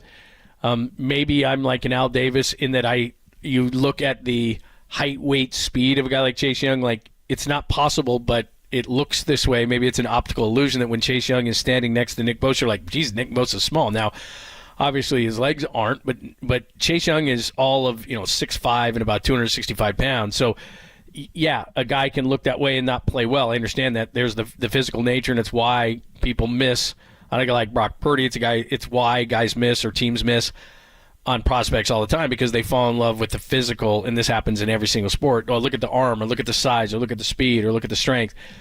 But Chase Young has all those kind of things, and the excuses that were made was, the culture. Well, I think when you move to a team a lot of times, and at the end, it doesn't happen every single time, but if you move to the 49ers and you have the structure of Chris Kaczmarek, which you just heard from Nick Bosa, and you have one of your best friends in Nick Bosa, and he's getting you caught up on everything, so you have a comfort level right away to this thing. And I'm not sitting here saying that Chase Young's going to have 3 sacks. What I am saying, though, is if you have the defensive line talent they have, what I believe is going to happen for Jacksonville this weekend, they're not doubling Chase Young at all. In the league, what's got to happen, and again, sports in general, this happens, is that you've got to prove that you're an issue, and then they'll make an adjustment to you. So this week, Chase Young is going to have one-on-one, go get the quarterback kind of responsibilities. And here's the other thing, too, that I believe. Now, look, if he's not up to speed and if he can't play the run, which has been a major issue, then, yeah, he's not going to be on the field. But I can tell you this, that if he's even close, the 49ers didn't trade a third-round pick, which is very valuable, especially for a team that picks so well in the mid to the late rounds like the 49ers. And everybody can say that they had 3 third-round picks. That's fine. But those are really valuable not only in the players that you pick, but the way that you can move around the draft board. Okay, you got an extra third. Now you can move up in the draft. You can do all these things. So they're not going to just throw away a third-round pick. I don't think Chase Young is coming back next year because he's going to be too expensive. So he's got a 9-game trial here, and this is another motivating factor for him. He's got a 9-game trial to get a big contract next year. Probably won't be with the 49ers. So did the 49ers trade that kind of a pick to ease Chase Young into this thing? No, they've lost 3 games. They want to go to a Super Bowl. They believe they're a Super Bowl contender. They believe that they were that they might be a player or two away. They want to wake their defense up. I mean, there's a lot of reasons, and we were talking about this right when he got traded for. Do the 49ers need Chase Young more, or does Chase Young need the 49ers more, or do the 49ers need Chase Young? I think it's mutual. I think that Chase Young needs this in an environment like this, in a winning environment, to show teams who might be scared off. And remember, this guy was the 2nd overall pick. Yeah, he had an injury. So did Nick Bosa. So do a lot of guys. He had an injury. But the main reason they got him for a 3rd-round pick was a lot of people don't feel that he lived up to the expectations. A lot of people have questions about his character and the way that he plays, not at his overall talent. So he's got a lot to prove to teams, and he's got a lot of money on the line. Conversely, the 49ers went out and got him because, A, they're not getting to the quarterback. B, you tie the defensive backs and the passing defense with the front line, which speeds up the quarterback, and the 49ers haven't been able to do that. So they need both, because there's not I wouldn't call it a desperation, but there's certainly an urgency to maximize things and win a Super Bowl while Brock Purdy doesn't have a massive contract. It's the reason why they could sign a guy like Hargrave. It's a reason why they could make a move for a guy like this in Chase Young. They've got a few bucks sitting around, so that in main principle or main reason why is because they have a cheap quarterback. So you can make these in-season moves. You can go and get a Hargrave on the first day of free agency when we're like, where did that money come from? It came from the fact that your quarterback's making less than $1 million. So to me, Chase Young is going to be a benefactor of this environment that he's in, and I think the 49ers are going to benefit as well. And they're not going to just sit him and say, hey, you can play 20 snaps. Now, if he's not up to speed, that's one thing, but I think he is going to be up to speed, and I think he's going to be a major factor down the stretch, starting this weekend in Jacksonville. By the way, speaking of this weekend in Jacksonville, we will be on the air at 7 a.m. It's our favorite. I was just talking to Danny about it because Danny is producing our show as he always does, but he produces all the 49ers stuff, and he's very excited to be up at 7 o'clock with me, Dennis Brown, and Adam Copeland, so make sure that you tune in for that. All right, we got a couple of remnants before we get out of here as well, a couple of things that we have not discussed, not only 49ers related, but I did do a bunch of work. I went down a rabbit hole today on the Giants, so we won't go deep into it because we're not going to have a ton of time to do it, but I do have a couple of things that I've been reading and looking at, and I've become obsessed with every offseason. It's almost as fun for me as the regular season, so we got a few things on that before the top of the hour, and then Tolbert and Copes at the top. It's Pop in London, only here on the Sports Leader. Ibrahim.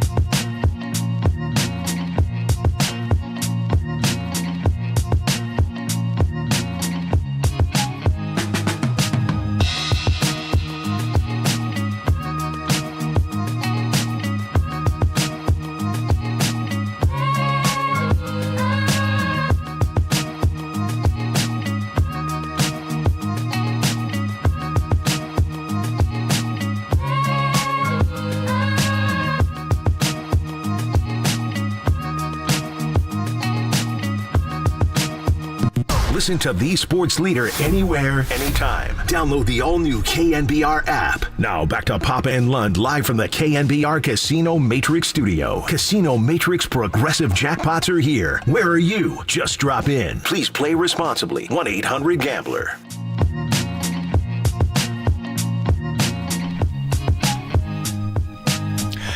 I'd line those up every Friday, all three of them. George Thorogood and the Destroyers, everybody. Happy Friday to you. Hope everything is well. Hope you hit a nice happy hour. Hope you're safe. And then tune in Sunday at 7 a.m. By the way, spirited debate during the break. Danny, who will be there at 7 a.m. Tim Webb, who will be producing the program on Sunday and produces the Tolbert and Cope show as well and runs the ship. Yes. Told me during the break that in very much nastier terms that he does not enjoy the 7 a.m. Both the guys did. All I was saying was, and I don't know that listeners care because they just want to watch. The primetime games are the rough ones because then we're like at Levi's in places till like after midnight. I'm a morning person. I'll get up early. I don't have a problem. My alarm's going to go off at 5:30 on Sunday. Leave my house about 6. Get in there about 6:45. By that point, I mean, isn't this generally how people think? Like once you're up, and you're okay. It's the first time the alarm goes off. I don't know if people are snooze hitters. I try not to be, but I probably go snooze once. I hit the snooze button about one time, and then it's like, okay, I got to get things going. But I like this. I like the 7 a.m. I like the 10 a.m. starts. Right after college, I worked in Hawaii. I worked at a bar, and they gave me the a.m. shift. So I was a bartender in a place that started at 6 o'clock right in Waikiki. And what was cool was there, NFL games would start at 7 in the morning. So you got all these people that are, on vacation and stuff, but they come barrel into the bar at 7 o'clock to watch NFL football. So I'd get the bar set up, and there'd be a few scragglers at like 6 a.m. who probably were just partying from the night before. And then on a Sunday, you'd have a packed house at 7 o'clock in the morning, and there's like, I would have just a stack of Bloody Marys made up, like mimosas and everything, and Bloody Marys and morning drinks and stuff. And people come in, and it was like boom, boom, boom, boom, boom. Now that's what I'm talking about. Like I'd like it. I lived on the East Coast for a little bit of time, and that 1 o'clock start, like all morning long, and people in the East Coast swear by it because they're like, oh, you can relax, you can get things done. I'd rather just like have everything done because like the 5:20 game is 8:20 in the East Coast. You're not going to bed on a Sunday night until like midnight maybe if you're going to watch all the football. That makes for a long day. I'd rather have the early start. So I don't mind the 10 a.m. start, I guess, is my minor rant here. As far as we didn't get to this today, and Pop is already on his way to Jacksonville or close to it, games that matter to the 49ers this weekend, other teams to root for or root against. Lions at Chargers. The Lions do not have a challenging schedule the rest of the way. We've gone over that many times. So if you don't want to be playing in Detroit in the playoffs, and it hasn't been an overly intimidating place, and as I've told you many times, I used to do pre- and post-game years and years ago in another lifetime in Detroit in that building, and it has not been an intimidating place, but I do know this. They have very desperate fans. They're going to be very loud in the playoffs, and it's not necessarily a place I'd want to go, although I would less like to go to Green Bay and cold weather places like that, so at least it's inside, controlled environment. But Lions at Chargers, you want the Chargers to obviously win that game. Giants at Cowboys, no chance. Danny DeVito is the quarterback for the Giants, and so that's a problem. Tommy DeVito is a problem. And Daniel Jones wasn't good, but the Giants aren't winning to Cowboys. Commanders at Seahawks is an interesting one. I don't know how the Commanders going to respond to losing both their pass rushers and all that. Sam Howell is having a decent season. He gets sacked an absolute boatload, and Seattle's pretty good at getting after the passer. But if you're wanting something, obviously you want the Commanders to beat the Seahawks. The Eagles are off this weekend. And then the primetime games that I was just talking about, the primetime games are Jets at Raiders. Really? That couldn't have been flipped? What are the rules on that? And then Monday Night Football, Broncos at Bills. And again, all due respect, because Pop right now would be like, that's a great game. Love the Bills. Broncos at Bills, not so much. But we'll watch them. I mean, it's not that I won't watch them. Hell, I watched last night's game between the Panthers and the Bears. And the best part of that was Jason Kelce. So I did got through that one as well. And then one other game that I'm interested to watch this weekend And it'll be on at the same time as the 49ers, so I'll have to go back to it. Browns at Ravens, which should be a pretty physical game. Deshaun Watson is back. But again, the games you care about as far as the 49ers are concerned, Lions at Chargers, Cowboys aren't going to lose, Commanders at Seahawks, Eagles are off this weekend. So that's what's going on. And then one baseball note, we'll do a lot of this next week, but I knew we weren't going to use a lot of it today, but I went through and all the rumors and all the different stuff and wrote out a wish list kind of on the Giants. We'll get more into that by the middle of next week, as they finished up the GM meetings. First week of December, they'll have the winter meetings. And so we'll get more into that at that point. But one guy that you keep hearing the name of, and I don't necessarily know that this would be the priority. I think the priority for the Giants would be center field and pitching, starting pitching, and all that kind of stuff. But you keep hearing Matt Chapman's name. So just kind of put a pin in that one. Obviously, Bob Melvin knows him. They're trying to improve their defense everywhere. He's an upgrade over J.D. Davis, but not the huge upgrade that you would get in other places around the diamond. But you keep hearing his name from insiders, and it makes sense and all that kind of stuff. So we shall see. So anyway, we'll get more into that next week. Thanks to Danny. Great stuff. Who was with you today, Danny? Not Walter jumped ship today. Cole was here. Yeah, Cole. Cole sent me all the sound and everything. So thanks to Cole. Thanks to Danny. Another great show as always. Matt Miyoko joined us. We had the guy from Jacksonville who's Papa's best friend now. Lots of great stuff today. Steve Weiss from NFL Network, NFL.com. So if you missed any of those, just go to KNBR.com. The boys are coming up next. Tolbert and Copes only here on KNBR, AM and FM San Francisco, the sports leader, a Cumulus media station. Why not give him a try? I don't know. I'm gonna plead the fifth on all this one.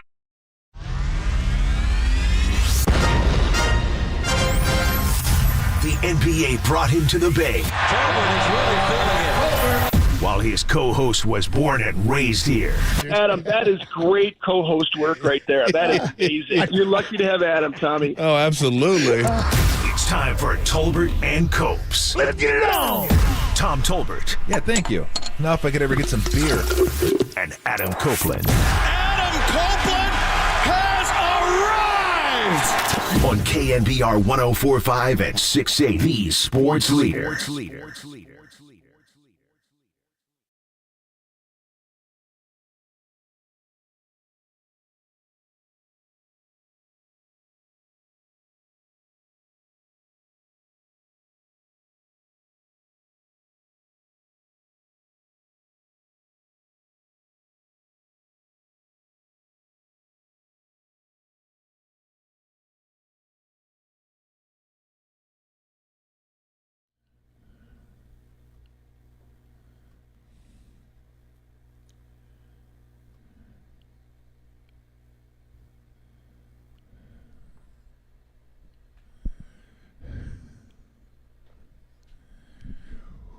What is shaking? Adam Copeland, Tom Tolbert with you. Guest host Lou Tolbert. Lou, you're just going to have to wait, okay? We got work to do here. We got sports to get into. It's football time. It's free agency time. Warriors started long homestand. You have to be understanding, okay? There's a lot going on right now, and you're just going to have to suck it up and be a team player. Thank you. All right, on today's show, as we like to do, we're going to get into a little handicapping with Dennis Ranahan and Dr. Bob Stoll will join us. And we're also going to have Marcus Thompson. He's going to join us, and Tim Ryan. And she's out of the shop. Jerk sauce gone. Must use Bounty. It's a quicker picker-upper. She's back. So Harmony will be with us a little later on for her sexy football picks. Okay, I gotta just jump in here real quick, and I know what the people are looking at here is an empty chair. I am here. We're setting up the right camera here on the live stream. I looked up and I was like, I'm not here. Where you be? I looked at the chair on the stream. I was like, wait, I'm not here. So real quick though, on the Harmony front, Derek does inform me again. Remember, Harmony's in the shop. We had a technical issue with her a couple of weeks ago. Yep. She was not with us last week.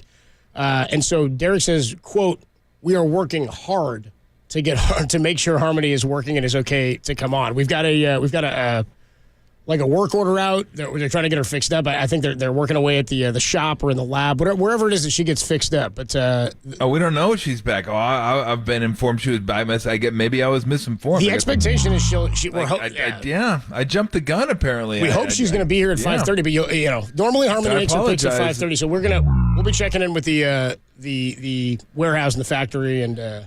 The mechanic hope I wasn't a tease. Yeah, well, that's the problem. She might get fixed and then never leave the mechanic's room. You know what I mean? The mechanic's table. So we'll see when he gets her off the rack. And screwdrivers and all kinds of stuff. Gotta put her up on the rack. We'll see what happens, dude. Who knows what the hell? She'll love that. Take a look under the hood. You know, she'll never leave. Put her on the rack. She'll be good to go. So let me ask you. Okay, well, I jumped the gun. We'll keep you posted, so we'll keep it questionable instead of probable. Tease, damn it. I didn't ruin anything. Yeah, he was misinformed. Derek put in the work order. Tom didn't see it. I just got bogus info. I didn't know. That was Derek's hoarding Harmony. That was my bad. Which, that was my bad. It's a whole other thing. Anyway, hopefully, I'll make it up to you if we don't have Harmony. Yeah, definitely. You're going to get your picks from some betting experts, and the hope is Harmony is here for it at 5:30, like we always do. So, big news, right? As the some porn lingo. Thank you. It won't be the same. Trust me. So Derek said she's working. We're working hard to get her back. I was like, I get it. We're working hard to get you hard, as John Lynch likes to say. Working hard to get you hard. Derek did put hard in all caps when he texted that to us. So of course he did. There you go. How about we go ready for this? Hard to Harbaugh. How about that, Jim Harbaugh? Dude, what about this? This weird punishment for Jim Harbaugh. Is it a punishment? And like, so the report that we're hearing before the show is that Jim Harbaugh has been handed a suspension, I'm putting that in air quotes, by the Big Ten, where he's not going to be allowed to coach on the sidelines during games. And they're saying he's not allowed to be at games either, present at games. They're saying on the sideline, but that's how it was first reported. But he can coach during the week. And they said for the remainder of the regular season was how it was phrased. Nice, Lou. Get in there, Lou. Yeah, she might have to be fed early. I fed her early, so I might have to give her. It could be first break. Look at her; she's not backing down today. Yeah. It seems stiff to me. I mean, just to play off the Harmony, but thank you. I don't know. Maybe not. Maybe they let him. They're going to let him coach in the bowl games or the CFP, whatever the case may be. Of course they were. That's money for the conference if you make it and win. Yeah, that's true. But if they win the next three, they might look and go, "What do we need this dude for? We're good anyway." I'll be curious to see what the line does at Penn State. They kind of see what Vegas thinks of Jim Harbaugh and how much he's worth. It was at 4.5. It went down to 4. So we will see if it goes any lower than that. That will be interesting to me, but I don't know. I really don't. I think a good coach is definitely worth something. Somebody that can make adjustments, that sees adjustments during the game. I really don't know what that's worth. I know he missed games early on, but you or I could have coached the team early on. It didn't matter who they were playing. What was it, Hawaii? UNLV is actually not terrible, but they're not in their league. East Carolina, stuff like that, where it's just of course they're going to win. That's a given. They're going to win those games. Now they actually play two teams that could, in theory, beat them. Ohio State's good enough to beat them, talented enough to beat them, and Penn State is at home, I believe, good enough to beat them. So we'll see. Again, it seemed a little stiff. I thought maybe 1, maybe 2. I didn't think it'd be 3, but I don't know the extent of all of it. I'd like to know, someday I want to know the whole story. Who was the leaker? Was it somebody from another school? Yeah. Could it have been somebody from Michigan that just isn't like Harbaugh? Harbaugh has been known to rub people the wrong way. I know I'm breaking news here, but he has been known to rub people the wrong way. So maybe it's just somebody there that didn't like him and didn't like the way he was going about things. I don't know, but it'd be interesting to find out how much it came from other three, a collusion of big 2, 3, or 4, 5 Big 10 schools. We all get together and try to take him down. Yeah, just don't like Harbaugh, don't like the way he does stuff. And I mean, look, you could tell he's probably not the guy when they get together, coaches get together for a summit or something. He's probably not the guy that they're hanging out with, going to the bar, having a beer with. So I don't know if he's that. He doesn't seem like that type of guy. I don't think he is. You just want to get an appletini? You know? Yeah, exactly. Well, So no, I don't think so. I'd be curious how this whole thing started, like really how it started. But I would say this: they do deserve some punishment for being dumb enough to get caught. People are like, "Well, it's not that big a deal." Even I said I didn't think it was that big a deal, but you still deserve some punishment. You go speeding, you can't say everybody else is speeding. Well, yeah, I got to stop somebody. You just happen to be the person I stopped. Sorry. Doesn't mean you get off because everyone else is speeding as well. You just happen to be the one that got caught. But, you're so brazen as to that guy, Stallion, using his own name, going to all these games. They still haven't found out whether that was him on the sideline at the Central Michigan game. It's hard to believe it is. You would think you would know, like that wasn't one of your guys over there. Yeah. But if that was him, that's brutal. And how's your security at Central Michigan? Nice going Chippewas. You just got dudes walking around the sidelines, like scouting other teams and stealing signs from the coaches. And you have no idea who's on your sidelines. They did let Antonio Brown in to take classes after he froze his feet with the Raiders. You know what I mean? So questionable decision making top to bottom with that university. Yeah, I don't know. What did you think of it? Did you think 3 games was about right, or? Yeah, I just thought it was all really weird. I thought it was all very definitely strange. That. It seemed to me like it was more Harbaugh-based. I agree. I think that 3 games in this regard was, especially when it's the conference handing it down, I don't really understand what the point of the conference doing so was, unless there was a lot of pressure, to your point, from other schools. It had to have been. That's the only way it could happen in my mind, because the NCAA isn't. I don't know. Are they investigating? I imagine they probably are. Probably are. Maybe they let it go now. Maybe they figure like that's enough. Self-imposed, it's a Big 10, Big Ten thing.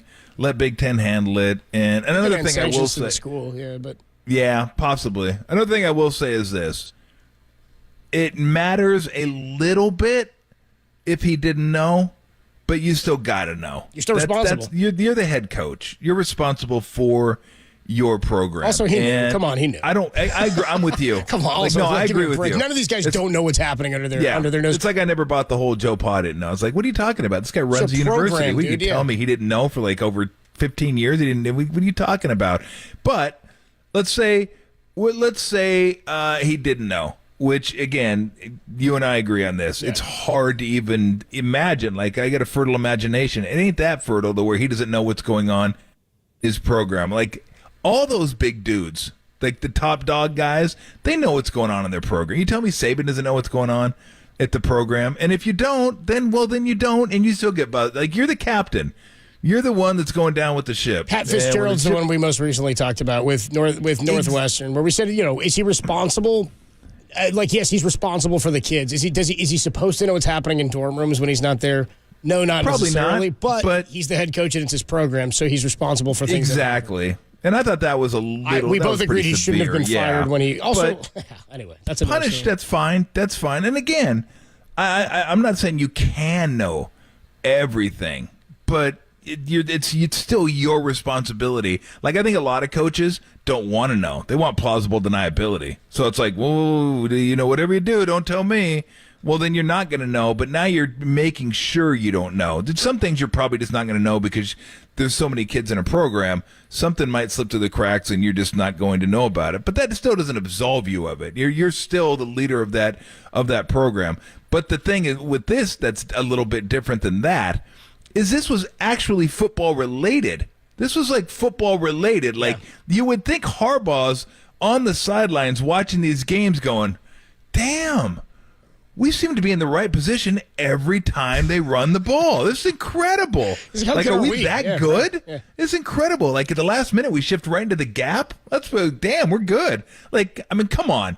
In doubly so, if it's football related, then you have to know no excuses, period. It's just, I'm sorry. If someone's in their dorm room doing something they shouldn't do at like 2 a.m, again, you can't know that even though you're still responsible for it.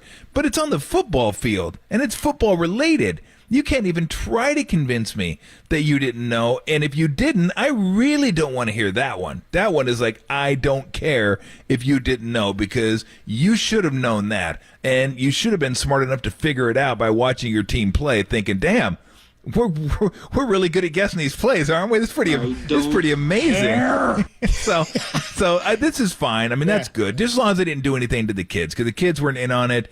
The kids may have benefited from it, but I don't want to hurt the kids or take away a chance of them to win a national championship, play in the college football playoffs. So I guess this was equitable. It seems, like I said, a little harsh, but whatever. I think we should change it. I think kids should have to face the same punishment as their coach. I think it's like, if you're going to be a mercenary like that, you're just going to get paid and jump school to school. You should, if he gets caught, you hitch your wagon to that guy. I think that's what we do. You just take down schools and programs like that. That's the best way to go about this whole thing. It is a fantastic football fun blanket Friday, whatever it is. There's a whole lot of F's in there. It's Tolbert and Copes. We got a lot of good stuff coming your way. Dr. Bob Stoll's going to join us, get you some picks at 2:30, 2:50. Dennis Ranahan will join us and give you some picks. Tim Ryan at 4:30, Marcus Thompson at 4:50.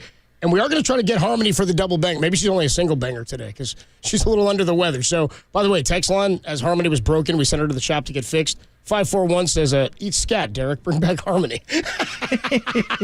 Pretty good there. So we'll see if we can get Harmony up and running, as 925 says. She's truly questionable. She always is. When we come on back, we'll go from Jim Harbaugh coaching to the 49ers playing against Trent Baalke's team. Finger grip. Well done. Jags, one of the hottest teams in football. We go Harbaugh to Baalke. How about that? Next, Tolbert and Copes. It's a Football Friday on the Sports Leader. Sunnyvale, shout out to you for supporting KNBR. Sunnyvale Sports Leader.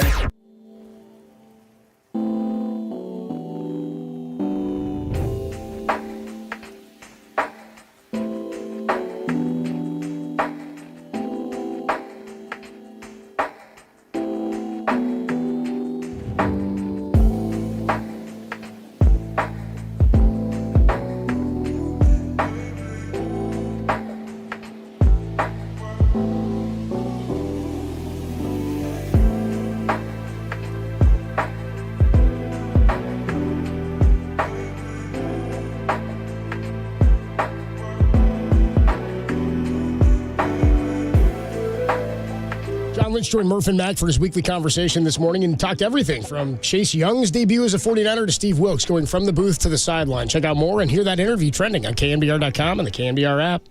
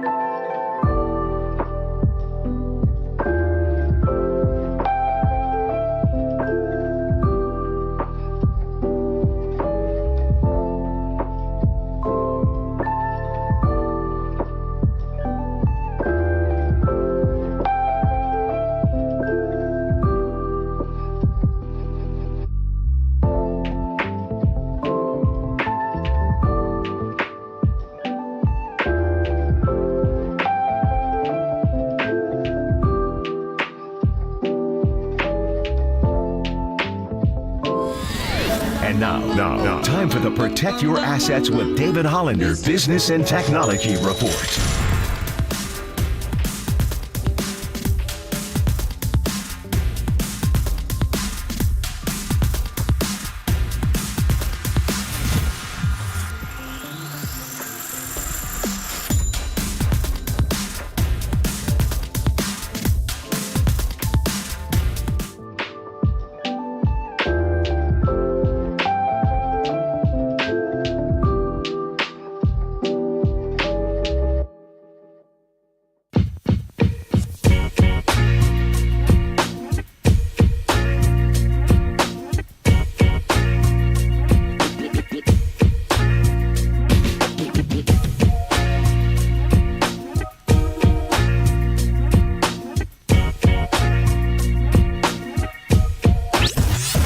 KNBR at your pad on your Apple HomePod. Tolbert and Copes now continue on KNBR 104.5 and 680, the sports leader.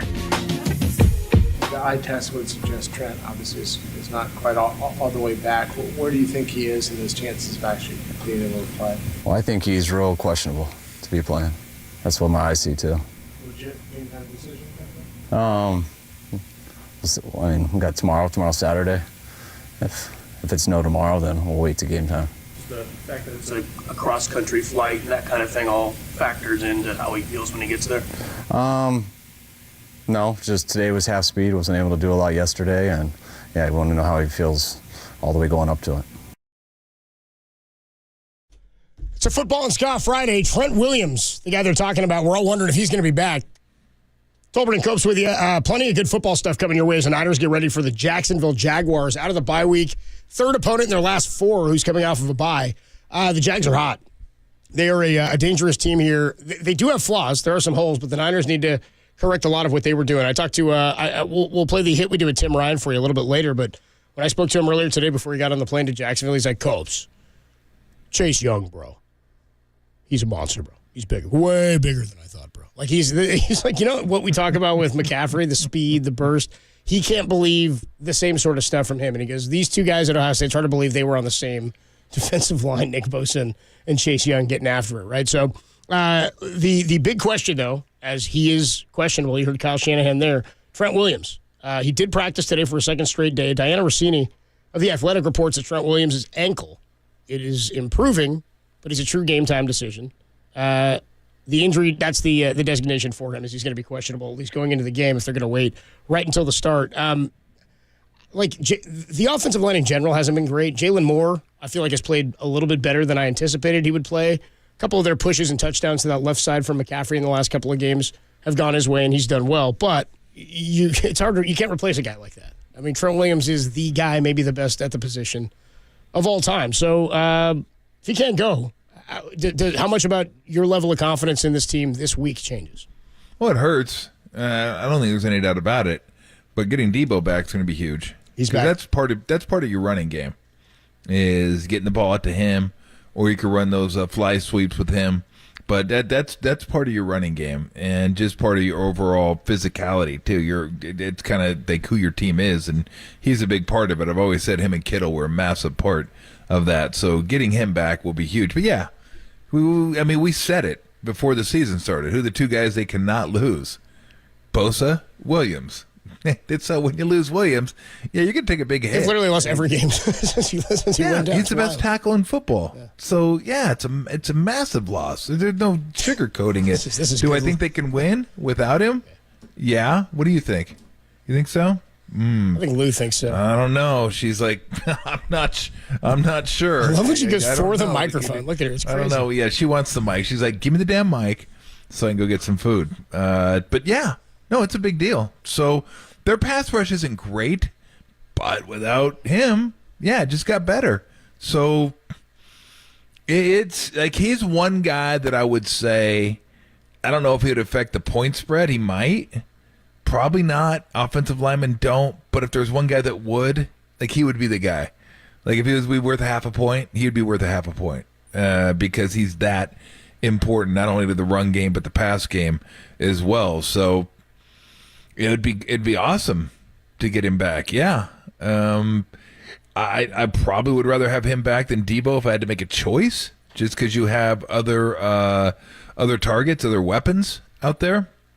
But I'm super happy Debo's back, because maybe you don't need Williams as much, because a lot of what Debo does is quick stuff, just pap, pap, pap, pap, and he's, get you 8, get you 7, get you 11, stuff like that. I'd rather have him back too. I'm with you.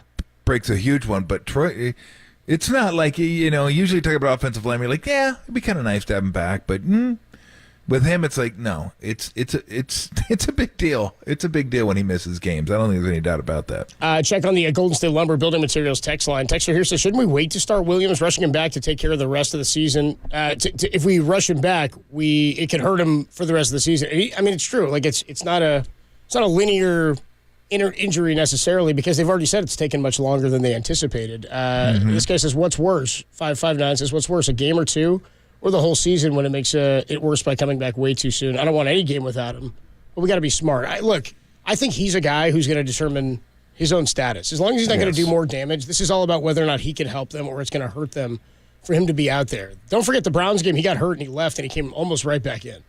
And they needed him, and he knew that. And then, adrenaline certainly plays a role there. I just can't even imagine. I get what you're saying, 559, because that push off of an ankle like that sprained it is not healed. You could just stretch it out again and hurt it again and retweak it. Oftentimes that happens with ankles. So, I think that they're... what's too soon? They're being cautious. I don't know. Nobody's healthy. Doesn't Debo have a fractured shoulder? I think so. I can't imagine he's feeling great, but he's, good enough to go. You're not going to hurt him more, so... that always bothered me, though, when people say, I don't rush him back. Like, well, how do you know what rushing him back is? You're not in the locker room. I mean, you're not the team doctor. You're not him. You're not his agent. I'm sure everybody's in on this. If somebody's going to go out there and just completely blow out their ankle, one, the doctor doesn't want to do that to the player. The player is not going to let that happen, especially someone with the stature of Trent Williams. His agent's not going to let that happen either. It's like when KD got hurt in Toronto. It was like, oh, see, they brought him back too. And KD's like, no, I was good with this. My agent was good with this. The doctors were good with this. Everybody was good with this. Except Bob Myers, he blamed himself. Yeah, well, yeah. I mean, that's Bob. He did. But this isn't the old days. Oh, we'll cut you if you don't come back and play. Or the team doctors, oh, you're not going to be associated with the team anymore if you don't get this guy ready to play. Those days are over. I'm sure some stuff happens occasionally. I'm not that naive, but not with a guy like Trent Williams. You're going to go in there and tell Trent Williams, hey, we need you back, get your ass out there. What are you going to do? You're going to do nothing. Yeah. Trent Williams is going to tell you, yeah, I'm good to go. I'm ready to go. I mean, now, sometimes you may have to save them from themselves, but that's what the doctors are there for, and a lot of times players will have their own doctors, independent doctors. There's a lot of checks and balances here, so... This guy wants to play, don't get me wrong. I've always said this. Yeah, if he's healthy, play him. And no one's ever healthy in the NFL. No. Once the season starts, you can forget about it. So, I mean, can you go out there and play? Can you tolerate the pain? And can you hurt yourself any further? If he can go out there and hurt himself, further with just something that's a normal movement, then, yeah, of course he sits. He's done. No, you're not playing. But if he can go out there and play and it's going to take something similar to what happened, kind of a freaky thing in Cleveland to happen, well, then, yeah, he plays. So I just, because here's what will happen. People will say, don't rush him back, and he'll get hurt next game. People see, and it may not have anything to do with the ankle. It may not have anything to do with it at all. So I just, that kind of stuff, I leave to the players now, because the players have a lot more say in this than they used to. It's not the old days where the coaches are, bench you, cut your minutes, cut you, possibly, if you don't have a guaranteed. That was 1950, 60, It's Lane Kiffin stuff, you know what I mean? That's not, it's Lane Kiffin stuff. That ain't happening in the league anymore. By the way, the Texans are on fire all day today. Somebody else checks in and says, well, by the way, just real quick, back to the 559. I think that what they're saying is the opposite. You got to protect Trent from himself, I think, a little bit. Because I think we all know he wants to be out there, but if he's not 100%, yeah, you do run the risk because you know he wants to be out there. And this is it. This is maybe the best team he's ever played for. You know what I mean? So Trent Williams wants to be there. 408 on the text line says, shouldn't we talk about the Sharks? Go Sharks. 2 in a row, baby. That's 2. How about that? 2 in a row. My guy Ted Ramey called it yesterday. He goes, they might get 2 in a row today. And I think he was being facetious. Did you see what the line was tonight? No, what? Vegas Knights. -4. Minus 550. No way. I've never seen that before. Although the Sharks cashed yesterday, and the Oilers were minus 350 on the road with like one win. The Oilers stink right now. I don't know what happened to them, but yeah, they cashed. I don't know what it would have come back at. Probably plus 280, something like that. But I don't. Nice ticket. You want to catch the Sharks right now. The last thing you want if you're Vegas. How about this? Let's get into some of that gambling talk. Let's talk about some of the games this weekend. You seen the bye weeks? You got Chiefs on bye. You got Eagles on bye. You have there's a bunch of good teams on bye. The Rams are on bye. Dude, all the fantasy guys are gone. And the Dolphins are on bye. We'll talk about some of these other games. Not a crazy slate. Maybe some money to be had. Dr. Bob Stoll will talk about it with us next. And then Dennis Ranahan, only here on the Sports Leader.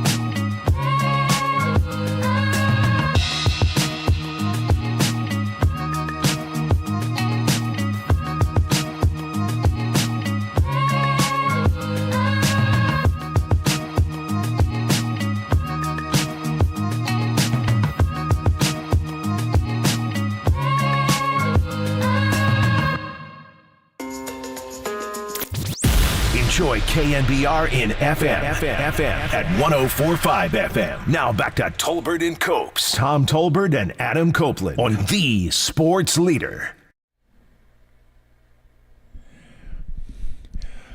All right, it's Friday. You know, we like to dig into a little college football, a little pro football on Friday. Looking forward to the weekend, and we also like to do it from a handicapping standpoint as well. Nobody better than Dr. Bob Stoll of drbobsports.com. You can go, a lot of free write-ups on there, a lot of good information on there, some really, really good stuff. So I suggest you go to the site. You can go on Twitter as well, but the site has all the games come game time, and you will be able to read about the games that you want to wager on. Maybe he'll have some leans, maybe he won't. But again, regardless, you'll be able to learn something. Bob, how are you? Hey, Bob. Doing fine. Hey, I'm doing less of the write-ups now that college basketball is here. So there'll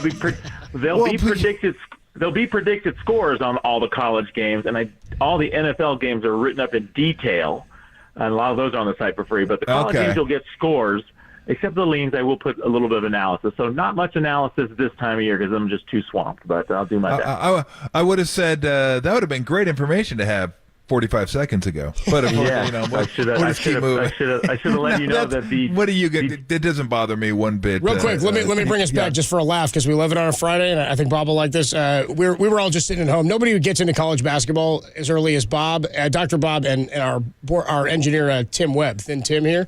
He sent us a screenshot of a game last week. Remember this, Tom? At night, it's SMU 66, Southwest, I guess, Assemblies of God 53. Yeah. He says, I'll take God plus 28. God plus the point.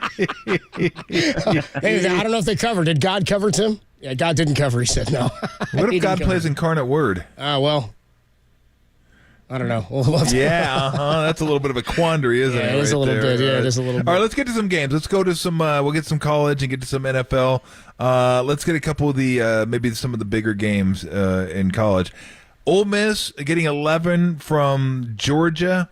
I don't know that I have an opinion on this one. If I had to, I'd probably go Georgia, just because I don't know. You know what? I wouldn't take anything in this game because if that's my handicapping tool, just because that's probably not good enough. What do you got? Anything? You got anything better than just because? I hope I have something better than just because. The line's down to 10.5 and some 10. Okay, and. The offenses of these teams are basically the same from a compensated yards per play basis. I mean, Mississippi scores more points because they run a faster pace. But when you compensate for who they play, these teams rate the same offensively. I think people think that Georgia's defense is so much better than Mississippi's defense, but Mississippi's defense is underrated because they run so fast on offense. Their defense faces more plays too. But when you look at it from a yards per play perspective, Mississippi's got a good defense this year. They're only giving up 5.2 yards per play, which you say, well, that's good, that's not great. But the teams they faced on offense this year, including LSU and Alabama, two of the better offenses in the country, would combine to allow 6.1 yards per play to an average defense. So they've been almost a yard per play better than an average defense this year. To put that into perspective, Georgia's defense has been 1.2 yards per play better than an average defense. So there's really Georgia. It does have a better defense, but it's not night and day like a lot of people think it is. The math comes out Georgia by 8.5, but Georgia plays relatively better against better teams. They tend to kind of slack off as big favorites. They hardly ever cover a huge number anymore because they don't care. I do adjust for that in my model, but they do play better against better teams, and you've seen that in recent weeks when they've been faced with some better teams, although they didn't cover against Missouri last week. Missouri is kind of a similar team to Mississippi with a really good offense and a solid defense. I wouldn't be surprised either way, but this line is lower than it was against Missouri last week. So I think 10 is the right number, and the line is 10 or 10.5. I wouldn't bet the game either. Yeah. Okay, another big game, maybe the biggest game, and just got a little more interesting, or a little more intrigue, I guess I should say, with the suspension of Jim Harbaugh. Michigan goes to Penn State, and they lay 4. I kind of like Penn State here. I don't think they're going to look as bad as they did against Ohio State. They still got a top-notch defense, and it's amazing it takes this long in the year to actually play somebody. Like, Michigan has played nobody this year, and the first time they're going to play somebody is in hostile environment. And sure, a lot of these guys have played those games before and played some big games, so it's not like they're completely walking in there not knowing what they're doing. But I don't know how much the coach affects it. I don't know if coaches are worth any points or not. I don't know if the fact they haven't played anybody is on Penn State's side. Aller didn't look very good against Ohio State. There's no doubt about that. But I got to think he'll play better at home, and the defense is going to do what they do. I don't know, 4.5, down to 4 now, but 4.5, that just seems like maybe one too many. First of all, are you saying Rutgers is nobody? Well, maybe. No, I know, I'm teasing. Rutgers is sort of a nobody. Their defense is good. Their defense is good. Yes, Rutgers does have a good defense, and that and Michigan pounded Rutgers pretty bad, and impressively they averaged 6.8 yards per play against Rutgers. So they have moved the ball on everybody. Nebraska's got a good defense. They had 460 total yards and 45 points against Nebraska, but they have played some good defensive teams. Okay. So I think they are ready. Defensively, they haven't really faced anybody good, but they've just dominated the teams they have faced. They're getting up 6.7 points a game. They haven't faced any good offensive teams all year. Every single team they faced on offense is worse than average. The only decent team say, well, UNLV's got a pretty good offense, but they faced UNLV when Brumfield was the quarterback, and he was terrible. Now UNLV's got a better quarterback, and now they're playing great, but at the time, UNLV had a terrible offense. So they played nobody on offense. But, I mean, when you dominate teams that much, you do have a good defense. Although Penn State has a better defense than Michigan, when you compensate for who these teams have faced, Penn State does have an edge on defense. The problem is, you mentioned Penn State's offense struggling against Ohio State. They pretty much struggled against everybody. They're only averaging 5.1 yards per play for the season. I mean, this is not a good offensive. I mean, it's terrible. The teams they face would allow 5.4 yards per play for the season. So they're nearly half a yard worse than an average FBS team on offense. That's terrible that's like Nebraska. I mean, they score points. And they were scoring points early in the season because their defense was dominating, and they were forcing a lot of 3-and-outs, and Penn State was moving the ball down the field, and they don't turn the ball over. A lot's got one interception the whole year. They've only fumbled it away 3 times. A little bit of luck that they've only turned it over 4 times all season long. But their offense is not good. I don't know how they're going to move the ball on Michigan. But it is at Penn State, and good defensive teams tend to be good bets as home underdogs. I think the line should be more like 5.5 or 6.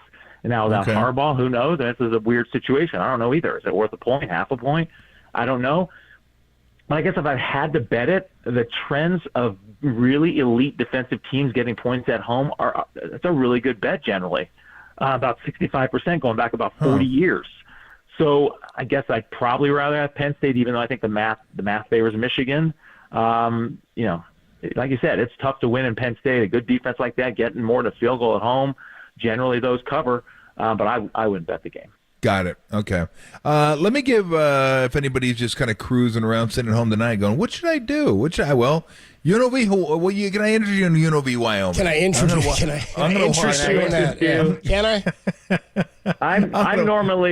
I'm normally never interested in Wyoming because that is the most boring team you'll ever watch. Yeah, Big Sky, something like that. Yeah, they're out there. Yeah. So tell me about the game tonight because I know you're on UNLV. I liked UNLV. I was a little surprised the line went back the other way toward Wyoming. Yeah. I think a lot of people people just aren't buying UNLV for some reason. I mean, they started the season terrible, and I mentioned part of it. Brumfield was the quarterback the first 3 games, and the offense was dreadfully bad. They replaced Brumfield with Jaden Maeva, and this guy's been really good. I mean, he's averaging 8.5 yards per pass play since he took over. And by the way, people are still underestimating UNLV. They're 8-1 against the spread. They were even covering numbers when they had a bad quarterback. So I don't know. I don't understand it either. They've just been underrated all season. People just aren't buying it, and they just keep covering the spread. And they're better than Wyoming. Wyoming's got a good defense.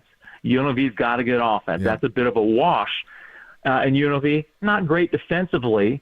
I mean, they're a 0.6 yards per play worse than an average defense, but Wyoming's offense is 0.9 yards per play worse than average. So UNLV's got a little bit of an edge against Wyoming's offense. So I think they have an edge from the line of scrimmage. And I think the thing that's not in the line, and it's not generally in college lines, is special teams. And in this case, the Rebels have elite special teams. They're plus 6.3 net yards punting average difference and plus 2.1 on kickoff. You say, well, plus 6.3, big deal. But if each team punts 6 times a game, that's 40 yards, and 40 yards is about 5 points. So, I mean, that's, at 40 yards of field position, works out about 5 points. It turns out that they have about a 3.5, 4-point edge in special teams overall. They have an All-American place kicker as part of it. He adds about 1.5 points of value for UNLV. He's 19 to 20 and can hit from 50-plus yards.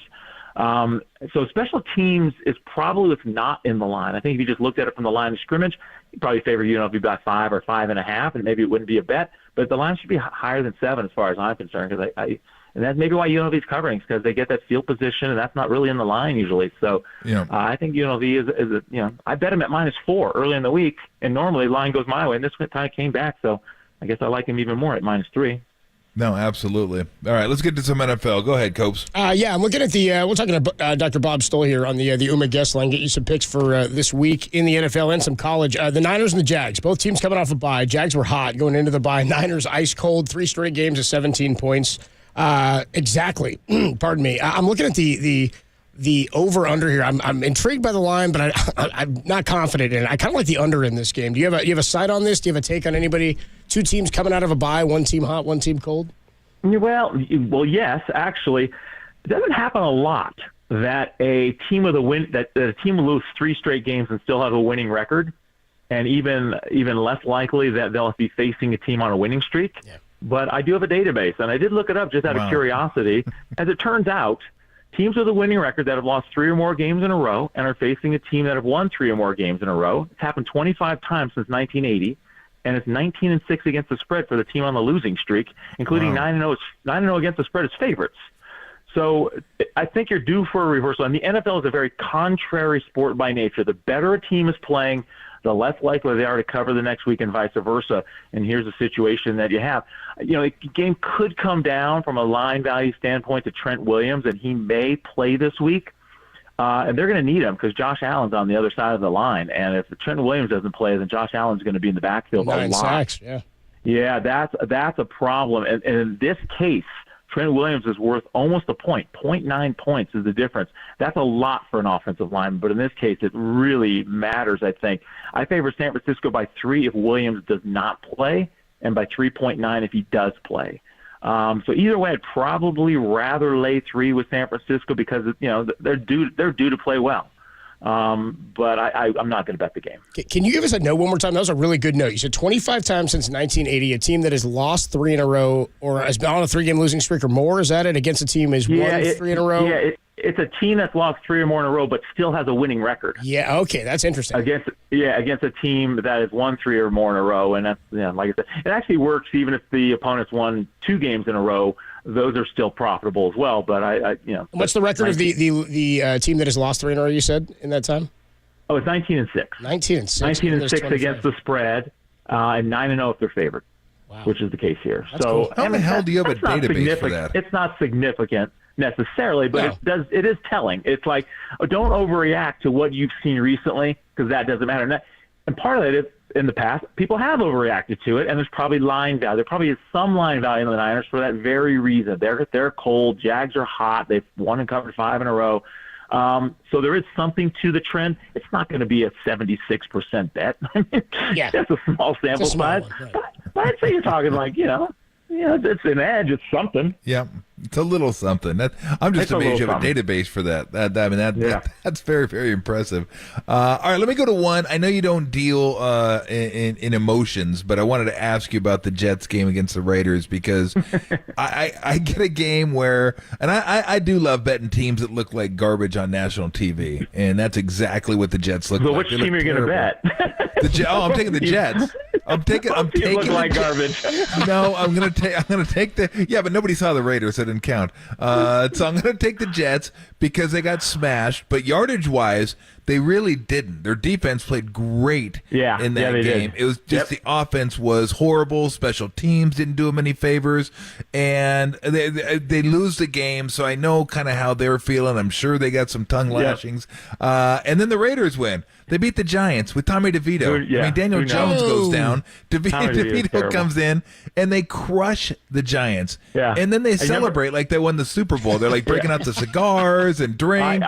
It's funny. I think I've mentioned when Tommy DeVito was in college. I think I came on the show one time and went on a Tommy DeVito rampage. I mean, I don't believe this guy's in there. I was shocked. I'm like, you gotta be kidding me, Tommy DeVito. This guy, it's one of those. This is strong arm. You can't deny the arm talent. This is Kyle Bowler.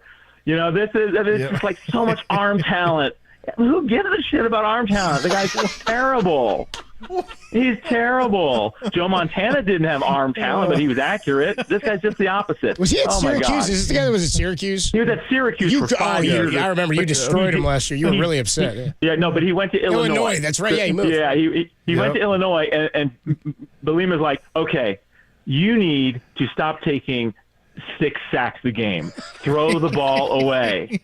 And then he actually did. They started we're just going to do check downs, and if you get pressure, throw the ball away. And that's what he has to do with the Giants. I mean, there's no way he can operate behind a bad offensive line because he just takes too many sacks.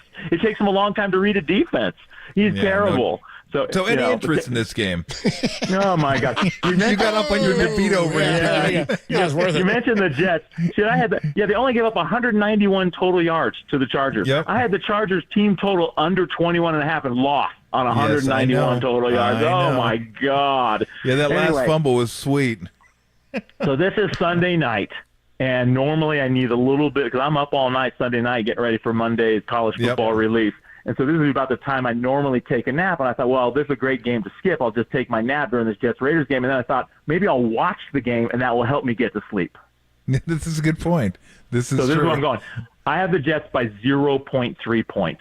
So do with it what you want. The line is pick 'em. I just think it's just a ridiculous game. I'm going to go off the emotions and take the Jets. All right, go with the Jets. Go ahead, Coach. Oh, all right. We're talking about Dr. Bob Sports on the UMA guest line here. Keeping it in the NFL. Another game I was looking at here, Washington is taking on the Seahawks. I think 49er fans are paying attention to this one. It's it's a late window game. Seahawks they're laying 6.5. I guess it came down to 6 now. I was kind of intrigued by Washington in this one. Seattle got whooped last week. I mean, I'm sure they've got a bounce back or a dead cat bounce somewhere in there, but I kind of like Washington's defense here. What do you think? The line's coming down a little bit. Yeah, I think the line, I think you're right from a perspective of, that seems like a lot of points, and my model makes it 5.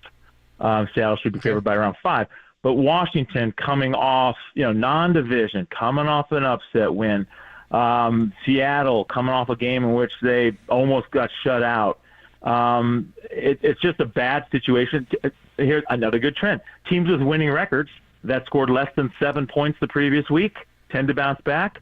And if they're home favorite of 3 or more, it's 56-25 against the spread. So that's applying to Seattle.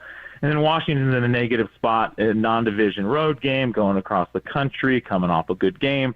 That tends to be a negative spot. So from a technical perspective, situation favors Seattle significantly enough that I would overlook the little bit of negative line value, and I'd rather have Seattle.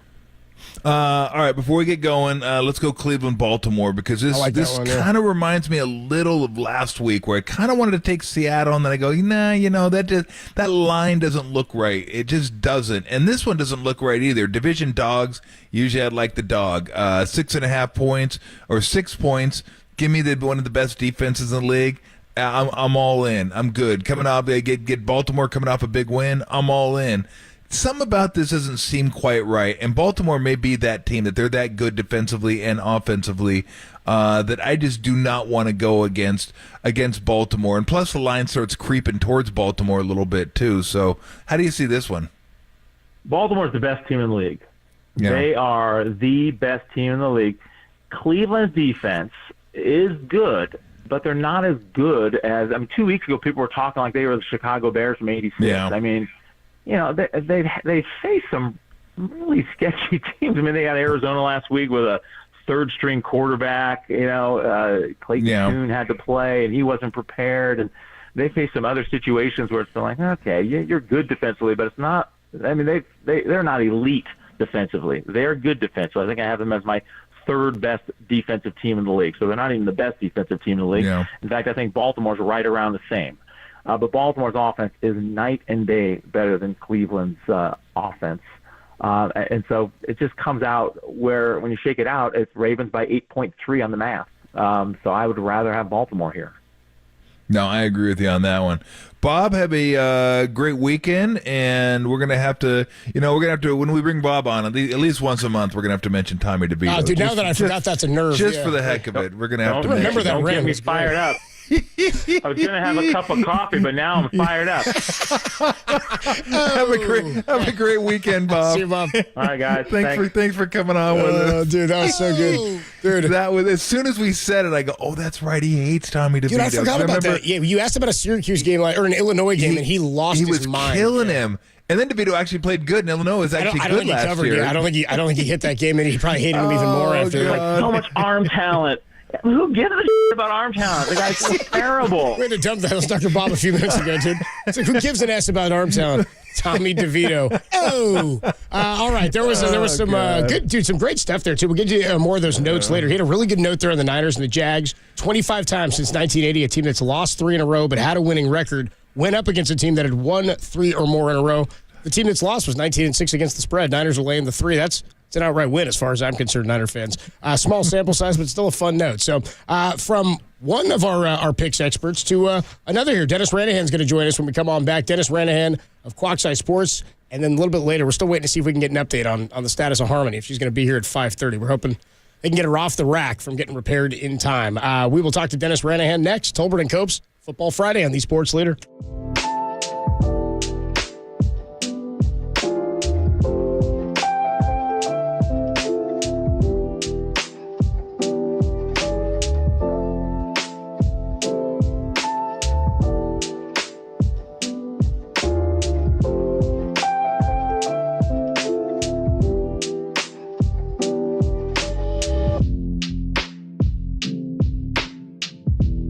John Shea caught up with MLB super agent Scott Boras and gave him 4 free agents that could be fits for the Giants. That story and more is trending now on KNBR.com and the KNBR app.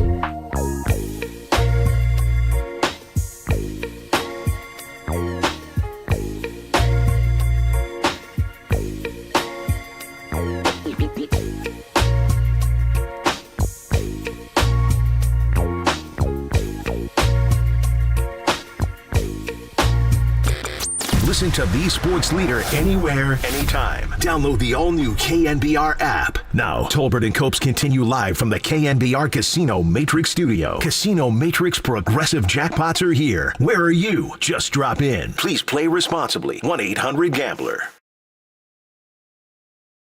It is Friday. You know what that means. It's time to look at some college and pro football from a handicapping standpoint. And when we talk NFL, we talk to Dennis Renahan, our good friend from Quackside Sports, BigFootball.com. And look, we both know the season isn't going the way that Dennis wants it, the way I want it. It happens. It just does. I mean, you got to look at big sample size, big picture. I know you want small sample size. You want winners every week. I wish we could do that. It's impossible. Oh, I'm going to do that from now on. Just in case you were concerned. Well, I'm not making that promise. Everyone from now on. Boom. Last night we finally won a close one. Oh yeah, we're going to win them all now. 2 in a row. Here we come. You're not. That's you know right. What? You go ahead and tell them you're not going to lose again this year, guaranteed. Let's get to the games. I got a couple this week that I actually like, and this one, I don't want to say I love this game, but there's some reasons not to love it, but I'm going to take this game whether it wins or loses. I'm going to be on the Jets. I think they're getting points, getting a point right now. Who knows? I think it'll end up within a point one way or the other, but my goodness. One, I get a team, and I do love betting teams that just look miserable on national television, and their offense looked miserable. There is nothing however wrong with that defense. I mean, that should have been about a 4-point game if the Jets offense could have done anything. They just could not do one thing right, but the Jets defense is fine. So they come off that, and the Raiders come off a game in which they beat, maybe with Tommy DeVito, the worst team in football right now. Just smacked him around. I mean, Daniel Jones goes out, so DeVito comes in, and I don't know that he's ready for it. We'll find out more this week. But they beat the hell out of the Giants. And then what do? They went Super Bowl mode. They just got the cigars out and celebrating, and it's like, whoa. You know, it's one game.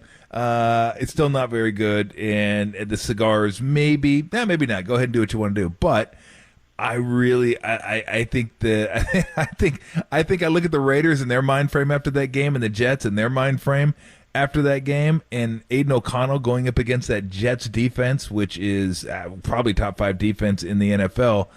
They're going to be in a foul mood. I'm going with the road team here. I like the Jets over the Raiders.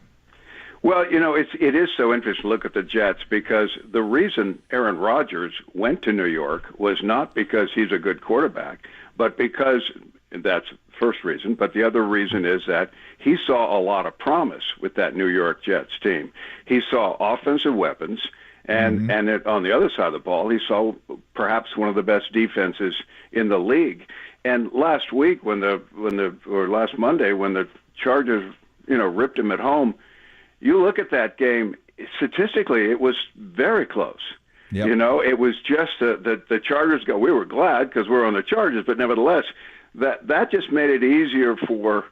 And the Jets, you have to understand, were coming off of 3 straight wins, including a game they had no business winning the week before against the New York Giants. Yep. Now they're coming off a loss, and the Raiders, as you say, are coming off a win that they're crediting themselves with. They beat the New York Giants. This is not exactly, as you mentioned, time to break out the champagne. It is spooky, but it's got to be the Jets. Got it. All right, let's go to the big game nationally, and the big game here in the Bay Area, the 49ers and the Jaguars. I find this game, it's a really interesting game. You got the Jags and the 49ers coming off buys. Jags at home, of course, getting 3 points. It's enticing from a standpoint. They're a good team. They're playing good football. They're getting better. And the Niners, I looked at the last 3 games, Dennis, and I don't know if you'll agree with me. Like, they were really clear. There's some stuff that happened during those games that just it didn't. The fumble early on in the Minnesota game, the Pratt interception of Purdy in Cincinnati when they were about ready to tie the game up. I mean, it was a boneheaded play by Purdy, to be sure, because he couldn't have thrown it anyway. It would have been a legal man downfield. But it still took an amazing effort to intercept that ball. There was some stuff early, I thought, in the Cleveland game that could have turned it their way, and then they missed the field goal at the end. So I don't feel like they're that far off. I don't know. I mean, I don't generally love 1 o'clock, 10 o'clock start times for West Coast teams going back to the East Coast. I don't know. Are the Niners in more trouble than I think they are? I don't really think they're in that much trouble, but I don't know. How do you see it? Well, here's the first thing to notice is while both these teams are well rested because they are coming off their byes, there's a big difference about how they went into their byes. The Jacksonville Jaguars are riding a 5-game winning streak. Mm-hmm. The San Francisco 49ers, a 3-game losing streak. I love teams going into byes, particularly quality teams, off losses, because that's what they're pushing against as they're preparing for their next game. Now you take the 49ers, not only have lost 3 in a row, but they're a game behind in wins and losses, obviously not in the same division, but in wins and losses, they're a game behind Jacksonville. So I asked myself, could the Jaguars be 2 games better than the 49ers 10 games into the season? No, that's not going to happen. It just isn't in the cards. Same way as Monday night, it wasn't going to happen that the Jets were going to be 2 ahead of the Chargers after 9 weeks. So in this situation, I like this game a lot. I think they'll probably play for us on Sunday. The 49ers off 3 straight losses, quality team, no excuses. It's a 10 o'clock start. It's not like they haven't had time to rest up for it. It's not like they, had played on Monday night on the road or something. They've had 2 weeks to prepare. I like the 49ers a lot in this game. I think they'll handle the Jaguars. I agree with you on that one. I like the 49ers too. All right, last one. I'm going to let you pick one. I almost fell into this trap last week, and thank goodness I didn't. And I'm thinking about going against it this week. I thought about taking Seattle in Baltimore, and I said, they're just, I don't know. I mean, Baltimore's really good. It's an NFC team playing against a team they're unfamiliar with, and it seemed fishy. It seemed like, that seems like a lot to give Seattle. So I didn't take it, and I would have needed more than 26, I believe, to cover that game. Yeah, that's right. Yeah. So now you get Cleveland coming in, who's the best defensive team in football. It's a division dog, which are generally, historically, they've done very well, and they got destroyed by Baltimore early in the season. So it just seems like to me it's almost too easy to say give me Cleveland. I don't know that I want to touch it, but maybe Baltimore is that team, Dennis. You know how there's always one team every year that I'm going to try to beat this team, and they keep winning, and then all of a sudden they're like 13-5 against, or 13-4 against the spread. There's always one team that's an outlier. I don't know if they're that team. They may be that team. But I kind of want to take Baltimore. I don't think I'll take it for the other factors on Cleveland. But part of me looks at this line the same way I looked at Seattle line, thinking, God, that's a lot of points to give Cleveland. That defense, 6.5 points. The only problem is Baltimore's defense is really good, and they have Deshaun Watson. And I'm not sure how he's going to fare against Baltimore's defense. I still have Lamar Jackson's legs to get him out of trouble. But again, they did kill him the first game without Deshaun Watson, so I don't know how that factors in for you. What do you see here? Yeah, this is interesting. And like you, I'm always nervous when it looks like, that's too many points. Yeah. I like to lay the too many points because I know the people that know what they're doing best in this business are laying those points for a reason. And they're not just laying spreads to split the wagering. They're laying numbers that are just enough to get people to edge the wrong direction. And so in this particular case, that could be it. It could be that they're moving that line that way just enough to entice people to the wrong side. And yet I'm not going to bet against Baltimore. As you mentioned, that may be the team. This is not a game for me at all. This is one to watch. My leanings would be slightly to the Ravens, just because they are so good. But then, you got a situation, you've got to look at the standings, and this division is, the Ravens come in 2 games ahead, and that's a big difference. 2 more wins and one less loss. They played less games. But in those situations, just like Kevin was right last week when he had the Eagles over the Cowboys and got very fortunate that it wasn't a push or a loss, but he won it. And in that case, the reason I stayed off that game was because the Cowboys were coming into that contest a game and a half behind the Eagles in the NFC East. And I just don't bet on teams that are looking to stretch leads over second-place teams that are comparable. So on that side of the coin, the motivation favors, in my mind, the Browns a little bit. Yeah. And that's why this doesn't come out to be a play for us. But I'll be interested in seeing if Baltimore can win this, and particularly if they can win it and cover. Well, then you can put them in that category you mentioned about that team that you can't bet against. Yeah, no doubt about it. All right, what's a game right now that's kind of piquing your interest? Yeah, there's a few of them. Here's something interesting. The Arizona Cardinals are going to get Kyler Murray back this week, and the spread went up. That I saw that. That's a little strange. And I wrote the first article I wrote this week was about the Falcons, and I predicted that Kyler Murray would get named the starter later in the week, but I thought the line would go to a pick'em or maybe even to the Cardinals, a 1-point favorite because of it. Well, this makes me like the Falcons more. This makes me like the Falcons more if they're announcing Kyler Murray's going to start. So what they know is that he's not sharp yet. This is his first preseason game. And so from that perspective, I'm leaning the Falcons right now. We'll see how it goes over the weekend and see how the numbers come in from the casinos. But right now, I'll take the Atlanta Falcons to win only their second or third game all year against the spread. But they lost a tough one last week to the Minnesota Vikings, where Dobbs won, and he admitted after the game he didn't know the guys' names in his huddle, and he still led Minnesota to a win. And so now you get a situation. I think the Falcons will put the throttle down on the Cardinals this week. Well, let's get some wins this weekend. We got two in a row. So hot 2 in a row, streak, 2 of 25 in a row we need. There you go. Mini streak going into the weekend. Have a great weekend, and we'll look forward to talking to you next week, Dennis. Hey, thanks a lot, Tom.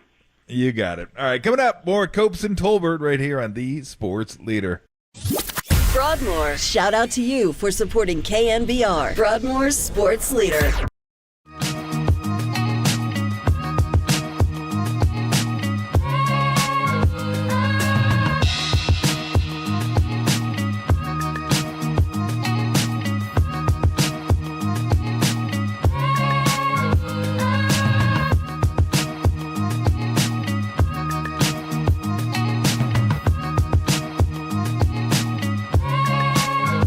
Michigan head coach Jim Harbaugh has been suspended for the rest of the regular season, specifically from coaching on the sidelines during games. He will be allowed to coach during the week. Find out more on that story. It's trending now on KNBR.com and the KNBR app.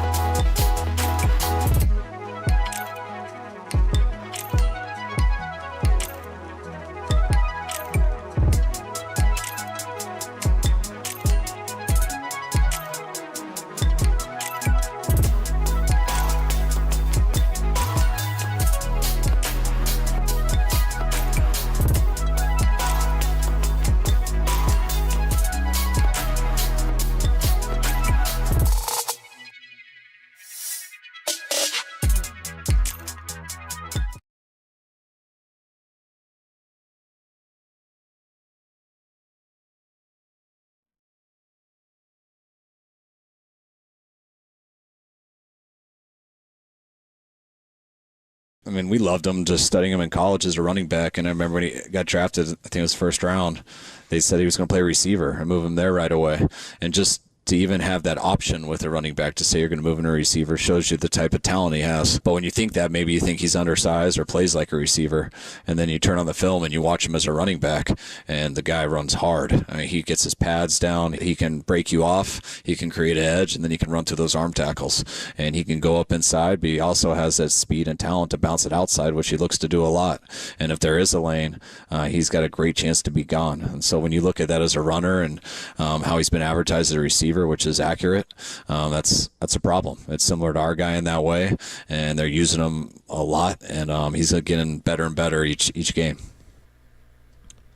It's Kyle Shanahan as we're getting ready for the Niners and the Jags. We just talked to Dr. Bob Stoll and Dennis Ranahan and got some good notes on hot teams against cold teams, with the Niners losers of 3 in a row. Jags were red hot into their bye, and there was Kyle Shanahan talking about some of the similarities between Travis Etienne, the running back for Jacksonville, who played with, didn't he play with Trevor Lawrence in college? Yes, he did. They got drafted the same year. I want to say Etienne was either he might have been the first pick in the second round. I think it went Lawrence 1, Etienne 2, if I'm not mistaken. I think he went like first pick, second round, and I think he went the year Lawrence went. I'm not positive. I'm pretty sure they were on right. that, but if it was like a double jeopardy question, and I knew that was the question, I'd risk it all. I would just say all in. You're right, dude, and you still have control of the board. I do have control of the board. Yeah, very nice. Let's go biology in the 80s for 400. Business ethics is what we'll do from Billy Madison. Wonk. In terms of this game and these two running backs, do you see any similarities between the two? Yeah, I do. What are in your mind? What do you see? Versatility, explosiveness. I think that's the one thing that really stands out to me. I think speed is probably similar. The abilities to run between the tackles. Like, I think McCaffrey is better at everything, but I don't know if he's significantly better. Like, if you had McCaffrey and he got hurt, and let's say you happen to be lucky enough to have Etienne on your team and you had to put him in, I mean, you could run all the same stuff, I think. You could do all the same things with him and not expect much of a drop-off. There would be some, I think, but this guy's good. I mean, it took him a little while, but he's just starting to come into his own, and he's a dynamic part of that offense. It's interesting because when I look at the offense and you look at Ridley and Kirk on the outside, really the two guys that I think you really have to pay attention to are Etienne, we talked about him, and Ingram, their tight end, who's had a nice year for him too. Because the receivers haven't done a lot of damage this year.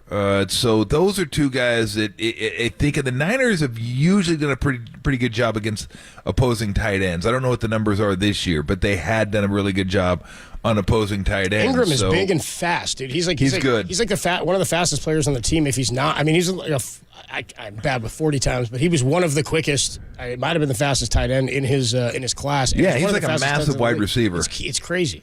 Is basically really what fast, he is. yeah. Wasn't he? He's an Ole Miss guy, wasn't he? Yeah, he's kind of wiry, and he's not as. I mean, the Giants probably misused him and just didn't have great weapons around him. He can be a weapon. But shocking. Yeah, I mean they're terrible. Giants would misuse somebody. Anyway, that's going to be a big linebacking thing. And Dre Greenlaw, who was dealing with the hamstring, they said Kyle Shanahan told us yesterday that he was really helped by the bye week. So. In terms of the weapons, they have guys. I mean, they have playmakers. They have guys and Lawrence gets rid of it quick. I mean, he'll drop back, and that's been kind of the recipe for beating this Niner defensive line. And with the D-line and the edge guys and the guys in the middle. I mean, Eric Armstead's played okay, but Javon Hargrave hasn't been great.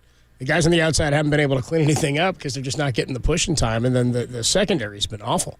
I mean, really, the last 3 weeks. And it's tough for me to come down on the secondary as the weak link because so much of it's been out of whack. And so much of it is a domino effect. So, but you're right. Etienne breaking into the secondary is, they've had tough times, I think, with explosives. And Trevor Lawrence, for all of his success in college, isn't a guy who's throwing the ball for 350 yards a game. He's not really like that. I mean, he's been fairly effective and efficient. Hasn't thrown a lot of interceptions this year. Only 4 picks on the season. And Etienne has been one of. I mean, we talked, guaranteed set it and forget it running back in fantasy a couple of weeks ago. He's one of the guys near the top of the list because he's been effective and he's out there for damn near every play. Yeah, I was just looking because I just wanted to compare raw numbers, and raw numbers don't obviously tell the the whole story. But Etienne right now, 27, and they played one. Is it one fewer game? No, I guess they played the exact same because they're both on the bye. Exactly. Because like they both coming out of the bye, they had to have played the exact same games. So Etienne is 27 catches, 266 yards, and running the ball, he's 151 for 583. Now, he's only 3.9 yards a carry and 9.8 yards per catch. So I know as soon as I look at McCaffrey's going to be well over 3.9 yards a carry. McCaffrey is 32 catches for 292 yards, 9.1, 4 touchdowns receiving. Etienne only had 1, so they're pretty similar in that regard. Then you get to the running, and that's where they kind of separate themselves. McCaffrey's 137 for 652. He's 4.8 yards a carry and 9 touchdowns. So, yeah, running the ball. And look, that could have to do with the line, too. I'm not a line expert. I don't know how good Jacksonville's line is. But, again, the receiving number is fairly comparable. In fact, damn near identical. And then the running numbers, that separates. You got almost a yard per carry better average for McCaffrey than you do Etienne. So he's a far better running back. Don't get me wrong. But the similarities in skill set for what they do for their offense. I'm just saying similarities in what they can do.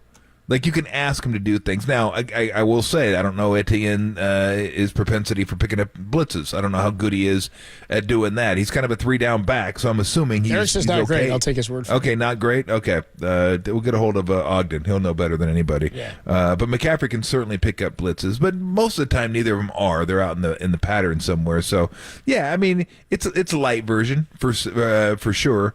But what I was saying, for people that don't watch Jacksonville and don't know much about this guy, he can do those things. Like, he's not a guy who comes out on third downs. He's not a guy that can't run it between the tackles. Like, he can do some of those things, like the versatility. Again, that's the word that comes to mind when you ask me about those two guys. McCaffrey's better, but Etienne can do similar things to what McCaffrey can do. Not as well, but he can do those things. And I wonder how I think because the 49ers linebacking core is so fast and so athletic, I think this is going to be a tougher game for him, even if he's able to get to the outside. I mean, the run stop has to be contained out there. Chase Young's going to be trying to hit the quarterback. Bosa's up against a rookie. I'll take my chances on, or it'd be Trent Williams, I believe, up against. No, it'd be Bosa, on the other side. And then Trent Williams, if he plays, and you'd like him out there because Josh Allen has been a monster for them. He's tied for 5th in the league, 9 sacks on the season. Just real quick on Travis Etienne, I'm just looking at some of his other numbers. His versatility's there, and he can hurt you with the receiving game out of the backfield too. Jags have won 5 games in a row. Is that right? They start they start 1-2, and they won 5 in a row. They are the hottest team in football right now. He's had 151 carries on the year. You mentioned the 3.9 per touch, 7 touchdowns on the season, 27 carries for 266 yards, and he has a receiving touchdown. So, is this the best skill position player group the Niners defense will have seen this year in total? Like, I'm going back to week 1. Yeah, I would take this group over Pittsburgh. I wouldn't take them over the Bengals. I wouldn't take them over the Bengals. Yeah, you're probably right. The Bengals group as a whole. Bengals might be the best. I mean, they're right there with the 49ers when you're talking. I think the only thing that really separates the Bengals from the 49ers is the tight end position, where they don't have, although their tight end, I can't even remember his name, came up pretty big against, but no, Irwin's a little surfer dude. He's like a punt returner, slot receiver. Does he not play tight end? I thought he played tight end. No, he looks like a skateboarder. He's like, bro, just skateboard to the game. Like, he could be Burnsy, playing. Yeah. I know exactly what he looks like. Irv Smith is the guy you're talking about, though. Yeah. So they don't match Kittle at all. But as much as I love Debo and Ayuk, is there any doubt that Chase and Higgins are better? Like, I mean, that's the premier. To me, that's the premier. That's better than Brown and Smith. That's the best. If Higgins could ever stay healthy, and then Boyd's pretty damn good in the slot too. So when you factor those guys in, now yes, I'll take McCaffrey over Mixon. That's not even a question. But again, similar in that they run the ball and catch the ball. He just doesn't do it like McCaffrey does. Nobody does. But yeah, I think that is the best when you consider the quality of the wide receivers. I mean, Higgins will probably get paid if he's healthy and he ever has any production this year. I think he'll get paid. I think he's a free agent. He might get paid like a number 1 next year because I think he could end up being. He is a pending free agent, Higgins. Yeah, maybe not a he's not going to be a Jefferson Hill Chase 1, but I think he could be a 1 on some teams. I don't think there's any doubt about that. Like, he's pretty damn good. So, yeah, I think that's probably, in my mind anyway, the best skill position group they've faced, and maybe the only one that they've played that could rival the 49ers skill position guys. Yeah, you're probably right. I mean, they've got some good ones. Maybe not quite as explosive, some of them. I mean, Deebo Samuel, I'll take him over all of both Christian Kirk and Calvin Ridley. I think the Niners are much better in the skill position, but I think, it's how we were talking sort of JV version of the Niners or Diet Niners were the Lions. I'm with you on that, too. They're not a bad comp to the Lions in terms of their skill there. In terms of what they're able to do. So let's get more into this one. Niners and the Jags coming your way on Sunday morning, a 7 a.m. pregame. We'll have it for you just like we have this show for you right now on YouTube, twitch.tv/thesportsleader. You can check it on the KNBR app. We're streaming all over the place, and we're still waiting to find out if Harmony's going to be here. We had to send her to the shop to get worked on after the jerk sauce incident from a couple of weeks ago. Yeah, there you go. We'll see if she's still available. We'll see if we can get her in here for our 5:30. Hey, we did pay for it. Tongue exercises ready, Munson. We did pay for it. You know what I mean? We paid for the week for the night. We did. Harmony, so I'd like her to be here. Still to come, Tim Ryan at 4:30. Our weekly conversation with Marcus Thompson at 4:50. We got a whole bunch of fun stuff to get into. But when we come back, how many wins do the 49ers need in the second half of the season to make it viable that they're the number 1 seed? We'll talk about that next. Only here on the Sports Leader.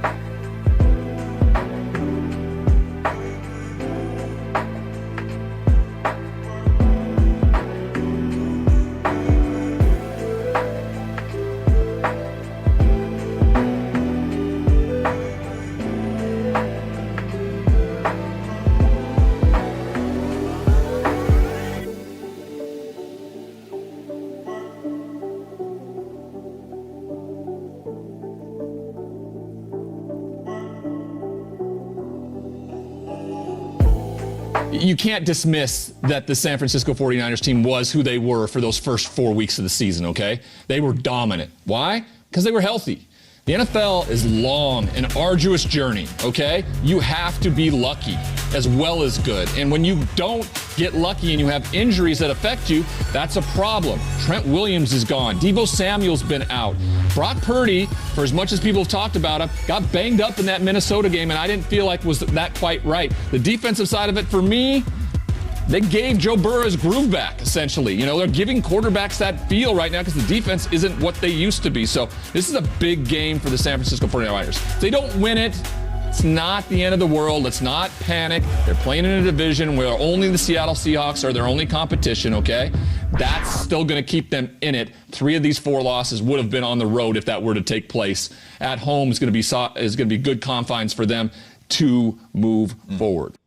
As a voice of Ryan Leaf on Good Morning Football, I'm with him. It's not the end of the world, but it is a big game. 4 in a row would be not good. I mean, as Dr. Bob Stoll was saying to us, it is crazy in the NFL when a team loses 3 games in a row, and they still have a winning record. I never thought about it from that perspective, but that's how good the Niners were in the first 5 games relative to the last 3. Adam Copeland, Tom Tolbert with you. It's a Football Friday here on the Sports Leader. Niners and the Jags kickoff Sunday at 10 a.m., and we'll have pregame for you right here on the Sports Leader starting at 7. The second half officially starts on Sunday, right? They're halfway through. They're just about halfway through. Because halfway through the next game will be halfway through officially for the Niners. Despite the 3 losses, you still believe there's like what percentage chance at 5-0 did you give them to be the number 1 seed, and what percentage chance do you give them entering this game?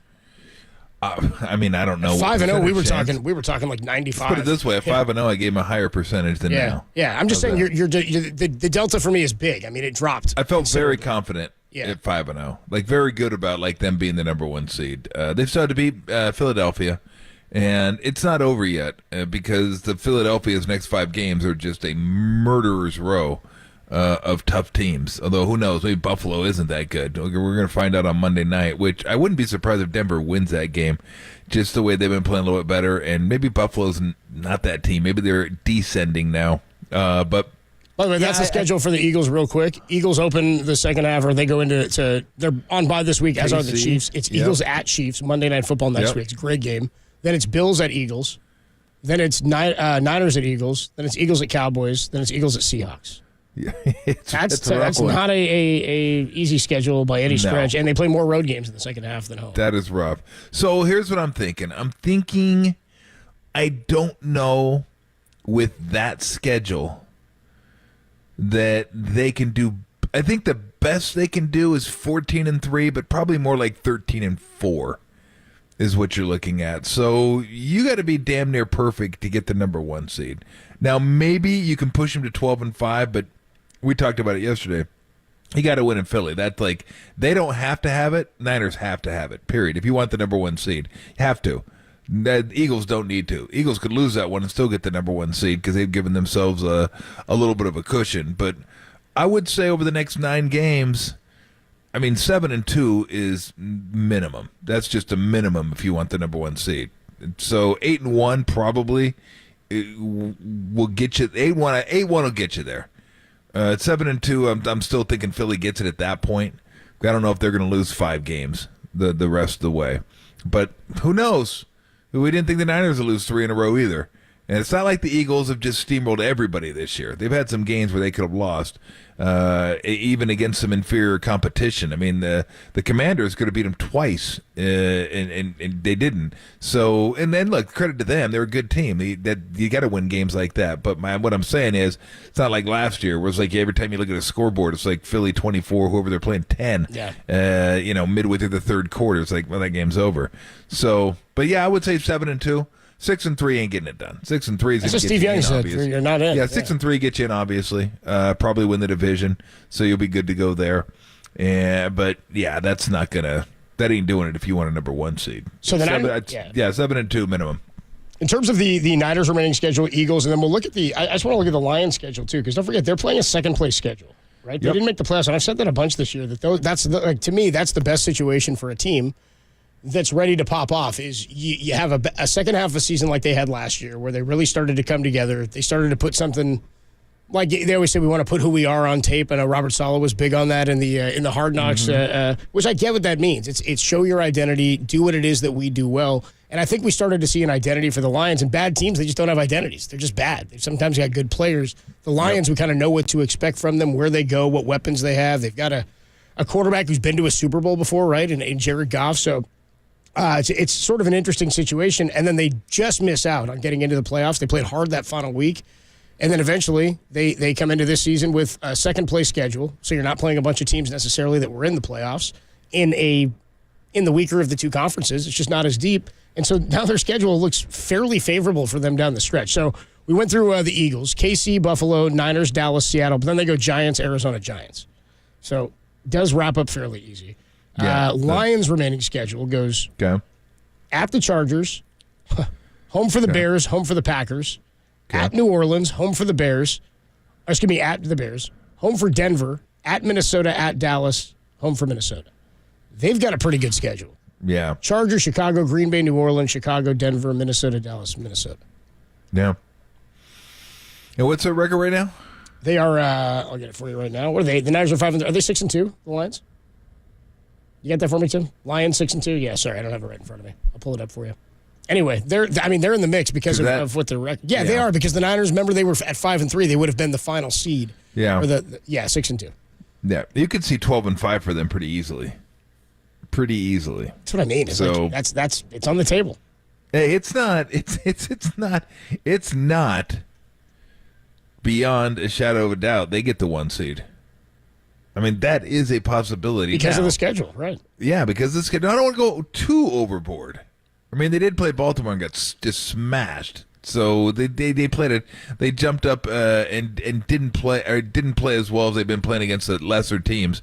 Yes, they did beat Kansas City. That was opening night. It was a little goofy and at KC and pick 6. Yep. So I think they got outplayed. But again, the defense is better this year. There's no doubt about it. So they're a good team. But I just want to see how they handle this kind of role of being a heady team, and do they keep that momentum going for the first half and keep playing the exact same way in the second half? Because teams are going to treat them like a really good team now, and that's going to be a little bit different for them. So, but yeah, based on the way they're playing so far and based on the schedule, you certainly can't count them out as a number 1 seed. Wouldn't that be something? So the way it stands right now is they are the number 2 seed at 6-2. Mm-hmm. Eagles are at 8-1 as the 1. The Niners are back in there as the 3 at 5-3. New Orleans is the 4 at 5-4. Seattle falls back to the 5 because they were, remember, ahead of the Niners before the Niners had the bye, and Seattle then lost badly to Baltimore. Cowboys are at 5-3. They would be the 6, I guess, and then Minnesota is sitting in there as the 7 seed. Seattle has the tiebreak over Dallas based on winning percentage right now in conference. I'm just trying to see where the Niners could fall behind the Lions if they do. So you're going to have to go to probably division games, which is going to help the Niners as well in the tiebreak to keep pace with the Lions if they're there in win total. Because what you're talking about, Tom, at 6-2, you're saying you could see 12-5 for the Lions. 7-2 makes that 12-5 for the Niners too. Then we're talking tiebreak for the 2 or potentially the 1, depending on what happens in Philadelphia. Yeah. This is going to be a fun race. It's going to be a fun race for these teams. It's going to be a really fun race. Is it a 3-team race or a 4-team race for you? I think a 3-team race. Just those 3? Yeah, I think so. I don't think Seattle. I don't think Seattle's up to it. Can the Cowboys get back in? No. Nah, I don't think so. I don't think they're up to it either. And look, the 49ers already have the tiebreaker on them, so they got to jump. Yeah, they got to finish ahead of the 49ers by a game, or they're going to lose that. So I don't believe. I just don't. Again, they got to show me. They got to win a tough game on the road, and I'm not sure how many more tough games they have on the road. But again, I don't really consider the Chargers one of those teams. If they went into Buffalo and won, if they went into Kansas City and won, if they went into Baltimore and won, if they go into Philly and win, if they went to the Niners and won a game, like those are the games I want to see. Can you win one of those games on the road? And until they do, no, I'm not going to believe they can do it. So we'll see. We'll see. But I do not believe in them. Yeah, I'm with you because they just got shellacked by the Niners, and they haven't shown enough complete. The defense is getting better and better, I do think, which is going to make them. They get into the playoffs, and they're going to be a weird and funky team, especially the defense gets hot in the postseason. You could be in a tough matchup against that. Like if you're the Niners, I don't know if you want to have to see them again. You know, That'd be a tough one in the playoffs. We are going to catch up a little bit later with Tim Ryan, who's heading out to Jacksonville for the Niners and the Jags. By the way, Derek wrote this at the show open. We ended up talking more Harbaugh, but he put this on. Do you say Jaguars or Jaguars? Jaguars. Jaguars. Or was it I don't say Jaguars. Jaguar. Like the no, I don't the say that either. No, I don't either. Jaguars. I don't talk much about them. The Jaguars. It's not Jaguar. Jaguar. It's not Jaguar. It's Jaguar. Yeah, trust me. I did book reports on big cats growing up, like literally every year. Andres Galarraga? I found a way to sneak in a big cat book report. Gato Grande. That's why I know that cheetahs are the only big cats that don't growl and roar. They don't roar. They purr like house cats. They're like the biggest house cats. They purr, but they do not roar. I got that from doing book reports when I was Lions, Tigers, Jaguars, and Leopards. Jaguars.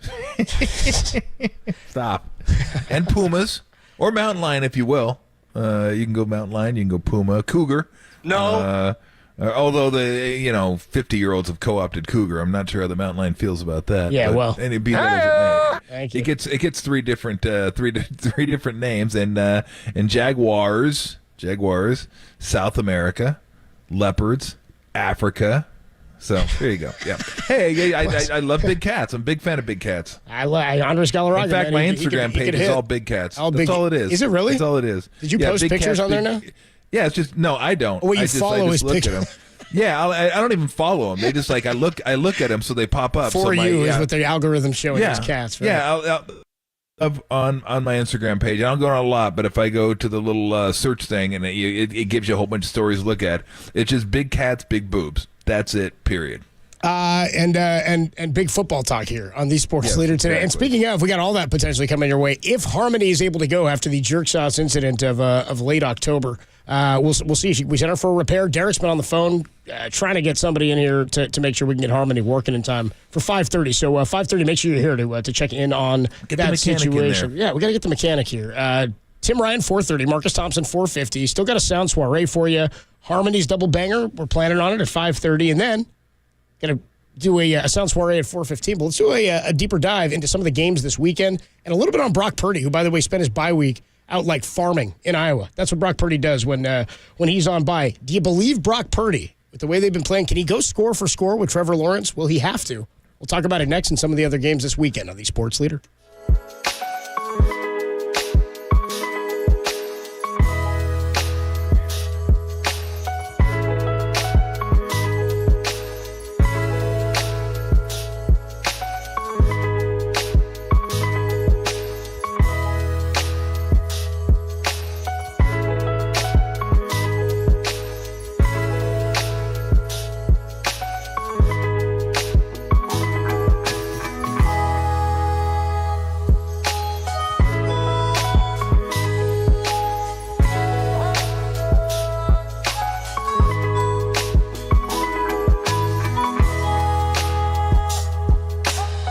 Michigan head coach Jim Harbaugh has been suspended for the rest of the regular season, specifically from coaching on the sidelines during games. He will be allowed to coach during the week. Find out more on that story. It's trending now on KNBR.com and the KNBR app.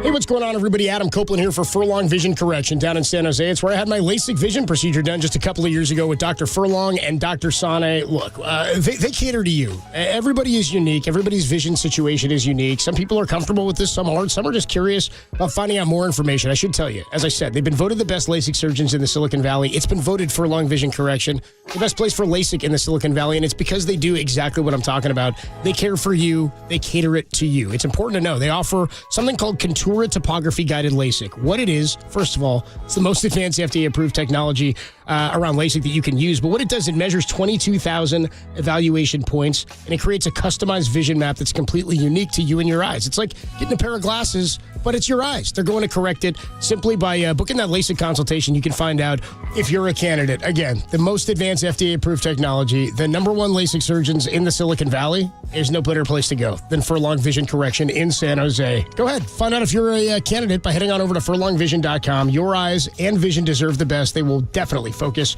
on your vision. You want to start seeing better? Go see the absolute best. It's my guy, Dr. Michael Furlong at furlongvision.com.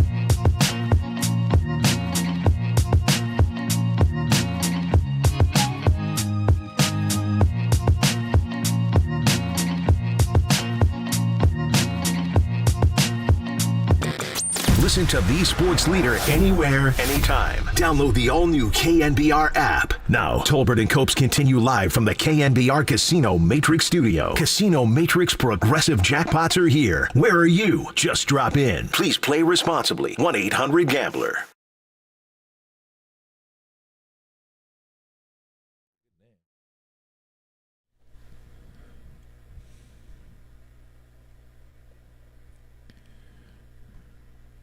Tolbert and Copes with you Friday afternoon here.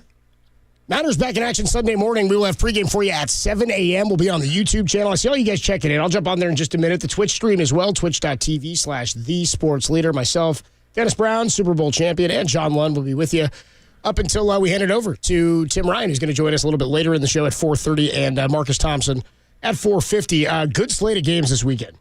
Some games of interest, and we'll get to them in just a second here. But Brock Purdy. Talked to Steve Young about him yesterday. I think we're in agreement. Steve seemed like he was in agreement with us. Or I said yesterday, it was Wednesday, we talked to Steve Young about Brock and what needs to be corrected. And I just keep coming back to that line that he gave us about how between the 20s that's a science project. That's all operating the offense and the game plan. And when you get to the red zone, you implement it, but it's about throwing guys open and making sure guys are open. And so they got to be sharp. They've had a couple of weeks, clear their head. I thought hearing what Brock said yesterday in his comments was great about perspective and the real world and going back and working on the farm and saying, I'm playing QB for the Niners, San Francisco 49ers, but real world out here has got other stuff going on. I think that sort of presence and perspective is incredible, I think, for a guy like that. He was playing for 4 years in front of 80,000 people at Iowa State. Yeah. Well, interesting, if I remember correctly, the int that Purdy threw in Cleveland was right around, it was like between the 40s, wasn't it? It was like close to midfield somewhere. The one in Cleveland? Yes. I know it's going back a ways, and I'm kind of straining to remember that one. Because my point was going to be, it's interesting that you bring that up, because I was going to talk about his interceptions. Only one has been in the red zone, and it was a fluke play by Pratt. That was fluky. I mean, great play. Don't get me wrong. That's an incredible play, but it was fluky. And he shouldn't have thrown it anyway. We've gone over that. But the rest of them were, I mean, I guess it's even worse when you throw it in their red zone. The one he threw to Wilson wasn't in your red zone. Even worse, in their red zone. It was near midfield. Really, you're right. Sorry. Yeah, that kind of salted the game away. And then the one against Minnesota, those weren't in the red zone. Those were outside the red zone. They were on the other side. I think they were on their side of the 50, but or the plus side of the 50, but they weren't in the red zone. So. Again, I just don't. I heard Alex Smith talking today, and take it for what it's worth. I know quarterbacks are probably going to back one another up, and they don't want to rip other quarterbacks, and some guys just don't feel comfortable ripping people anyway. That's why a lot of them don't want to be analysts, because they got to be critical. You don't really even got to rip them. You just got to be honest. But some of them don't want to do it. But he was just saying, for those people that think Purdy's a problem, they don't know what they don't know. He's not an issue. It's not a problem. I said it's a little bit of an issue, like for me. Like, I still want to see him. I mean, we were so spoiled for so long, him being like almost perfect when it came to no interceptions. But they've happened in the second half, and that's been an issue when they keep happening in the second half. So, but other than that, anybody that watches the games can see how good these throws are that he's making. I mean, he's making some, like, even, Alex Smith was like, some of the throws he makes are absurd. Like, they're that good. Rick Cosell's really impressed with him. The Minnesota game, he started 16 and 19. Yeah. There's a McCaffrey fumble early. It's like that kind of compliment, I believe. Like, when he says, like, he knows what a good throw is. Agreed. He knows what it looks like. So when he's talking about it, like a guy that played the position, and save your check down jokes, everybody. He knows what a good throw looks like, and he knows that position. So I trust when he says that was like a wild throw, like, wow. And he doesn't make just like one of those, or he makes a lot of those.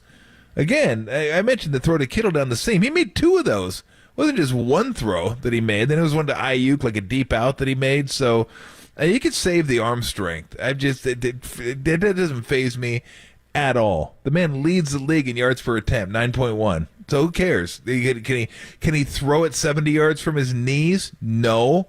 The last guy that didn't even last, and he was the number 1 overall pick. Like, what does that get you? I know a lot of guys that have strong arms that didn't make it in the league. It's a lot more than that, and he has a lot more than that too. So again, that's not, to me, it's a little bit like I'll be watching the second half going, God, if you could just make the second half clean, good to go, get the running game, boom, we're good to go, back on track. But overall numbers look really good, and it's not like he's throwing it at people's feet. He's throwing it over people's heads. He's throwing it out in front or behind. Like, he's on the money with a lot of throws. And there are some explanations for the picks. Obviously, you don't want them to happen, but it's still, I think just because they're so condensed, people would be happier if the 5 picks happened over like 7 games instead of 3 games. Like, oh, this is going to continue. He's going to keep throwing 2 picks a game. We don't know that he is or isn't. I doubt it. But he's still a guy that can lead him down the field and put points on the board, and I think that's going to happen. Will it happen? Like, will they get their standard 30 that they used to get? Don't know, but I think it's coming. And I said it yesterday that they weren't as far off as the scores made it seem. Just a few things here or there, fumbles in the red zone, stuff, penalties, third downs where you couldn't get off the field, where you absolutely should have gotten off the field, just stuff like that, little stuff that if they tighten it up a little bit, I think they're going to be fine. And you mentioned the arm strength. I'm with you. It's not really a problem because it doesn't really matter how strong your arm is. I mean, we were just talking to Dr. Bob Stoll about Tommy DeVito. Who gives a shit about Arm Talent. The guy's terrible. So good. By the way, I was able to dig up. We may hear in the soiree. We'll hear that Alex Smith sound that you were talking about. By the way, in the sound soiree a little bit later at 4:15. Also, I found I was able to dig up during one of the breaks there the old piece of sound, and dude, it is better than I even remembered of Dr. Puff still just absolutely ripping Tommy DeVito, which is hilarious now that he's in the league and we're seeing it each week. But I asked him a game about Illinois, and he was just like, "Oh no," and I'll tell you why. Their quarterback sucks. Like he just absolutely lays into him. So we'll get you some more Tommy DeVito. Oh, that's terrible. Shade coming your way in the sound soiree. Let's get to some of the games for this weekend. Games of interest. It's not the best NFL slate. Again, 4 of the best teams are on bye, right? We've got the Chiefs on bye, Eagles, Rams, just as far as talent. The Rams are on bye, and then Miami is out this week. The Fish. As well. Games of interest in college, though. Michigan at Penn State. And we just found out we can talk more about this, the Jim Harbaugh suspension. It's a game suspension, which is what's so weird about it. He's not allowed to attend the games, but he's allowed to be with the team in practice throughout the week. That, to me, seems like it's a little bit of again, that to me is like, I don't know what the Big Ten is doing with that, except that it's their best chance here at getting a few $1 million for them going to the CFP. I guess. Is that it? I mean, you want Harbaugh to be able to keep the team stable, but you're not going to allow him to cheat in game. And then you say what's the thing here, too, is once it gets out of regular season, will he be – I imagine he'd just be on the sidelines. You're at a Big Ten play. They're doing this to appease the conference maybe? Yeah, I would think so. I think once they get out of play, then he'll be on the sidelines. Yeah. So, that's a good question. Why 3? Why would it have been 4 if they had 4 games left in Big Ten schedule? Maybe they feel like they're less likely to cheat if he's not on the side. But I don't know that he had much to do with it. Maybe he did. I think he knew about it. But I highly doubt they're going to do anything from here on out. That'd be pretty brazen to say, yeah, they caught us. They'll never expect us to keep doing it. This is going to be amazing, and just keep doing it. So I highly doubt that'll happen. But yeah, I don't know. I would like to hear the logic behind 3-game suspension and why that was the number they settled on. But I think if you go to the playoffs, you get a certain amount. If you win the first game, you get more, and if you win the whole thing, you get even more. So yeah, this goes to the conference. So trust me, they'd probably rather have Ohio State win it. It'd probably look better. They'd probably feel better. But trust me, they're not going to care if Michigan wins it. If Michigan wins it, they'll be okay. And all the other schools, Rutgers, Purdue, Ohio State, sick and tired of losing to Purdue. They'll be, thank you, Bobby. They'll be okay with that check they're going to get. They're going to be okay with that check they're going to get if Michigan wins a national championship. So it's just interesting. Interesting the way it all unfolded. The kind of hubris that you have to do it with no regard for getting caught. You're just buying tickets under your own name, and hey, we're good. Let's go here and get tickets to this one, get tickets to that one, get tickets to that one. It's like, hey, God, how about a little, I don't know, maybe a little FBI training or something, a little counterintelligence training out there. Like use your buddy's name to pick up the tickets or something. So I don't know. That's a good question. It'll be interesting. I was going to watch that game anyway. This game better not waste 3 hours of my life like Ohio State, Penn State did. That game. It might be 3.5. It might go 3.5. Yeah. Did it really? No, I said you might go 3. It could. Who knows? College football too. Sometimes it'll drag on occasion. No, if it goes 3.5 and it's like that, then I might. I'm not going to shoot myself. You might have to fast forward. You might have to hit your skip ahead to the plays thing. You might have to start jumping plays. I'll take a shovel and hit myself in the face with it. To make it go numb with the rest of my body. But yeah, the Ohio State-Penn State game, I was like, oh my gosh, this is just wearing me out. And then, of course, Penn State had to score at the end just to make it like kind of not really, but well, they got a 1% chance or 1% of 1%. But it was a rough watch for 3 hours. It really was. And I have a feeling it could be similar to that. I'm hoping it's not, but I'll give it a shot anyway. In terms of the rest of the college slate, give me the game that most intrigues you. I'll throw a few at you. You tell me which one you like the most. I mean, Arizona, Colorado is just sort of fun for you. But they've played pretty well. What are they, 19th now? What's Arizona up to? I think they're 20. I thought 21st. 21st, but hell, I'll take whatever. They're ranked. I can believe they got 7 wins, don't they?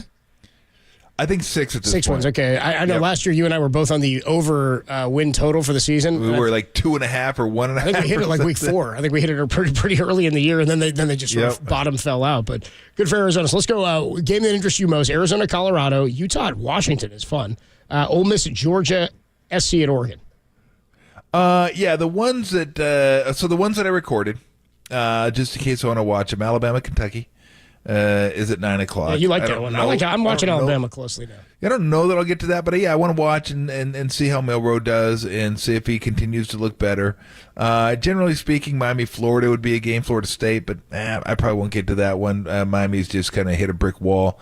That used to be the biggest game of the year back in the 90s. Like that was like first 3 weeks of the season. They would play 1 versus 2. They had about 900 NFL players in those games. Those were incredible. Not so much anymore, but I might check in on it. Tennessee, Missouri is a game I may check in on. But yeah, Utah, Washington. I kind of want to watch that one, so I will get to that one. And then you kind of skip ahead. If I was here, I got to take off because the Warriors play that night. But I recorded West Virginia, Oklahoma for some reason. I'm not sure why, because I'm probably not going to watch that. I'll probably just delete it before I ever watch it. Ole Miss, Georgia. Yeah. I definitely want to check out. And yes, I did record USC, Oregon. Although I have a feeling there's a decent chance that one could be over by the end of night. I think it kind of will. I think Oregon might stop. Fresno, San Jose. Okay. I did tape that one, but yeah, I think Oregon. If Oregon gets away from it at any point, then I think it just could steamroll. They could steamroll them because I think USC's now at a point what are we playing for? We were hoping to maybe get national championship, maybe we win the Pac-12, get to the Pac-12 championship game. That's just not going to happen anymore. Those dreams are over. So when dreams die, I'm always interested. Those are always bet against for me. USC would be a perfect spot to bet against. I had Oklahoma State last week. I thought that was a great spot. They lost against Kansas.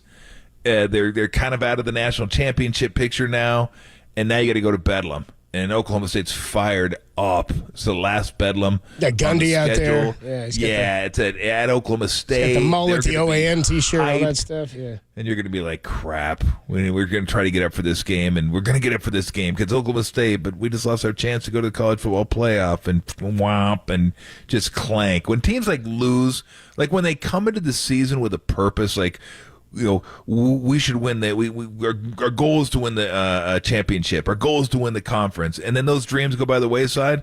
Then it's almost okay, what are we playing for? It's hard. I've noticed it's really hard to get motivation for that following game. So this would be a game I would absolutely go against USC. But damn, it's 15-point spread. I don't know about that, man. It's tough. Massive it's tough to do that against spread. Caleb Williams just because you're it wouldn't shock me if they lost by 12. It could be, and it could be 48-28.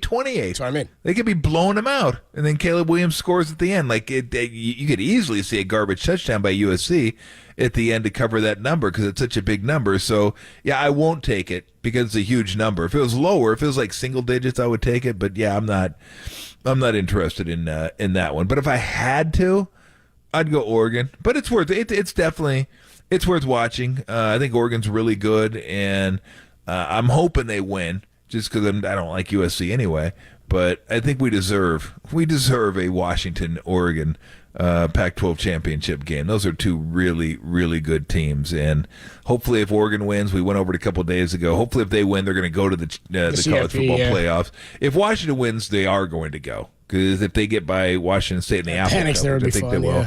Yeah, they should win. The undefeated Pac-12 team, they got to go, have to go.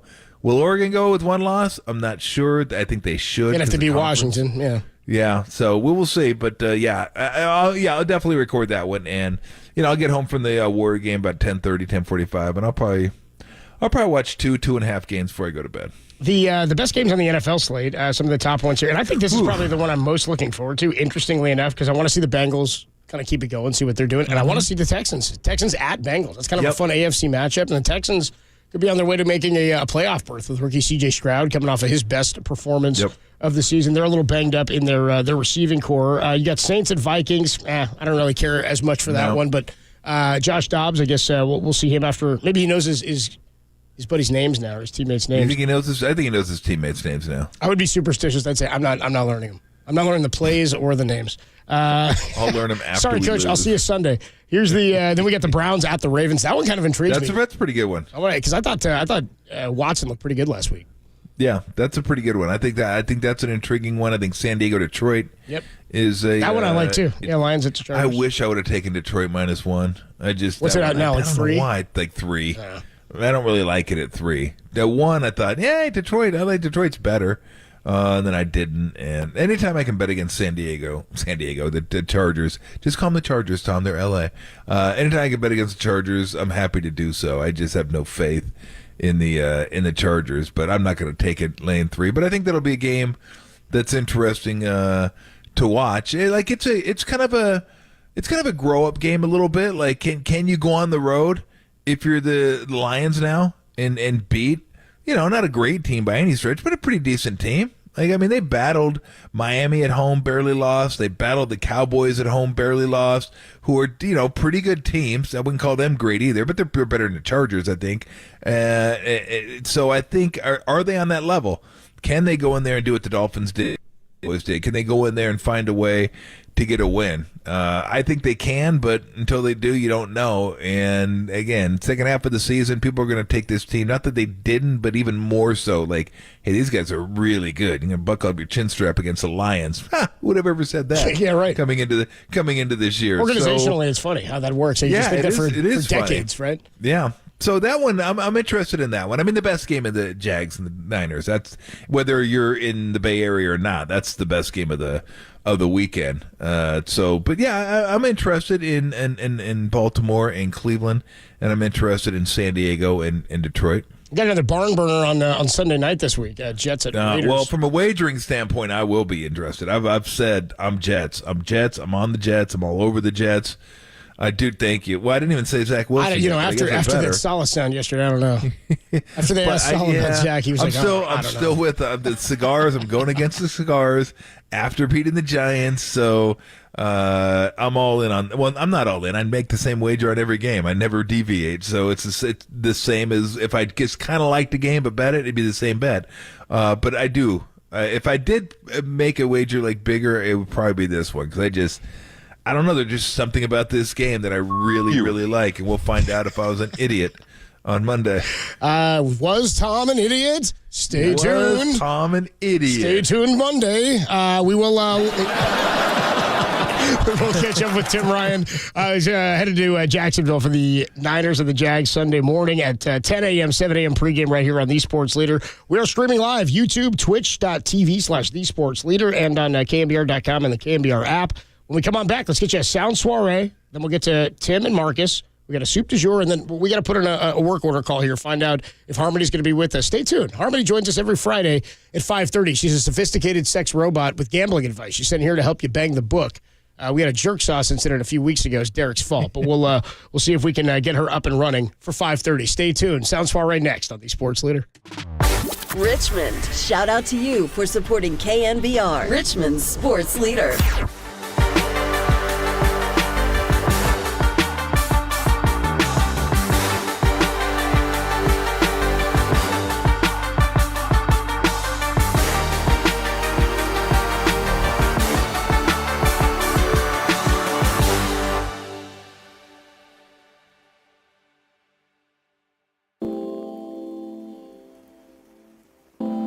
John Lynch joined Murph and Mac for his weekly conversation this morning and talked everything from Chase Young's debut as a 49er to Steve Wilks going from the booth to the sideline. Check out more and hear that interview trending on KNBR.com and the KNBR app.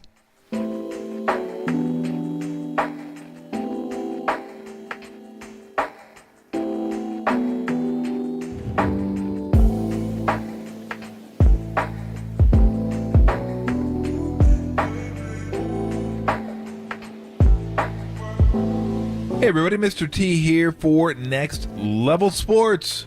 Flag football season here for Next Level.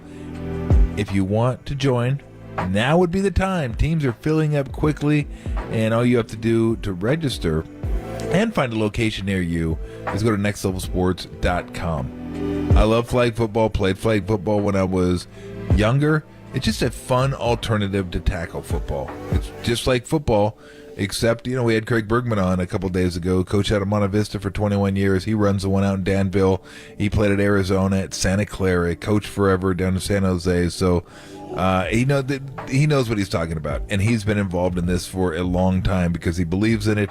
He enjoys the kids being out there and learning football. He said you don't learn the line play. That's really what you don't learn is the line play. He also did say that's 90% of football. But be that as it may, you're going to learn to throw the ball, to catch the ball, to run the ball, and most importantly, it's just about being out there and being with your buddies, being on a team, learning how to deal with team dynamics. Trust me on this one.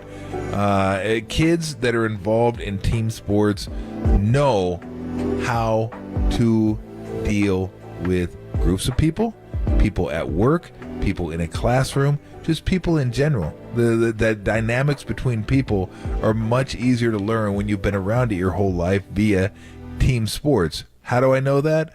I mean, I just made it up, but it sounds really, really good, and I think it's true. And I think sometimes if you think that it's true hard enough, then it must be true, isn't it? Well, it doesn't really matter, does it? Next Level Sports offers you flag football, they offer you volleyball, and they offer you basketball. So if you want to get into some flag football, and again, all kidding aside, it's a really cool alternative to flag or to tackle football. If you don't want to get into the collision aspect of the sport, go let your kid have some fun. Play some flag football. Like I said, I did it for 3 years growing up. I loved flag football. Dominated. Absolutely dominated. Anyway, that's neither here nor there. Next Level Sports at nextlevelsports.com. Learn where they're at. Again, they're all over the place. There's 14 of them, some in different states, I guess, but that doesn't do you any good at all. I don't believe. I mean, unless you got a plane, you can fly over there and do all that kind of stuff, but you probably don't want to do that. So anyway, if you want to join Next Level Sports and join their community, find a location near you and sign up because teams are filling up quickly. It's nextlevelsports.com. That's nextlevelsports.com.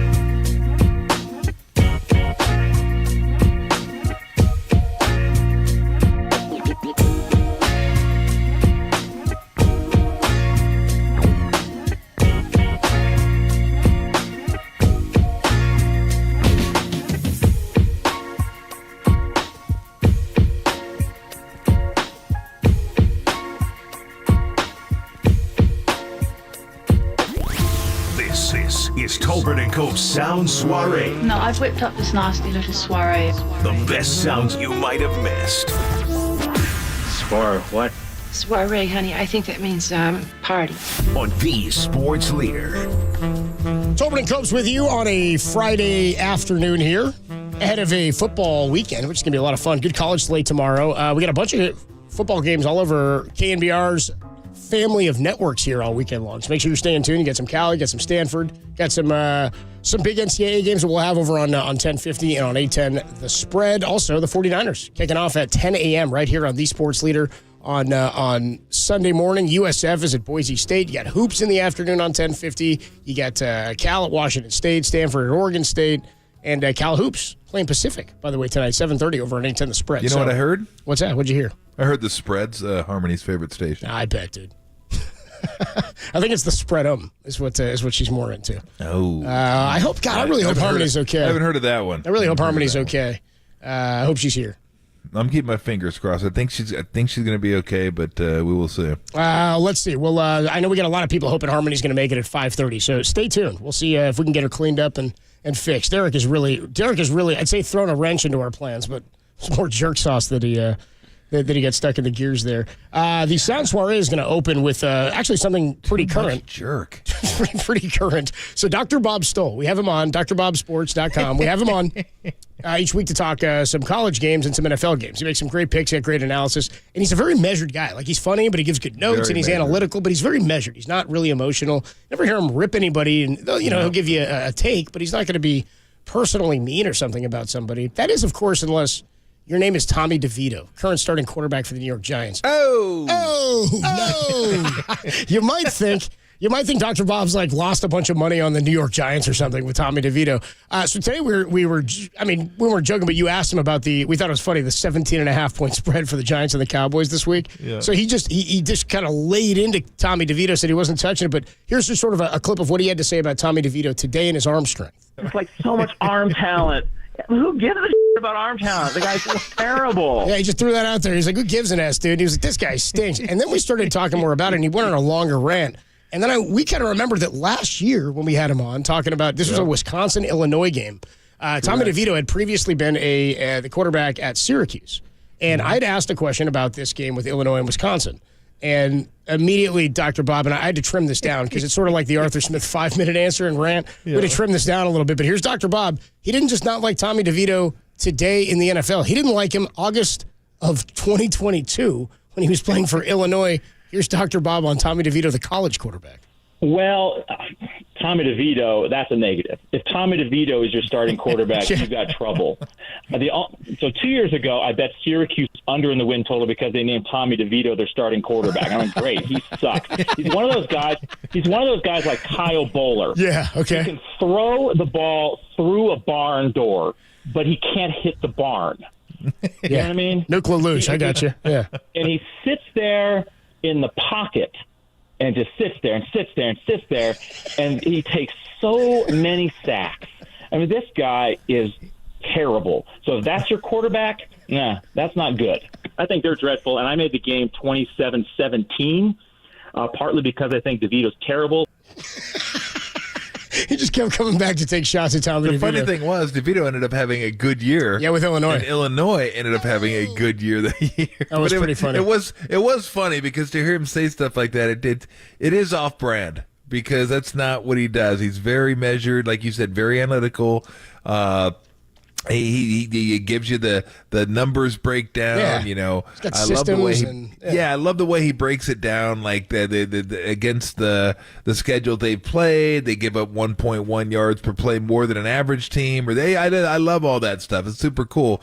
But that's what he does. It's unlike him to just go rogue and crush somebody. And the fact that it was almost a year later, he did it again to the same guy. Dude, he was shocked. He said, I can't believe this guy. We'll have to play the longer one a little bit later, like today's rant. He's like, this guy's in the NFL? Like, it took me a minute to trigger that it was the same dude, but that was... Who gives us? By the way, he dropped the Kyle Bowler line again today. Cal's own. And the Baltimore Ravens own, don't you know? Let's go to John Lynch. John Lynch was on Murph and Mac this morning. He is every Friday. You can hear the full hit on KNBR.com and the KNBR app. John Lynch talked about Steve Wilks' move from the the booth to calling plays on the sideline as a positive. Here it is. I think it's a positive thing. I think when first of all, it's what our players have been accustomed to. Robert Saleh was on the field. D'Amico Ryans was on the field. I think when you bring a coach in, particularly a coach like Steve, who's done it for a long time, you kind of rely on him. Where are you most comfortable? And he was comfortable both spots, but ultimately felt like he could see it best from upstairs. But you play it through and you assess it, and then ultimately it's not a reactionary thing. I think it was a deal. I think there's also a step where Steve was calling it to Johnny Holland, Johnny to Fred. Sometimes, the call's maybe a little later, and I think this takes a middleman out of that, and not that Johnny, or it's just one more step that you eliminate. The other thing is, I know as a player, my favorite defensive coordinator all the time was Monty Kiffin. Monty was on that field. I loved the communication. It was so often that, Monty, and I think great coaches do this. What are you seeing, John? And I think, yeah, you can do that on a phone, but it's like anything. Much better to do it in person. Yeah, I think sometimes you just want to look into a guy's eyes. You don't want to have to relay stuff back and forth. Sometimes a manager will go out to the mound and say, I wanted to look into his eyes and talk to him, instead of just looking at how he looks from the dugout and how the pitcher's acting. But sometimes it's something that you need to explain that maybe is tough to relay, and you don't have time, and you got to be quick with it. Then sometimes there's a quick turnover. You got to get right back on the field. You don't have time to go through. You know what I mean? If this is what guys want, and Lynch sees it as a positive, I like that Steve Wilks is like, look, I get it. I understand that this is the narrative around this. Also, this is an elite defense, and they just got even better by adding Chase Young. I think the depth at the D-line is going to be more of what we've seen in the past than what we've seen so far this year. Yeah. Well, it was interesting because we talked about it yesterday, and I didn't think it was that big a deal. No. And mainly I pointed out they were 5-0 going into this 3-game skid. So it wasn't like they've struggled all season long. I pointed out they dominated Dallas, who's a pretty good football team, when he was in the booth. So I don't know if it's just something they felt like they needed to do, but I didn't think it was that big a deal. But I was reading Tim Kawakami today, who I have a lot of respect for, and, not to say that Tim doesn't have his own opinions on stuff. He does, obviously, but he talks to a lot of people. And he said he talked to a lot of NFL people, and they thought it was a big deal that he was moving down from the booth to the sideline. So maybe it's a bigger deal than I thought it was. I didn't think it was just because of success they had. But, like I said, when Tim says something, it's not just him saying it. He talks to a lot of people, and if he talks to people, and people actually in the NFL that think it's a big deal, then maybe it is a big deal. Maybe it's a bigger deal than I thought it was. We'll see. We'll see what happens this week. But again, the biggest deal is Wilks doesn't seem to care. Yeah. It's like, whatever. I'm built for this, is what he said. I've been around this a long time. Like, I know what's going on here. I get it, and being down there is not a big deal. So he's not like some young guy. He's a vet. He's been through this stuff. So again, I don't think him coming down will be a big deal in that, I got to come down. I like being in the booth. I want to be. I don't think that's going to be an issue for him at all. Alex Smith, we talked about this earlier. He was on Sirius XM radio. He was defending Brock Purdy through some of these interceptions and turnovers. Here's Alex Smith. The talk of Brock Purdy being the problem is absolutely nonsense. As bad as he's been in the last 3 weeks, which, again, this is a guy that didn't throw an interception the first 5 weeks. Yes, he's thrown 5 in the last 3 weeks, and I know there's some of them been questionable, and the concussion, there's been some goofy things. He's still second in the NFL in QBR, and more importantly, when you turn on the tape, this guy routinely makes ridiculous plays in the passing game. Look routine, exactly that. Like, he does it week in and week out. There are multiple pass plays every single week that you look at that are like, man, this guy's a 6-year, 7-year veteran. Like, he's playing at that level. And I think sometimes we unfairly compare him to those guys. We unfairly compare him to where Dak Prescott is and Jalen Hurts and some of these guys that he's going to have to play in the NFC. We don't forget, listen, what has he played, 13 games, right? Like, his real comparisons are Pickett and Ritter and Malik Willis and Matt Corral and Sam Howell. Like, these are the guys that he got drafted with. They were drafted ahead of him, and he is light years ahead of them. Light years ahead? Was that Alex Smith? Was that Joe Latham talking? Was it Joey Lightyears talking Brock Purdy? I'm with him there. Right. I'm with him on the throws. I'm with him on the vet stat, and it's great when you look at it like that. His real comps, the guys who were drafted ahead of him. Yeah, the guys who were drafted ahead of him. He's about to take him over every one of those guys. Every one of those guys, I would take him over. Yo, you kidding me? Every one not of those. Even close. Malik Willis, you kidding? Not even close. How about- you know what? The only guy from the Trey Lance draft I wouldn't. I would take over him as Trevor Lawrence. That's it. You kidding me? I would take him over. In fact, how many? We should do this. We take all the first round quarterbacks that have been drafted over the last 5 years, and see which ones you would take over Brock Purdy. I bet you there's definitely way more than you would take ahead of Brock Purdy. Like Trevor Lawrence is definitely one. That's a given. Yeah. But other than that, I mean, I guess you go back to Herbert. You could have an argument with Tua because still, they're kind of in the same system now, doing the same stuff, and the numbers are very similar. What they're doing, arm strength is similar, athleticism is kind of similar. So if you're going to tell me you would take Tua over Purdy, I'd be like, man, let me think about that one for a minute, because that is not a no-brainer for me at all. But I think there are a lot of no-brainers in this regard that I would take him ahead of. Absolutely. Like, again, Justin Fields, give me Purdy. Mac, give me Purdy. Trey Lance, give me Purdy. Zach Wilson, give me Purdy. Like, all those guys were drafted in the first half of the first round. Thank you. Give me Purdy. Just give me Purdy. So, yeah, I don't know where it all came from. It was just I'm telling you, I said this a month ago, when guys start playing bad, they get drafted low, it's like, oh, here we go. Yeah. There we go. The shoe's about to drop. It's like, well, no, but you're not looking at the whole picture. It's like, look at the throws he's making. Like, if he stops making those throws consistently, then okay. Then it's like, okay. It's going to have to be a lot of derailing, but we've seen it all in the same game that he's thrown the pick. So it's not like we've totally seen it derail, right? So, by the way, that was not a quote that Tom was saying when he said, Trey Lance, give me Purdy. That wasn't a quote from Kyle. That was just a thought from Tom, which guy he would like more. How about this one? Kyle Brandt. He's on Good Morning Football. He's talking about what's at stake for the 49ers this weekend. Here's what some of the national perspective is as the Niners interplay against the Jags. I have to kind of break the segment. I don't really care what's at stake for the Niners. Like, what's at stake for the Jags? I don't know what's going on here. You're telling me that one team hasn't won for over a month. Mm-hmm. One team hasn't lost for 6 weeks. Not only are the Niners favored, like, we're bending over backwards to say, what does this loss mean for the Niners? What does this win mean for the Jaguars? Yep. Is it because the Niners are coming off a bye and we haven't seen them in a while? So are the Jags. They're healthy. They haven't lost since September. This is one of the best teams in the league here. The Niners are one of the best teams of the first month. I'm not really worried about San Francisco. Look, this taps into a lot of things. And there is a prejudice against Jacksonville. There always has been. It has nothing to do with their team or their personnel. It's their market size, and it's Jacksonville. And they're looked at as not sexy, whereas San Francisco, we already started making our Super Bowl plans on September 15th and talking about how great they are and how many Hall of Famers they have.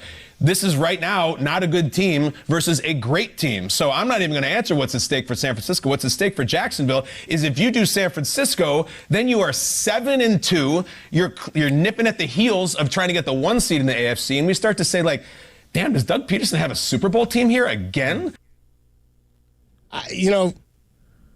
Yeah, they're a good team. The Jags. I think they're dangerous. They're the hottest team in football, but they're the hottest team in football on November 10th, and they're coming out of a bye. It's hard for me to sit here and say the Niners are better. Like, I think the Niners are better, but it's not what you think.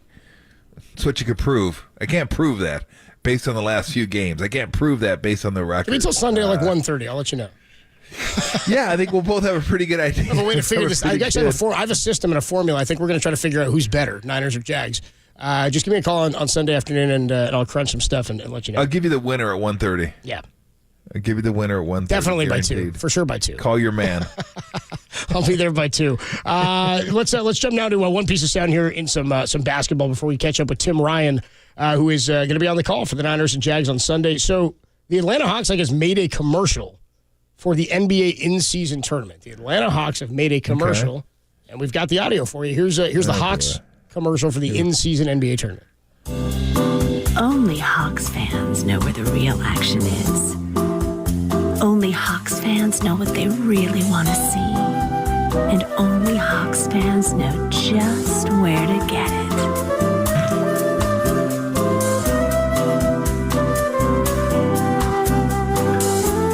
The all-new NBA in-season tournament. Join in and wake up your wild side. Hot 5-on-5 action.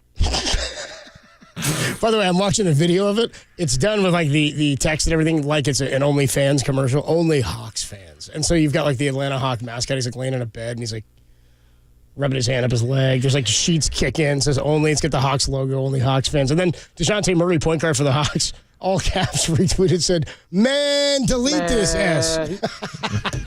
All caps, dude. So, pretty good. That's funny. Pretty good. There you go. That's your sound soiree for Friday, November 10th, 2023. When we come on back, we're going to catch up with Tim Ryan. Conversation with him as he's headed out to Jacksonville. Niners and the Jags, a 10 a.m. kick on KNBR on Sunday morning. We'll have pregame for you on the streams on YouTube, Twitch, and on KNBR.com. And pregame starts at 7 a.m. We'll talk to Tim Ryan next, then Marcus Thompson, a soup du jour. And boy, if we can get her cleaned up, Harmony's double banger coming your way at 5:30. Tolbert and Copes on the Sports Leader. Hey, what's going on, everybody? Adam Copeland here for Underdog Fantasy. It's the best place to play fantasy sports. We've been talking about football. We did it for baseball. Now basketball's here. NBA season's here. No easier way to get in on the action than with Underdog Fantasy and their pick'em game. It's a fantasy game, but you can win real money. You can do the daily format here. It's a lot of fun. The pick'em game is where they give you a stat total for several different players. You pick whether or not the player will go higher or lower than any given stat total that they lay out for you. If you pick 5 players and you go 5 for 5, you can make 20 times your money in a single game, which is great considering Underdog Fantasy is going to match your first deposit up to $100 when you sign up with promo code KNBR at Underdog Fantasy or UnderdogFantasy.com. You can download the app in the App Store or just go to the website there, and they'll match that first deposit up to $100. Plus, they're going to give you a special mystery pick live in the Pick'em lobby. Day to day, it sort of rotates, but it could be like a higher than a 0.5 passing yards for Brock Purdy, something like that, something to get you going. You go 5 for 5, you can make some real money. And we got it for basketball, you got it for football. Again, build your team. You can make 20 times your money in a single day. It's legal in California, and it's a ton of fun to play along as you watch your team. But you got to download the Underdog Fantasy app or go to UnderdogFantasy.com, sign up with promo code KNBR to get that first deposit of $10 or more doubled up to $100, plus that special pick I was telling you about in your Pick'em lobby. You must be 18 or older and present in a state where Underdog Fantasy operates. Terms apply. Concerned with your play, call 1-800-GAMBLER or visit www.ncpgambling.org.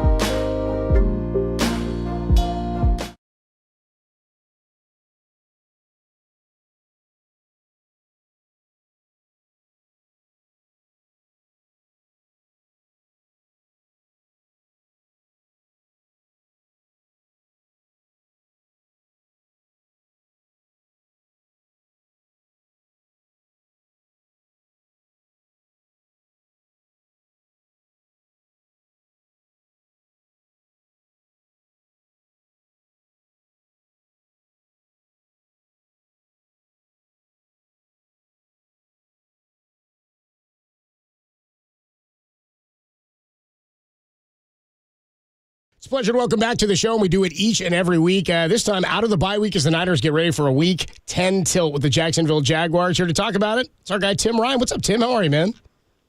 It's been a minute, Copes. I'm doing well. How about yourself? Pretty good, man. It has been a minute. And it's funny because it's like, we talk going into the bye. It's so funny how different the scope of things changes. Like, if you start 0-3 and then you go into the bye at 5-3, everybody's like, man, we're on our way. We're figuring things out. We're rolling. What I was talking to Tom about yesterday, and I think it's interesting with all the inexperience we talk about with Brock, and he mentioned it when he did his media session the other day. He said, this kind of reminds me of where we were last year, where we came out of the bye and we kind of had to hit the ground running, and we had to start winning football games quick. I look at this and I go, it's interesting. For all the inexperience, this is something that Brock Purdy has seen before, and he's sort of associating some comfort level with that, it felt like. Well, I mean, yeah, and not just him, but the rest of the roster, guys that have been here for a while. Look at the last few seasons and the runs that they've gone on. Look, I've said it many times, you don't win championships and divisions in September or October for that matter. This is the time when you got to start executing, playing consistent ball, and winning football games so that you get into the get into the playoffs surging and playing your best ball. And there's nothing that tells me that this team will not be able to achieve that. I mean, yeah, it's been ugly for the last 3 games. Offensively, with the exception of the Cleveland game and what they did on defense that game, the offense has been moving the holy hell out of the football. It's been the turnovers. I love the naysayers that it's, time to sit Brock down and can't get off his first read. That's all garbage. They're watching lowlights, in post-game shows. Go watch the games. Watch how he is dicing up coverages. I mean, the guy had almost 400 yards of offense by himself with his arm and running the football against Cincinnati. It's a scramble yards, too. Exactly. Yes, he made two critical errors late in that game, as he did the week before on Monday night against Minnesota. But I think he's going to be fine, man. And that's going to be the big thing against this Jacksonville team. They're number 1 in the league in takeaways. They give up a lot of yards. There's going to be a lot of space out there. Deebo Samuel, full go all week at practice. I would anticipate him having a lot of things on the menu, and there's a lot of space on that back end. They got good players. They bend a lot. They give a lot of yards. That's 30th in passing defense, but they're good in critical areas. They're good on third down. They're good in the red zone, and they're really good at getting takeaways. In all areas where the 49ers have been fantastic for the most part, with the exception of the last 2 and the turnovers late in those games. So I think there's going to be an opportunity to execute. Hopefully Trent Williams is going to be back in the lineup. I think still questionable with his ankle injury. But you got to block the edges. You got to block Trayvon Walker, who's starting to surge a little bit and figuring it out. Their best pass rusher is Joshua Allen. He's got 9 sacks. It's been a big rebound year for him. Remember, I think he was Defensive Rookie of the Year when he came out and had 10.5 sacks. Won the Ronnie Lott Award and all that in college. Yeah, he was fantastic. Yeah, so he is a big-time player. They got a tackling machine in the middle. But, look, I think the thing with Deebo, again, is not just his horsepower, his willpower, and his production. He's a decoy, Copes. Yes. I mean, because he's such a threat, and the 49ers do such a great job of moving him around and the position versatility and all the formations, that it is a bitch now when he gets the ball in his hands to be able to tackle him and limit his yards after the catch. So, of course, he's going to separate zones. He's going to suck in defenders, going his way, and that's just going to open it up for all of the other guys. So, good week of practice, reloaded, refreshed. I think this offense is ready to go to protect the rock and score some points again. Talking to Tim Ryan on the Yuma guest line, Niners and the Jags. We got pregame for you 7 a.m. Before the game right here on KNBR 104.5 and 680, the Sports Leader, Sunday morning as the Niners get ready to open up the second half. We talked about the offense there, and it's funny because, again, it's quarterback. That's the way it goes in the NFL. Everybody's talking about that and Brock Purdy's mistakes, but you just said it, man. The whole thing has been kind of out of whack for 3 weeks. Steve Wilks, that was a huge story over the last 2 weeks, which Tom and I had kind of laughed at too, and talked to Kyle about it. Well, he's got to come down to the sideline. That was the narrative. And I go, what about the 5 games where they were 5-0 and they were rolling through the league? It was all going pretty good. Yeah, it's like nobody said anything then, did they? But it's funny is you hear different guys, and I get it. It's one of the only jobs in the world where you got to do your job, and then people poke holes in what you've done and ask you questions and justify everything. But hearing Steve Wilks the other day, this is something you said to us a couple weeks ago. He's a leader of men, and he goes, I'm built for this. I'm ready for this. I walked into, I heard that presser. I was ready to line up for him. You know what I mean? This guy knows what he's doing. He absolutely does. And if you could see him at practice, and this is, I think, the benefit of him being on the sidelines is his communication skills, his coaching ability, and he's all over it in terms of, verbal, getting verbal with the players and correcting them on the run. Now, he's done a great job throughout his career in that, with the up in the perch with that bird's eye view of the all-22. And he's been on the sideline before. I mean, he was a head coach in Carolina as interim. He was in Arizona, as we know, still running the defense. I think where it really helps is just the communication, and nothing gets lost in translation. It's something tangible that you can go talk to your middle linebacker who's been running this defense for 6 years and really understands, the weak spots and where teams are hitting them on the fly. And it's, series to series adjustments, in-play adjustments, things that, Fred can immediately say something to him, hey, man, we got to get out of this because they're doing that. Or to Sean Gibson, we got to mix in a little more of this because this is where they're hurting us and they're finding the beaters. But at the end of and I think the communication that's where it's really going to help. And the instant feedback, something you're not just hearing Johnny Holland in your headset saying, hey, player said this. It's something you can feel, you can touch. It's tangible down there on the sideline. And I think that's where it's going to help. Look, the defense, there's nothing wrong with the front. Chase Young is going to obviously add to that. He is a freaking monster, coach. He's so much bigger than I thought. I mean, we see him on the field. I've seen him, many times in games. It's exciting, watching games. But he is a monster of a human being. He's every bit of, 6'5.5", 6'6". I can't imagine he's under 280. And he's just a big man that's moving fast coming off the rock. And I think there's going to be opportunities to get that Buckeye look going where he and Bosa will be working together, which to me, and I haven't seen any of that, but I think, down the line, there's going to be some opportunities of that. Just put so much pressure on offensive lines. The problem with the defense is obviously the corners got to clean it up. They got to play better. They got to be, not guess on routes, not get penalties. Part of that is the officiating has been as inconsistent as I've seen it all year. Charvarius Ward does one thing on one play, no call. Next play, the exact same thing, and here's a DPI call. So I hear you, yeah. The consistency's been lacking, as has been the play in terms of, the cornerback play. And in this defense, when you're playing as much cover 3 as they run, and Robert Saleh told me years ago when he got here, you got to have great players on the edges of this defense.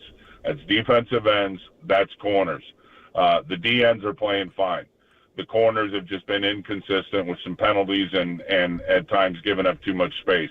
The whole problem with the defense really the last 2 weeks, at least as I see it, especially against Cincinnati, is missed tackles. Look, they I was going to ask you about that, yeah. Offenses. Yeah, they want to force offenses to throw it into the kill zone and then go kill it. Well, Greenlaw wasn't killing it. Part of it is, he's been beat to hell, and I think and just nagging injuries all over the place, clearly not 100%. So I think the bye week's going to do him good. Huff missed some tackles, which is atypical for him. Those things don't usually happen. So, and this is an offense where I think that's going to be on full display. You look at Trevor Lawrence and what he's doing, he's clearly got a much better feel of the system. And he's not going to play hero ball. The ball's coming out quick. He's going to get it to some weapons underneath, and he's just going to methodically dink and dunk you down the field. Now, they've had their challenges on that side of the ball in terms of, getting big plays and driving it down the field. They have not been great in the red zone. They got good playmakers. There's no question about it. And Ridley and Christian Kirk and Evan Ingram leads them with catches and almost looks like a wide receiver at the tight end position. He's lean. And he runs 4.37. I mean, the guy he's the fastest guy on their offense. Wow. No question about it. So I wouldn't, Trevor Lawrence will take some shots. And those go balls to the boundary, you don't have to hold it for more than 2 seconds. I mean, it's not like, to get a deep ball, he's got to sit back there and pat the ball. Those balls come out quick. I think the biggest thing in this game is going to be tackling and killing it in the kill zone and being sure, fierce tacklers. Got to play better at the slot corner, no question about it. They're going to get perimeter screens until they stop them. Cincinnati, I don't know how many they ran, but they were all over the place. And then they caught Isaiah Oliver thinking it was a perimeter screen, and they ran a slot fade by him on that first down for the touchdown after the turnover late in the game. But it'll be about sure tackling in the kill zone, and it's going to be about pressure up the gut. And Armstead was a monster at Cincinnati and looked like the Eric Armstead that we all know and love. Had 2 sacks. The Hargrave Digger's got to start burying quarterbacks again. I'd like that, yeah. He's got to, man, and that's what he's here to do. He's very capable. When you look at the first 4 or 5 games, what he was able to achieve, just destroying people. So he's got to get back to doing that. They've all got good matchups. You know, Bosa against a rookie, I love any day of the week. When you look at Anton Harrison out there for him at right tackle, that Oklahoma first-round pick. But it's about gut pressure, and that's not always the tackles. That's, ends wrapping on games. That's Fred or Greenlaw coming on pressures. But if you can make it dirty in the pocket for Trevor Lawrence, there will be some turnover opportunities. And these guys are not good with ball security. I think they've had maybe 15, 16, 17 times the ball's been knocked out. The 49ers, and they haven't recovered all of them, I think 9 lost fumbles. 49ers have not been great in that area. But if they get that pocket dirty in the middle, there will be some opportunities, both knocking the ball out and getting it away from Trevor Lawrence, and him recognizing it late and tossing it up for grabs and getting some interceptions. They have turned it over 13 times. So it's a tough matchup, man, traveling cross-country against the hottest team in pro football. But we all know the 49ers started as the hottest team in pro football and have had a week off. Both teams have had a week off. Both teams are, for the most part, healthy. This is going to be about the execution and the best players on the field, and I like the 49ers' chances. Yeah, I do too. Again, this is going to be the 3rd time in 4 games that they're playing a team who's coming off of a bye. And you mentioned how hot they were. They've had an opportunity to plan for this. Just before we let you go, it's sort of funny ever to question or to come after a Shanahan run game, and I don't think it's been bad at all. But the last 3 games, the 17 points, and we talked to Kyle yesterday, they'd had sort of their most ineffective, I'd say their least effective rushing attack days. Does that coincide simply in your mind with Trent Williams being there, or is there something else there? Because I know, I think part of it has been flow of games. Okay, yeah. In terms of how the flow of the game is going, I thought McCaffrey looked right back to himself after the oblique injury at Cleveland. Yeah, Minnesota, he was good. He had a burst. Yeah. He was explosive. So I don't worry about that. The bottom line is they just got to block better. I mean, DJ Reader in Cincinnati was getting after it. Dalvin Tomlinson at Cleveland was getting after it in terms of the run defense. So they got to block better up front in terms of consistency. And there'll be no Aaron Banks this week. So we'll see Feliciano out there. Got no worries about him. That dude can play. I promise you that. Maybe Trent goes, but Jalen Moore has done okay, especially in the run game. Yeah. Go back and look at the touchdowns McCaffrey's had running the ball the last couple of games. Left side, you're right. Yeah, he's popping right in there. And it's Jalen Moore just washing out the side with the double team. So they got to block more, in terms of just more consistency up front. And I would anticipate, and these guys are good at the run now. They play a lot of bare front, which they cover everybody on the inside. So all those C-gap runs in between that edge player, the stand-up outside linebacker, and the defensive end should be on full display, and that's right in the wheelhouse for the 49ers. Got to be, and maybe at the end of the day, the way both of these offenses, are capable of playing, whoever can run the ball, and the 49ers have had their challenges on defense, whoever can run the ball probably ends up winning this game, and that's tall order against ETN. He's like Jeff Wilson with a turbocharger, man. He is pretty damn good. I think the key on him, though, is not letting him bounce the way Mixon was able to bounce last week. Keep him in between the tackles, and you'll limit his explosive runs. Yeah, because when he gets out there, he's got a burst. Tim, should be a fun one, man. Out of the bye, we get our first look at Chase Young. We got Purdy under. I'm excited about this, man. We got a tough stretch ahead, but the Eagles are in a really, really tough stretch. And if the Niners can put something together here, that December 3rd tilt, either way is going to be a blast. But let's make it mean a little bit more for the 1 seed. Have a safe trip, Tim, and we'll see you next week, man.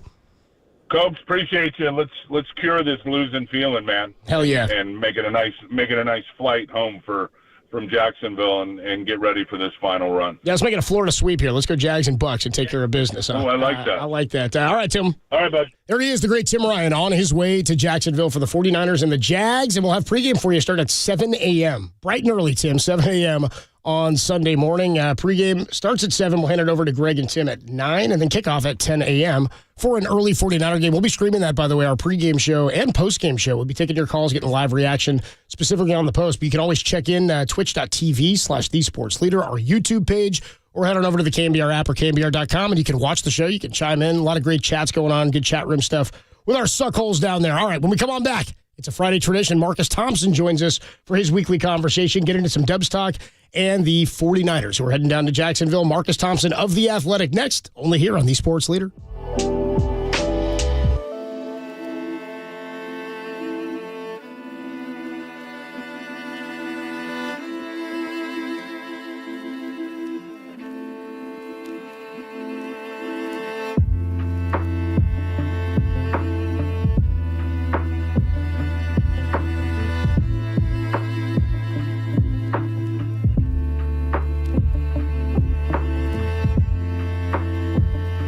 John Shea caught up with MLB super agent Scott Boras and gave him 4 free agents that could be fits for the Giants. That story and more is trending now on KNBR.com and the KNBR app.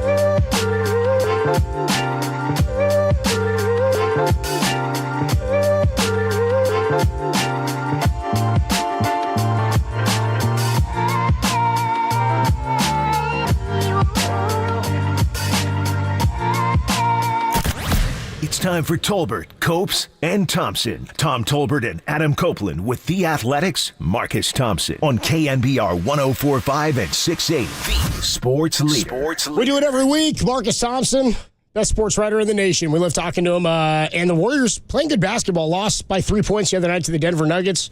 Pretty good game, though, considering they did not have Draymond. Let's talk with Marcus Thompson of The Athletic about it. Joins us courtesy of the Yuma guest line. What's up, Marcus? How you doing, man? Oh, sir. Good to be on the air with you again, sir. We're going sir now, huh? That's what we're doing? Yeah, that's how I talk to the superiors. Okay, well, cut the crap, Marcus, all right? What do you mean, sir? Thank you, sir. May I have another is the only time I want you to say sir. Marcus, the other night, the Nuggets game, Tom and I both really impressed. I think the depth. That was a game. That was a depth game for the Warriors where I was kind of bummed that they'd lost because I was like, man, that was a good one. I thought it would have been a good one to steal. Thought the bench played really well. I'm liking what we're getting from Podziemski when you don't have Gary Payton II out there. He's a nice spark. He's a good rebounder. Everybody off the bench was in positive in the plus-minus. I think that the silver lining to that loss is you go, well, they did not have their best guys out there, and they played pretty good. Like, they were not outsized by Jokic, I didn't think. Well, that's a Trace Jackson Davis shout-out right there if I ever heard one. Yeah, right? totally, absolutely. Yeah. And Saric. It was kind of a blueprint to how I guess they solved the size deal. I mean, over the offseason and after what happened with the Lakers, it was like, you need more size, you need more size, you need more size. And it feels like they didn't address it, but the bottom line anyway is they're going to go small, and they just need somebody to bang for a few minutes. And it looks like they've got somebody and can do more than a little bit than just bang. Like, he was pretty good. He good rim runner. He could force Jokic to play some defense at the rim. And then you got Lone, who, Lone did about as best as you could against, who Steve Kerr called the best player in the league. So I feel like that was, to me, was like them saying, stop asking about big men, we're good.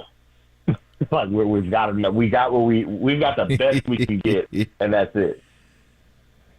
Did you make a big deal out of that? I know some people did, or maybe just a few people. You never know. It could have been like 2 people. That was it. But I know if there were some people that thought it was a big deal that Steve said Jokic was the best player in the world when he had Steph